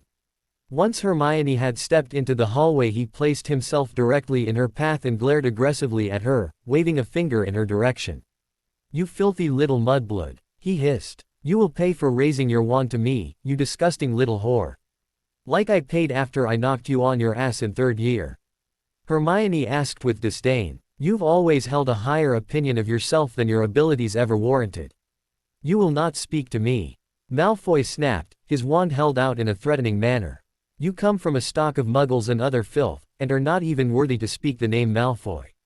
Almost as one, the Gryffindors jumped to action, their wands held in their hands, pointed at the Slytherins who had taken position behind their leader.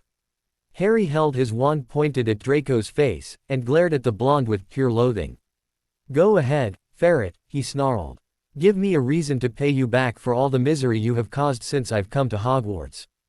By this time, the remaining Ravenclaws and Hufflepuffs, many of whom were members of the Defense Club, had taken flanking positions to support the Gryffindors. The Slytherins, of whom only Pansy, Millicent, Crabbe and Goyle were supporting the Malfoy heir, were decidedly outnumbered, and some were looking uneasily at the array of wands pointed in their direction. Malfoy, however, was focused solely on Hermione, murder evident in his eyes. "You're nothing but a jumped-up half-blood, Potty," Malfoy sneered. "You and the mudblood here. That will be enough." Dumbledore's voice boomed as he exited the defense classroom, a worried Padma Patil at his heels. "All wands will be lowered immediately." Almost as one, wands fell to the users' sides, as the headmaster's voice commanded respect and obedience. Wands are tools used for the focusing of one's magic, and should never be raised in anger in the hallways of a school, Dumbledore stated, while moving between the antagonists. "For each student who had their wand out, that will be a point deduction. Do not ever let me see such a scene in the hallways of Hogwarts again." Though there were some groans and muffled protests, no one spoke out loud, and Harry could not but admit that it was a fair punishment, regardless of who started the fight, or for what reason, belligerence or protection. Their wands were out. Dumbledore's attention was immediately on the Malfoy heir. "Mr. Malfoy, not 15 minutes after I reprimanded you for using that vile insult and told you the consequences of its use, I hear you saying it once again. That will be a 15-point deduction, and a week's detention with Mr. Filch. I advise you to avoid repeating it in the future, as the punishment will be much more severe." The only response to the headmaster's words was a tightening of the Slytherin's lips, and his continued belligerent glare. Apparently Dumbledore took his lack of response as all the acknowledgement he needed. After his words to Harry the previous day about his concern about Malfoy's ability to change, it was apparently the best he could expect. Now, Dumbledore's voice was quieter and more reasonable. "You are all dismissed. But you shall all remember that the school is no place for a pitched battle. If this behavior continues, suspensions and expulsions may result." As soon as he was able, Malfoy turned on his heel and stalked away, his friends following close behind. Harry exchanged glances with his friends and turned to walk toward the great hall and dinner. They had not gone 2 steps before the headmaster's voice interrupted, asking Harry to stay behind. "Mr. Potter, Dumbledore began after the rest of the 5th years had filed away. I understand you were protecting your friend and that Mr. Malfoy was the instigator, but I must ask you to exercise a little more restraint. The things that you are learning in defense class, and that you are teaching in your club, are worthy and necessary for you to defend yourself, but equally important is the lesson of knowing when to use your knowledge, and when to avoid a fight. Harry nodded. I understand, Headmaster. But if Malfoy presses and starts something, we will finish it. And he will not like the result. Sighing, the headmaster nodded and steered Harry toward the great hall with a grandfatherly pat on his shoulders. I understand, Harry. I do perceive the path which Mr. Malfoy treads, as I told you during our discussion yesterday. You and your friends have done an admirable job in keeping your tempers and not escalating this rivalry any more than it already is. I must ask for your patience as much as possible. Mr. Malfoy was intensely irate today, and I fear I must share the blame for the situation. I had meant merely to illustrate and teach a lesson, and I fear that the enmity has only deepened. It would have anyway, was Harry's response. Malfoy has been nothing but trouble from the first time I met him on the train. We won't start anything with him or with his friends, but we won't sit back and allow him to bully us either. Understandable. I appreciate your continued restraint, and request that you let me, or one of the other professors know if the situation deteriorates any further. I will leave you to dinner with your friends. I fear that there are matters which demand my attention. Harry watched Dumbledore walk away, reflecting that his words showed much wisdom. Instinctively, however, he knew that no one would ever be able to reach Malfoy. He would end up a Death Eater, and as such, if Harry had his way, he would end up dead, or in Azkaban. No other fate would do, otherwise he would continue to be a menace and a danger. No one would be allowed to hurt any of Harry's friends. He would not allow it. Fleur left her class that afternoon with no knowledge of what was happening in and after defense, but with problems of her own. Upon leaving her last class of the day, she returned to the common room in the company of her 7th-year friends. Knowing that defense would run late that day, she decided to do a little research for an upcoming charms project before meeting Harry for dinner. The library was quiet, as usual, and given that it was the hour before dinner, it was fairly lightly populated, most of the students apparently choosing to use the time for leisure, rather than study. Fleur knew that later in the evening, the room would most likely be busier as students got down to the business of studying and preparing for the year-end exams. Shrugging her shoulders slightly, Fleur made her way through the library, and after finding 2 books which she had specifically wished to investigate, she made her way to the table which Hermione always used when she was in the library, and began flipping through the books, looking for the pertinent information she required. It was understandable why Hermione preferred this particular table, Fleur mused as she scanned the books. It was out of the way and quiet, even by the library's standards, and it was also close to a wide variety of subjects and advanced spell books. It was also quite close to the restricted section, should one have a pass for that area of the library, and very convenient. Another benefit to that particular table was the fact that it was quite large and many friends could sit there and study together quite easily. Trust the bookish Hermione to find such a treasure. Having only sat at the table for a few moments, Fleur was surprised when she heard the sudden creaking of one of the chairs. She looked up, startled, to see Roger grinning at her. "Hello, Roger," greeted Fleur. She plastered a weak smile on her face and tried to hide the distinct lack of enthusiasm she felt at his presence. How successfully, she was not entirely certain. Appearing to take no notice at her rather lukewarm greeting, Roger's smile became even larger. "Hey, Fleur, fancy meeting you here.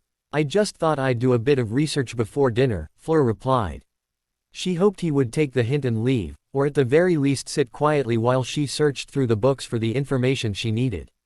It was not to be, however, as Roger appeared to be keen to engage her in conversation, more, even, than normal. "So what are you working on?" "I just wanted to find a little more information for our charms assignment," was Fleur's response as she once again looked down into the book. "Right, the charms assignment," replied Roger with a knowing smile. "How is it coming, by the way?" Fleur sighed and closed the book, thinking to herself that it would be coming along much better if a certain young man of her acquaintance would leave her alone. "Still planning and researching, but I think it's coming together. How is yours?" A look of studied nonchalance fell over Roger's face. "I'm getting there. But I was wondering if you wanted to combine our projects, work on it together. Frowning slightly, Fleur wondered what his purpose for this suggestion was. After all, Professor Flitwick had specifically stated that it was to be an individual project. And as it was to count against the grading of her newts at the end of the year, Fleur was not exactly willing to chance having her grade lowered because she did not follow the professor's instructions. I don't think that would be a good idea, Roger, she stated as gently as she could. You heard Professor Flitwick, this is supposed to be an individual effort. Though she thought she detected a flash of something resembling annoyance in his expression, Roger masked it well. He just smiled and moved his chair closer to hers, while reaching out to take her hand in one of his own. I'm not suggesting we cheat, he said while stroking the back of her hand. I'm just saying we should work on it together. You know, to come up with ideas, check each other's work, support each other, 2 heads are better than 1, you know. Shocked, Fleur pulled her hand from his grasp and glared at him. That's rather inappropriate, Roger. There's nothing inappropriate about it, Roger replied, reaching out to take her hand again. He bestowed a key upon its back, and once again shuffled his seat a little closer to her. To be honest, the studying time is just a fringe benefit. I'd like us to get closer again like we did last year. Maybe we could pick up where we left off. He bent his head, apparently intending to key her, when Fleur stood and once again ripped her hand from his grasp. Roger, this is completely inappropriate behavior. I would ask you to stop. Why? Roger asked, standing and facing her with a half-smile on his face. Why should it be inappropriate for 2 people who have feelings for one another to show their affection? I think you are overstating my feelings, responded Fleur rather forcefully. No such feelings exist, and even if they did, it appears to have escaped your attention that I am now betrothed. At this, Roger's face twisted into an ugly sneer.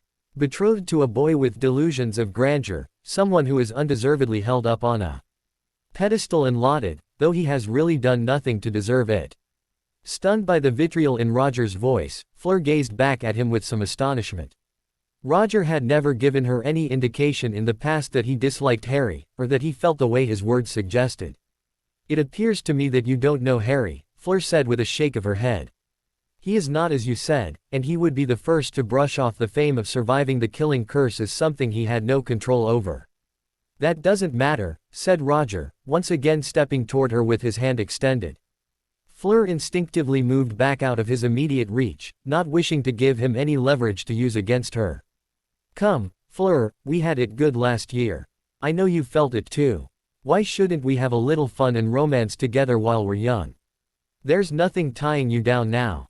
I'm betrothed. Fleur snapped. That ties me down. But Potter is always with that Granger girl, Roger wheedled. Who knows what he's getting up to with her all the time, why shouldn't you have the same opportunity? I trust Harry and Hermione, was Fleur's response. Besides, I think you are grossly exaggerating any relationship you and I might have had. We had one date at the Yule Ball, which I did not find enjoyable in the slightest. Even if Harry had not entered my life, I certainly would not be pining for you. Once again Roger's face twisted in a sneer, which reminded Fleur very much of a similar expression she had often seen on the face of a certain pureblood bigot. You owe me, Fleur, he said while jabbing a finger at her pointedly. I know it was going so well when we left the Yule Ball, but then you had to trick me with your Vila powers and leave me alone in the garden. I owe you nothing, snapped Fleur. Whatever you saw between us was nothing more than your overactive imagination. I'm happy with Harry. I'm sorry, but you were never in the picture. In that case, I hope you're happy with the little fame monger, Roger spat. He's just the right type for someone like you. Roger laughed unpleasantly. He wanders around with you and that other girl in a daze, and even when he holds your hand he doesn't seem to know what to do with it. Enjoy your time with your little puppy, I think soon enough you'll regret your decision. With that, Roger stalked from the library, leaving a bewildered Fleur struggling to understand what had just happened. Was it all because of jealousy, or what had happened between them after the ball, or was it something else which was fueling Roger's resentment? He had never given any indication of these feelings before, and the accusations he had hurled concerning Harry were worrisome, though Fleur knew that she should not give them any credence in the slightest. Though she was comfortable with Harry, a part of her had been a little concerned with the slowness at which their relationship had been developing. Perhaps it was time to push their relationship a little. Fleur had no answers. Unfortunately, she knew they were both exploring their new status as best they could. His accusations regarding Harry she dismissed as nothing more than jealousy.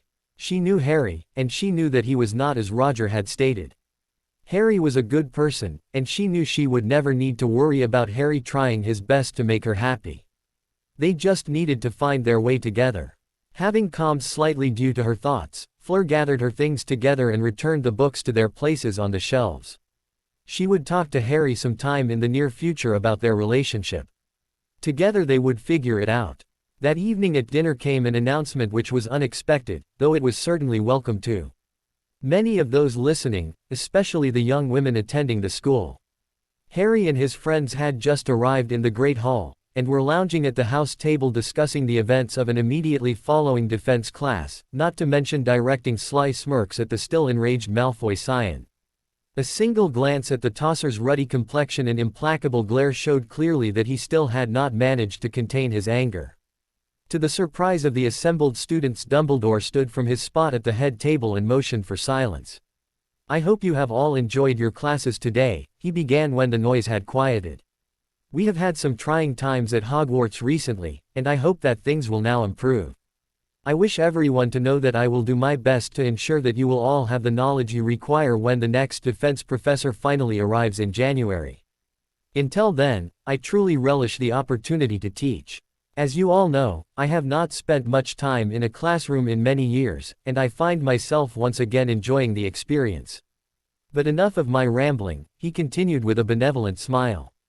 "The true reason for my boring you with my overly wordy lecture is to inform everyone that we have decided to introduce a new tradition to our yearly activities at Hogwarts." Murmurs broke out as the students began to speculate on what this new tradition could possibly be. Harry and his friends merely exchanged glances and turned their attention back to the headmaster, who was watching the students with some affection evident on his countenance. The man was at heart an educator, who truly seemed to enjoy his time with the students. "We have decided that since the Yule Ball last year was such a success, we will make it a tradition every year at Hogwarts." At Dumbledore's words, the hall once again burst into noisy murmurs as the students absorbed this news. Looking around, Harry noticed that most of his classmates seemed to be excited about the idea, ready and eager for a night of dancing, listening to music and, most importantly, impressing those of the other say. He would also have to have been blind to have missed the speculative glances which were directed at him from all over the hall, though most of those glances turned sour as they turned to the radiant Bee-One sitting by his side. Fleur seemed to be taking the announcement with a certain amount of eagerness. No doubt she was happy to put the memories of the last Yule Ball to rest in favor of some more pleasant memories with her betrothed. She shot a glance at Harry, her eyebrows raised in question, to which he responded with a smirk and a nod. The expression of smugness which came over her face at their little exchange caused the other girls' faces to turn even sourer, but Harry did not care. He would not need to worry about his date and put off asking someone until the last second this time. No, this time he would attend with the most beautiful girl in the school on his arm. In fact, now that he thought of it, a ghost of an idea began to form in his mind. As with last year's ball, Dumbledore continued, interrupting his thoughts, "This ball, and all future balls, will be open to 4th years and up. Those in 1st, 2nd and 3rd years will have their own party in another part of the castle, though they may attend the Yule Ball if they are asked by someone who is old enough to attend. This ball will be held on the final Friday of the year, and you will return to your homes the day after on the express. Please remember that there will be a Hogsmeade weekend the week before the ball, so if there is any finery which needs to be procured, that will be the day to do so." Dumbledore smiled with some amusement at the students before he clapped his hands together once and gestured to the tables. "Now, I believe I have kept you from your dinner for quite long enough." The volume in the hall once again rose as the headmaster took his seat and the students began eating their dinner and talking all at once. The discussion around Harry's place was animated, with the girls generally being excited at the prospect of another dance, while the boys were of mixed emotions. Ron particularly seemed to be reacting in much the same manner as he had the previous year, though Harry did notice him sneak a few looks in Hermione's direction. If Hermione had accepted his request to date, he would have had a date already, but as that had not happened, he was clearly a little put out that she had rejected him. Ron had made a lot of progress, but he seemed as though he had still not completely come to terms with the reality of the situation. Knowing that his own feelings on the occasion were in marked contrast to what Ron was feeling and not wishing to give the touchy redhead a reason to be jealous, Harry avoided looking at his friend, instead concentrating on another one of his friends. Since the announcement of the ball, Neville had sat with the rest of the group without adding much to the conversation. Neville's expression was pensive and thoughtful, but his frequent glances at the Ravenclaw table were both telling and somewhat amusing. It appeared as though the past few months, which had pointed toward a budding romance between the shy Gryffindor and a certain ethereal Ravenclaw, were about to be proved as fact rather than speculation. Smiling to himself, Harry took his attention away from his friend. He hoped Neville was able to gather the courage necessary to ask Luna to the ball, but he had himself to think of at that moment. It was time to make a splash. Plotting, Harry waited until he, and his target, had finished their dinner. As the time neared for them to return to the common room for the evening, he abruptly stood and turned to face Fleur. In an extravagant manner he knelt on one knee and gathered Fleur's hand in his own and, noting her slightly surprised but amused smile, he returned it with a grin of his own before he spoke. "Miss Delacour, as the most beautiful girl in the room and as my fair betrothed, I would be honored if you would deign to accompany me to the Yule Ball." Harry extended his wand and with a flourish, conjured a yellow rose with a red highlights at the end of the petals, remembering a magazine of his aunt's which had listed the meanings of various flowers. "Please accept this rose as a token of my esteem and my joy that we have been brought together." Fleur blushed slightly and reached out to accept the rose. Bringing it close to her face, she inhaled the scent deeply, before favoring him with a dazzling smile. "I would love to attend the ball with you, kind sir. I thank you for choosing me out of all the girls you could have favored with your attention." "No, my dear," Harry continued in an exaggeratedly gallant manner. "With such radiance before me, I could never even conceive of taking anyone else to the ball. I will appear as nothing more than a poor country cousin next to your brilliance." Smirking, Fleur leaned toward Hermione, who was gazing at Harry in shock, as though she did not know him. "He's definitely a keeper, Hermione," she said with a little laugh. "I'm glad you trained him so well." "I certainly didn't teach him that," Hermione murmured in response. "I am sure you will acquit yourself quite well indeed, Mr. Potter," said Fleur, turning her attention back to Harry. "I await the ball with breathless anticipation." Bowing, Harry keyed Fleur's hand before he stood and pulled her to her feet, all to the thunderous applause which burst over the great hall. Smirking, Harry turned and bowed slightly in all directions, noting the cheering, and the now softened faces of many of the girls who had previously been glaring at Fleur. There was nothing like a hint of romance to soften the demeanor of any girl. In passing, he also noted the disdainful sneer etched on the still furious face of one Pontefract. Harry made it a special point to flip a jaunty salute in Malfoy's direction, gleefully noting the haughty glare he received in response, before he took Fleur's hand and placed it on his arm, and guided her from the room. Hermione, who had joined them and was walking at Harry's other side, frowned and peered at Harry. "Who are you and what have you done with Harry Potter?" Smirking, Harry shrugged once. "It seemed like the thing to do at the time," he said blandly. "I've spent every moment of my existence in the magical world wishing I wasn't famous. I figure there's nothing I can do about it, so I may as well use it to my advantage." His answer appeared to bring Hermione up short, but after a moment she nodded and grinned at Fleur. "There, Fleur. You see, he's growing up all by himself." Laughing, Fleur grasped Harry's arm a little tighter. "He'll do just fine, Hermione." She directed a pointed look at Hermione, which in response the brunette flushed a little. But before Harry could give some thought as to what was passing between the two girls, he heard a voice calling for them to wait. Harry stopped and turned to see a young, redhead girl approaching. Susan Bones gazed at him with a certain admiration, before she laughed and addressed him. "Smooth, Potter, really smooth. You could have had just about any girl in the hall falling at your feet had you asked them instead of Fleur." "Well, what can I say?" Harry asked with a smirk. "Some of us have it, and others." He stopped suddenly as his two companions, acting in concert, smacked him in the back of his head, prompting a delighted laugh from Susan. "Methinks someone has an exaggerated opinion of his own charm," Hermione said to Fleur. "Perhaps," responded Fleur with a grin at Harry, who was now rubbing the back of his head and grumbling. I can take his charm as long as he directs it at me. What can we do for you, Susan? Harry asked, deciding it was best to simply ignore his friend's banter. Can I have a minute of your time? Susan Bones asked, suddenly appearing nervous. Though he did not know Susan well at all, Harry knew her to be a bright and pleasant sort of girl. She had red hair, though more of an orange color, unlike the Weasley family's fiery locks, blue eyes, and was of average stature, and though she was perhaps a trifle too pleasantly plump for Harry's tastes, she was not unattractive. Moreover, the way she had handled herself in defense class with Umbridge, not to mention the few times he had seen her in the defense club, told him that she was competent. In addition, though they had never talked much, she had always appeared to him to be a rather friendly person. Sure, Susan, what would you like? Susan glanced around the hall and gestured toward an empty anteroom. Can we step inside that room for a moment? Intrigued, Harry motioned for her to lead the way. They trooped into the room and stopped as Susan turned to face them.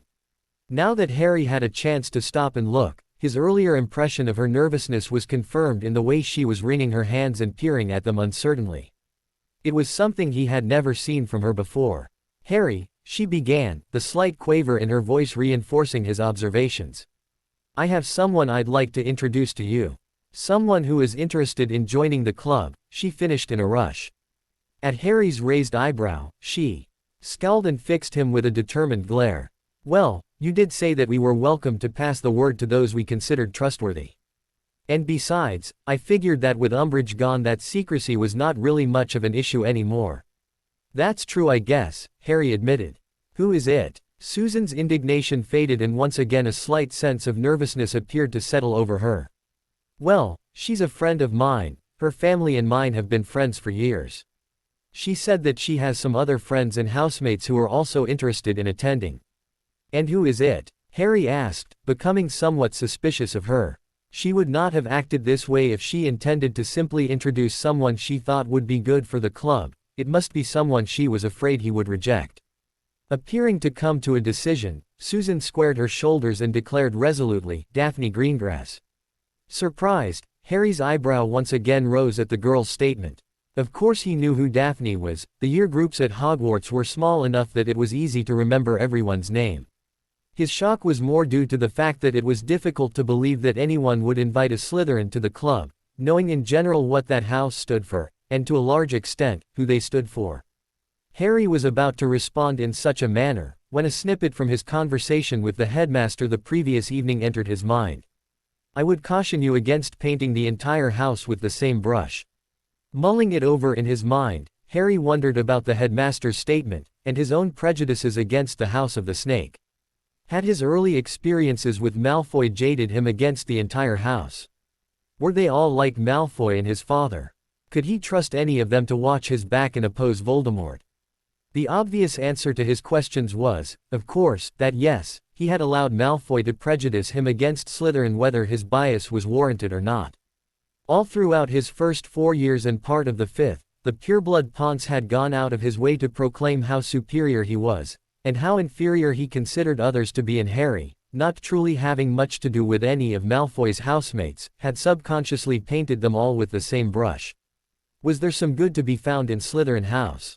Of the answer to that question he was not certain. He did not have enough experience with them to come to any conclusion, after all, but perhaps for the first time, he considered the question without resorting to the biases of the past. As Dumbledore had so astutely noted, not all Gryffindors were noble and good. It stood to reason that not all Slytherins could be dark, bigoted supporters of Voldemort either. With this new outlook in mind, Harry focused his attention back on Susan. Do you trust Daphne? As I said, she's been a friend for a long time. In fact, with my aunt being so busy at the DMLE, I often will stay several weeks with the Greengrasses during the summer. Daphne's mum and my mum were best friends at Hogwarts. And you mentioned some others, Harry prompted. Do you know who they are, or how many? Are we to be overrun by Slytherin students eager to improve their defense skills? Susan ignored Harry's feeble attempts at humor, perhaps wisely, Harry reflected in a rueful manner. I would imagine that her little sister Astoria and her friend Tracy Davis would be involved, but other than them, I don't know who else she has in mind, if anyone. I think we should meet them first, said Hermione. Slytherin House doesn't exactly have a sterling reputation, and I think that we should get some indication from them why they want to be involved." An indignant expression appeared on Susan's face. But her words were neatly preempted by a conciliatory flirt. "We don't want to imply your friends aren't trustworthy, Susan.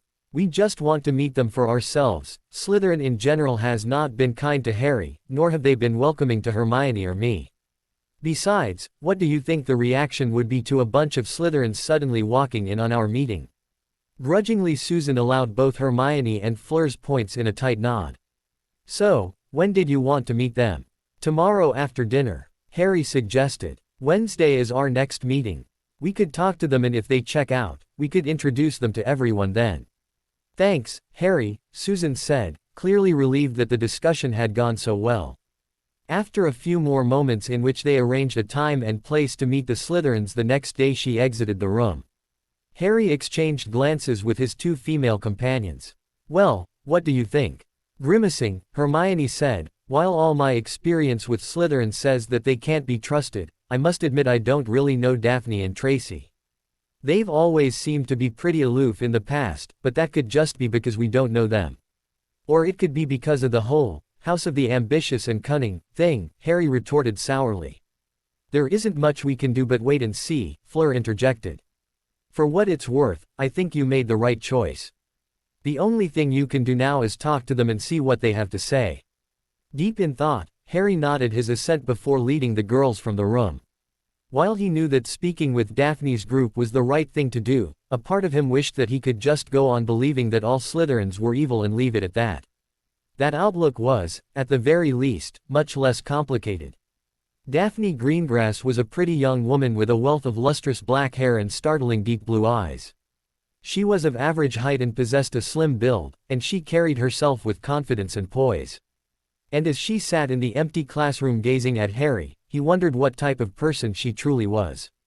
To Harry, she had always seemed quiet and uncommunicative, though he had to admit that he had, at times, witnessed her in moments when she had been open and even engaging with her friends. Her quiet persona was possibly due to the fact that she was guarded in dealings with those she did not know, or it could be because her reticence was simply due to shyness. Harry was not certain. Her frank gaze at that moment, however, seemed to suggest that she was not shy of him. Instead, her gaze was confident and assured. By contrast, her friend Tracy Davis was dumpy and plain, her face framed by limp, mousy brown hair which was gathered haphazardly into a messy ponytail, though several strands had escaped their confinement. Tracy, Harry knew, was garrulous and outgoing, if her loud peals of laughter and constantly chatty demeanor he had observed was to be believed. Of the others in the room, Harry knew even less. Blaise Zabini was of African descent, and was a tall, broad-shouldered boy in Harry's year, with short-cropped black hair. His taciturnity was legendary, to the extent that not even those of his own house knew much about him. He was considered to be an antisocial loner, who was disparaged by Malfoy and his crew almost as much as they disparaged Harry himself. Whether this had ever bothered the boy was completely unknown. He had the most impenetrable poker face Harry had ever seen on another person. The final three were even more of an enigma. Astoria Greengrass was a younger copy of her older sister, the only major difference between the two being her much lighter shade of ice blue eyes. Nigel Johnson was a seventh year who Harry had only noticed a few times in passing, while Greta White was a fourth year, pretty and blonde, but with a sneering, superior expression of which Malfoy would almost have been envious. The six sat at various desks around the empty classroom, holding themselves aloof from the three Gryffindors and one Hufflepuff, but Harry had to suppress a smile at the thought of the proud and haughty Slytherins appearing before him like some supplicant pilgrims. Slytherins, by their very nature, never did something without there being some benefit for themselves, their families, or their house. Harry was intrigued to discover exactly what these six felt they could gain. Susan handled the introduction of Daphne to the three Gryffindors, who then proceeded to introduce the others. Once the formalities had been concluded, they got down to business. "We understand that you have started a defense club and would like to inquire about joining," Daphne said without preamble. It seemed that she had been appointed spokesman for the group. "We have," Harry confirmed simply. "Then how does one go about joining?" demanded Tracy. "It's an invitation-only club," said Harry. In response, I would inquire why you would want to join a defense club run by a bunch of hot-headed Gryffindors. The fact that we want to learn more about defense isn't enough," asked Daphne. "In a world where Voldemort is on the loose and certain members of Slytherin House openly support him, it is most certainly not enough." At the winces the use of the Dark Lord's name produced, Harry scowled. "Look, if you are to join our group, you will need to learn not to flinch every time someone mentions the name Voldemort. It's just a stupid name he made up because he doesn't like his Muggle name. Ask Fleur if you want to know what it means. I know enough French to translate it, thank you very much," said Daphne somewhat primly. Then a contemplative expression stole over her face and she regarded him openly. "You still claim that the Dark Lord has returned to you?"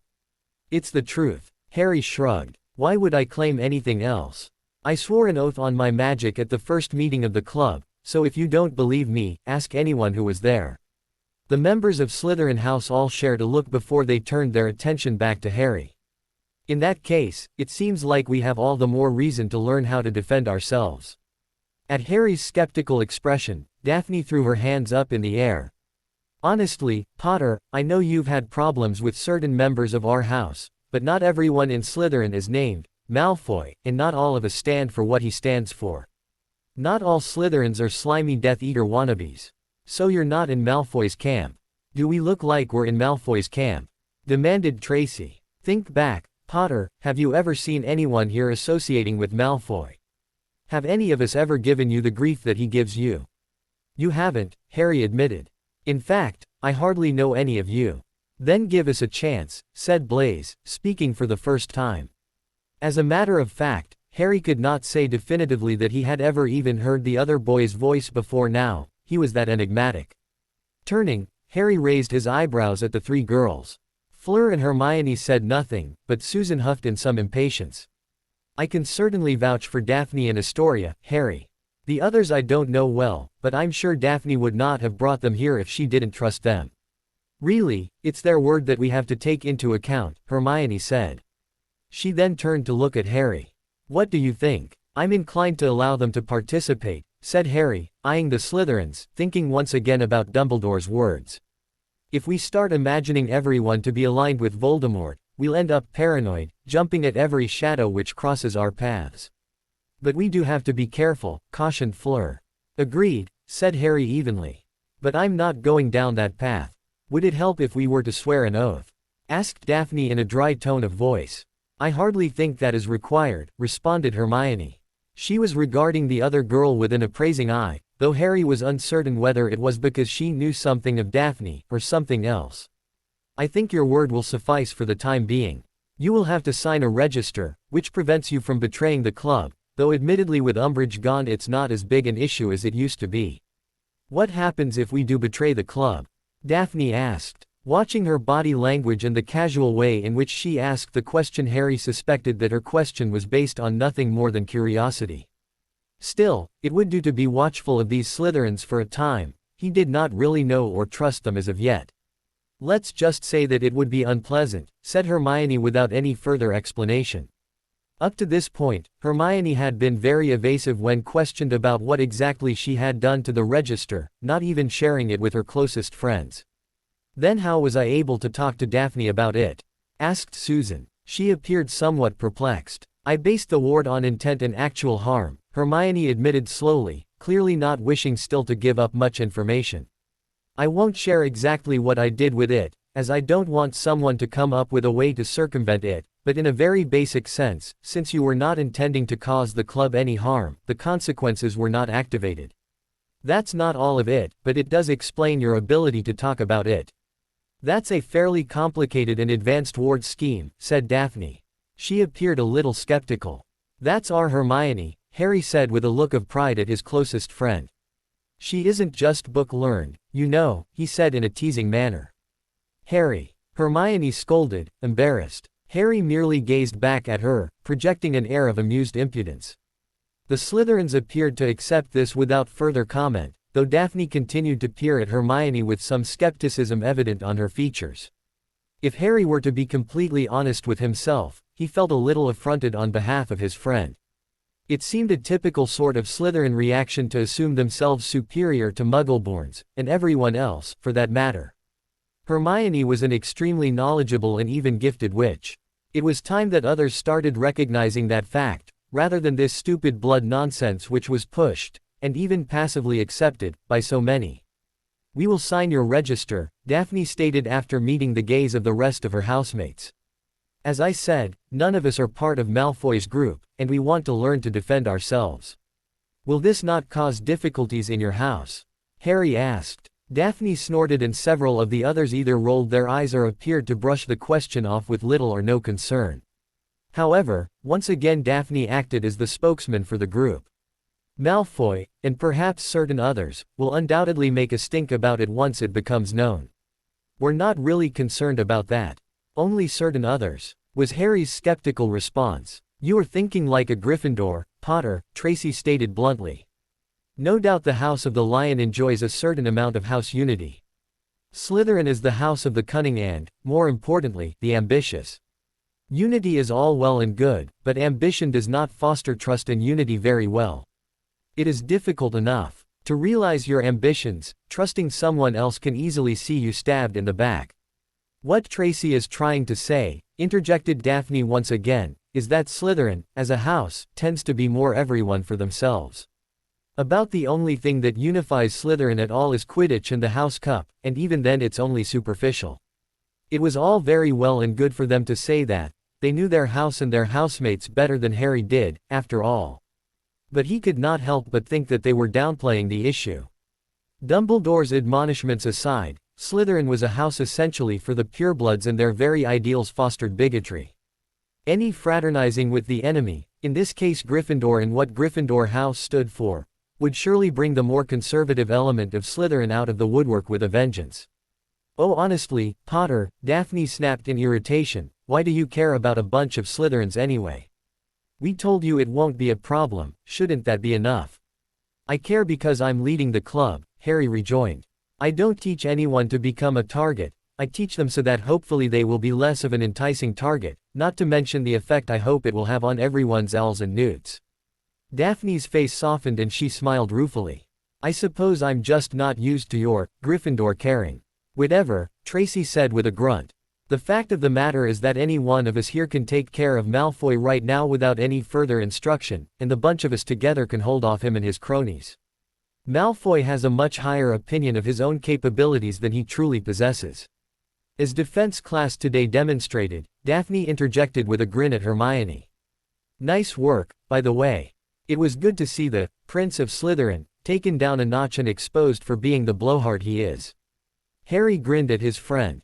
It's not the first time Hermione has taken him down, but it is probably the first time he's been shown up so thoroughly in front of the entire class. "You'll have to tell us about it some time," Daphne said. "For now, all you have to be concerned with is the fact that we can defend ourselves when it comes to Malfoy and his gang. No one else in Slytherin will care enough to confront us over it. In fact," she continued with a smirk, "the more cunning will likely congratulate us for getting closer to you. They'll likely think we're using you and playing both sides." "And are you?" Daphne affected an innocent expression. "I can't tell you that now, can I? It would not be very cunning of me if I revealed my plans and motivations." Harry decided right then and there that he liked Daphne. She was obviously intelligent, seemed sincere, and she had an understated sense of humor which he found infectious. He was almost persuaded, there was just one more thing which needed to be said. "Very well then," he said, and when he continued, he tried to project a very serious and implacable air. "But one thing you must all understand. I don't know exactly what your feelings are or what your beliefs are regarding this blood purity nonsense, but there is no room for that in the defense club." If he had expected any of the Slytherins to take offense, or even react at all, to his words he was disappointed. The six of them simply sat and watched him, expressionless, waiting for him to complete his instructions. "Everyone in the club is equal," Harry continued, "and if you feel like you are better than Fleur or Hermione because of their ancestry, then I suggest you either bury those feelings deep or don't bother to join.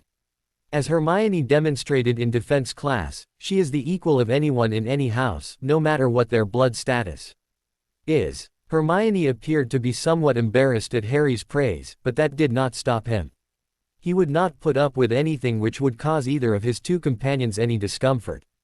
Really, Potter, Daphne finally responded with a certain sense of exasperation. Do you think we would really be here if we bought into all that pureblood stuff? I don't know, Harry responded with a smirk. You're Slytherins after all, you may simply be in this to get close to me. Daphne and Tracy exchanged a glance and laughed. Touché, Potter, touché, Tracy said. The Slytherins in general appeared to be somewhat amused at Harry's ability to throw the words of one of their own back at her. Perhaps he had gained a modicum of respect from these snakes. If it will help, none of us here put any stock in blood purity, Greta White spoke up for the first time. Besides swearing an oath, I'm not sure what else we can do to assure you of our sincerity. Though his original opinion of her as a haughty girl was not appeased in the slightest as a result of her tone of voice, she at least appeared to be sincere. Harry could do nothing more than nod in response.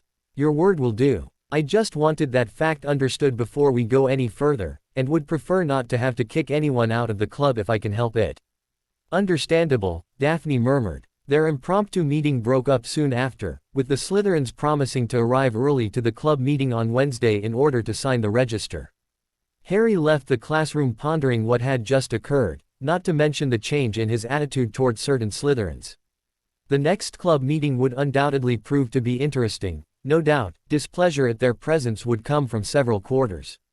As requested, the 6 Slytherins arrived about a half hour before the club meeting was scheduled to begin. The signing of the register was accomplished in a moment, and though Harry would perhaps have expected members of the House of the Ambitious to want a detailed explanation, or at least attempt through guile to discover some idea of what the consequences for betraying the club consisted, the Slytherins said nothing. They merely signed their names to the register and turned their attention to Harry, clearly expecting him to instruct them on what they could expect next. Taking the lead, Harry used the time remaining before the meeting trying to determine exactly what level these new entrants were at, so the trio could properly determine where they fit in with the club. What he had expected from them as a group he certainly could not have said. The only Slytherins he had ever witnessed performing any actual magic were Malfoy and his group, as he had never made a habit of watching any Slytherins in any of his classes. Malfoy had been exposed as much more talk than competence, his bookend bodyguards were downright stupid, while Parkinson was certainly no threat herself. The only one who seemed to have any level of real skill to back up his threats was not, and Harry did not know enough about him to truly judge. Thus, his examples of Slytherin competence were not exactly sterling. By contrast, these particular Slytherins appeared to be able to back whatever boasts they chose to make with their wands.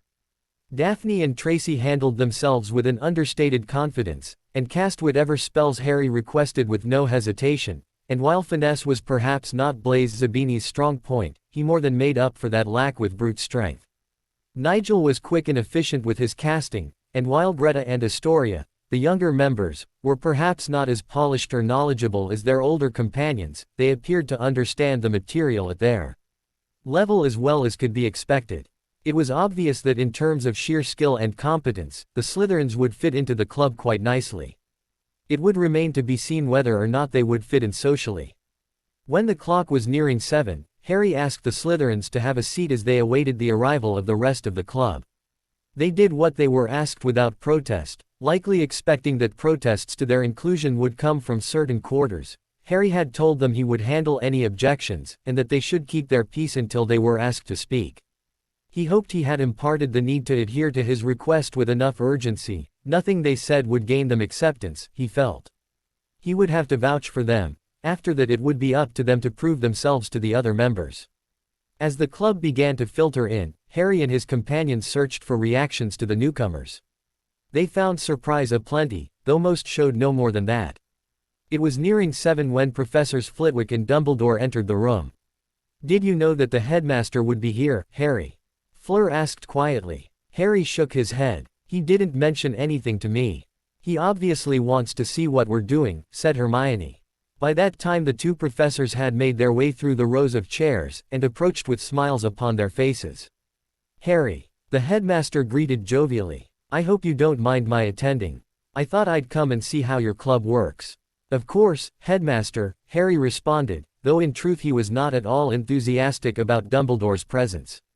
It was not every day that one had the school headmaster, who also happened to be teaching defense at present, sit in to see how well you were doing teaching others. I must admit to being curious myself, Flitwick chimed in. The excitable little charms professor had eagerly accepted Harry's request to become the staff sponsor for the club, and had even agreed to assist in the instruction of dueling practices. We hope we do not disappoint, said Hermione, though her easy smile belied any sense of nervousness her words may have engendered. Nonsense, was Flitwick's jovial response. I have every confidence in Mr. Potter's skill, and your ability to plan properly with the help of Miss Delacour here. This last he said with a smile toward Fleur, who returned in as easy a manner as Hermione had. Yes, well, I think we should sit back and observe for the time being, Dumbledore interjected. He smiled and nodded at Harry and his friends before he and Flitwick chose a pair of chairs off to the side of where the club members were sitting. During the brief conversation with the two professors, the final stragglers had arrived. The expressions on the faces of the students were a mixture of surprise that the headmaster had joined them, and suspicion at the presence of the Slytherins. Unsurprisingly, and perhaps surprisingly, the most marked disapproving reactions were from Ron, whose disdain for all things Slytherin was almost legendary, and Roger Davies, though both of them immediately noted the presence of two members of the staff and wisely kept their own counsel.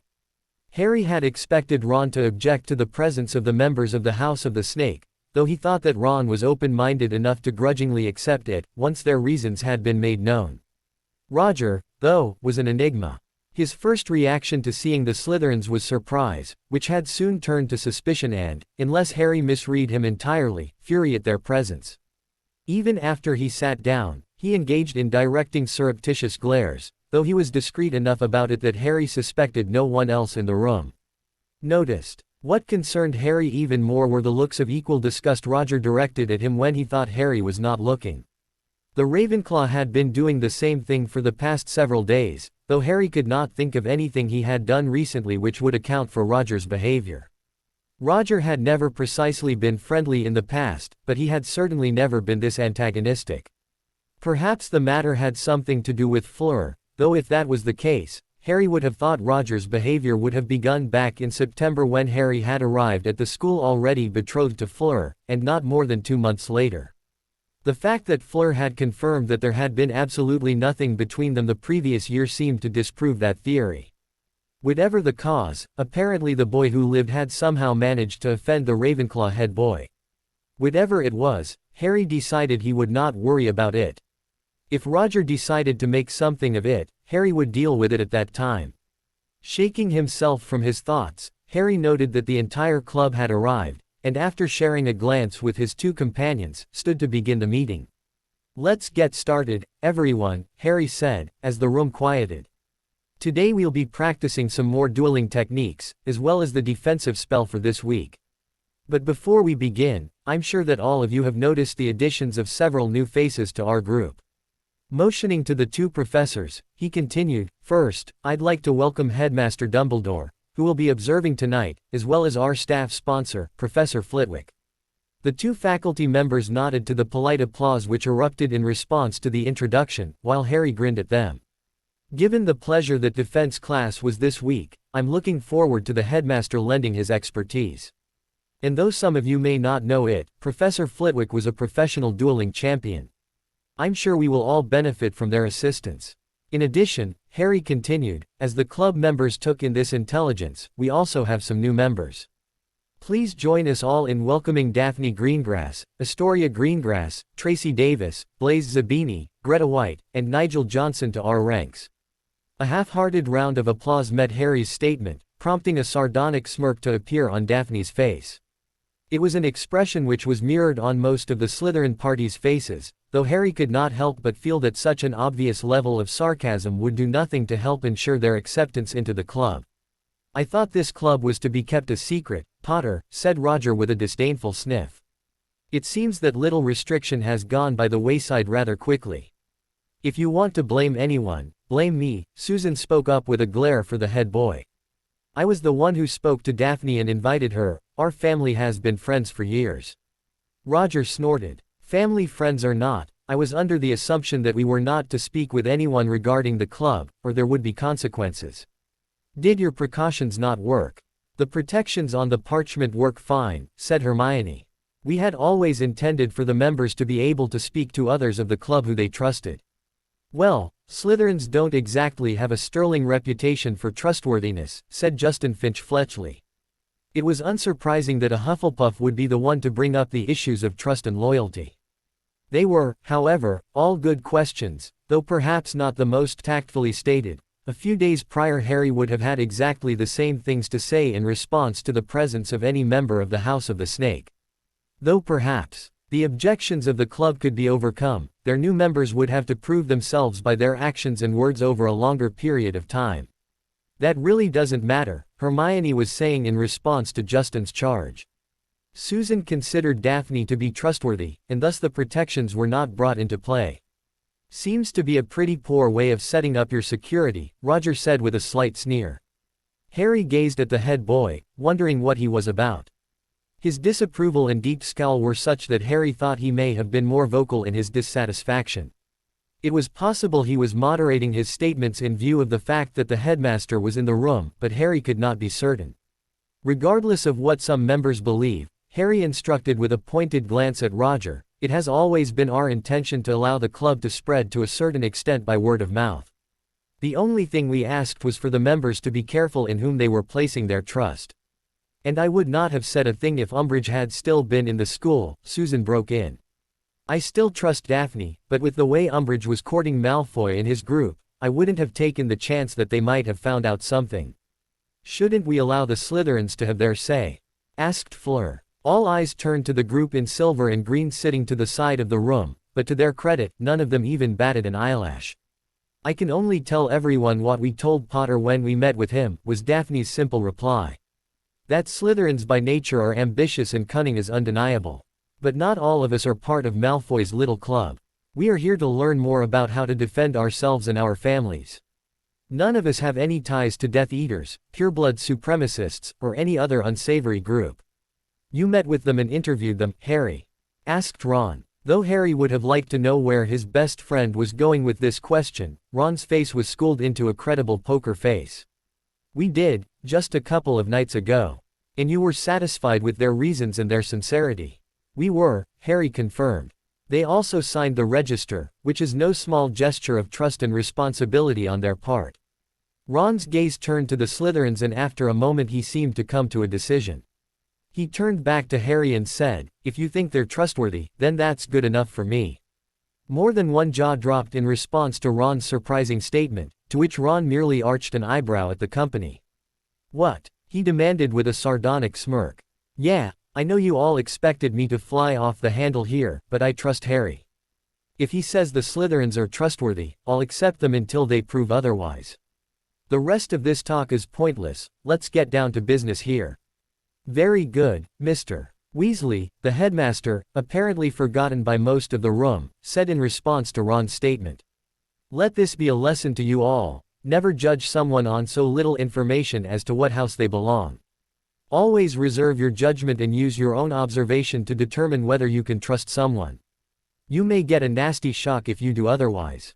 With that, all opposition appeared to melt away. No one, not even the head boy, who still appeared to be unhappy at the Slytherins' presence, was about to argue with the most famous wizard of his day. The club did get down to business shortly after, though this time, with Dumbledore and Flitwick assisting, the instruction was often passed from Harry and his friends to the older and more experienced teachers. Flitwick was a master of using one's strengths and limiting one's weaknesses, while Dumbledore was such an amazing fount of knowledge and experience, that the time passed by swiftly, and Harry felt like the evening had truly been a success. It is about time you arrived. Peevish, impatient, demanding. It is unlike Harry to be so petulant, so arrogant and imperious in his demands. Harry. Is it truly Harry? The question has no meaning. He is. Location likewise has no meaning. The room is large, but poorly lit, with flaming lamps at intervals along the wall, which sputters and smokes, filling the air with a miasma and adding to the feeling of the abyss, a hell on earth. The chair is high-backed, situated in such a way as to give the appearance of a throne. But such details are extraneous. More impression than reality. A murmur or two of conversation undulates in the distance, though indistinct, nothing more than the distant crash of waves upon a shore. The denizens of this place know the consequences of interrupting their lord and master. Lord, master. The thought is shaken off almost as soon as it appears. It too is unimportant, irrelevant. The blonde figure of a Death Eater quickly approaches from the entrance to the room. His face is craggy and worn, and his hair tied back in a loose ponytail. Again, his appearance is fuzzy and almost indistinct. Unimportant. The answers he hopefully possesses are not inconsequential. I apologize, my lord, the figure says, making his obeisance. I was detained by Amelia Bones on a matter of DMLE business. He spears the man with a sharp gaze. Anything about which I should be concerned. Order budgets, my lord, the other says with a snort. With fudge and control, the flailing in the order department has not let up. Madame Bones is trying to make the most of her limited means, but her success is middling at best. Satisfaction. Contentment. All is as it should be. Very well, then, he says with a negligent wave of his hand. I sincerely hope you have some news for me. The blond man shakes his head with some regret. Unfortunately, my lord, the news I bring is not good. Settling back in his chair, he eyes his underling with some exasperation. The temptation is there, it was always there, to give the man a taste of the fate of all those who fail. Pain, suffering, humiliation. Still, it is likely not his fault, after all. He was sent to procure a specific piece of information, and if the information is not to his benefit, it is hardly the man's fault.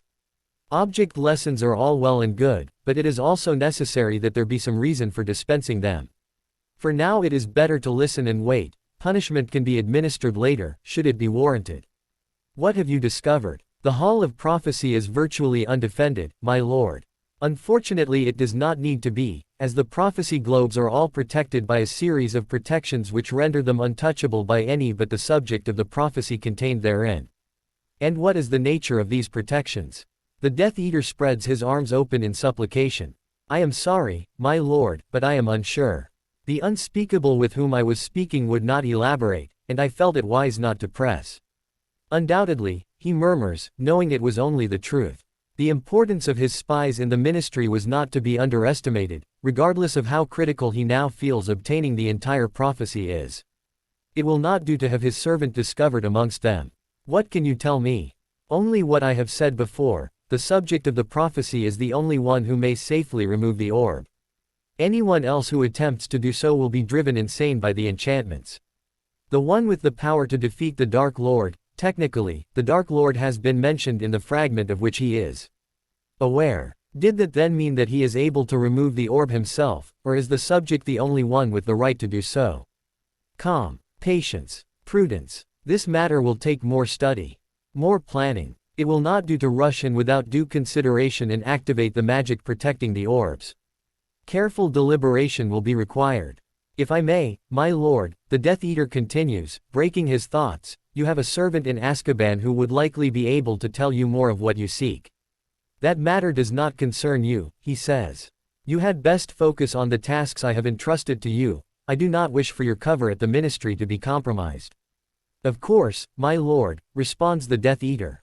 I think we must proceed under the assumption that I cannot touch the orb, he muses, half to himself. And if I cannot, then the only one who can is. Harry jolted awake. Confused, he peered around, seeing the still sleeping forms of his dorm mates huddled under their blankets. A glance toward the window revealed blackness of the Scotland night. It could not be later than perhaps 2 in the morning. Groaning, Harry pulled himself upright, and slumped on the bed with his face buried in his hands. What a perfectly dreadful night. Sleep had been a long time coming, his rest had been fitful, and the appearance of the Dark Lord in his dreams had been the final indignity. What was Tom Riddle up to now? This word of a prophecy, protections which would drive a man insane, and a clearly plotting Dark Lord was discomfiting. If only Harry could have stayed asleep a little longer, perhaps he would have been able to hear what Voldemort was planning.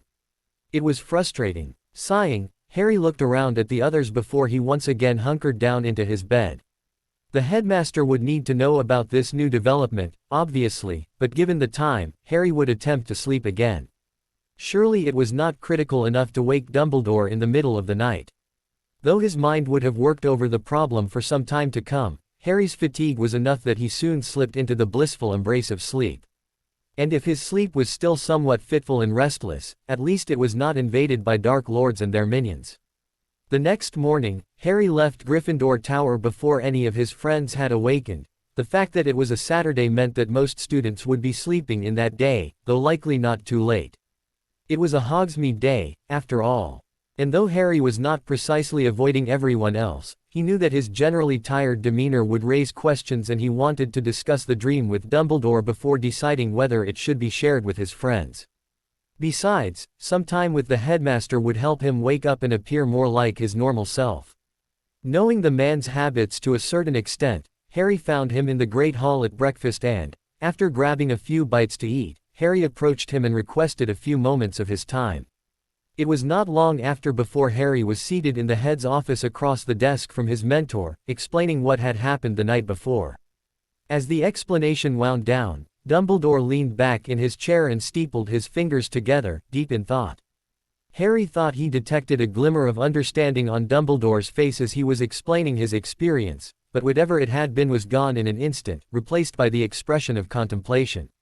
"What does it mean, sir?" Harry asked after enduring a few moments of silence. Dumbledore started and peered at him. Harry had the distinct impression that the man had forgotten all about his presence. He smiled in his congenial manner, obviously trying to help Harry feel at ease. "The Hall of Prophecy, you say? And Voldemort was asking for information about one of the prophecies." "Yes, but he seemed to think that one of the prophecies was about him too," Harry responded. "If it was about him, wouldn't he be able to remove it?" "No, Harry," replied the headmaster, "though that is a very good question. Just because one is mentioned in a prophecy does not make the prophecy about them. If the prophecy the Dark Lord is interested in is specifically about someone else, and only mentions Voldemort, then he will not be able to remove it. He did think that he had to be cautious about it. He thought he would have to study it more before taking any action. He seemed to think that there was someone else who could remove it, but I woke up before I could find out who it was." Leaning forward, Dumbledore rested his elbows on his desk and he gazed at Harry, who felt more than a little uncomfortable at having the professor's attention on him with such intensity. "Harry, the Dark Lord may have information about a specific prophecy, but you must not think about it. It is good that you brought this information to me as I may make some attempt to find out what he is searching for, and if necessary, prevent him from doing so. I must warn you," Dumbledore continued sternly, "not to take anything you hear through your connection to the Dark Lord at face value. If he is aware of the fact that you visited him in your dreams, he may try to trick you, hoping that you would act rashly. He can use this to hurt you, Harry, and it is not something you can take lightly. You must not respond to him in any way, or give him any reason to suspect that you are hearing his thoughts. And above all, you must not be goaded into falling into a trap. Do you understand?" "Yes, sir," Harry responded automatically.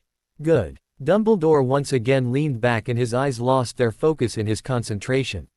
"Remember that you are still young, and though you are very mature, that there are things about the world which you still do not know.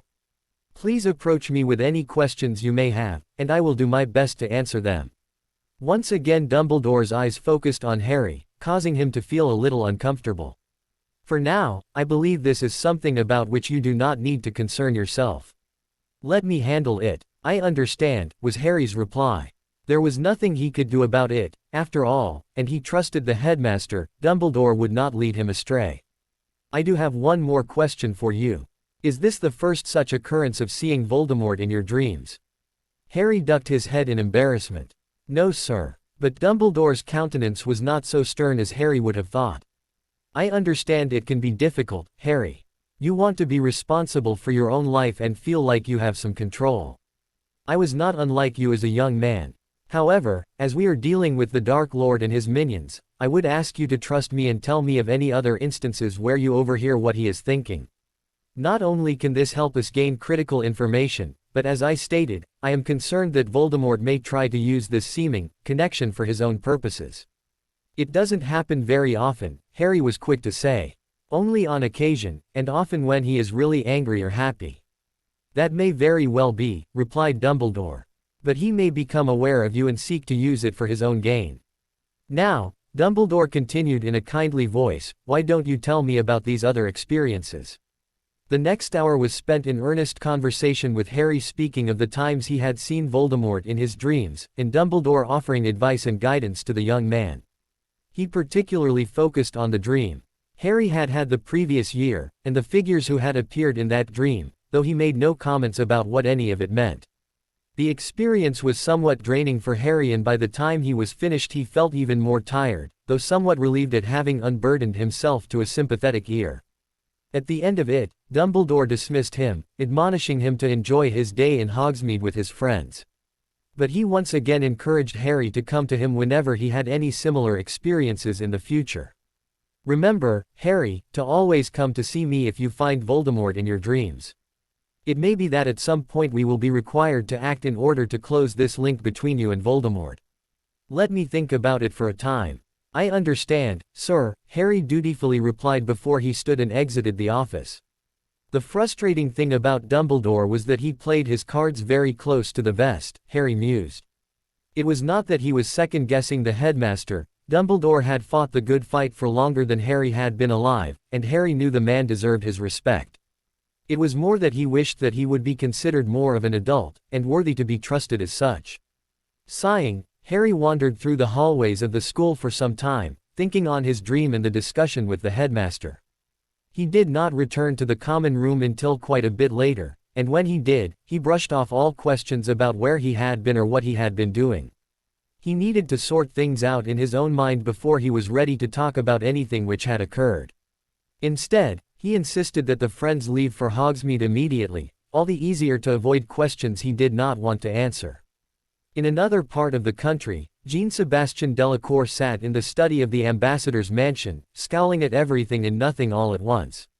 The previous week had not been a good one, regardless of the fact that that blasted woman was now gone from Hogwarts, never to return. The situation in England, though Voldemort had as yet made no overt moves against the government, continued to deteriorate, completely due to the fact that the Death Eaters, he was certain, were preparing for an all-out conflict, while the minister continued to do nothing. The thought of Fudge in particular caused the ambassador to clench his hands into fists of rage. To Fudge, Voldemort was dead and gone, never to return. The Dark Lord had been proven to be dead most conclusively, the man averred. He would not return, and the stories told by Dumbledore and Potter were nothing more than scare tactics designed to destabilize the government and consolidate more power into their own hands. The fact that one of the two wizards he accused of making a play for power was only 15 years of age did not faze the man in the slightest. His paranoia was beyond belief. The worst part of it was that he would not even do anything based on the possibility that Harry was telling the truth. No investigations were being conducted, though in truth Jean-Sebastian suspected that Madame Bones was keeping her eyes open. Given what he knew of her, the ore budget had not been increased, and there was a sense of complacency about the man which Jean-Sebastian found infuriating. With this much of a head start, it would be very difficult to defeat Voldemort and his forces without much hardship, pain and death. And it was this environment that particularly worried him, especially when it came to the safety of his family. He would much prefer that Apolline and Gabrielle had stayed in France at the castle where it was safer, but though he had raised the possibility of their return with Apolline a number of times since their arrival, she stubbornly refused to see reason and insisted that she would not run from the danger to which her husband and eldest daughter would continue to be exposed. She even offered to send Gabrielle back, but refused to leave herself. Of Fleur, Jean-Sebastian was only mildly concerned. Fleur was an adult, and a very competent witch in her own right, and she had Harry and rest of his friends to back her up, not to mention being behind the most impressive set of wards in the country at Hogwarts. And though the mansion appeared to be secure, and well protected with a number of highly trained Aurors assigned to their protection detail, Jean-Sebastian worried that it would not be enough should Voldemort decide that the Delacours had become a serious threat to his plans. The fireplace in Jean-Sebastian's study flared, and Dumbledore's face appeared in the green flames. "Ah, Jean-Sebastian, may I step through?" Thinking uncharitably that Dumbledore only wanted to speak when he had bad news, Jean-Sebastian gave his consent, and waited until the aged headmaster stepped through. "There has been a development," Dumbledore stated without preamble when he arrived in the study. Jean-Sebastian wearily waved his guest to a chair, before sitting down himself and massaging his temples. Can I assume that this news of yours is not something I would wish to hear? A chuckle met his cynical and somewhat petulant statement, prompting Jean-Sebastian to glare at the headmaster. This negativity is most unbecoming, Jean-Sebastian, Dumbledore admonished. Surely the situation is not that dire yet. You tried talking some sense into Fudge, Jean-Sebastian growled in response. His willful obtuseness and his inability to see reason is amazing and infuriating all at once. But you forget, Jean-Sebastian, said an amused Dumbledore, I have been dealing with the man virtually the entire time I've been Chief Warlock. I assure you that I am very familiar with the minister's quirks. However, that is not why I am here today, Dumbledore continued in a more solemn and serious tone. Harry came to me this morning with a matter of some concern. I believe you should know of it. Proceeding from there, Dumbledore laid out the entirety of his conversation with Harry, concisely and without embellishment. And though Jean-Sebastian felt a little sick at the thought of having such an insane despot roaming around in Harry's head, he concentrated on what Dumbledore had to say. Harry, no doubt, was very used to the Dark Lord's interference in his life, and though Harry was, by Dumbledore's account, worried about the insight he had gained this morning, he was likely much more accepting of the situation than Jean-Sebastian could be at the moment. So, he's after the prophecy. I believe he is, confirmed Dumbledore. It was inevitable that he eventually would turn his attention to it. By now, he must have realized that he does not have the prophecy in its entirety, and I believe that we can his less than aggressive actions since his return to that lack of knowledge. His failure to kill Harry at the end of the third task must have made him more cautious. Sitting back in his chair, Jean-Sebastian directed a long look at the headmaster, wondering what the man knew but was not sharing at this time. Yes, the thought of the Dark Lord seeking the missing part of the prophecy was troubling, but at the moment, Jean-Sebastian was much more concerned about the fact that Harry had been able to witness him in his dreams at all. It was this aspect which he focused on. Why was Harry able to see Voldemort at all? Jean-Sebastian asked. That is the more troublesome development in my mind. I am uncertain, replied Dumbledore, frowning. It appears as though Harry has some sort of connection, for want of a better term, with the Dark Lord. He has always had strong reactions when in proximity to Voldemort, though until this morning I was unaware of the fact that he has seen Voldemort in his dreams. The silver lining in all of this is that Voldemort does not seem to suspect that this connection exists. Jean-Sebastian scowled. That's hardly a silver lining. He could become aware of it at any time. Perhaps. If Harry does nothing to betray himself and does not go trying to exploit the connection while he is awake, the Dark Lord should remain oblivious and the situation should remain as it is. Do you think he should be taught occlumency to close the link? Asked Jean-Sebastian after a moment's thought. Dumbledore pursed his lips and his eyes unfocused for a moment. Not at this time, he answered at length. For now Voldemort does not seem to be aware of it, and if Harry were to learn occlumency, he may sense a block he was not aware existed. Occlumency training may become necessary, but for now I suggest we leave it be. And what of the globe? Is it safe? For the time being, the globes are protected. Voldemort's source was correct in that the globes are protected by extensive enchantments which will prevent him from simply removing them. So Voldemort cannot touch them. In a word, no, said Dumbledore. It is not enough for a person to simply be mentioned in the prophecy. The prophecy has to be about them, or they will not be able to remove it. In the future I cannot say. It is possible that Voldemort may find some way to circumvent the protections. However, I do not believe we need to concern ourselves with that eventuality for some months. It would take him a great deal of time to do so, and it's not as though he can move about freely in the ministry. Absorbing all that Dumbledore had said, Jean-Sebastian considered the situation and the fact that Harry was beginning to be pulled ever tighter into the Dark Lord's web.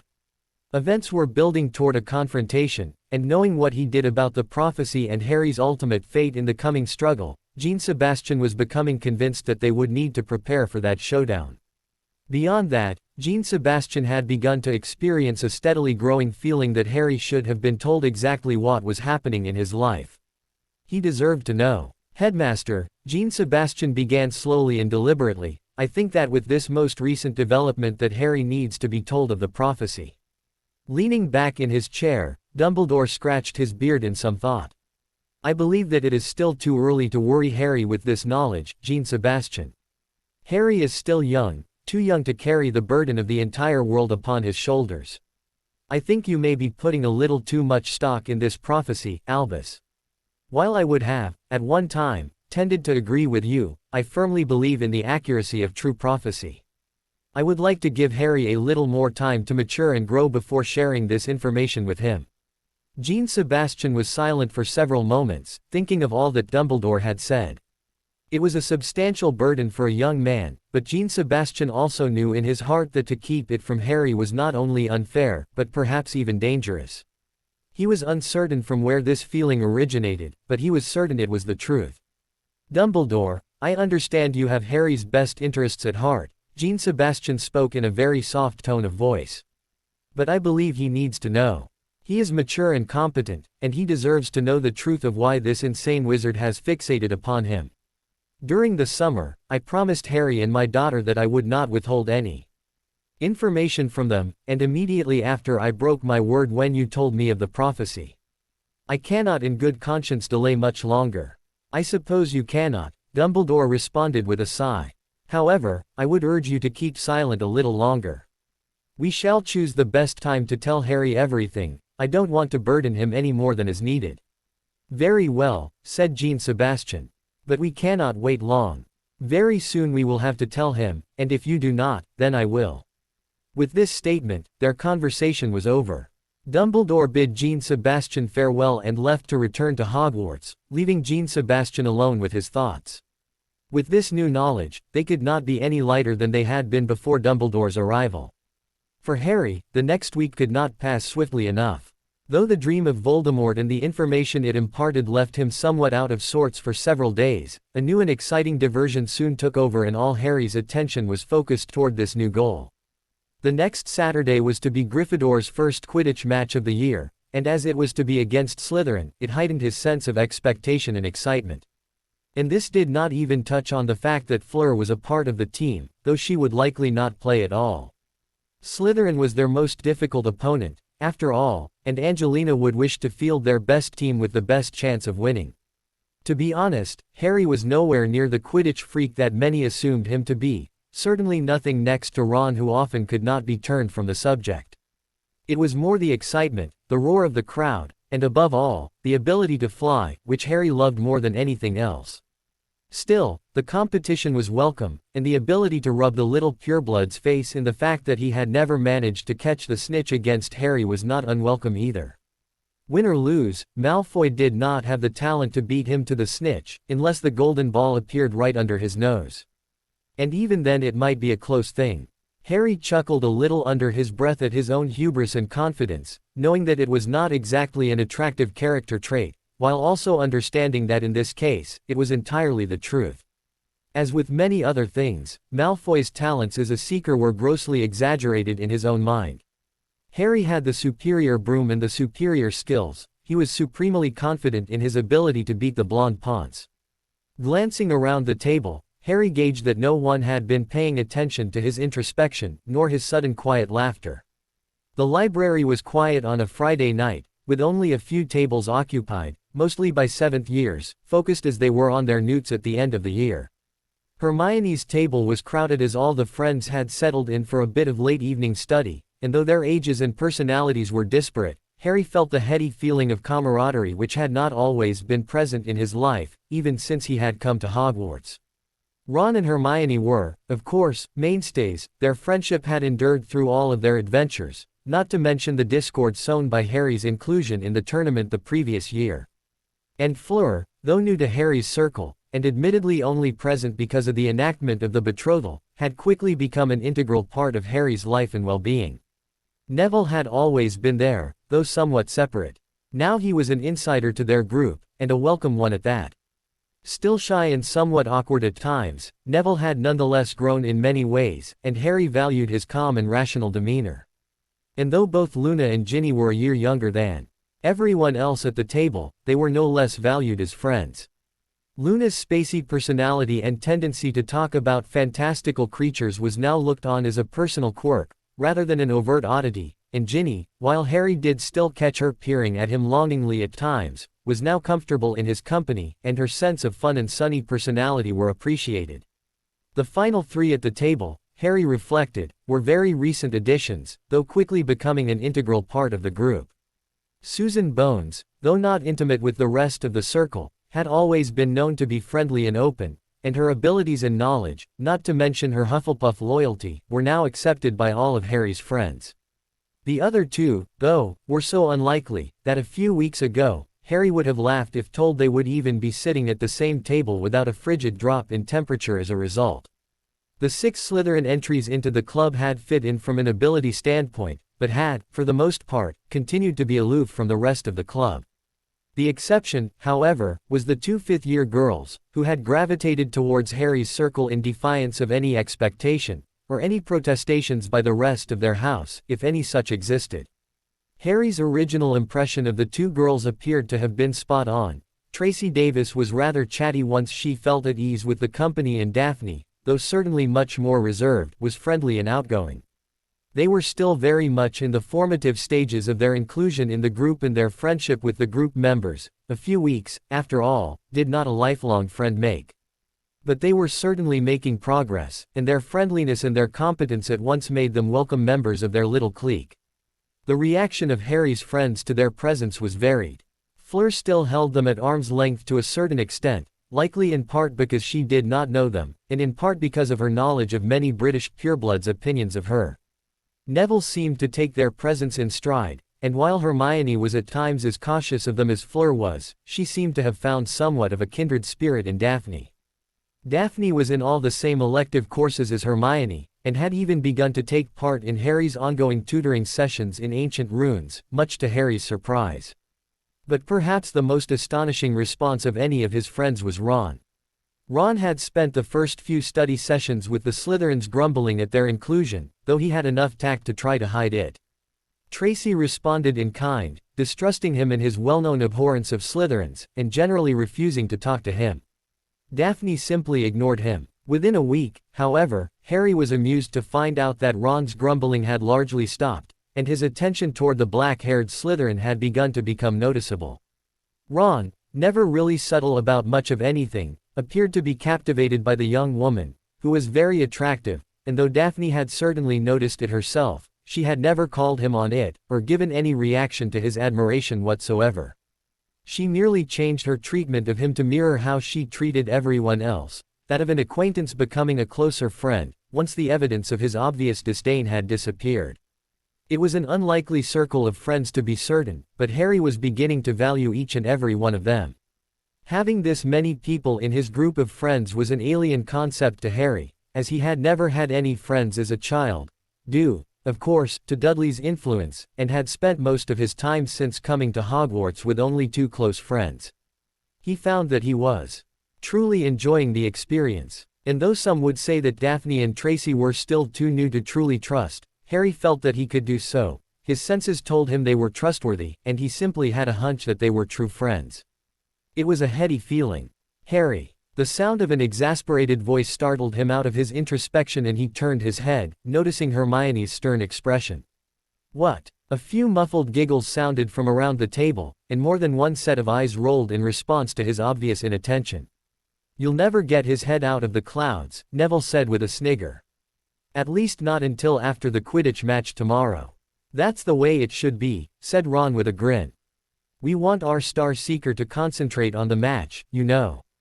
And come to think of it," he continued with a sly glance at the 2 Slytherins, "it will be much worse tomorrow after Gryffindor paced Slytherin." "Oi, hey!" The 2 Slytherins protested at almost exactly the same time. "Come on," Ron scoffed. "You don't think Malfoy will actually catch the snitch tomorrow, do you? I'll have you know that our chasers and beaters are well able to overcome such a disappointment at Seeker," was Daphne's prim response. "And besides," Tracy continued with a smirk and a sly glance at Ron, "I've heard that Gryffindor's keeper makes Malfoy look positively competent." "Oi!" It was Ron's turn to protest. The 2 Slytherin girls just grinned at Ron, though to Harry it was not much of a laughing matter.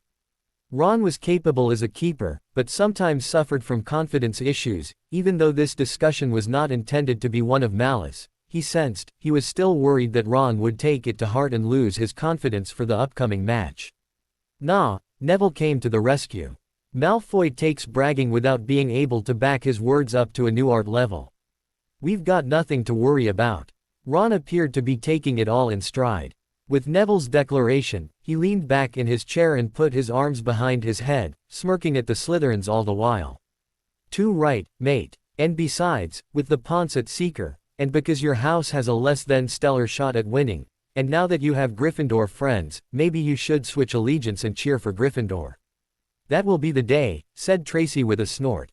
Cheer for Gryffindor. I'm happy cheering for my own house team, regardless of blonde and brainless, thank you. But you'd have so much better chance of being happy with the outcome, said Harry, getting in on the teasing.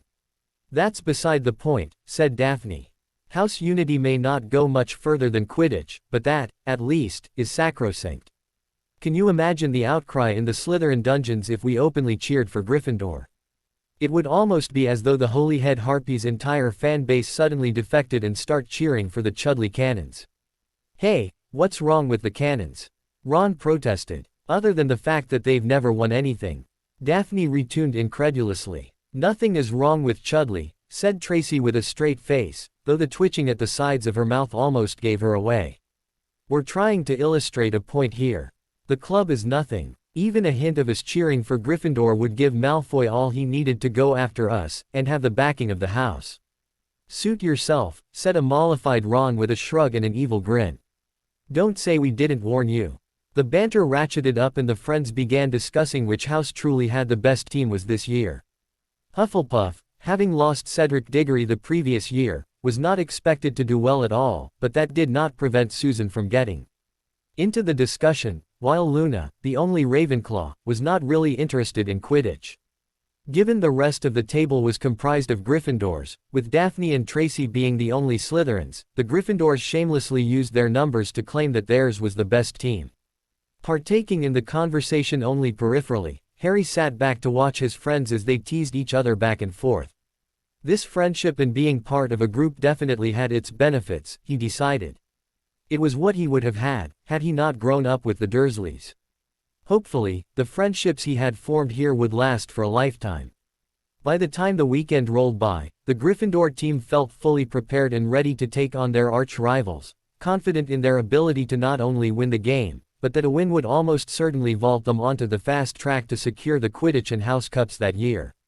Slytherin had always been the main competition. The two houses together had won more than 3/4 of the Quidditch Cups since the inception of the Quidditch Cup more than 5 centuries earlier. This year would likely be no different, though Ravenclaw would certainly be no pushover. Unfortunately, though, the assessment of the Hufflepuff team the previous evening was likely spot on. Cedric had given them a chance to win with his play at Seeker, but without his steadying presence, Hufflepuff would likely find itself completely overmatched. As Harry sat in the locker room before the match, he only half listened to Angelina's pregame pep talk. The strategy was simple enough, and as his job was to catch the snitch, a lot of what was said really did not pertain to him.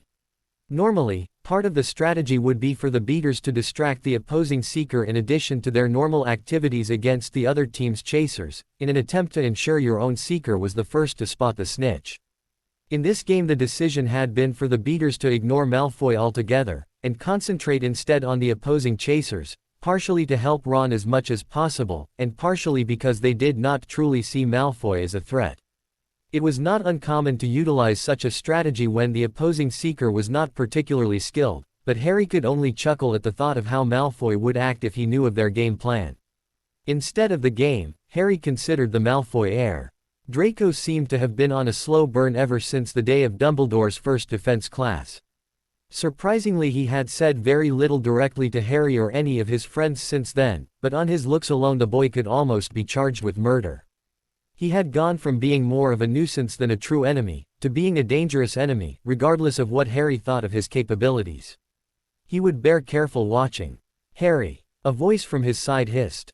"Pay attention." Glancing at his betrothed, Harry winked at her. "Don't worry, Fleur, I know the game plan." "Maybe so, but you really should pay attention to what the captain is saying." Smiling, Harry shook his head slightly, and focused back on Angelina, who was wrapping up her remarks. She had apparently noticed the quiet exchange between the two, but other than a frown, she said nothing to them directly. Soon, the Gryffindor team filed from the room and, mounting their brooms, soared out into the stadium to the roar of 3/4 of the crowd. Slytherin, with all their bully tactics and braggadocio, was not well liked, even by Ravenclaw and Hufflepuff. Generally the three houses cheered for each other when playing Slytherin, leaving the Snakes outnumbered, not that they particularly cared. "And here comes the Gryffindor team," the voice of Lee Jordan rang out. Over the stadium. Led by the lovely Angelina Johnson, Gryffindor has to be considered the favorite for the Quidditch Cup this year, the entire team, with the exception of Ron Weasley, the new keeper, having been together for 4 years. Or it would have been 4 years, had the faculty not broken our hearts and cancelled Quidditch last year. "Jordan, if you don't mind," a muffled Professor McGonagall's voice broke into the 7th year's comments. "Of course, Professor." Harry grinned. It was far from the most outrageous statement Lee had ever made during a Quidditch match. It was a perfect day for Quidditch. The sun shone in the sky, illuminating the brightly colored stands and warming the air to the point where the Scotland afternoon was merely chilly, rather than the bone-chilling frigid temperatures in which Harry had played in the past. The warmth of the day also seemed to be an omen, though Harry almost laughed at his own fanciful turn of mind. Why the bright and sunny weather should favor Gryffindor any more than Slytherin was debatable. Soaring to a point high above the pitch, Harry watched as the two teams took their positions on their own ends of the pitch. Across from Harry, Malfoy also took his position, his eyes drilling holes in Harry's armor, as usual. Harry merely smiled insolently at him, and peered about the stadium, plotting his strategy for finding the elusive golden ball. A moment later, Madame Hooch began the match, and Harry watched as the Gryffindor chasers immediately gained control of the quaffle. And the game is underway. Johnson controls the quaffle, passes to Spinnet, back to Johnson, over to Bell, who swoops in and scores. The roar of the crowd echoed out over the stadium, and Harry, caught up in the emotion, pumped his fist in response to the quick Gryffindor tally. A movement out of the corner of his eye prompted Harry to bank sharply to the right on instinct, as Malfoy swooped through the space Harry had just occupied. Harry was then forced to dodge an incoming bludger, hammered in his direction by one of Malfoy's beefy bodyguards.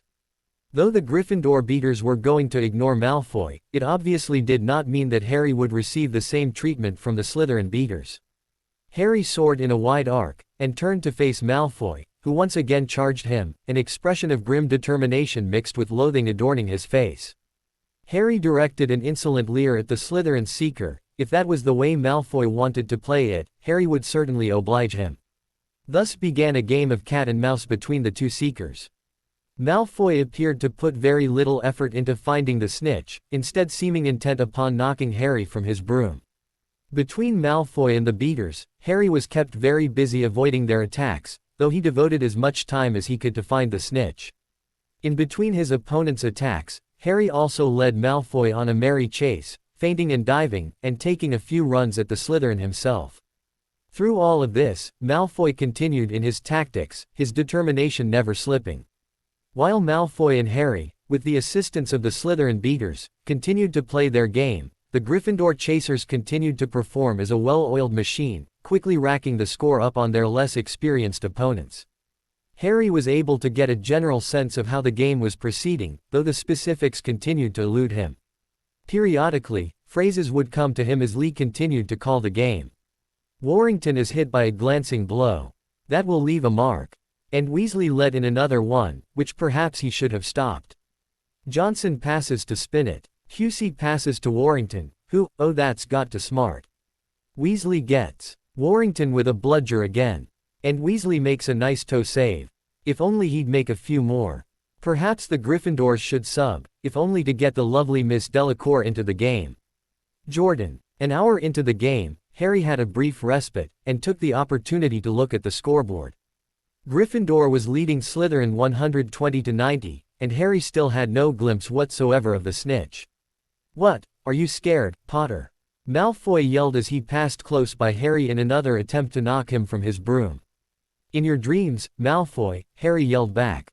The two circled about one another warily for several moments before Harry, feigning excitement, suddenly dove toward the pitch with Malfoy following close behind.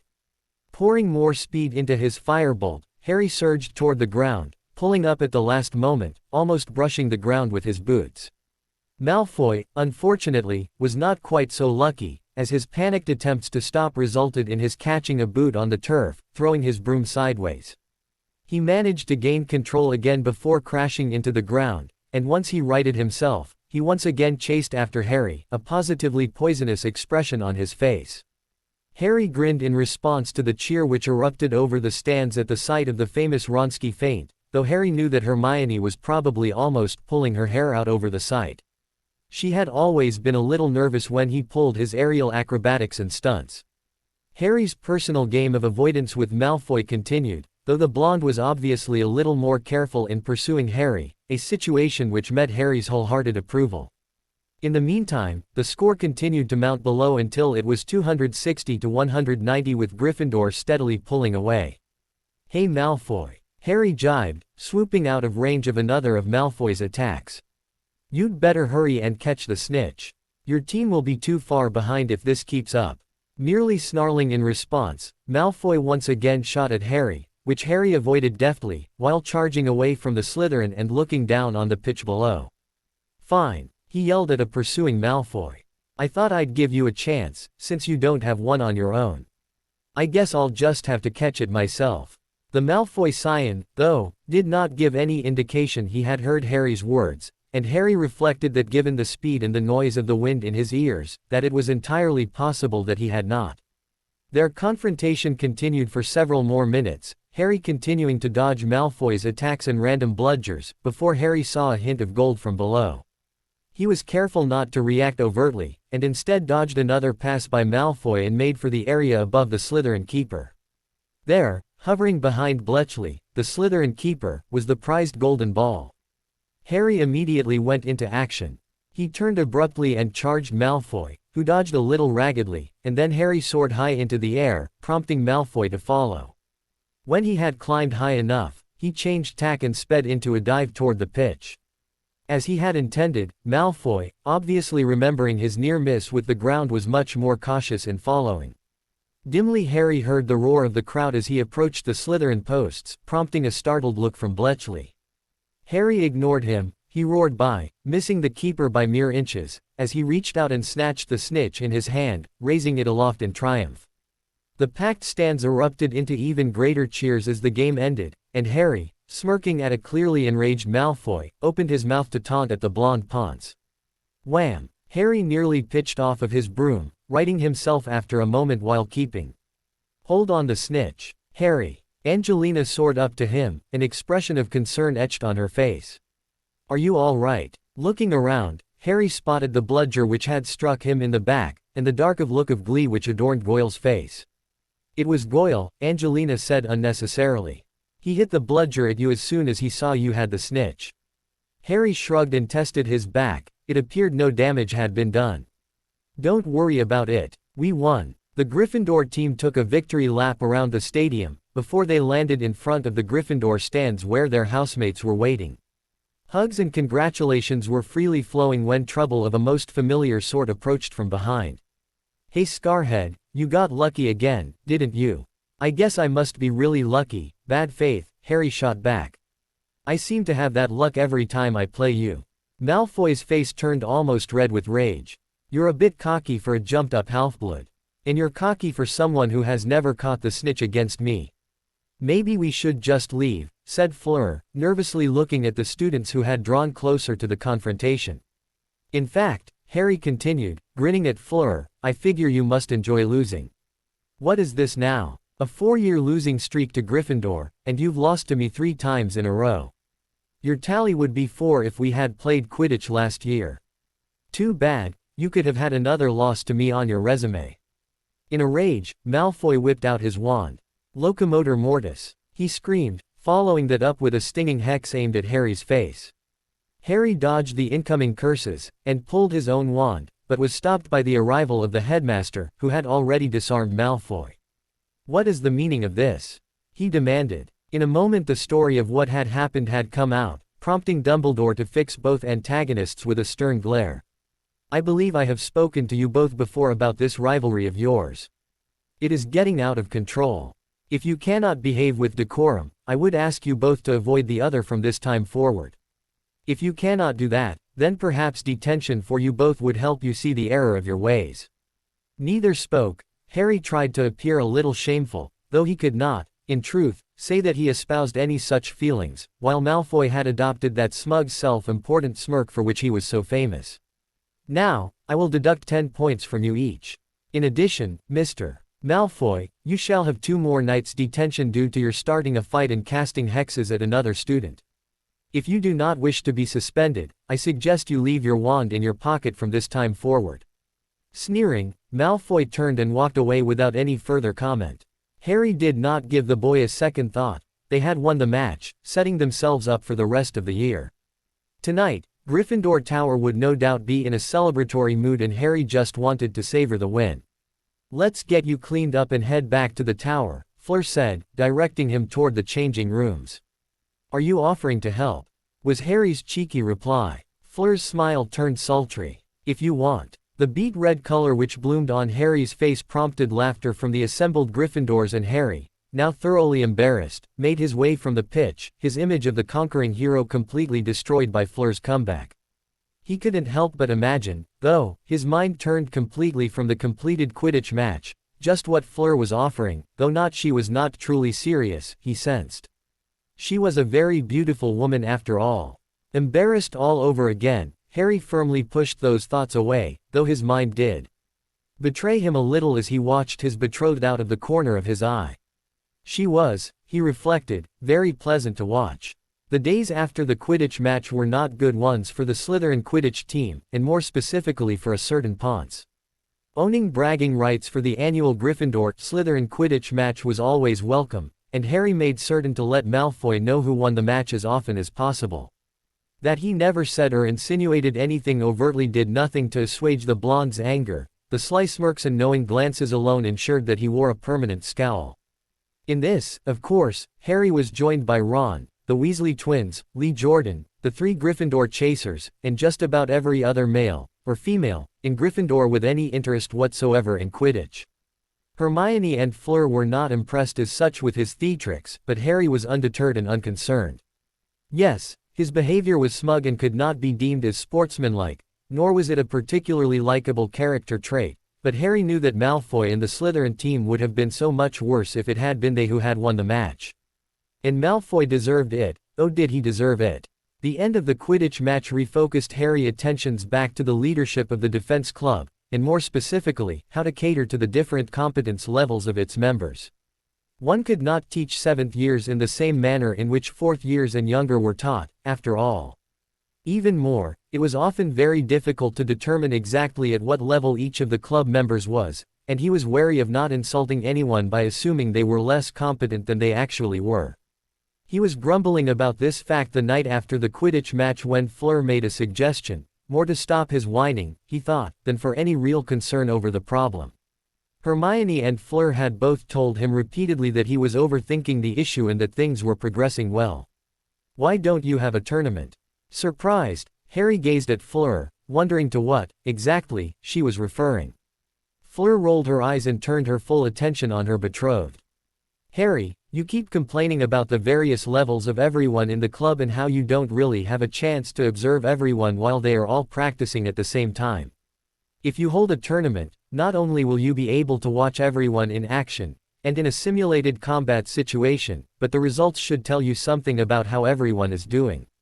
"That's a good idea," Hermione enthused. "There are some drawbacks, but it would certainly help." "It might," Harry conceded. "But how would we handle it? The logistics are a little difficult to pull off."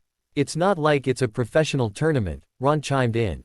"Ron's right, Harry," said Hermione. "You could do a rough ranking based on what we've seen in the club meetings so far, and then create a tournament tree, and go from there. I think everyone would be excited about it too. We'd have to separate out the younger years," Harry mused. "It wouldn't be fair for Astoria Greengrass, for example, to have to duel Lee Jordan." "I'll ask you to leave my sister out of this, Potter," Daphne chimed in with a severe glare, which was compromised immediately by the wink she directed at him. Harry just waved her off. "Then hold 2 separate tournaments, one for the younger years, and one for the older," said Fleur. "You could separate them at 4th year, 1st through 4th and 5th through 7th. It did seem like a good idea, and to the amusement of everyone at the table, Harry dove right into it.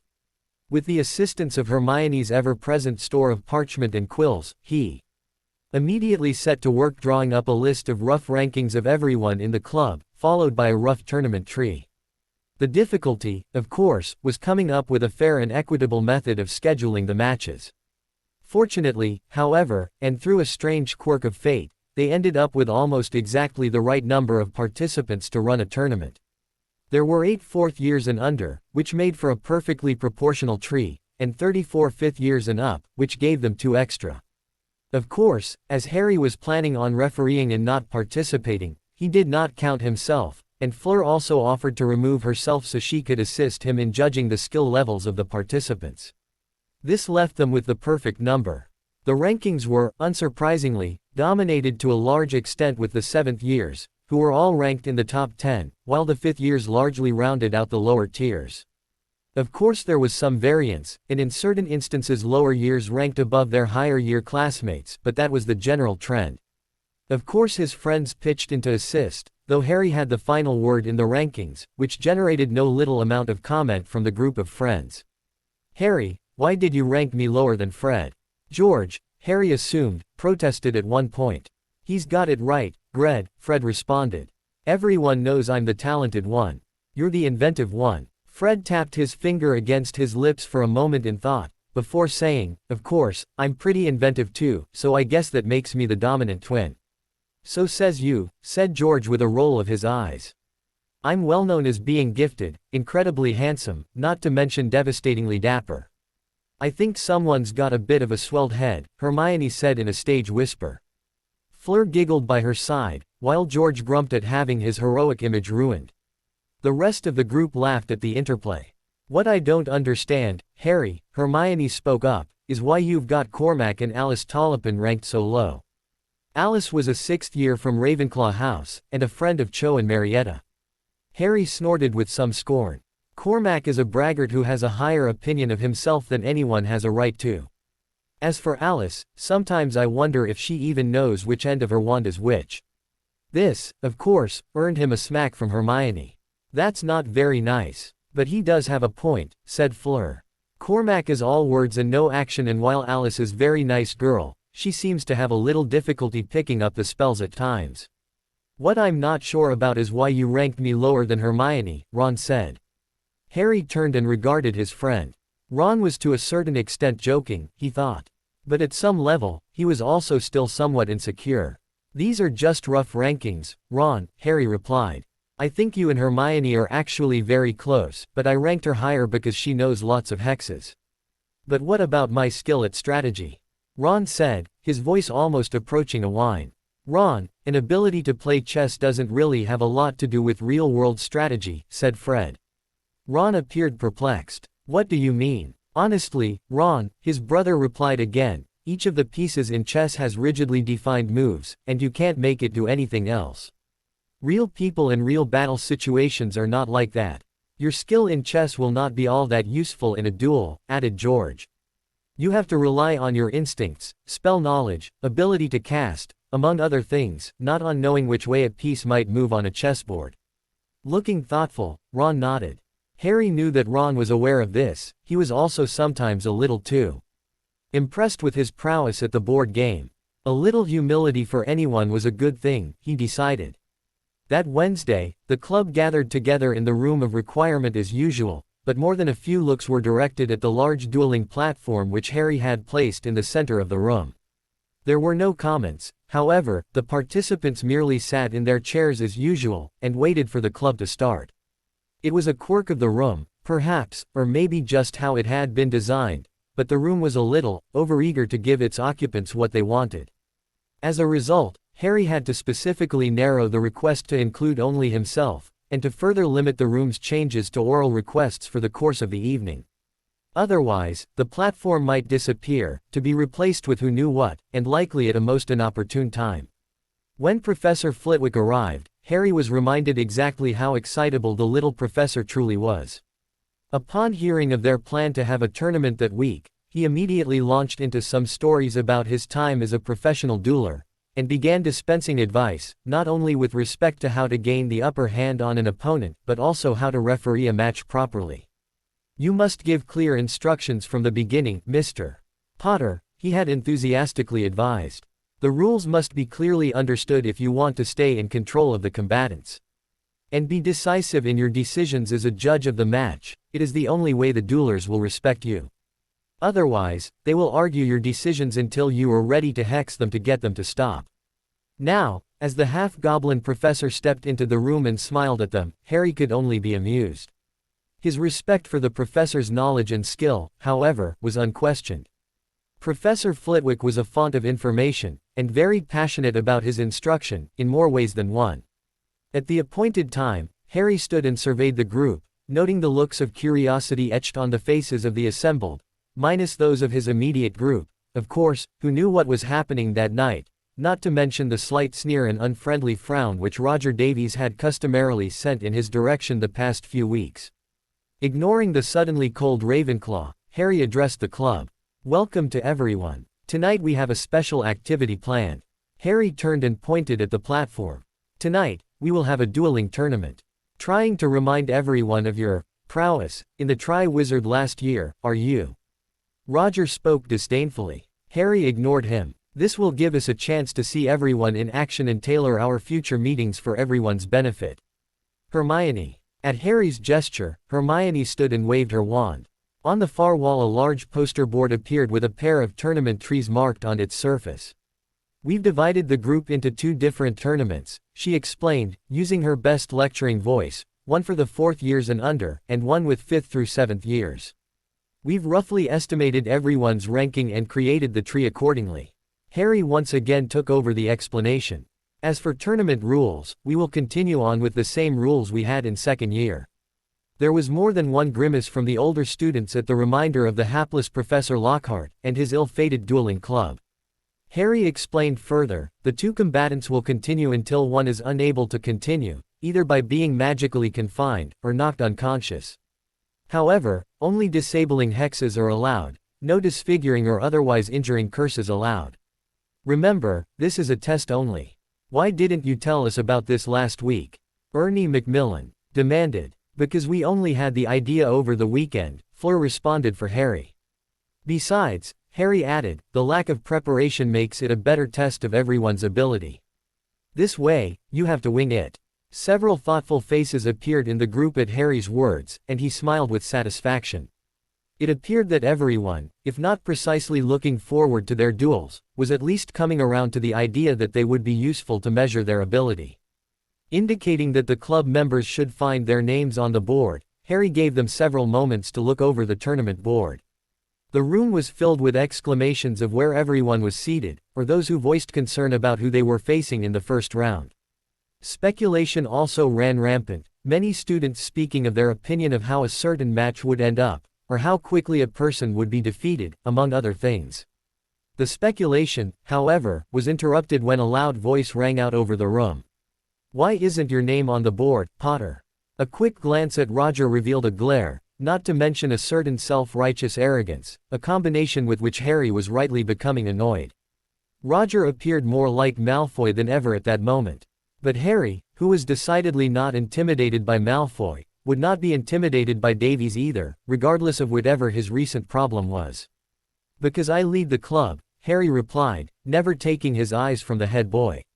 "I'll be watching and taking notes on how everyone does. I can use that to help plan future club meetings. And I'll be helping him," added Fleur from his side. He noted her intent stare at the Ravenclaw, and wondered abruptly what was going with Roger. Though Roger had never been precisely friendly, being from a different house and year, Harry had never really had much to do with the other boy at all. Harry had never really had a problem with Roger before. His antipathy had only begun in the past week or 2.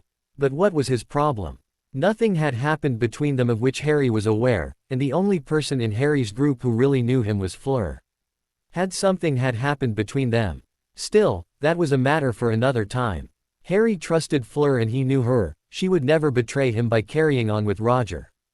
And there was no reason for Roger to be angry at Harry if Fleur had dallied with him. There must be something else happening of which Harry was not aware. I think you just don't want to compete because you know you'll look bad, said the Ravenclaw contemptuously. You'd show everyone here that you're not what your legend says you are. What's your problem, Roger? Asked Harry. To the best of my knowledge, we've never had any kind of disagreement or trouble with one another. Why are you suddenly so hostile? Could it be because Fleur is with me now? Roger's eyes flashed dangerously, but he merely snorted scornfully. I just think you ought to put your reputation where your mouth is. Show your adoring fans just what you're made of. If you're not going to be involved yourself, then this tournament is a farce and I won't have anything to do with it. A burst of murmurs sounded throughout the chamber as the head boy faced off against the leader of the defense club, but Harry ignored it. Professor Flitwick appeared to want to say something at that moment, but when Harry looked at him, he closed his mouth and watched the proceedings closely. Harry was the leader of the club and it was important for him to handle this challenge in his own way. Apparently the professor understood that. The look the charms professor directed at Davies, however, hinted at the fact that there was undoubtedly a very pointed conversation in Davies' very near future. Harry turned his head to gaze at his betrothed, who was herself regarding Davies as though he was a very small and annoying insect. She turned to Harry and reading his question answered, I can take Roger's place in the tournament. What good would that do? Scoffed the head boy, but not without a smoldering look at the villa. His frank stare solved a few puzzles in Harry's mind. The boy was obviously either unhappy that he had been supplanted in Fleur's life, or was unhappy that he had not been given further consideration, and he now held it against Harry. I'm confident in your competence, Fleur. I want Mr. Boy who lived here to live up to his own reputation. I'll tell you what, Roger, said Harry, since you'd prefer not to participate in the tournament, I'll let you out of it. Fleur can slide into your place instead. She was my choice for first seed anyway. A number of disbelieving murmurs caught Harry's attention, along with several audible, but she wasn't very good in the tournament, type statements which made Harry's blood boil. He was not about to let this sort of talk continue. Fleur is one of the most talented and competent witches I have ever had the good fortune to know, he snapped, glaring at those who were questioning his betrothed. She did very well in the first task, using her abilities to their best advantage. For those of you who do not understand Vila, she was at a severe disadvantage in the second task as it was underwater. Vila have a natural affinity to fire, which was obviously suppressed in the lake.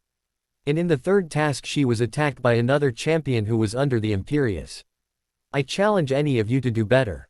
It's all right, Harry, Fleur soothed him. I am not offended. Harry gazed in her beautiful blue eyes and flashed her a crooked grin.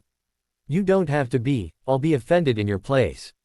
It did not take a genius to note the pleasure in Fleur's eyes at Harry's staunch defense of her. He turned his attention back to the club.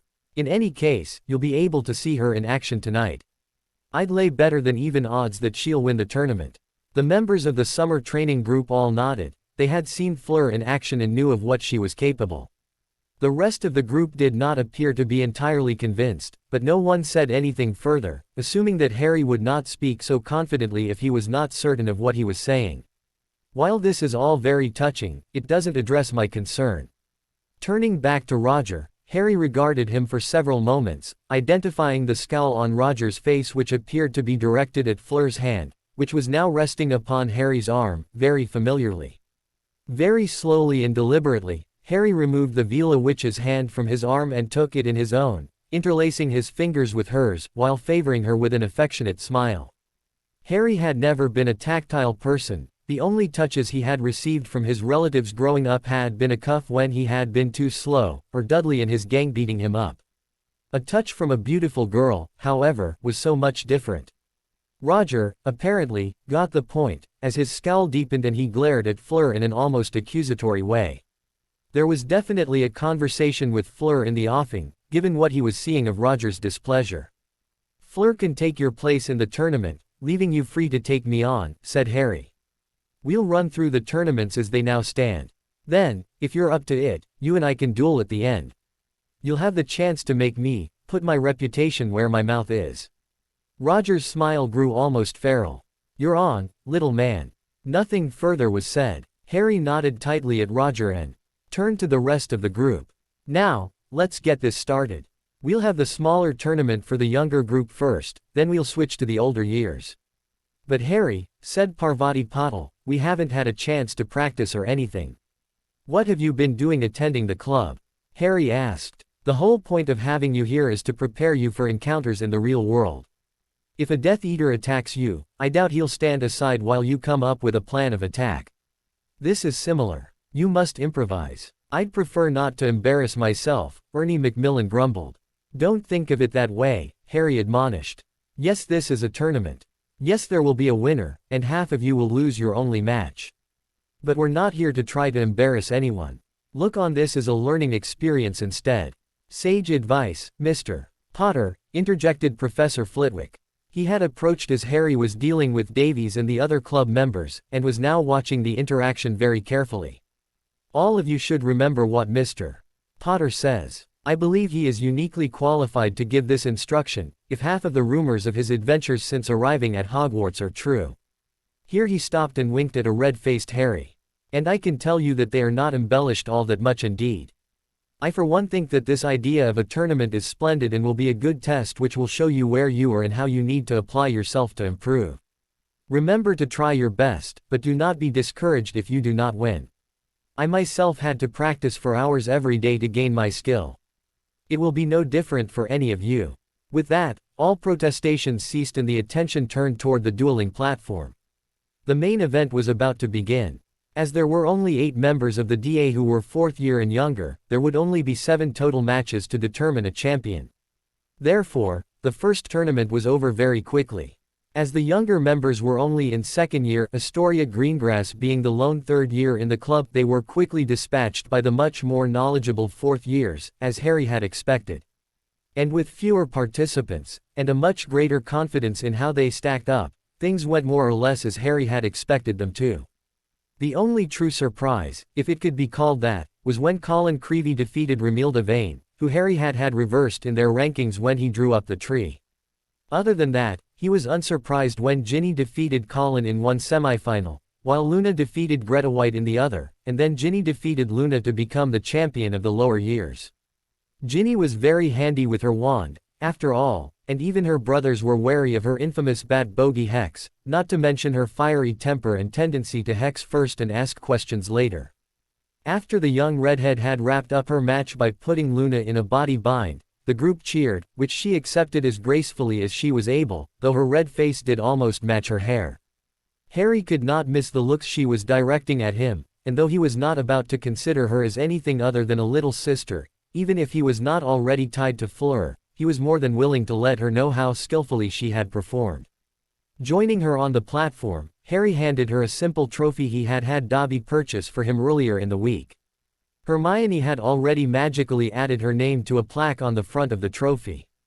"Our winner," he shouted, raising Ginny's hand in the manner he had seen done on the television, and especially in the home videos of Dudley's boxing matches. The members of the defense club cheered in response.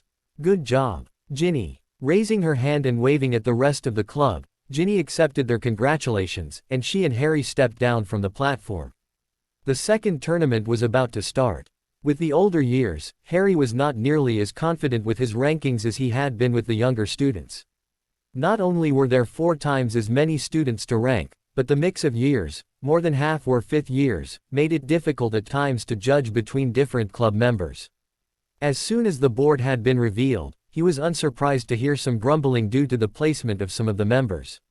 Cormac had been vocal about the fact that he should be ranked above most of the other 6th years, though he was in fact seated below several 5th years, including Hermione and Ron, though Alice Tollipin, who Harry had noted was not especially skilled with her wand, appeared to accept her ranking with little comment.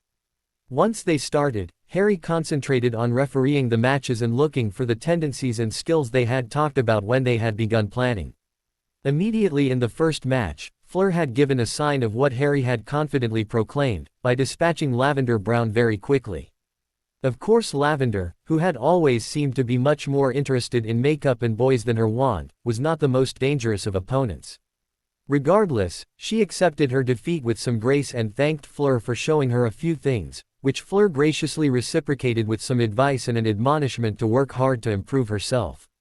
In the very next match, Harry's words about Cormac were proven to be prophetic, as he was bounced from the tournament by Michael Corner, who Harry felt was definitely one of the best of the fifth years.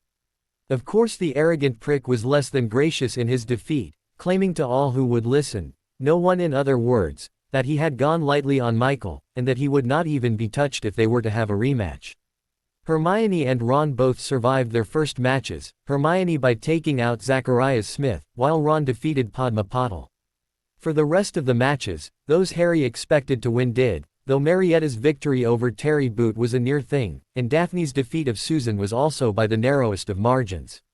In all, the seventh years all advanced to the second round, as did most of the sixth years, with the exception of the aforementioned Cormac McLagan, who took to pouting on the sidelines with an injured expression of petulance on his face, and Alice, who took her defeat much more philosophically. It was the second round, however, which generated the greatest surprise of the evening.